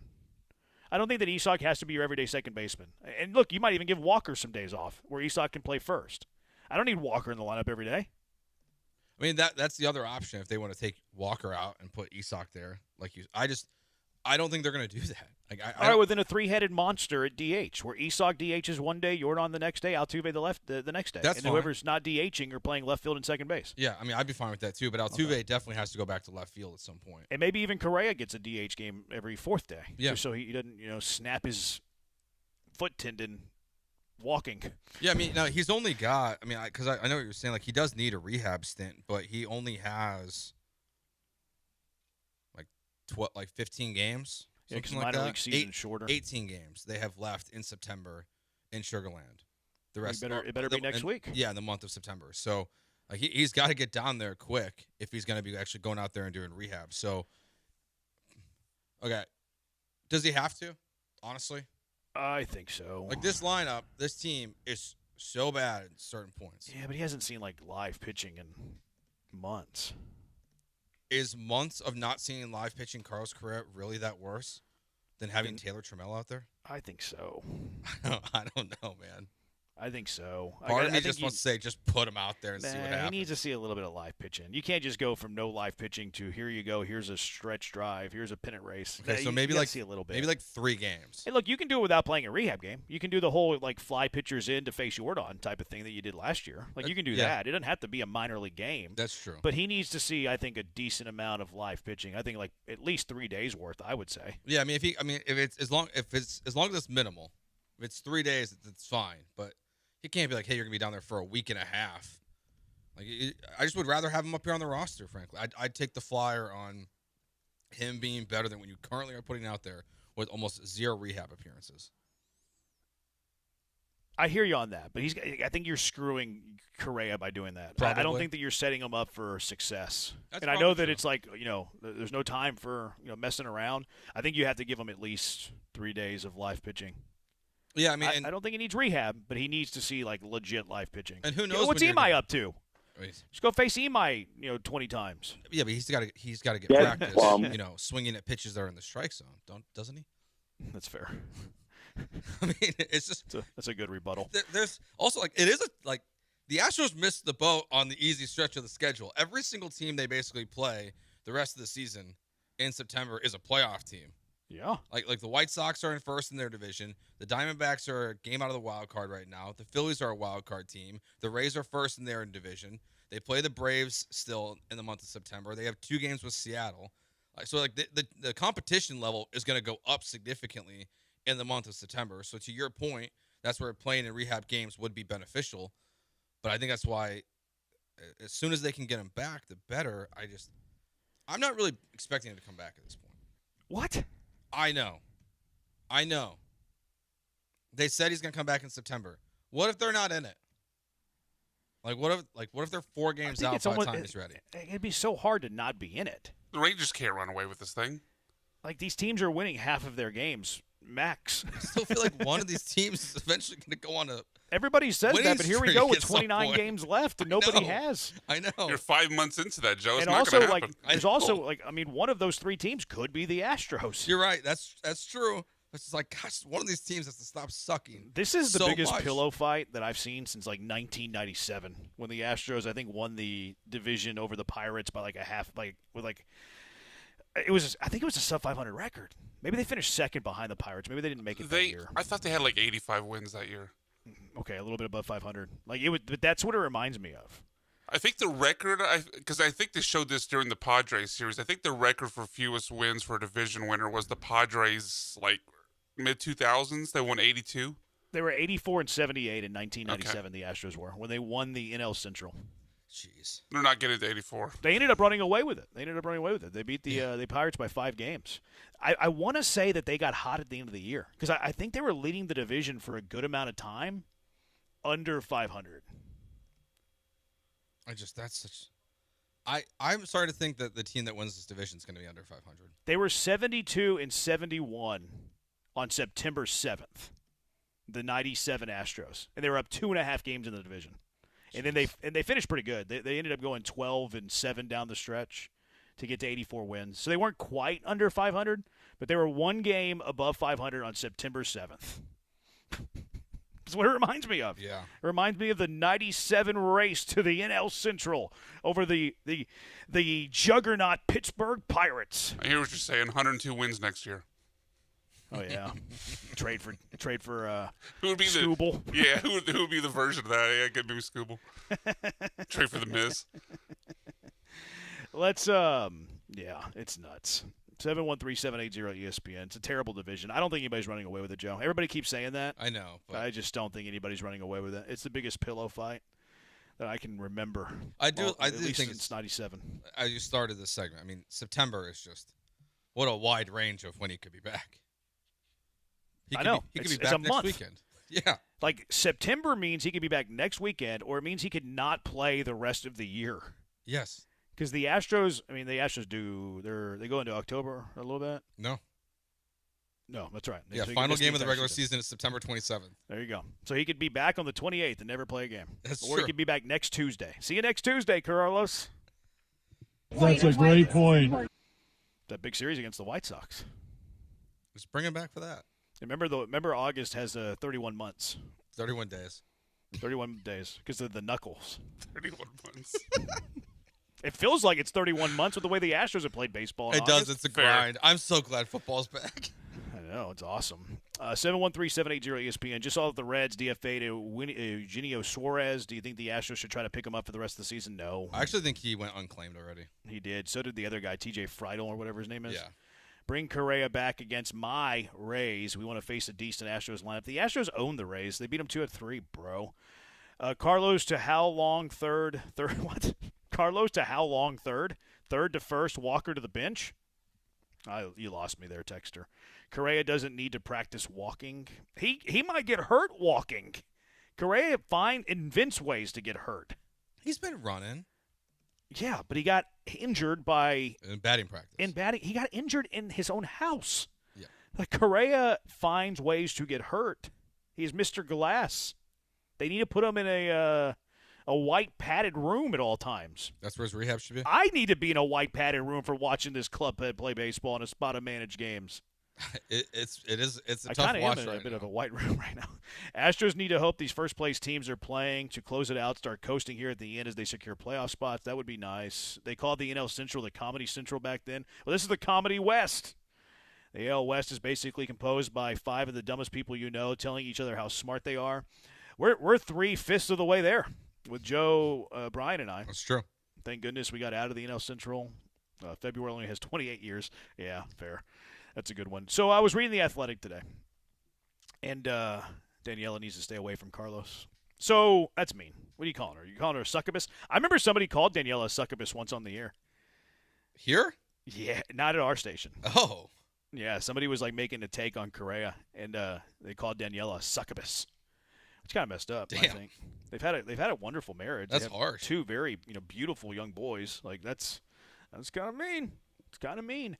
So I was reading the Athletic Chandler Rums article on the whole Carlos Correa coming back, and remember, I got a kick out of reading this because remember what he was saying back at spring, right? He was saying how untenable this was and how this will never work. And what was our rebuttal? Our counter was, don't worry, one of these guys will get hurt. Maybe more of these guys will get hurt. But even if they're all healthy at the same time, guess what you can do? You can play Altuve in left or Yordan in left, and then you can DH Altuve or Yordan, whoever's not playing in left. Remember that? There's a way to get all these guys in the lineup. There's a way to give everybody rest. One of them's going to get hurt anyways. Relax. It's not that big a deal. They're going to figure it out. So I was reading Chandler's article today in the Athletic. He got a kick out of this stuff. He said, presuming Correa can play defense, Isak playing third base in Correa's stead has the third highest OPS on the team. Keeping Paredes in the lineup upon Correa's possible return is non-negotiable. Yeah, you were the one trying to kick him out of the lineup in spring, bro. Houston could play Correa at third base and move Paredes to second, where he would displace franchise cornerstone Jose Altuve and have a timeshare in left field DH with Yordan Alvarez. Yeah! We were telling you this in March. Yeah, that's what it always could have been. I got a kick out of it. It's like, well, remember how pretentious he'd get? Like, Yeah. oh, maybe now you'll see. Maybe now you'll see. They're going to do exactly what we said the whole time. Such is a quandary the surplus presents. Because like, Are we starting to understand this was never going to work? Maybe now. Those are his words. Mm-hmm. I copy and pasted them. Altuve is going to play in left. I have no doubt about that in my mind. Because I don't know how else they do this. Like, I think they'll rotate. Unless they, that's fine. Unless they really just throw Yordan out there, but I don't see that happening either. Just every day. That seems illogical to me. The only real holdup though is like, what if Craig can't play the field? I know he's taking grounders, but well, what if he can't? So you're convinced Altuve plays in left? Because when did Craig get hurt? Sometime mid-May? Was it around there? Like Altuve, all that time when they had. Now I know JP3 was in and out of the lineup. There were some things that helped him out there, but like they had chances to get all the bats in the lineup to have Altuve in left, and they didn't do it while Correa was healthy. Well, they only played like 7 games together. I think they would play Yordan in left in those days. Yeah, I just don't see Altuve in left. I think we see him in left. Yeah, I mean not every day though. No, I think there's going to be a healthy rotation. Yeah, I mean unless they're really just going to throw Yordan out there in left field as your everyday left fielder and keep everyone else in the infield and DHing, I don't see how they don't put Altuve in left field. So you think that Altuve is going to play 0 games in left, Brian? That's my lean, yeah. I smell a bet between you and Joe. Over under a half? Yeah, starting though. I would say start because you plug him in the outfield as an emergency. Yeah. That shouldn't count. Yeah, I'm cool with that. Okay. What are y'all betting? Yeah, what are we betting, Joe? I'll let you call it. Burger downstairs. Deal. All right. That was quick. With the Carlos Correa comes back. Yeah, of course. Just of course. making sure. How many games? Like, what if he only comes back for one? Okay, thank you, Jeremy. Jeremy, shut your big mouth. That's a good help, Jeremy. That's a good help. Thank you, Jeremy. I'm a good mediator. I guess you owed me that one because I stepped in a few times on Joe's behalf. Yeah, because I'm dumb. But damn, I could have got a 1-game Correa return and won the bet. Yeah, I'm a mediator. That's what I do on the side. I 10 games, Joe? 10's a lot. I was There's thinking only like 29 5. games left. Okay, 5. Cool. Yeah. All right, 5 games. Okay. Correa must be back for 5 games. For Correa, I think he's going to play at least once. I think he'll start out there at least. I think he's going to start 30% of the games in left field if Correa comes back. At least 30%. I just think they would have done it once this season already if that was an option. It feels to me like it's a, break glass in the case of an emergency, and I feel like they're in a break glass in case of emergency situation. Yeah. I don't think you could have had that in May. Fair point. But yeah, I just don't like they're not gonna sit Walker. Isn't that the they only? They might other should, but they value his defense. Wouldn't break my heart if they did. They might should, but they value his D. They value his glove. See, but I would rather have Walker out there, and then have one of these guys in left than the Trammell Wade combo. I would too. Like I think it's just like I'll take the upside of his defense and occasional big swing versus the garbage you get in left field. Garbage. Like nicely done, Joe. Thanks. Yeah, but we're also like I was also making the case, and I still believe this, that Lamont Wade should be taking some of Christian Walker's at bats. Fair. So like that would if you get all these guys back, and I still believe that I want Wade taking Walker's at bats. Well, then Wade is your left fielder, and Esau's your first baseman. Yeah, you can do that too. I actually think they're underplaying Wade. They're such a bad team. I agree with you. I don't think they will do points. that. Yeah, this is a brutal. Should Lamont Wade get more at bats over Taylor Trammell? My goodness, listen to what we're talking about. Should Bennett Sousa have the 7th? No. Should he face lefties? No. Joe Espada can't get off his tail to argue a clear interference, as he has already been fired. Should A.J. Blueball be the third leverage arm? I actually think that's a fair question. I know, but it's still a sign of non-golden era baseball. It's a bad team. Mattress Mac will take care of Correa. Hopefully. It seems like he's doing a good job.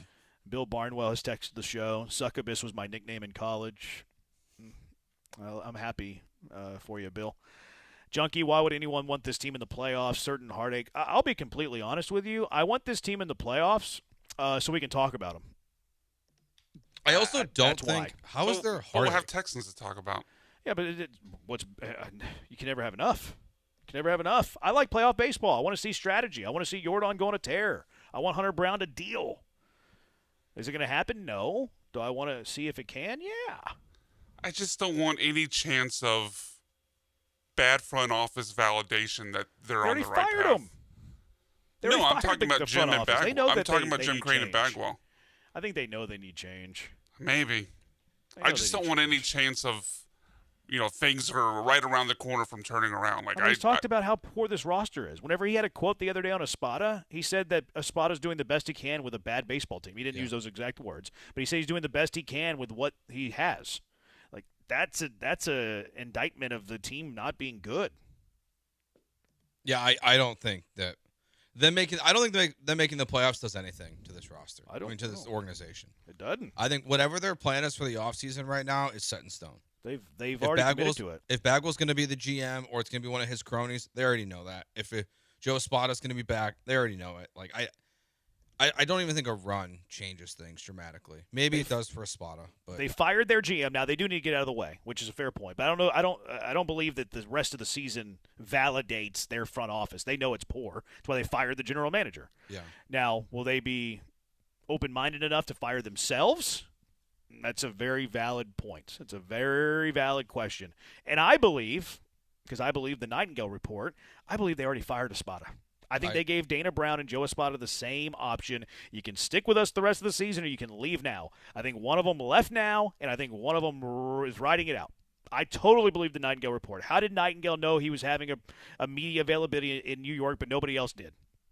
Because he was told, probably by Crane. I think my theory is that the closed-door meeting that happened with Joe Espada and Jim Crane yesterday was an in-person apology for it leaking. Oh, maybe. That's my theory. That's not a bad theory. Because Joe wasn't there with the team on Sunday. Not a bad theory at all. But I do think he legitimately had an issue Sunday. Because Omar Lopez said that he drove somewhere at 3:15 in the morning. So I think something did happen, sadly. And that's more important. You guys watch baseball outside of the Astros. Joe does. I do. If they make the playoffs, it'll be a very quick talk. Probably right. Playoffs means you don't get a decent draft spot. Tank. It's baseball. What's the difference between the 22nd pick and the 19th pick? Yeah, I mean, like right now, I pulled it up. The Rangers, who are obviously right behind you, have a 7.1% chance in the lottery to land a top 6 pick, a 0.7% chance to win the number 1 overall pick. So, like, if you switch spots with them right now, like, you pick 15th most likely. You don't really have a chance to win a lottery to get a high draft pick next year. So, what's the difference between 17 and 23? Which is what it is right now between the Rangers and the Astros. Not much. It's not much. Not much. All right, 713-780-ESPN HRP listener line. We continue our Texas tour of college football. When we come back, the great Brad Kellner. You used to hear him here. Host of the Locked On Longhorns, Bucky and BK show on AM 1300 The Zone as well. We'll talk to BK about his Longhorns. Brian's? ? Longhorns? We'll do that when we come back. It's Jeremy and Joe, ESPN 97.5. Now, let me tell you about a great college football team, the Houston Cougars, kicking off their season a week from Saturday. It is here at last, the H-Town kickoff. The vibes are great. It's going to be awesome, by the way. A new game day environment, game day atmosphere at TD-ECU Stadium this season. You're going to want to be there. It's going to be like a party all season long, and the party begins Saturday, September 5th at 11 a.m. as your Houston Cougars take on the Oregon State Beavers. Year 3 of Willie Fritz. Coach Fritz got the Cougars to a 10-win season a year ago. They beat LSU in the Texas Bowl as well, and this season's going to be a lot of fun. You've been jonesing for football. Here's your chance to come on out to watch some college football a week from Saturday. Don't miss the H-Town kickoff. It's going to provide thrilling plays, hard-hitting action, unforgettable moments, the pomp and circumstance of college football. The environment for college football is second to none, and nothing beats the tradition, the pageantry, the roar of the crowd like a Houston Cougar football game. So make plans. Get on out there. Buy your tickets right now, uhcougars.com/tickets, 713-GO-COUGS, and be there as the Cougars kick off the season with the H-Town kickoff against the Oregon State Beavers. Come early, be loud, and wear red. Go Cougs! You're listening to ESPN 97.5. We're taking a break. Okay. That's cool. John Granado here with Robin Orlando from Houston Powder Coaters. You guys have been so busy. You guys are just swamped, huh? Houston came through. They listened to get everything done prior to the soccer parties, but now we're still doing stuff for the pool season. Let's talk about pool season. What do we need to get done? We still have 4th of July coming up. We have Labor Day and all those 100-degree days. We need to get your patio furniture in, get those slings, get those straps, make it look new again. What about those grills and smokers? Before you know it, it's going to be football season. Let's go ahead and get ahead of the game. Let's get those barbecue smokers. Let's go ahead and get those trailers in. Be ready for all those big football games in the fall. And how cool is it when you got your tailgate chairs looking like your football team? You're going to be the envy of everyone's hearts. And it doesn't matter what it is. Whatever you have that's metal, powder coated first. Antiques, patio furniture, trailers. We got you. ESPN listeners are saying it all the time. They're calling. They're loving Houston Powder Coaters. HoustonPowderCoaters.com. HoustonPowderCoaters.com. Ask for Robin, even though she might be busy. I got you. DraftKings Sportsbook at the Golden Nugget Lake Charles is your best bet this football season. Catch all the action and immerse yourself in over 3,200 square feet of LED screens. Wager, watch, and win in the sleekest setting with the best odds. Order your favorite game day bites and sip on an award-winning cocktail at your game day headquarters. Only at the DraftKings Sportsbook, Louisiana's largest sportsbook at the Golden Nugget Lake Charles. A 2-hour drive from Houston. Must be 21 or older. Gambling problem? Please call 1-877-770-STOP. Mike Holly, class of 1990, has been protecting the interest of Cougars for over 30 years. First as a Cougar offensive lineman and now as president of HR&P. HR&P provides comprehensive human capital management services, including HR compliance, benefits administration, and payroll. Don't struggle with the demands of human resources. Let HR&P eliminate these burdens and customize a plan that fits your business needs so you can get back to growing your business. Learn more by visiting hrp.net/U of H. That's hrp.net/U of H. Houston's independent voice for sports talk. Hey guys, Lance Zerline here. I went into Dr. Kaplan's office and I had my deviated septum fixed and had balloon sinuplasty, clearing out those chronic sinus issues. I had it all done in one visit. A month later, I'm breathing perfectly. The deviated septum is fixed. Nothing could be better. It's amazing. It's a great change in my quality of life. You can do the same thing. Medicare and insurance plans cover this. Call 713-903-8049, 713-903-8049, or visit kaplansinusrelief.com. Breathe well, live well. Less than 4 in 10 kids aged 6 through 12 are playing sports regularly. 4 in 10 kids? Let it sink in. Just 4 in 10 kids. ESPN is building a nationwide coalition powered by Disney called Take Back Sports, with the purpose of training more coaches, expanding access, and creating community-driven sports programming that puts kids and fun first. We're working on that story. We hope you'll join us. Visit takebacksports.org to learn more. Hey, it's Kirk Herbstreit. When it's game time, you need a good playbook, especially in the kitchen. Because when a crowd wants wings, fresh pizza, and mouthwatering sliders, you better have options in your kitchen. With Frigidaire Range, you get over 15 cooking modes, including stone-baked pizza, air fry, and air sous vide. Your game time MVP combo built right into your oven. Available at the Home Depot. How doers get more done.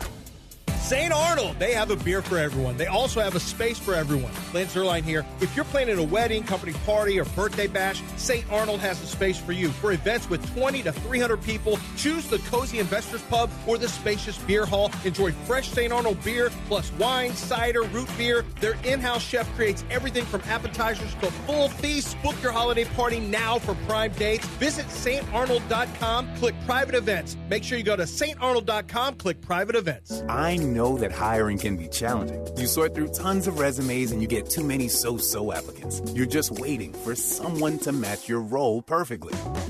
Well, now, there's a place where you can meet them fast. ZipRecruiter. Need to hire right away. Start your search for strong candidates. The right fit awaits. Build your team. Build it sooner. Meet your match on ZipRecruiter.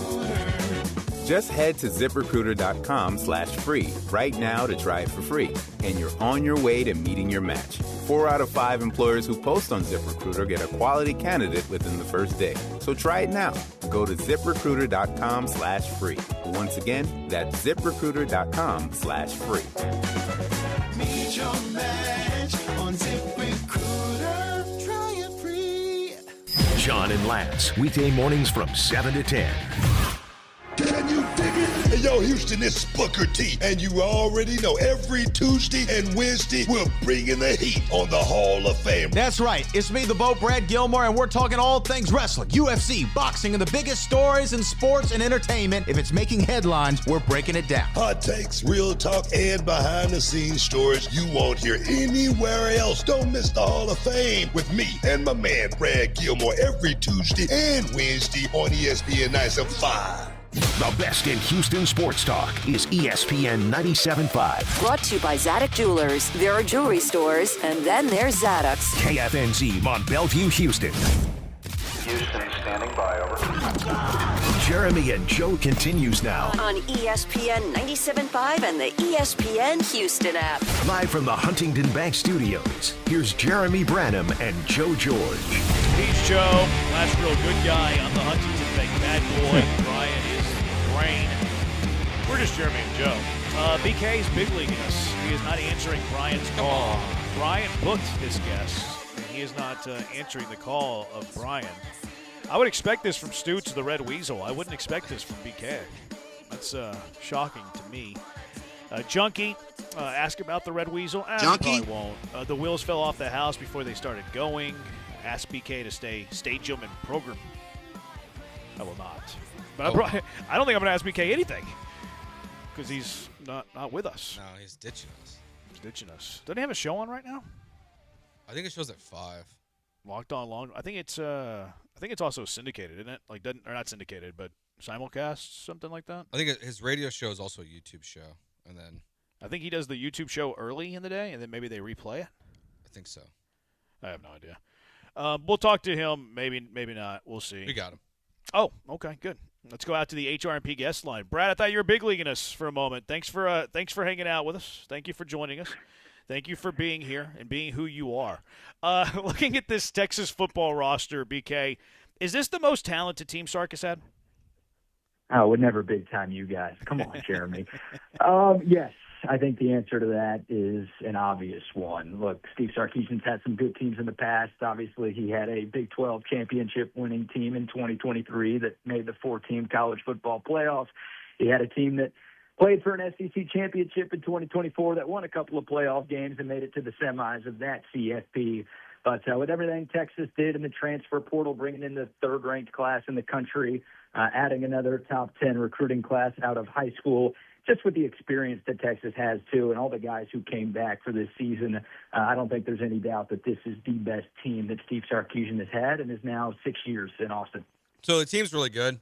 Is the quarterback, BK? Is the quarterback any good? Because I'm a believer.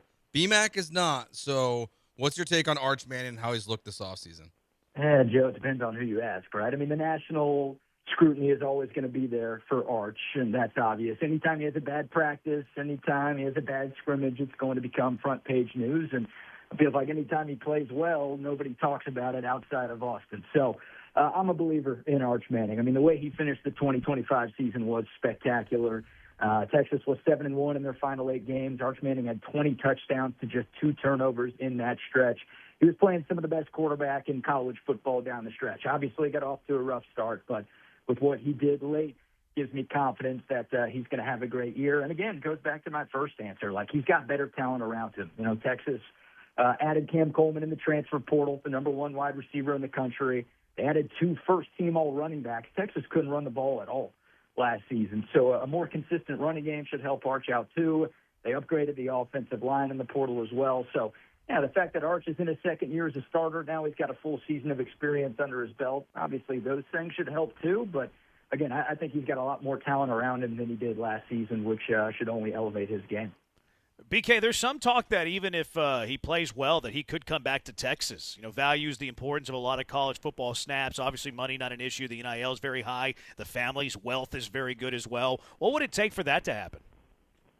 Yeah, almost, you know, it's like if you're a Texas fan, you want to have your cake and you want to eat it too, right? So you'd love Arch to have a Heisman caliber season and Texas to win a national championship, and then Arch to say, I'm going to come back for another year, right? Like after Vince Young led Texas to the title in 2005, he had the chance to return, obviously decided to go pro. You'd love Arch to do the anti-Vince Young thing and come back for another year. But realistically, if Arch has a great season and Texas does what Longhorn fans hope they do, Arch won't be back in 2027.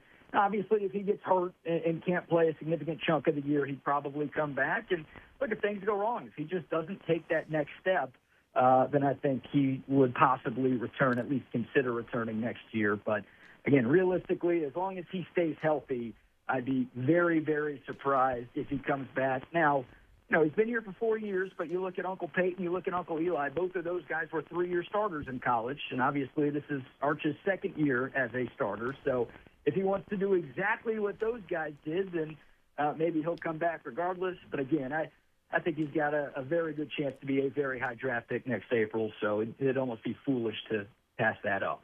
BK, obviously one of the guys that Arch hopes to be depending on is his left tackle, Trevor Gooseby, who scared all of us Longhorn fans when we heard he got hurt, I guess about a week ago. But it seems like it wasn't as serious as initially feared, maybe even back in a few weeks. Does it look like Gooseby could be ready for the Ohio State game, or what do you think the timeline is on his return?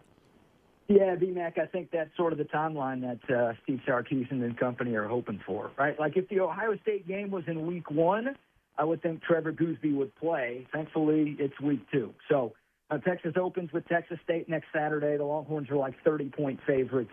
I think Trevor Gooseby will probably sit that one out. Texas should have no problem with the Bobcats without him. But, he's not practicing right now. He's doing some work on the side, but still walking around with a crutch, still has a knee brace on. So he's got a ways to go before he returns to the practice field. But what are we, 16 days away now from that Buckeyes game? I think that's the date that everybody has marked. The hope is obviously Gooseby can practice that week, but the expectation right now, maybe optimistic expectation, is that he will be good to go for that one. Brett Kellner joining us here on Jeremy and Joe. BK, this schedule it's tough this year, obviously, for the Longhorns, and expectations are high. But is there any kind of hot seat around Steve Sarkisian because the expectations for this team and just the expectations around college football are so much greater now for all these big programs? Yeah, it's a fair question, right? And everybody looks at what Kurt Cignetti did at Indiana. Just Google him. I mean, Indiana hadn't won anything. And in year 2, they win the national championship. In year 1, they make it to the college football playoffs. So you've got programs all around the country expecting that type of thing very, very quickly. And it's not just the Texases and the Georgias and the Ohio States of the world. I mean, it's everybody expecting that. So, yeah, we're all prisoners of the moment. We all want success right now. But, again, I think this is Sark's most talented team. He's got Arch Manning as his quarterback, y'all. Like, people have been talking about Arch Manning for like 10 years now. Sark doesn't want to be the head coach who failed to win with the next of kin in the first family of football. So, I think for Sark to, lose his job, Texas would have to be 7-5 or worse this year, which even with the tough schedule, I don't think that's a realistic possibility, barring a ton of injuries. And then if a bunch of guys gets hurt, he's not going to get fired. But, look, if Texas goes 9-3 again, and this is the CFP again, do I think that will cost Sark his job? No. But do I think he'll enter 2027 on a very, very warm seat? Absolutely. BK, you mentioned running back was a spot that they lost a lot of people from last year. One of the other spots, linebacker, really thinned out over the offseason, and that got added to the other day when Ty Anthony Smith was released or kicked off the team by Coach Sark. All I heard was conduct detrimental to the team. What have you heard about this situation, and how does the depth there at the linebacker group look with the absence of losing guys like Anthony Hill and then now also Ty Anthony Smith? Yeah, I like that you use the word release, B-Mac. College football is more like the NFL every day, so it almost feels like that's a fair word these days. But an unfortunate situation for sure. I mean, Steve Sarkisian talked about it in a press conference he had. Anthony Smith was expected to be an impactful piece in the middle of the Texas defense this year, and it wasn't a first-time thing that he did. Texas gave him a few chances to clean things up, and unfortunately he was unable to do so. So you never want to lose anybody less than 2 weeks away from the start of the season. when you're talking about a guy who played more than 400 snaps last year, who was expected to take on an even bigger role at linebacker, that doesn't help. So, for the Longhorns, depth there was already a little thin even before the dismissal, and now without him, they're going to need Raheem Biles, the transfer from Pitt, who's really, really good, a name to keep on your NFL draft radars as well. I think with a great season, he could be a day 2 pick next spring. And then Justin Cryer, actually from the Houston area, I believe from the Katy area, transferred in from Florida State. He has had a tremendous offseason. His nickname's Juice. I feel like to earn that nickname, you've got to play really, really well. And, they're relying on those 2 transfers to carry the load at linebacker. And then they've got 3 freshmen that they really like. Obviously, they're freshmen, so you don't know exactly what you're going to expect. But they're going to need those guys to mature very, very quickly, obviously, with the season just 9 days away. Juice was Brian's nickname in AA. Is that right? Yeah, it was. Yeah, that's totally right. Yeah. Rasheem, any relation to Simone? I believe he's related to Jonathan Biles, not Simone. Oh, man. J.O. taking shots. What catching a stray. strays. Man. Although Does he not take her last name? Like, she's more famous, She's an American hero. I feel like he's got to take her name, right? I agree. She said she almost died a couple months ago, but she never revealed, what happened. But hopefully she's doing well. Oh. Hopefully you're doing well, BK.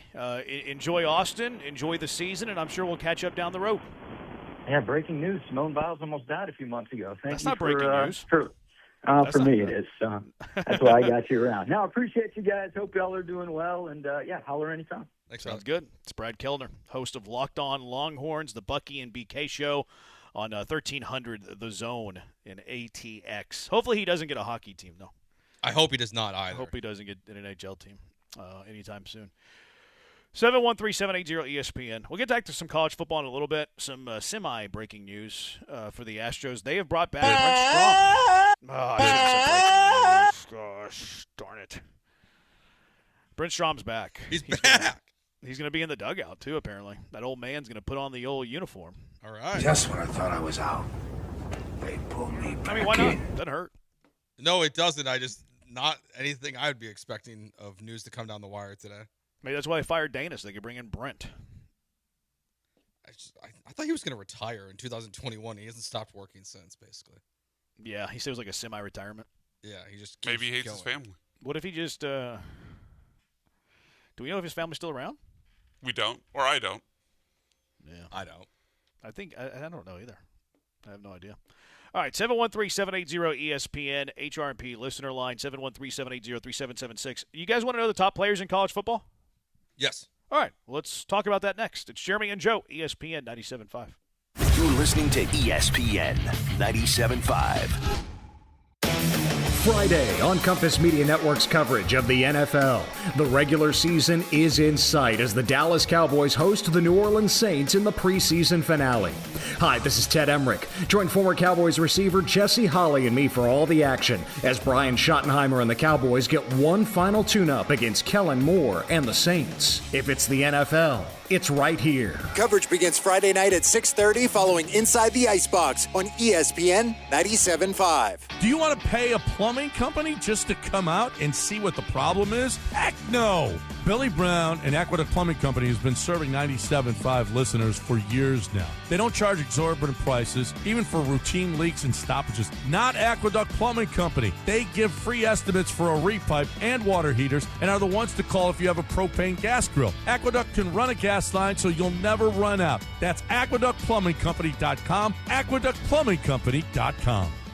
Something big is coming. On September 2nd, DraftKings Game Day arrives with massive deals, exclusive deals, and an all-day celebration built for sports fans. The DraftKings Sports app is now live in all 50 states. Yep, that means you, Texas. One app, every sport, all 50 states. DraftKings Game Day is yours. Remember the date, September 2nd. DraftKings Game Day is the kickoff of a new season, a new era, and the biggest day in sports history. New DraftKings customers. Sign up with code Houston97.5 97.5. Spend $5 to get $200 in rewards within 21 days. That's code Houston 97.5 in partnership with DraftKings. The crown is yours. Event trading offered by DraftKings Predictions, a CFTC registered introducing broker. Trading involves risk of loss. Market availability varies. Eligibility restrictions apply. $50 every 7 days via click-to-claim issued in non-withdrawable predictions dollars that expire in 1 year. Terms at dkng.co/predictions promo. Nationwide based on sportsbook predictions and free-to-play sports contest availability. Varies by state. When your project impacts traffic, safety isn't optional. It has to be done right.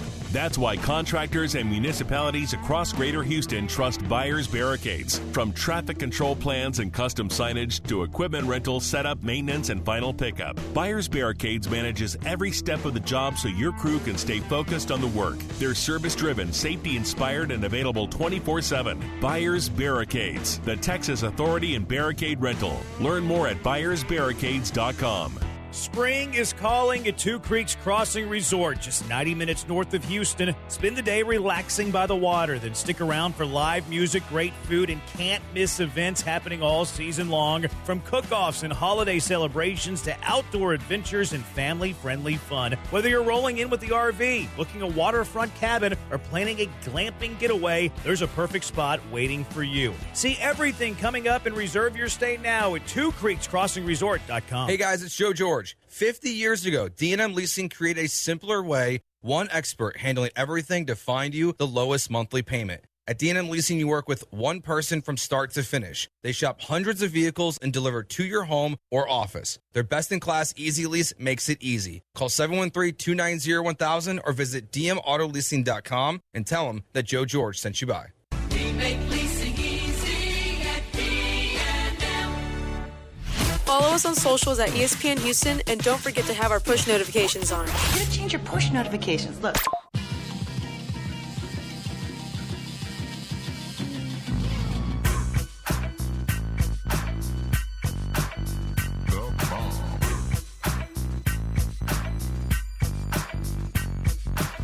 Now back to the Huntington Bank Studios with Jeremy Branham and Joe George. On ESPN 97.5 and the ESPN Houston app. It's not a Mailbag Monday yet. This one is not anything like it. This is even the one you make that joke about. Yeah. Junkie says, I think it's very cool you hosts allow the producer to get to talk about his fantasy college team with a Horns insider. We will done, he said. We're gentlemen. We're gentlemen and scholars. Yeah. Brian, definitely fantasy college team. I'm not sure I'd call BK a Horns insider. I would. Yeah, I would call him an insider. What does one have to be an insider? Have lots of good information. So are we Texans insiders? I think you have to go to practice to be an insider. Does BK go practice? I doubt it. I don't know. It seems like he does. Maybe not. There's no way BK's going to practice. No, probably not. I'll text him. I'll get a reply in 3 There's weeks. no chance BK is going out of his way to go to practice. That's plus 600. That's not happening. Which reminded me, we have bets. We have a couple of soccer bets today. Celta de Vigo money line over I do not know this Oksana. man. And then we're on Barca versus Athletic Bilbao Baggins over 2.5 goals. Have y'all been keeping track of this? No. I wouldn't even know where to look. Let's see. Oh, dang. Oksana beat Celta Vega. So we lost that one. Oh, dang. Barcelona only scored 2 goals. So we lost that. We lost 2 units. Yikes. That brings us our week total down to 0. Okay. Exactly 0. And our yearly total, 5.34 units. Dang, that sucks. Yeah, that's tough. Celta Vigo didn't come through for us. And Barcelona lost to Bilbao Baggins. That's rough. To be an insider, one needs to have really good insight on the program. Okay, I think that BK would have that, but I think that would make us Texas insiders. Debatable. Whether or not we have good insight or not is up for interpretation. Yeah, I think that's up to interpretation. But that's all he talks about is the Longhorns. He doesn't cover anything else. Does just one have to be an insider to only talk about one team? I kind of feel like you normally are. What? Yeah, I feel like an insider is usually like it's like a dedicated. I think you can be an insider. Just because you have multiple teams you cover doesn't mean that you can't cover one team better than somebody who does it solely. That's true. I feel I like think an insider is a beat guy. I don't think I'm an insider. I don't think the BK's an insider, though. Do you have to be someone that would break news to be an insider? I don't think so. Have inside sources? Yes. Okay, well then that case, BK's probably not an insider. An insider, I think, is referencing that you have inside sources, not that you're inside practice. So more the Schefters and the Rappaports. Yeah, or locally, I think Aaron Wilson's an insider. You know, he bats 700 or so. Jonathan Alexander's an insider. DJ Bieniemy's an insider. Yeah. Those, I think you kind of cover the beat. Okay. With inside sources, I think that's what. Like Mark Berman was an insider to all of them. Yeah. Although BK does cover the beat. Kind of. Does he? Kind of. Well, he does it literally every day talking about one team. I don't think that's covering the beat. I don't think having a radio program about a specific team means you're covering the beat. Joe has a Chicago Cub radio program, YouTube program. Yeah. He's not covering the beat. Yeah, I wouldn't consider myself a Cubs insider. That's fair. But Joe's also not in the city. Like, he's in the city doing it. BK does not go onto campus. I'm sure. Probably I don't know that also for sure. Probably but not. That's a hypothesis, which I'm pretty strongly opinionated about because I'm pretty confident he does not go to practice. There's no way BK's getting out to practice. No, I don't think he's going to practice. Next time we have him on, I'm putting his bio insider. Yeah. See if I could just slip up, say it. Dusty, what's the attire for the listeners' party? Casual, gala, formal. You have to wear a tuxedo, Dusty. We want you there in full tux. Just you, Dusty, but yes. Yeah, we're going to have a U of H insider on tomorrow. You see an insider? I don't know. I wouldn't say he's an insider. He's more of he covers the team. Former coach. Hey, he probably is an insider. Probably an insider. He probably knows some people. Adam Schefter was an insider and covered the entire league. BMAC is a Horns outsider. BMAC is a Texas Roadhouse insider. That's factual. He's got inside sources to the cinnamon butter. There's one only about a mile from my house. There you go. Is that place still open? Because you thought TGI Fridays was open once upon a time. It had been closed for 12 months. Well, I don't know if it was 12, but yeah, Roadhouse is still open. So the top players in college football, boys and girls. This is from Dane Brugler, who I think Brugler's the best NFL scout in the game. He's awesome. He, Lance Zierlein, Daniel Jeremiah, I would say that's the trifecta of the best people in the business that break down college football players. Okay. I think they're the best. Brugler puts out, what's it called, The Beast each and every year? That Yes. thing is must read. You can't read all of it, but it's must read. So he has the top players in college football. Number 1, Jeremiah Smith from Ohio State. This guy's a beast. Makes sense. This guy's going to be so good. It's like he might be good enough to where a team might need a quarterback next year in the draft, and they might consider going Jeremiah Smith. He's that good. I don't know. Second best player is Leonard Moore. Agreed. Golden Domer from Notre Dame. Who would win a one-on-one between Jeremiah Smith and Leonard Moore? We'll find out on January 27th this year. Was that the quarterfinals of the college football I think playoff? that's the national championship. I think. Is it that early? January 27th? That's late. It's late. I felt like they used to try to do it in between the conference championship and the Super Bowl. Maybe last year was, but that's not like traditionally when it's been. Yeah, I think it's like the end of January this year. And it's Super Bowl's on Valentine's this year. Yeah. But it's been pushed further and further back. The Super Bowl has. Yeah, and I think it was this national championship game is a week later than it was last year even. Okay. Number 3 is Arch Manning. I think it's a little bit too much there. I'm surprised. He's the first quarterback on this list. I'm surprised he's that high. Dylan Stewart, edge at South Carolina. It feels like South Carolina always has a stud edge. Cam Coleman, 5. Maybe the second best receiver in all of college football. Mm-hmm. Number 6 is Dante Moore from Oregon. 7 is Colin Simmons, the edge at Texas. Trevor Gooseby, the offensive tackle at Texas, is 8. Charlie Becker, the Indiana receivers at number 9. And Yahtzee Pierre, the edge at Alabama, is number 10. I was only going to do the top 10, but I love number 11. Number 11's a stud. Trey'Dez Green at LSU. That guy's a beast. Did you say number 10's name correctly? Yeah, it's Yahtzee Pierre. Is it really? He's the edge at Alabama. Yeah, you don't know how to say that guy's name? No. Yeah, Yahtzee Pierre. Okay. Yacht-Z. Okay. Whenever I look at this top 10, you see 4 Texas Longhorns, boys. Mm-hmm. If Texas doesn't win the national championship, it's a disappointing season for the Longhorns. I think I'll say like they have to reach the championship game. I think it's hard for me to say anyone's a championship or bust team in college football right now. If it's anybody, it has to be Texas. Yeah, because, I mean, this roster is stacked. I mean, this is 4 guys in the top 10. 4 in the top 10. There's not one other team that has more than 1. Yeah. I mean, it's definitely – They have 4. They have 40% of the top 10. Nobody has more than 10% of the top 10. Yeah, their schedule is just – it's nasty this year. Well, I didn't say that to go undefeated. No, I know. But, yeah, I think it's hard for me to put championship or bust, mainly because I'm not a huge Sark guy. I'm not a huge Sark guy either. Same. Like, I'm not sure he's getting them there with this roster. So that's why I think, get to the championship game or bust is maybe what it is. Brian, do you agree? No, I'm with you. I don't think it's championship or bust. I mean, I'm sure obviously people will be disappointed, but with the NIL era, the talent spread out, and honestly, Arch is way overrated on this list of 3.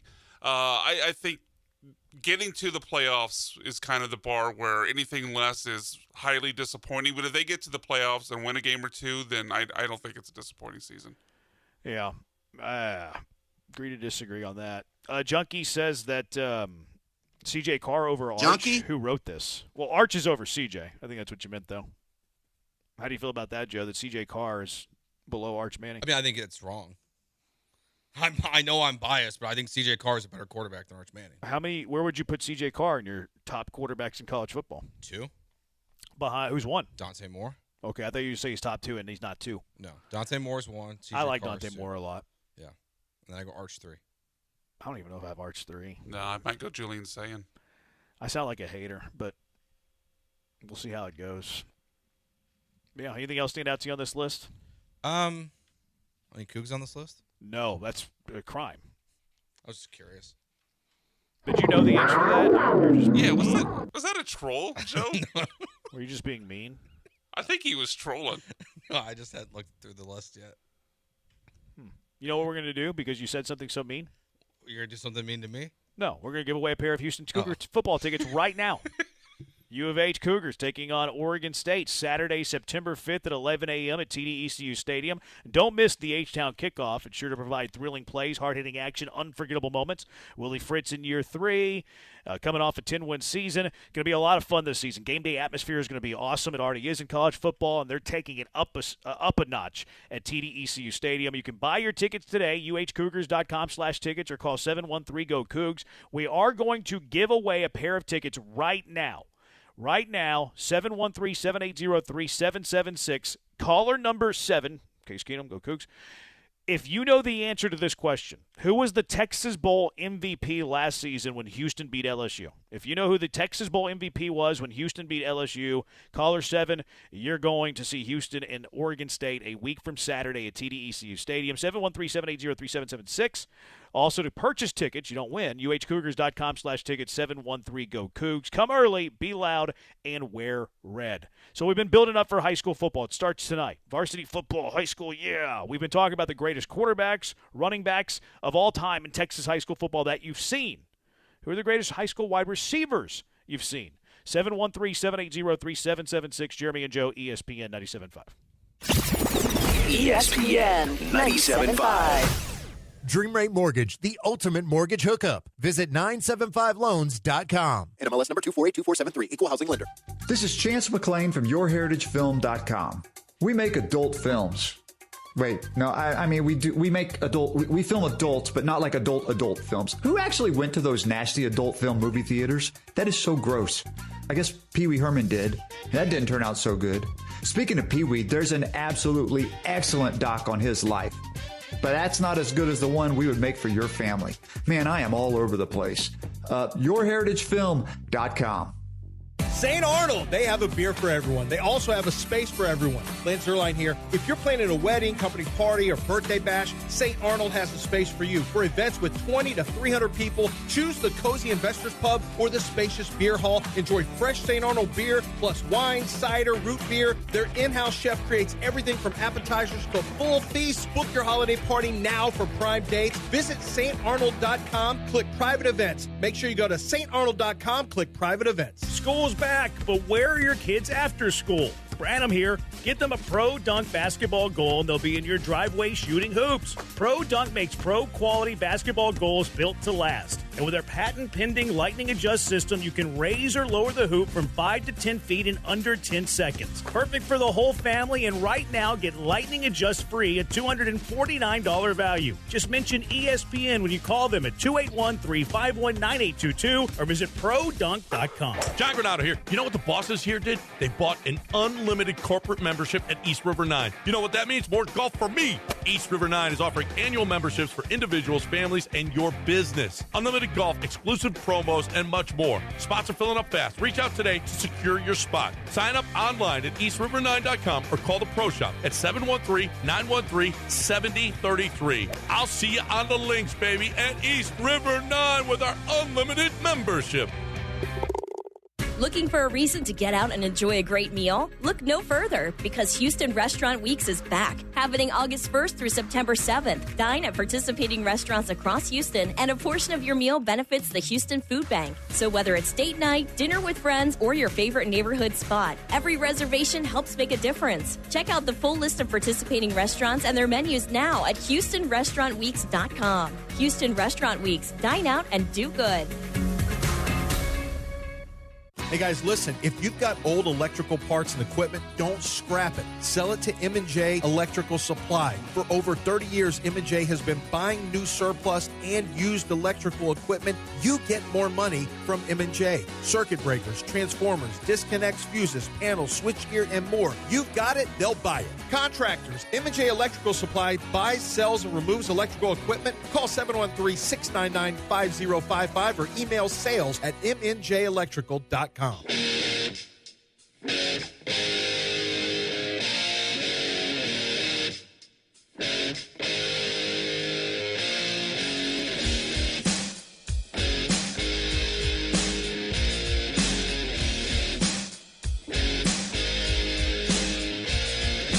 You're back with Jeremy and Joe, broadcasting live from inside the Huntington Bank Studios. On ESPN 97.5 and the ESPN Houston app.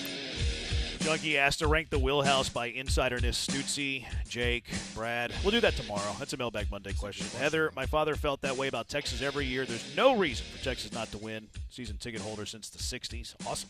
That's cool. Sark gets too cute in big games. Notre Dame is stacked. I don't know who that is. Arch had a better year than people think, though. He finished strong. Sorry, Mint CJ is a better pro prospect than Arch. Okay. All right. I can see that.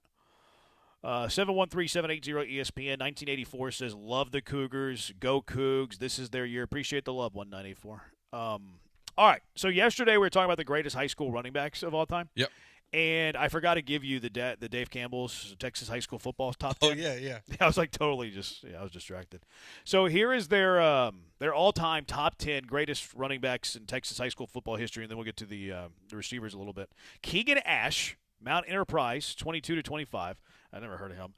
Jaquez Rogers, who Brian brought up yesterday. Lamar Consolidated, 04 to 07. We were arguing when we went to high school, or discussing. We didn't argue. We could have known it right there. Earl Campbell's 8. John Tyler, 1970 through 73. The top 7 better be good. The Tyler Rose is 8 in Texas high school football. Robert Strait from Cuero. They're the Gobblers in Cuero. From 1985 through 88 was 7. Gerard Douglas, Converse Judson, 91 to 93. Do you know the nickname of Converse Judson? Nope. Brian? No, I do not. I believe they're the Rockets. Converse Judson Rockets. You don't even Gerard know for Douglas, sure? 6. I'm pretty sure. Okay. I was second-guessing myself, but I'm pretty sure. Converse Judson, I'm pretty sure the Rockets. Rodney Thomas from Groveton, 87 through 90. Eric Dickerson's 4 at Sealy from 75 to 78. So you have the Tyler Rose at, 8, and you have Eric Dickerson at 4. Yep. Kenneth Hall at Sugarland, 1950 through 53. They say he technically played quarterback, but it was a single-wing offense, and he ran all the time. So I feel like they're taking liberties with this list. They had Cedric Benson at Midland Lee from 98 to 2000. I think I saw him play in high school. I want to say I did. And then number 1, Jonathan Gray from Aledo. Went to Texas, right? Jonathan Gray? Yeah, he played running back at Texas. How did his career turn out? He was okay, but not as definitely didn't produce as much as the hype you would have thought he would. He was really good, but he was on some bad teams, and it just didn't turn out as well as everyone hoped. Okay. Yeah, number 1. I mean, he broke records and all that. I mean, obviously this is a lot of statistics and all that stuff, but Pretty tough when you have Earl 8, Eric Dickerson 3. That's tough. So how about the greatest high school receivers that you've seen, Joe? Anything stand out to you? Not a single receiver. Jimmy Garoppolo. The only thing I can comp with it is Fedorowicz. He's a tight end. I guess he played some receiver. All right. But he was so nasty. He was just so much bigger than all of us. All right. Brian. Yeah, I had the same problem as Joe. Like growing up, and then even when I covered high school football, everyone was running, read option or just heavy I form. Like there wasn't a lot of great wide receivers. The only one that kind of comes to mind, although it's a reach because he played tight end, was I forget which one he is of the brothers, but the Bennett brothers. There was one that played tight end here and went on to play in the pro. You talking about Martellus? Yeah. His brother's the pass rusher. I think they played at Hastings. I don't remember exactly, Yeah, but I think they played at Hastings. Watching him play was like the literal man amongst boys, but I don't remember a lot of great wide receivers. Mine's CeeDee Lamb. He played at Foster High School. I didn't realize you saw him. Yeah, he wasn't. Yeah, a lot of people don't realize that he was a Houston kid, or maybe they do, and I just don't really know that they know that.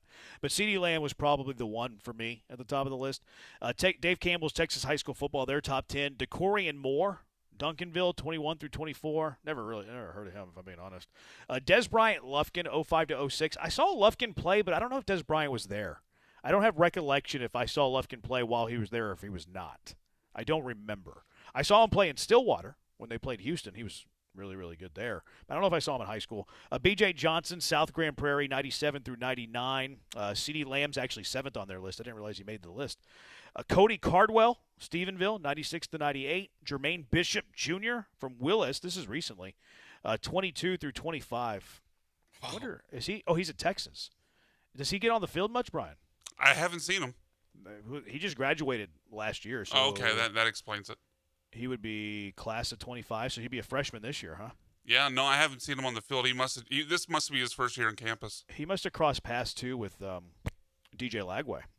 He would have been a sophomore when Lagway was a senior, huh, at Willis? That's pretty nasty. Trindavian Dixon from Navasota, 2013 through 15. They had at number 4. Their top 3, Jordan Shipley. Hook 'em. Who played at Rotan in 2000, Burnett 01 to 03. He transferred. He hit the portal. He was a roommate with Colt, right? I heard that once or twice, yeah.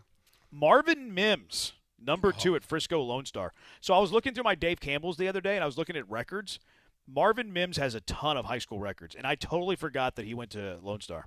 I didn't know he was from Texas. He broke tons of records, Marvin Mims. I thought he was going to be so good. We still got a chance. It's kind of a crowded receiver room there in Denver, but and then he's more of a specialist.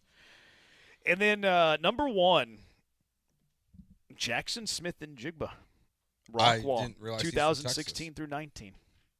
Yeah, how'd they let him out of the state? I don't know, man. That sucks. It's a lot of good receivers, huh? But it is interesting how they're all kind of like, well, not all, but most of them are recent.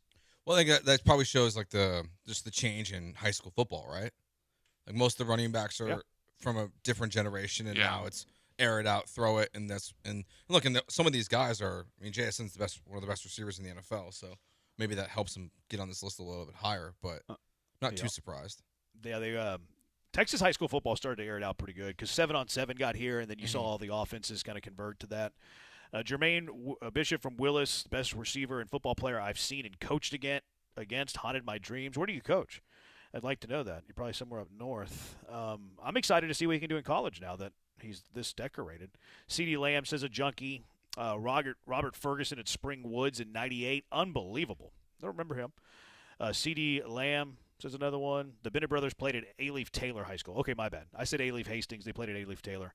I missed by a couple of miles. Roy Williams. Where did Roy play high school? Yeah, I mean, obviously I know he played at Texas, but I don't know where he played high school ball. I imagine he was a beast in high school football. He was huge, yeah. Like he probably just jumped over everybody. Says Permian. He went to Odessa Permian? Yeah. Wow. Roy Williams was at Odessa Permian? He was Mojo? Yeah. Have you seen the movie? Yes. Good movie. Somebody said, where's Booby Miles? He was a running back. Blew out his knee.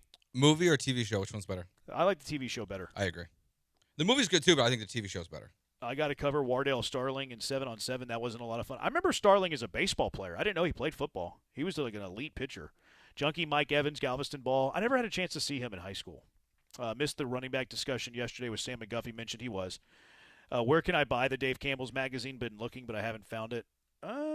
They delivered it to the station, so I don't really have a great answer for you. I think whenever I used to buy it in the past, like all you poors, I think it was I'm just kidding. I think I bought them at like Walmart. Maybe like a Kroger. They have a magazine section. I could see that. Makes sense. Yeah, I think I remember getting them at Walmart or Kroger's, but yeah, they sent them to the station. They sent one. I stole it. Mike Evans, Galveston Ball. Mike Evans at Galveston Ball. Achan in Brazoria County was a Munster. He was a running back, though. He was at Fort Bend Marshall. Caney Creek High School in Conroe, former head coach there. Oh, okay. I think we follow each other on Twitter. That's just down the road from me. All right. That sounds good. Very good. Good conversation. I'm glad how much you were able to I know. all the great high school receivers that you saw, George. I was like, I got nothing. In Illinois. You went C.J. Fedorowicz. I was like, it's triple option, man. Like when I grew up. C.J. Fedorowicz is his top receiver that he's ever seen up in Illinois. Illinois doesn't play pro football, though. We aired it out a little bit, but none of our guys were that good. 3 yards in a cloud of dust. All right, Connor Orr. Connor Orr wrote that great article last week in Sports Illustrated about Will Anderson Jr., this Houston Texans defense. Really good article. We're going to talk to Connor Orr, what he learned about this team, what he learned about Will Anderson. He joins us next. Jeremy and Joe, ESPN 97.5. Jeremy and Joe.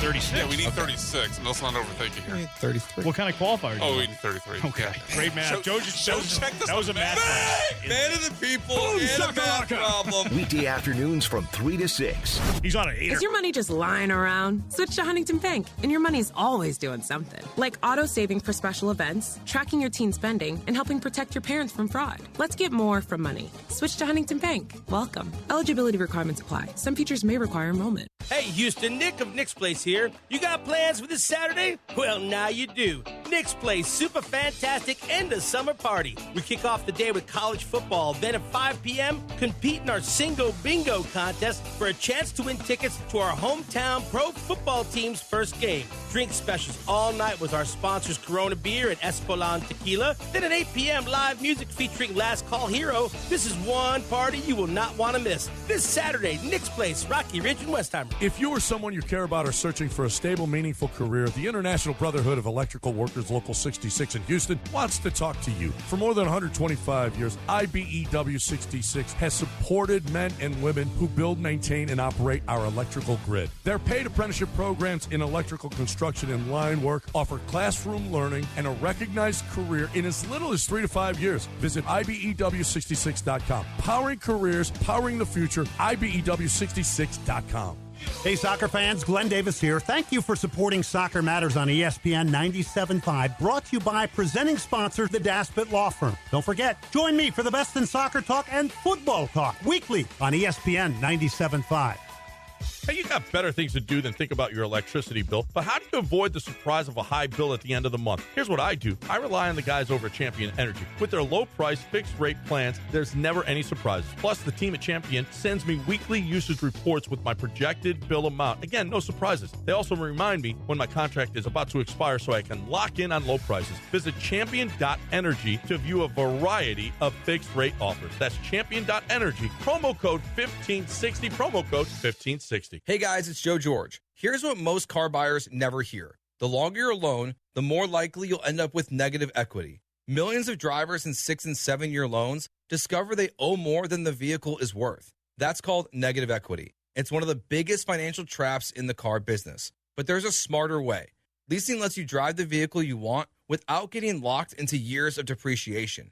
For 50 years, D&M Leasing has helped Texans avoid long loans, drive nicer vehicles, and keep their payments under control. If you're worried about negative equity or you just want a smarter way to drive, call D&M Leasing today. Call 713-290-1000 or visit dmautoleasing.com. That's 713-290-1000 or visit dmautoleasing.com. Start your leasing journey today and tell them Joe George from ESPN 97.5 sent you by. D&M Leasing, the smarter way Texans drive. We make leasing easy at D&M. Houston's independent voice for sports, ESPN 97.5.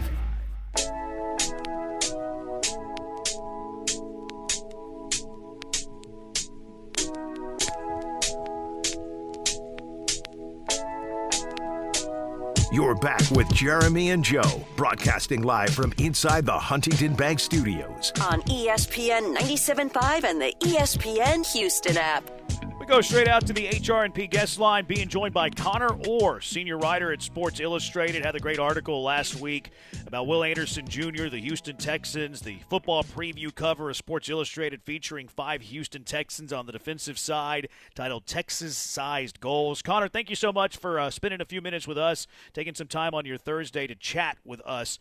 I guess the thing that was at the forefront of my mind, when you came to Houston, what were you expecting and what did you get? Well, I mean, I think having known these guys a little bit, I think that you know that there's a personality behind, the demeanor that you see on the field. But I think just being able to really kind of immerse myself in the depth of that, I thought was really special. I mean, these guys are killers on the field, right? I mean, Azeez Al-Shaair and Will and Danielle Hunter. But, I mean, beneath that, they really do love each other. And they're really they're funny, they're unique, but I think their love for one another really kind of shines through in a way that I didn't expect. What do you expect? I mean, how good is this defense going to be this year? I know how we all feel, but what do you think this defense is going to look like in 26? I mean, I think, just kind of the way that it ended last year, right? I mean, you had one game where the backups kind of shifted the scoring average. But, I mean, 5 games into the season last year, they were outpacing the 1986 Chicago Bears in terms of points allowed per game. I think they're in that conversation of, like, if they can play the way that they did last year, this is maybe like a top 10 defense of all time. It's that good. And I think that, they added pieces in the offseason that kind of masked some of the little deficiencies in this scheme. But if they can stay healthy, I think this is number 1 defense in the league and possibly like top 10 defense ever. Connor Orr joining us on the HR&P guest line, senior writer at Sports Illustrated, wrote the article about the Houston Texans defense. A lot of behind-the-scenes stuff too. Killers, I like the word that you mentioned for the defense. And after we read your article last week, we even did a pick a word to describe this Houston Texans defense. So I like the killer aspect of it. Mine was psychotic. The competitiveness that they have too. You see it on the field, of course. To be really good, you have to be very competitive. But your article talks about how competitive they are just, in the facilities, in the cafeteria. Sweet potatoes, a competition over eating a bunch of those. Where did you see that competitiveness the most in an area that you didn't expect? Yeah, sweet potatoes was like my favorite story because I guess the trainers give them a score based on how many vegetables they eat in a day. And so Azeez Al-Shaair was just eating like 50 sweet potatoes in a day, and the facility only has so many of them. And so he was beating everybody so badly on the vegetable score that guys like E.J. Speed started stealing his sweet potatoes, and then they were, almost coming to blows over it. But it's not just that, right? I mean, Will Anderson said they'll sit in ice baths, and they'll just stare at each other, and whoever can sit in there the longest wins. And, like, if you've ever been into a cold tub, it sucks, and they're talking about being in there 10, 15, 20 minutes. And so it's pretty amazing. I mean, they race everywhere from meeting to meeting. If they're just going somewhere, it's a race. During the off season, I know that they wouldn't say where, but I know a lot of them play pickup hoops a lot, pickleball, that kind of stuff. And so I think that they're just that kind of group. And, when Nick Caserio put the team together, along with D'Amico, there was the formula. And I think that's a huge part of it is, like, can you draft enough guys who care about pickleball as much as they care about a game in the NFL, and then you end up with 11 of these dudes, which is really special. Was there anyone from this core defensive group that you didn't know much about, maybe, that you came away extra impressed with when you were here in Houston? Well, I mean, I would say that getting to know Will at the level that I did, because we did spend some extra time together. We got to hang out outside of the facility as well, and just the depth of his personality, his knowledge of so many random things. I mean, he's now like an expert photographer. He was in Brazil, photographing all of Brazil, and he was telling me about the the perspective from the photographer's lens and, depth and layering all your shots and stuff. And so it's always amazing to me, and it shouldn't be, right, because these guys are at the top of their game, but their interests and everything, they're going to approach the same way. And, I think that goes for anybody. I didn't know, but I knew Sheldon Rankins. Him and I go way back, but I didn't know he was as good of a rapper as he was. That was a pleasant surprise as well to find out. Joe's an excellent rapper as well. Connor Orr joining us on the HR&P guest line wrote a brilliant article on the Houston Texans, the defense, and his football season preview. What was your takeaway of Azeez? Because, a lot of people that don't know Azeez that well, they see big hits. They saw the hit against Trevor Lawrence. They saw the NFL come down hard on him whenever he was suspended for a few games. But then you get to know him a little bit. It's like, man, this guy's deep. This guy's pretty philosophical. What was your impression of him? Yeah, immediately regret, right? Because sometimes when you're writing, a column, you're not in the locker room with that guy every day. And after that Trevor Lawrence hit, I went back and kind of revisited what I had said, and then to go back and to meet him and to, see the scope of his charity work. And it's not like, it's a lot of charity work, but it's also like very deep interpersonal charity work and spending time with, these kids that, for one reason or another are just growing up in an awful situation. And, he reads to his grandfather every night who has dementia. He's a phenomenal dude. And so I think that was probably another one of those experiences where you can never judge a book by its cover. You can certainly never judge someone by one hit. And I think that Azeez is definitely, a shining example of that. We know how talented these guys are, but did you feel the presence of, having D'Amico Ryans as their head coach just adding to what this group already is when you were around them? Yeah, because I think at the end of the day, right, I talked to him and Nick Caserio about this. Me as a draft prospect, I could come into your building and know what kind of player that you want, and I could tell you that I'm super competitive, and I could lie and say that I'm all the things that all these guys are. But at the end of the day, you need someone who's lived it and who is kind of the walking, breathing BS detector, for a lack of a better term. And I think that that's D'Amico's superpower, right, is that even if someone kind of slips past all the little tests that they throw at them, at the end of the day, he can kind of stare at a guy and go chest to chest and be like, no, this isn't who we're looking for here. And I think that's huge, right? And I think that's why we're seeing, or at least we saw, right, that trend toward more player head coaches when Dan Campbell started really taking off in Detroit. That's the advantage that they have over a lot of these other guys. Yeah, I thought it was interesting, too, what you said about Caserio, how he has the proprietary formula where he I don't know how he does it, but he values and weighs things, or I guess effort or try hard in moments that are very natural not to try hard or to give great effort. And I guess it kind of goes back to the attitude and the philosophy of this defense. Yeah, if you are getting your butt kicked in a college bowl game and you're down 24 points in the fourth quarter, are you still in, A?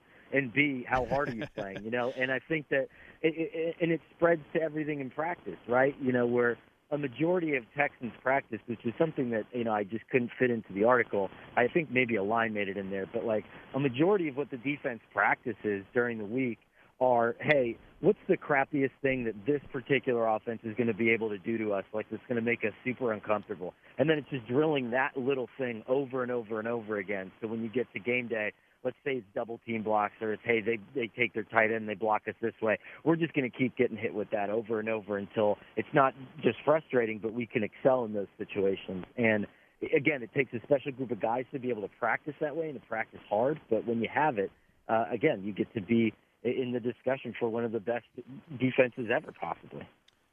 Obviously, we're talking all defense here, but when you were in Houston, you obviously then got to see the offense going against this elite level of talent. Did you come away impressed or anything with what you saw from C.J. Stroud and others on this offense while you're here? Yeah, and certainly, just in having conversations, apart from that story, this offseason, I think that offense is going to be fine. And I think there's two things that are important to think about when you think about CJ. The first is with this defense and with this head coach, you cannot really compare numbers from his rookie season because, again, any coach that you've talked to who has a potential top 10 defensive unit, you're going to play the game way differently. Like, you're going to ask different things out of your offense. You're going to prioritize efficiency. And as bad as everyone kind of thought C.J. Stroud's year was last year, he finished 12th in EPA per play. He's a pretty efficient quarterback without an offensive line, with a running game that kind of wasn't up to snuff. And so I think that bringing all that stuff along, getting a better back, getting a few better offensive linemen, I think you're solving all of the problems from last year, and I think we're going to see a way more efficient version of CJ. I don't think he's dropped off as much as, I guess you could say, like the quote-unquote national consensus. I mean, I think he's going to be fine. Yeah, he led the league his rookie year in yards per game. D'Amico doesn't want that. Game script, you don't right. want your quarterback to lead the NFL in yards per game. You want to run the ball, be ahead, and do all that stuff. Be efficient. Totally. Yeah. I mean, I think, and again, it's like, we're seeing that not just in Houston, but what did Seattle do? And now they had a lot of deep shots. I mean, that was how Kubiak liked to call that offense. But what you're seeing around the league, it's not just in Houston, is how can we take these guys pretty much out of the game? And because it's, that era of Brady and Manning and all these guys is over, and you really don't want your quarterback controlling the game like that, right? I mean, you'd like your roster to be kind of a little bit more balanced. You'd like to have more talent on all sides, and you'd like to have a guy that's just kind of getting you home, and getting you home with a lead. Now, you could argue that, like, sometimes Matt Stafford does that, and some seasons he does that, but then some years he throws 50 touchdowns, right? But I think that he's another shining example of that, where, he's learned to be more of a prolific game manager and doesn't necessarily need to throw for 50 touchdowns every season. Connor, I really enjoyed your work with this. We're trying to talk this into existence in Houston, that this Houston Texans cover is going to be like the George Springer cover. They got the Astros a World Series title, so if it does, you're gonna blow up even more. Hey, well, buy it, right? You can order it. You can get it at newsstands. You can order it at si.com. You can buy it, and then we'll all will it into existence together. We'll hold them like reverse voodoo dolls. Let's go. Let's do it. Yeah, I remember whenever it came out, everybody was wondering if you still purchase it, and you can. You say you can get it at, where you normally get it, and then you can also order it online, huh? No question. And my kids and I went to Barnes & Noble the other day. They had both of the alternate covers. They had the one with just Will on top of the helipad, which is very cool, and then they had one with all the defensive guys on it. So we picked up both. So, yeah, all those newsstands, anywhere that you would get the paper, it's everywhere, man. So go get it. Yeah, the good information there. It was also funny how Will was a little scared of heights. Big, imposing guy, and a little frightful whenever you get to the top of the building. Connor, thank you so much. Enjoyed the article, enjoyed the information, and you spending time with us. Enjoy the football season that's rapidly approaching. All right, thanks, guys. Appreciate it. Connor Orr, Sports Illustrated, joining us. Great piece. You got to get this SI cover. I mean, it is really, really nice, especially if they win it all. It will be nice if they win it all. And I think they got a contender, Joe. I think we're a contender. I almost asked if C.J. Stroud was worth $70 million, but I didn't want to do that. That'd have been funny. I should have done it. That'd have been hilarious. A real journalist probably wouldn't have appreciated the question. No, probably not. But we're not real journalists on the show. Texans panic meter. Going from the Texans being a Super Bowl contender to where is your panic meter with this team? 713-780-3776. Jeremy and Joe, ESPN 97.5. ESPN 97.5. While some places serve fajitas, the original Ninfa's is the birthplace of the modern Tex-Mex dish. Come experience the legendary flavors that have made Ninfa's a Houston favorite since 1973. From world-famous fajitas to handmade tortillas, fresh guacamole, and refreshing Ninfaritas, every meal is a celebration. Visit the original Ninfa's on Navigation or Ninfa's Uptown. Reserve your table today at ninfas.com. That's ninfas.com. Hey, it's Kirk Herbstreit. Before kickoff starts, I like a room that looks ready and plays tough. Fresh paint, strong coverage, and a finish that can handle a full season of Saturday celebrations. Bare Ultra Interior Paint has an extra durable finish that holds up from game time to the off-season. It covers in fewer coats, goes on smooth, and helps walls stay looking new longer. Game-ready defense with coverage that goes the distance. Bare Ultra, only at the Home Depot. How doers get more done. My name is Whitney Allen, and I'm a widow. My husband, Ryan, died. We never thought we'd ever have to use life insurance, but the unexpected happened. With Ethos, signing up was fast and 100% online. You can get a quote in seconds, apply in minutes, and get same-day coverage. No medical exams, and you can get up to $3 million worth of coverage. I'm grateful we were prepared. Get your free quote at ethos.com/play. That's ethos.com/play. Paid spokesperson. Time spent on application may vary. Online health questions required. This is Lisa Zadok from Zadok Jewelers. We believe that the jewelry you own should be the jewelry you love. Did you know that we buy jewelry, diamonds, and watches that you no longer wear? Just bring them in, and if we make you an offer, you'll get store credit for items you can enjoy now, or you'll leave with a check in hand. It's that easy. Jewelry and watches were not meant to collect dust in a drawer. Stop by Zadok Jewelers today on Post Oak and San Felipe. Zadok Jewelers. Make the moment. John Renato here with Robin Orlando from Houston Powder Coaters. Whatever you have that's metal, powder coated first. Antiques, patio furniture, trailers, we got you. Any car parts as well. Any car parts except brake calipers and engines. It's very specific.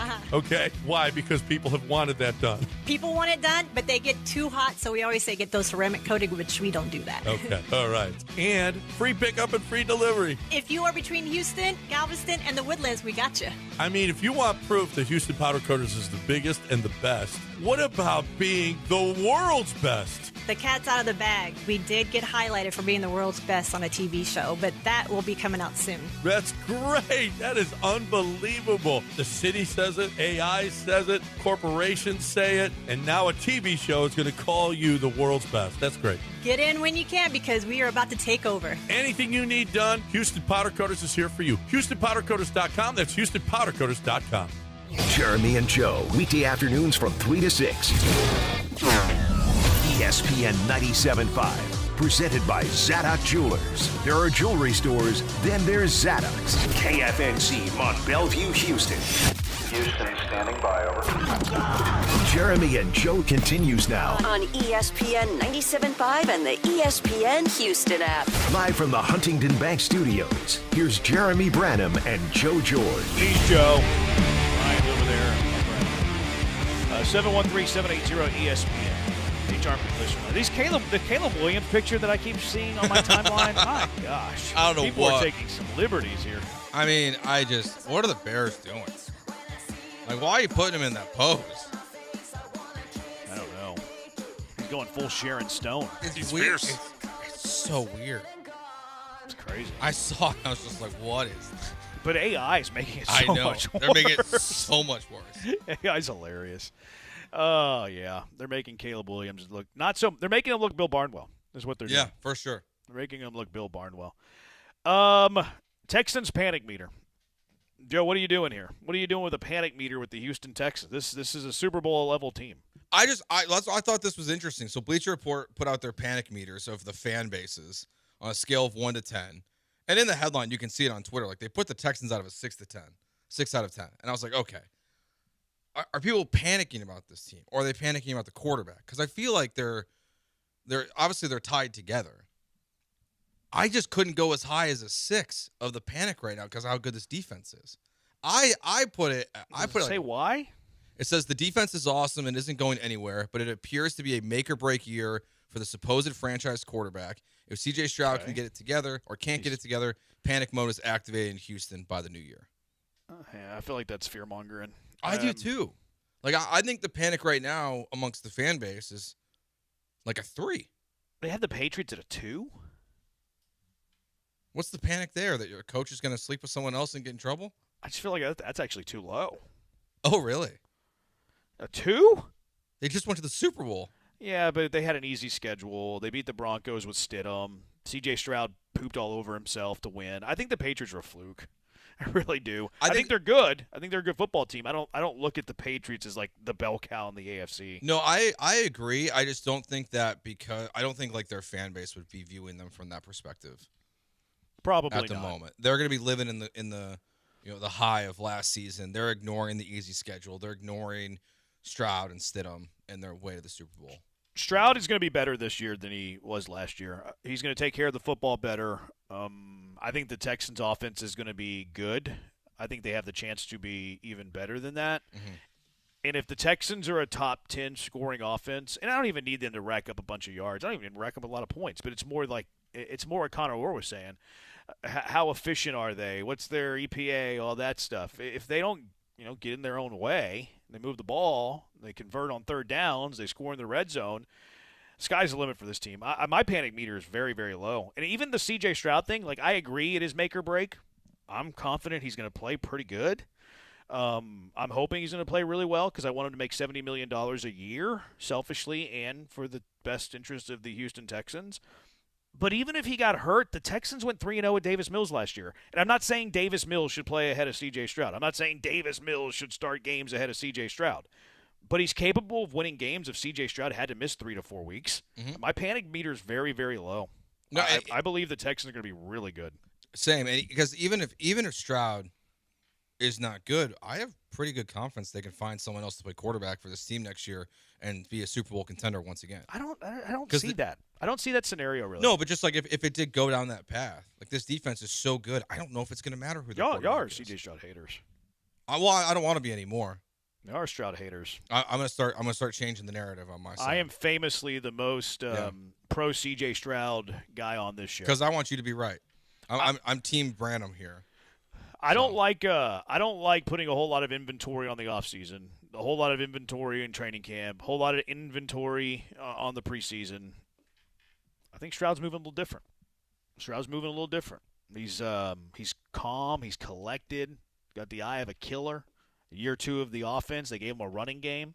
They're protecting a little bit better, at least against Carolina. I believe C.J. Stroud's going to have a big year. What's a big year for Stroud? Better than his rookie year? I don't care about stats.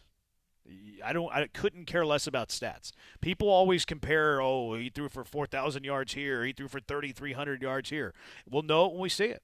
He needs to be in control of this offense, not make mistakes, make smart decisions. Look, statistically, on a 3rd and 3, whenever you're up by 4 points with 33 seconds left in the game from your opponent's 13-yard line, statistically it looks better if you throw a touchdown. I don't care if he throws a touchdown on that play. I want 4 yards and a first down and to eat the game. Yeah, for sure. Chew the clock out. Yeah. So I don't get lost in the numbers. I really don't. Football to me is not a numbers game. Baseball is. Basketball is too within a some. Even that has context though. I don't care about the numbers. I don't think C.J. Stroud's going to have a great statistical season.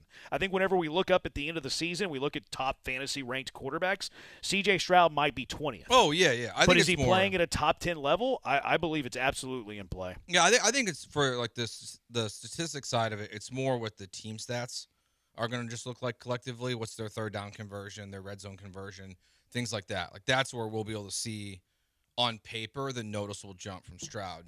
If it happens this season. Less field goals than last year from Kaimi. Things like that where, it might not show up in touchdowns and yards, but by a huge chunk, but the offense just collectively will be better as a unit, and that should be, in theory, thanks to C.J. Stroud. Yeah. I'm bullish on this Texans football team. And the offense doesn't have to be great in order for the Texans to be a legitimate Super Bowl contender. They just have to be solid. Can't get in their own way. It's okay to punt. And Stroud in the regular season hasn't turned the football over a lot. Hopefully the playoffs were an anomaly. Now, those decisions weren't good. But my panic meter's so low. I'm very confident in this team.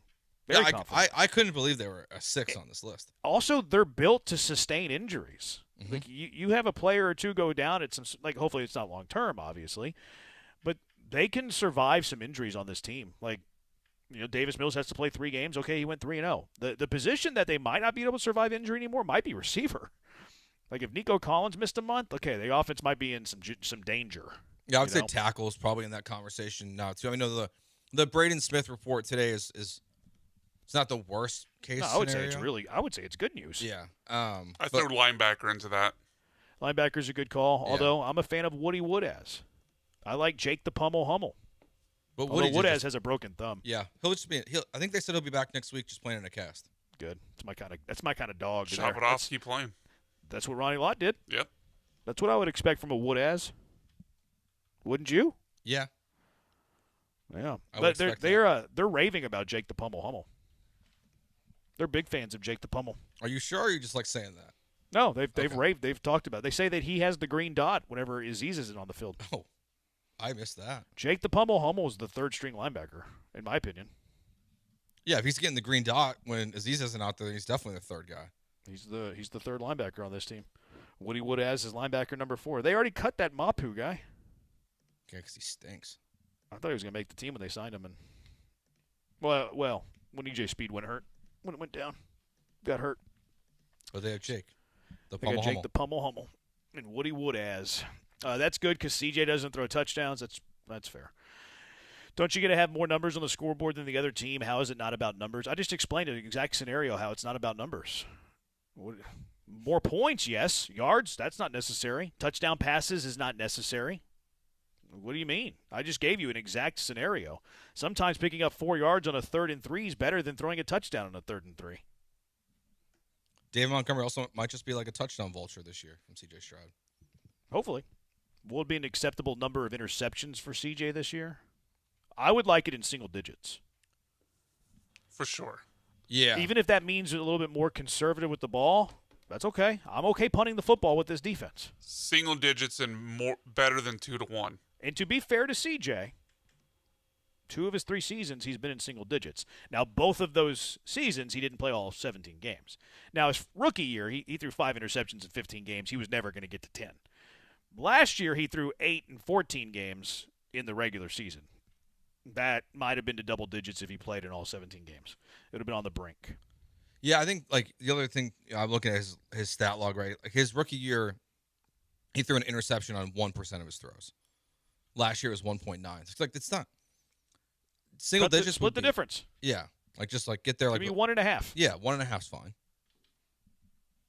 As long as it's not like 15.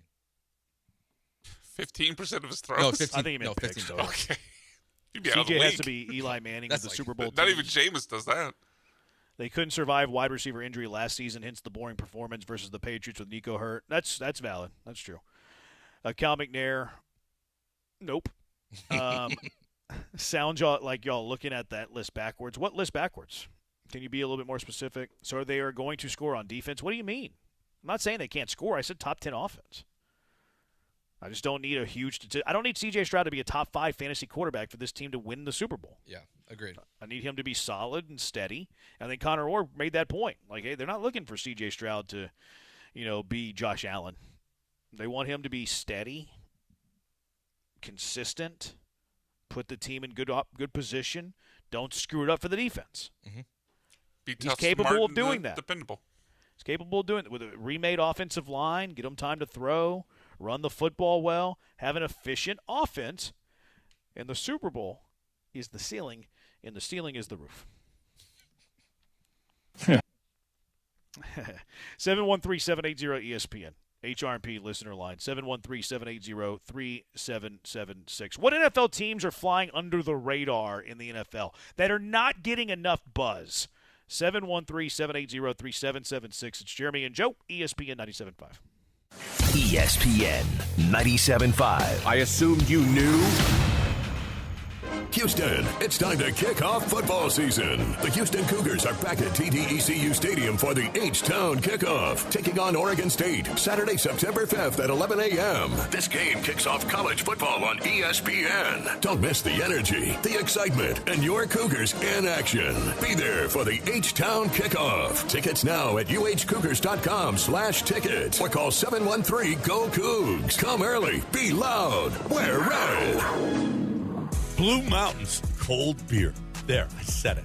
That's how you know your Coors Light is cold. Those beautiful Blue Mountains. If you like cold filtered, cold lagered, and cold packaged beer, then you need to be drinking Coors Light like me, John Granado, Coors Light enthusiast. So whether you're out with the crew or stocking up for the week, look for the Blue Mountains. Grab a cold Coors Light at your favorite local bar, restaurant, or on your next grocery run. Choose chill, Houston. Choose Coors Light. There, I said it again. How long is this list? Don't let that honey-do list overwhelm you. Stokes Hardware to the rescue. This is Kirsten Stokes with Stokes Hardware, where old school service isn't gone. It's our specialty. The kids are out of school, which means it's a great time to do your DIY projects, like your patio, painting, or garden project you've been putting off. Skip the big box runaround. Shop local, shop smart, shop Stokes Hardware. Find us on Instagram, Facebook, and online at stokeshardware.com. Stokes Hardware, real help, real expertise.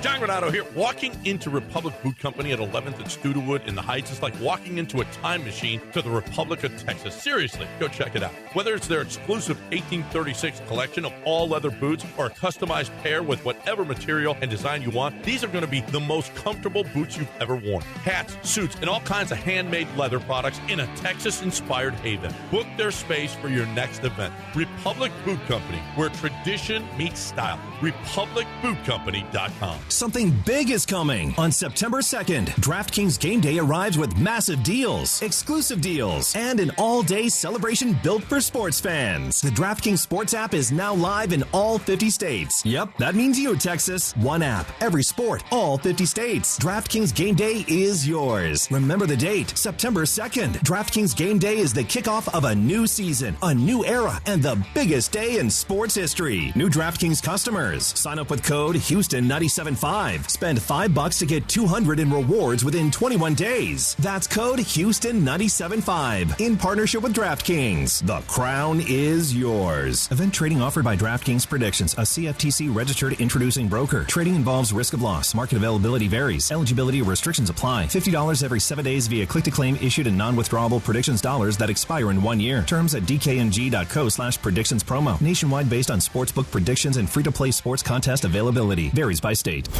Can you dig it?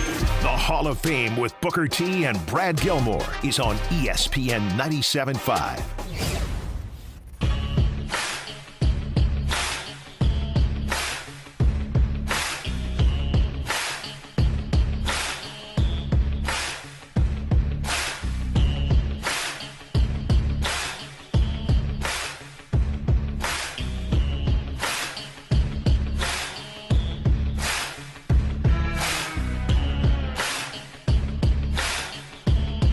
This is Jeremy and Joe on ESPN 97.5 and the ESPN Houston app. Live from the Huntington Bank Studios. Here's Jeremy Branham and Joe George.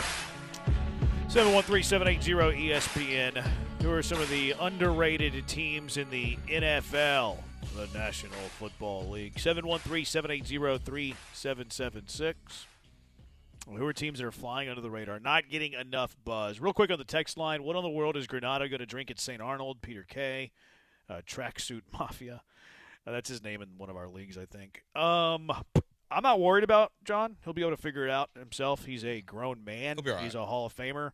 John will figure out what he's going to drink. I'm far more concerned what Brian's not going to drink. Catch my drift. I think he'll be fine. Brian is jamming today. Not all interceptions are the same. Bingo. They're not. I mean, you throw an interception on 3rd and 13 from your own 40-yard line with 10 seconds remaining in the half. That's not the same as throwing an interception 1st and 10 backed up deep in your own territory and throwing a pick six. Not all interceptions are the same. Brock Osweiler, as much as he was mocked and ridiculed for that, he was right. Was exactly right. Yeah. Now, I don't remember the context. I think the context was more about like the exact throw and stuff. It wasn't really game situation.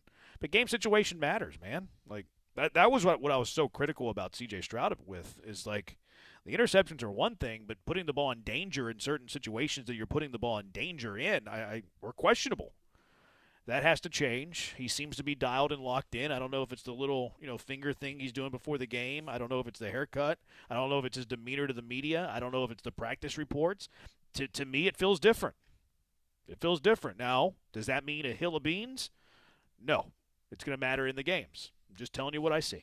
Right? 85 years old? What? Just telling you what I see.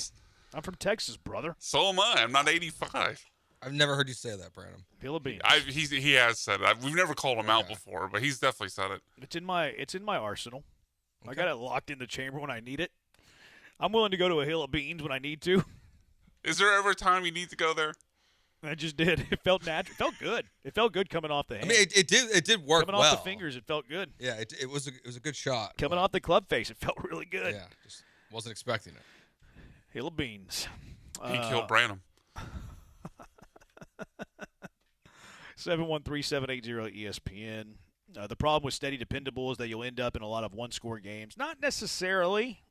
Like, if you're just super consistent and super efficient, that doesn't mean you'll be in a lot of one-score games. Now, the NFL, by default, you're going to have a lot of one-score games.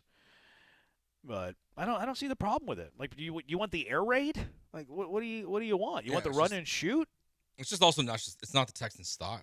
It's not D'Amico style either. Yeah, and also they don't need to. Like they really don't. They can be up 10 against teams and feel very comfortable with how good that defense is. Agreed. Another junkie. It's not worth a hoozy doodle. Wheatstraw says, drinks on me tomorrow, guys. All right, Wheatstraw, you're out of here. We're not. That's a poor joke. You are the drinks are free, so I'm going to buy you drinks. Come on, Wheatstraw, don't be so cheap. Buy us a drink like a grown man. A cold beer. Junkie says 10 to 7 wins. It does. It does win. I don't think the Texans are going to be playing a ton of 10-7. I don't either. I believe they're going to score. I believe they're going to be good offensively. Maybe it's me drinking the Kool-Aid, the Deep Steel Blue, the Battle Red, the Liberty White, the H-Town Blue. Maybe I'm drinking it a little bit. Maybe C.J. Stroud's, he's deeked to me with his little finger cognitive response thing that he's doing before the game. Is that what brought you around? Maybe it's John Harris talking about how it's the greatest practice he's ever seen yesterday. I'm buying in. Maybe it was Connor Orr. Maybe I want this Sports Illustrated cover to be the George Springer, cover. I don't know. This about face is fascinating to me because, like, what it's not like 2.5 weeks ago, like everything he said to the media, like his answers to Kurt Warner was a problem. I didn't like that he didn't take responsibility. Yeah, and he also had that back and forth with Seth Payne you had a problem with, and 2 weeks later, nothing's really happened other than the practice against the Panthers, really well. and now you love him. It's the greatest practice that John Harris has ever seen. I what do you mean nothing's happened? I think that's a big movement. Something really big has happened. That's a huge. John Harris is the greatest practice that he's ever seen a Houston Texan offense. You mean have. a Houston and Texans you're gonna employee tell me said that? Nothing happened. Yeah, nothing happened. The words of a Houston Texans employee. Did you not watch the one drive that he played in preseason game number 2 and how efficient they were moving the ball down the field against the worst defense in the league without their best defensive player? You didn't watch that? This is heavy in /S right now. I'm kind of playing both sides, but I do think it's going to be different. I really do. I got a feeling. Yeah, it has nothing to do with the fact that I got a Branham intuition that if he wins the Super Bowl this year and plays great, you're going to have the biggest me talking on it up the internet no, ever. It's not it because me talking it up isn't going to become fruition. How do you know that? We got booty. That's because of us. That is true. You know what I really like though? Booty. We talked it up. Booty. We did talk it up. Talked booty into existence. We did. Maybe because we dogged the pitching staff so much, we also talked Brent Strawman to I was watching a thing. I was watching. Maybe we did. Yeah. It's like the opposite of what did Romy call it? Jungle karma. This is like jungle karma. Joe and George intuition. Joe and George. Jeremy and Joe intuition.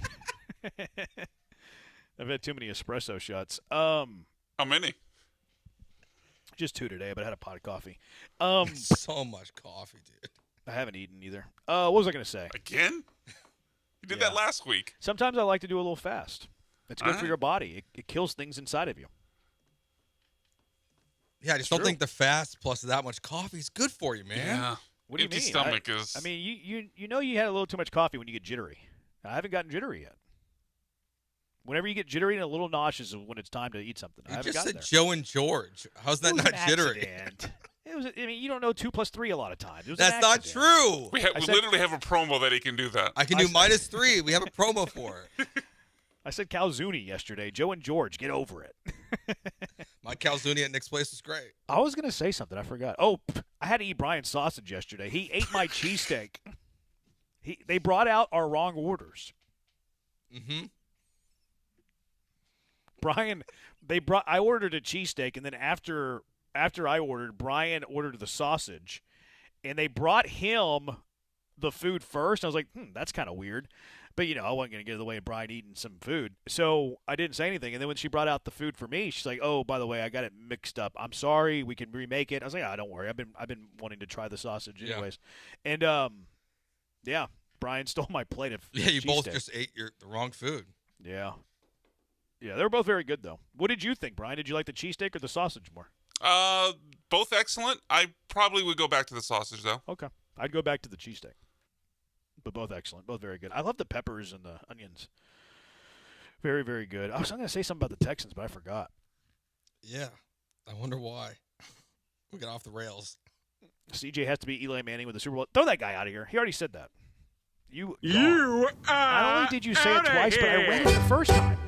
Like, I would understand if I didn't read it. Like, okay, maybe we'll give you a double text every now and then. We'll let it slide. I'm ADHD. Maybe I didn't see it. But we read it. You did read it. Goodness. Peter Case says he's going to smuggle John in some Coors Lights. That's not a good idea. Does the philosophy of don't screw it up for the defense put more or less pressure on CJ? Probably more. Yeah, I think it's definitely more. Probably more. To quote Allen Iverson, we're talking about practice, man.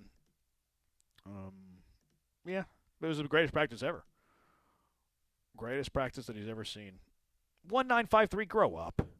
I mean, you just 1290, grow up. You just seen Brian. 2128, grow up. He was cackling. Brian, grow up.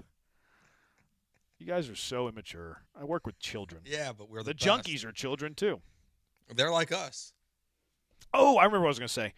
Greg Cosell. I was watching a video on the internet, on Twitter. Greg Cosell. That's not cut very well. There was a little bit of sound at the very end that you can trim off. Greg Cosell. He stole my line. He was like, "Yeah." I saw. He's like, Booty can. He's like, I like Booty, and then he was like, he can be a really good number 2 in the NFL.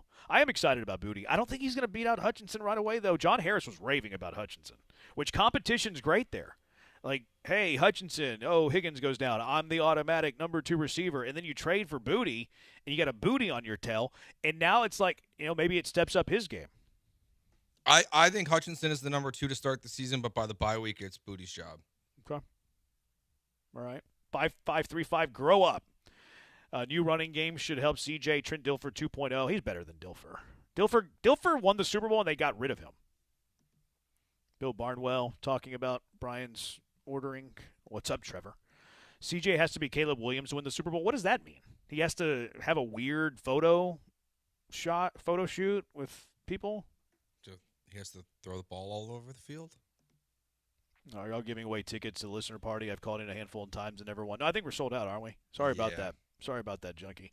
But it's going to be fun tomorrow, listener party. Look at what you're going to miss. You're going to miss all the excitement of the St. Arnold Brewing Beer Hall. Food will be provided by Ninfa's, Ducky McSweeney's, Tiff's Treats, Texadelphia, Terry Black's Barbecue, yes. OMG Burgers, Republic Boot Company's going to be there hanging out. So sorry about it, but those are all the excellent things you'll be missing. 2643, grow up. 0452, grow up. 6171, grow up. Milo Hamilton, Holy Toledo. This year's Texans team is going to be good. Nope, not reading that. So be Brad Johnson. That wouldn't be bad. Brad Johnson will be solid. He's pretty good. All right. What NFL teams are flying under the radar, not getting enough buzz? We got ADHD there. It's Jeremy and Joe, ESPN 97.5. ESPN 97.5. Sunday Night Baseball on ESPN Radio. It's an NL Central showdown. Ellie De La Cruz and the Cincinnati Reds are at Wrigley to face MVP candidate PCA and the Chicago Cubs. He's for sure the most electrifying player in baseball. Game coverage begins Sunday at 5:30 on ESPN 97.5. When your project impacts traffic, safety isn't optional. It has to be done right. That's why contractors and municipalities across Greater Houston trust Buyers Barricades. From traffic control plans and custom signage to equipment rental, setup, maintenance, and final pickup, Buyers Barricades manages every step of the job so your crew can stay focused on the work. They're service-driven, safety-inspired, and available 24/7. Buyers Barricades, the Texas authority in barricade rental. Learn more at buyersbarricades.com. Hey guys, it's Joe George. Here's what most car buyers never hear. Long car loans mean you'll likely owe more than the vehicle is worth. That's negative equity. For 50 years, D&M Leasing has helped Texans avoid that trap. Lease instead of finance. Drive a newer vehicle with a lower payment and no depreciation risk. It's the smarter way to drive. Call 713-290-1000 or visit them at dmautoleasing.com and tell them that Joe George sent you by. We make leasing easy at D&M. Want to know what's really happening in professional golf? Then you need the Golf Hour with Will Doctor. Will covers the latest and biggest stories happening on the professional golf scene, breaking down the tour, the majors, and the betting board. Plus, Will gets the inside scoop directly from players, coaches, caddies, and the people who actually know what's going on. Listen to sharp analysis and real opinions each week on the Golf Hour with Will Doctor, Saturday mornings at 8 on ESPN 97.5 and the ESPN Houston app. Looking for a career that offers real opportunity? IBEW Local 66 is opening the door. With more than 4,800 members, their apprenticeship programs combine classroom instruction with paid, hands-on training so you can earn while you learn and build a nationally recognized career in electrical, construction, or line work. Whether you're just starting out or ready for a new direction, they're ready to help. Visit IBEW66.com. Powering careers, powering the future, IBEW66.com. John and Lance, weekday mornings from 7 to 10. John Granado here with Robin Orlando from Houston Powder Coaters. Man, oh man, oh man, you guys are bigger and better than ever. You guys are doing something with AI now. Oh my goodness. Love it or hate it, AI is here, and we are fully embracing it. So we have all of these massive data centers coming into Texas, and Houston Powder Coaters is doing all of the frameworks. So you come out, you will see these massive frames, and they're all for these AI centers, these data centers. They have to be perfect, and they picked you guys. They picked us, so the welding has to be right, the prep work has to be right, the coating has to be right, and they know we're number one. And if you buy new stuff, get it powder coated before you put it out, because you can't say it'll last forever, but it'll last almost forever. It's going to give it a good 1 or 2 decades to go. And it doesn't matter what it is. Whatever you have that's metal, powder coated first. Antiques, patio furniture, trailers, we got you. ESPN listeners are saying it all the time. They're loving Houston Powder Coaters. HoustonPowderCoaters.com. HoustonPowderCoaters.com. Ask for Robin. I got you.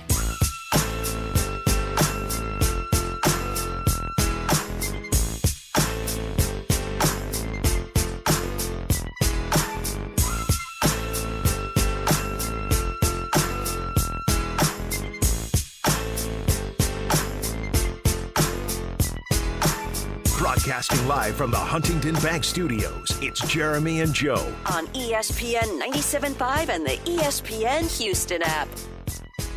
It's Friday. It's not Friday yet, Brian. It's still Thursday. 713-780-ESPN. He thinks it's the mailbag song. HRP listener line. How many songs do you think are the mailbag song? That picture I just sent you is very Bill Barnwell. Oh, no. Oh, I just saw that. Oh, boy. Oh, man, I don't want to throw him under the bus. He put that on Twitter. Yeah, he did. He put it on Twitter. If you guys can identify, do we have anything to give away?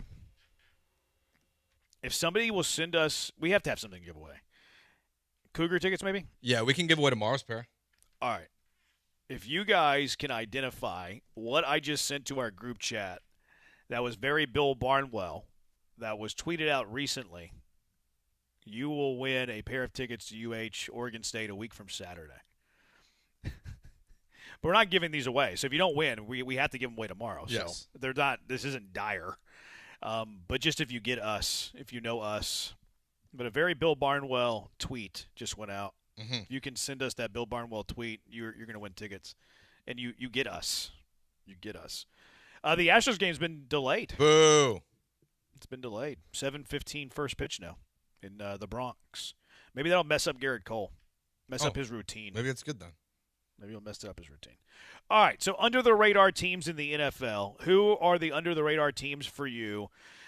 Brian says that the CBS doesn't know what under-the-radar means, and here's why in a minute. So the very top team of their under-the-radar list, they have 5 NFL teams we're not talking about enough. Under-the-radar teams, number 1, they have the defending Super Bowl champions. They have Seattle at number 1. And not only Seattle at number 1, but Seattle has the 4th shortest odds in the NFL to repeat, to win it all again. They have 10.5 wins as their win total on the year over-under in Vegas. Mm-hmm. That's not under the radar. It's not. They're literally the Hard Knocks team. How could you be any more over the radar if that term works? I didn't even think about that. I'm guessing their logic is that just like everyone's talking about the Rams. Perhaps. I guess, yeah. Yeah, but I mean, you would think that their odds would have to be like at least plus 2,000 to be under the radar. Yes. They're like the buzziest team in the league. They're not the buzziest team in the league. That's a bit hyperbolic. But they're top 5 buzziest team in the league. Mm-hmm. Everybody loves McDaniel. They're repeat champions. They bring pretty much everybody back. They've signed all their players. They've spent money. They just got sold for $1 trillion. They're not under the radar. No.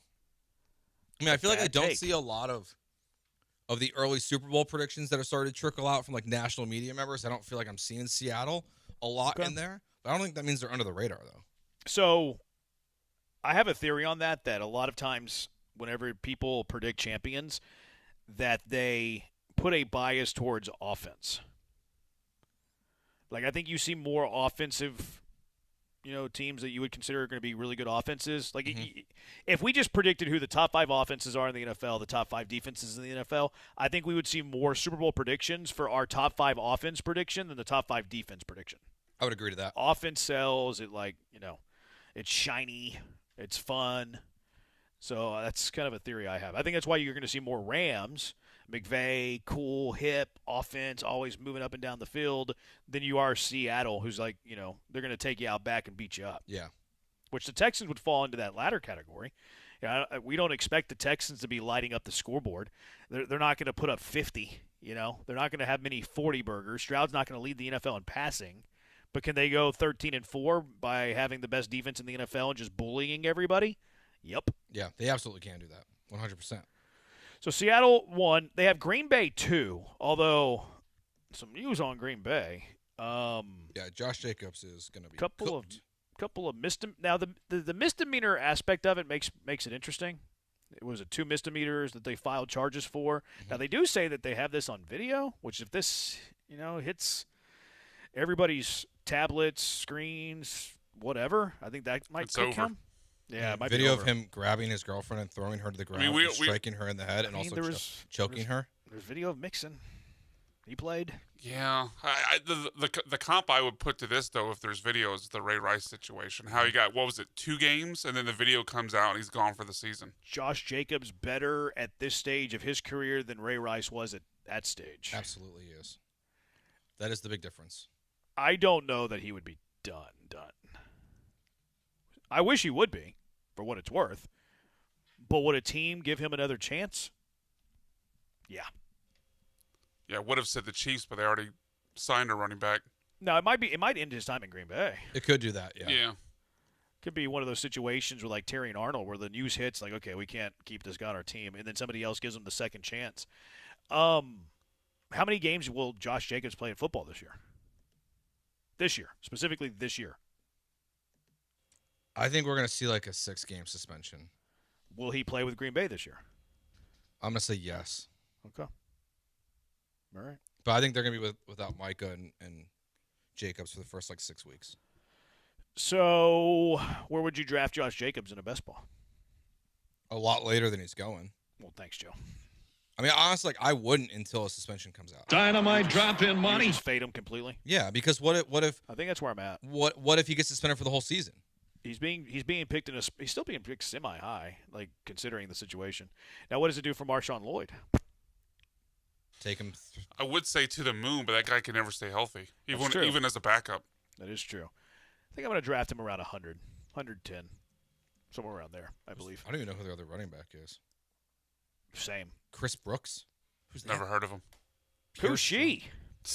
Number 3, they have Denver, plus 2,000. They were in the AFC Championship game last year. They're not under the radar. I know. What is this list? Jacksonville 4, are they under the radar? And they won the division last year. Yeah, but they're over under 8.5 wins. Yeah, I think Jacksonville's fine. I think what's his name? Liam Cohen was like griping about how no one ever writes anything about him, and he sees 100 Caleb Williams posts on NFL.com. Sorry. He saw a little bit too much. Sure, of Caleb Williams will take a few of those back, yeah. Yeah.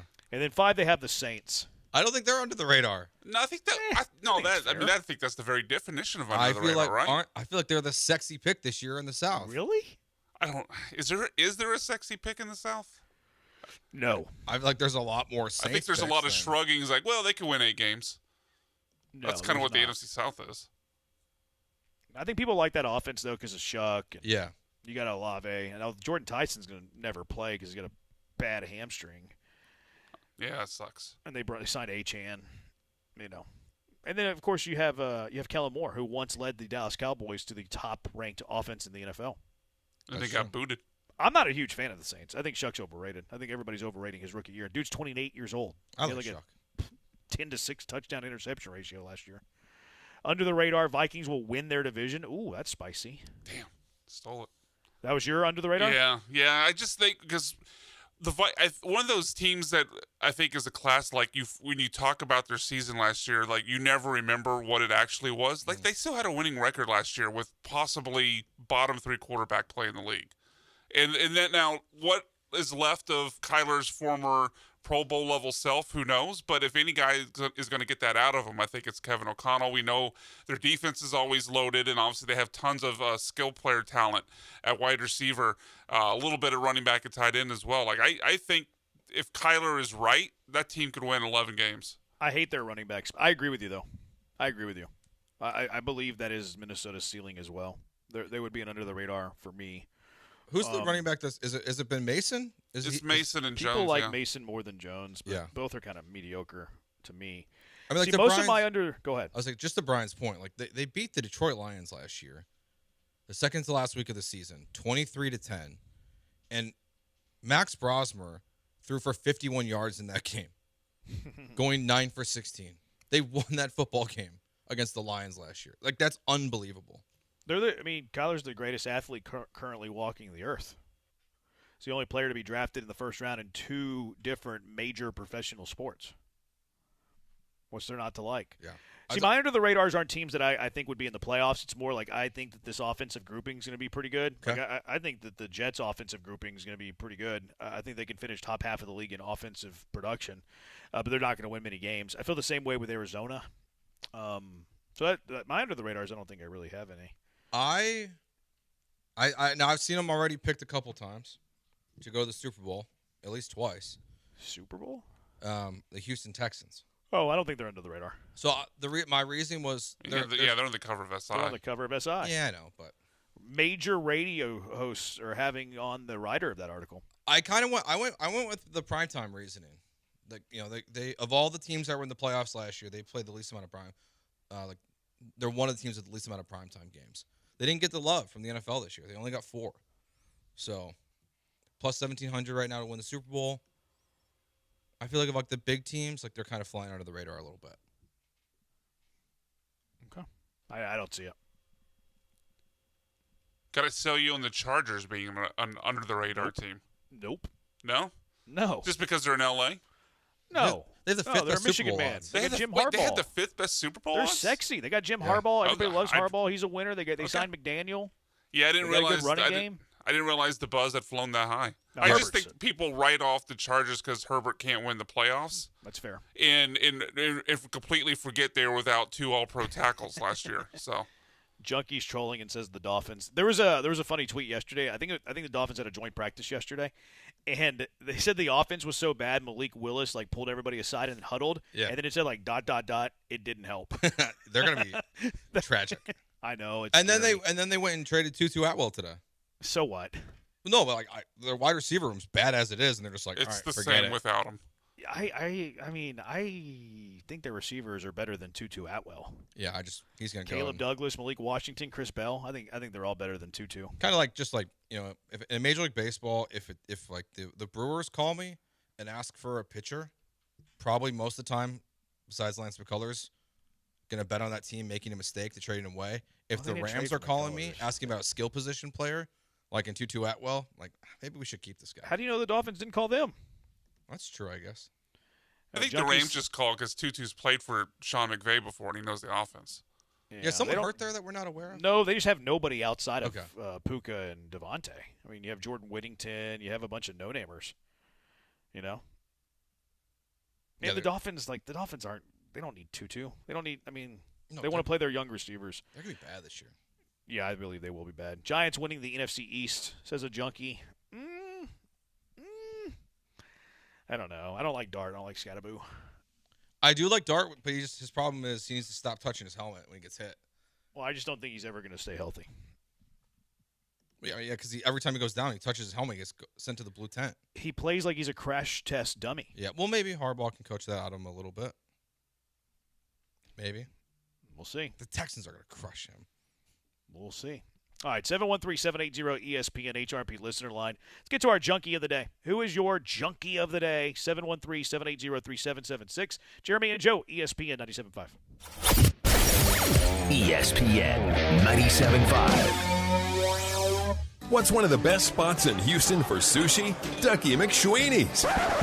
Yeah, you heard me right. Next door, Ducky's sister restaurant, Sushi on Post Oak, serves up classics like California, Philly, and Tiger Eye rolls, plus specialty favorites like the Choo Choo and Lickety Split. That's just part of the incredible food selection at Ducky's, paired with a huge selection of beer, wine, and cocktails. Get lucky at Ducky's and get sushi too. Ducky McSweeney's on Post Oak, just north of Westheimer, next to Maggiano's. Houston, your day just got sweeter. Warm, fresh-baked cookies delivered straight to your door? Yes, please. Tips Treats is baking all day, every day. Chocolate chip, snickerdoodle, cookie pies, and more. Delivered warm. And Houston, we've got something sweet just for you. Use promo code ESPNHOU and get your next pickup, gift, or delivery for $14 a dozen. Code valid through September 7th, 2026. Limit 1 per customer. Treat yourself or someone else. I'm not one to say I told you so, but I switched to Pure Talk over a year ago, and ever since, I've been telling people there's no better wireless company out there.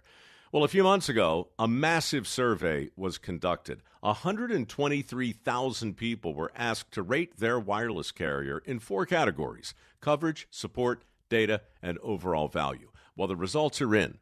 Guess which wireless company was the only wireless company to get 5 stars in every category? Yeah, Pure Talk. 5 stars, every category. To celebrate, Pure Talk is offering the first 3 months of any plan for just $15 a month, including their top-tier unlimited plan. No contract, no commitment, just a very inexpensive way to test drive the only American wireless company with 5 stars in every category. Just dial pound 250, say micro, and Pure Talk's U.S. customer service will take it from there. Again, pound 250, micro. And yes, I told you so. The best in Houston sports talk is ESPN 97.5. This crazy world is home to all kinds of junkies. I got a junkie for a wife. Don't eat nothing. Some worthless junkie. We're adrenaline junkies. Because I'm a news junkie. Okay, I'm a Twitter junkie. An elephant that's a junkie. But only one can be the junkie of the day. You're acting like some kind of ski junkie. What loser will be the winner? Find out with Jeremy and Joe. Shut the f*** up, junkie. What's your junkie of the day? 713-780-ESPN HRP listener line. Nobody got it. Nobody got the Bill Barnwell picture we were talking about. Looking forward to the listener party tomorrow. It's going to be a lot of fun. Hope to see all of you. Good, you having a little party? Junkie says Astros played Roberto Osuna. Another junkie says Kareem Hunt. Yeah, I think Jacobs will still play football. I think it's pretty obvious that he's still going to play football. Oh, I want to remind you, Houston Restaurant Week's going on now all the way through September 7th. You have a few more weeks, couple more weeks, to take advantage of this. Think of it like a city-wide all-star lineup, hundreds of restaurants, prefix menus, and every time you eat, you're helping out the Houston Food Bank. Dine out, do good. Check out the full lineup at HoustonRestaurantWeeks.com. What will happen first? Houston Restaurant Weeks will conclude in 2026, September 7th, or Carlos Correa will play a baseball game for the Houston Astros. Houston Restaurant Week will conclude first. So you're saying after September 7th? Yes. Go. Guess the date? That's a good idea. Should we do it tomorrow? Because we're out of time. Yeah, we'll do it tomorrow. Okay. Guess the date. Give away a T-shirt. Put that in the notes, Brian. All right, Junkies of the Day. What are you going to watch today, Joe? The Astros? Yeah, but they end. They don't end. They start at 7:15. They will end, but they start at 7:15. I won't get home till like 7. That's a good point. All right, what are you nominating? You for saying 31 months. That's a weak one. Why? It's just a slip of the tongue. We Yeah, talk but for 3 hours a day, 5 days a week, sometimes more. You still said it. And then I'll nominate ESPN because they're getting rid of the ticker on college football games. Okay.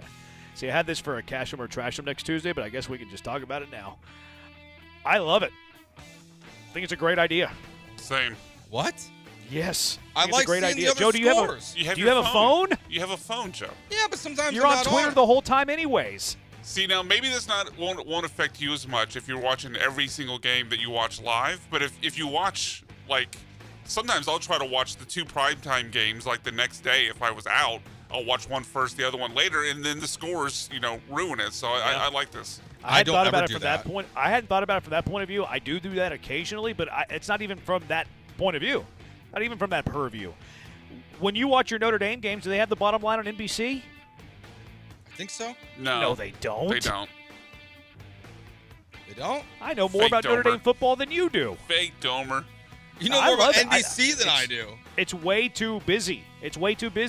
Like, it's 2026. We have the top 20. We have the top 25 games on our phone. We're scrolling through Twitter. We know what's going on other games. We don't need the bottom line to tell us that every 3 minutes that specific game rolls back around. Disagree. It's too busy. It's cleaner. You get to see more of the screen because you actually see more of the game because it takes away part of the screen where you can see more of the camera shot and all that. I think it's a wonderful idea. I applaud. I disagree. All right, what are you nominating? ESPN for that. I nominate you for banging on that. I also nominate on umpires who don't have any cojones, that won't enforce the rules of baseball. And then Good Golf. Have you seen this? Yeah, what a mess, man. They were in charge of putting together the Callaway commercial, and they had a dude run and tackle a woman who was about to grab his driver. And everybody's mad about it, which I think we've gone a little too far. I mean, they've lost their Callaway sponsorship.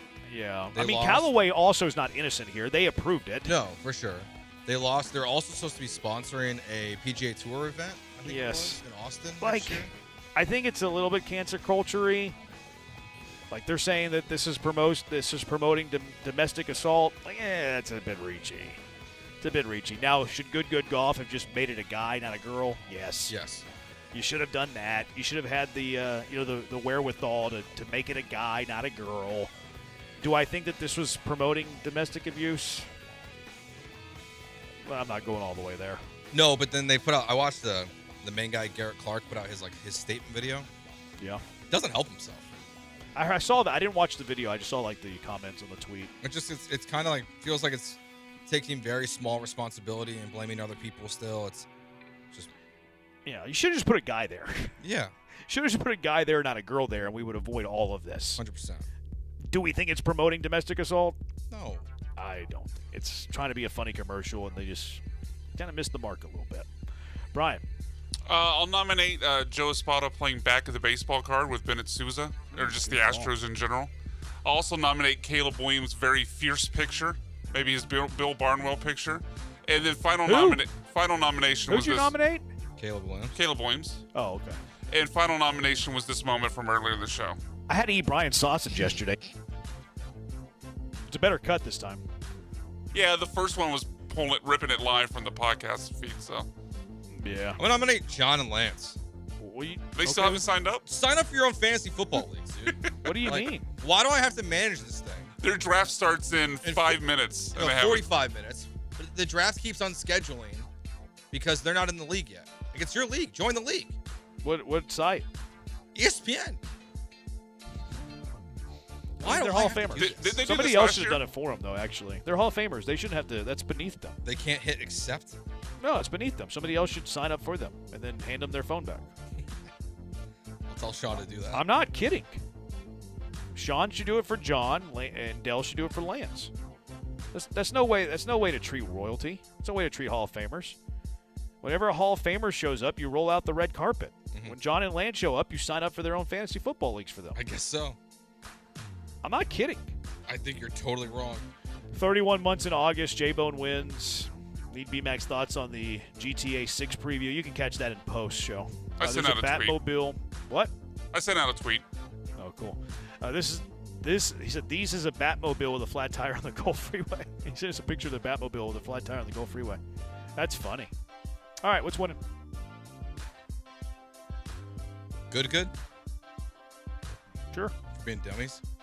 Good. Congratulations. You're the winner of Junkie of the Day. Coming up next, you want to keep it right here, ESPN National. Coming up after us. Thanks to Brian for the hard work. He's Joe. I'm Jeremy. We'll talk to you tomorrow, Houston. Maybe even see you at the ESPN 97.5 Listener Appreciation Party. Good night.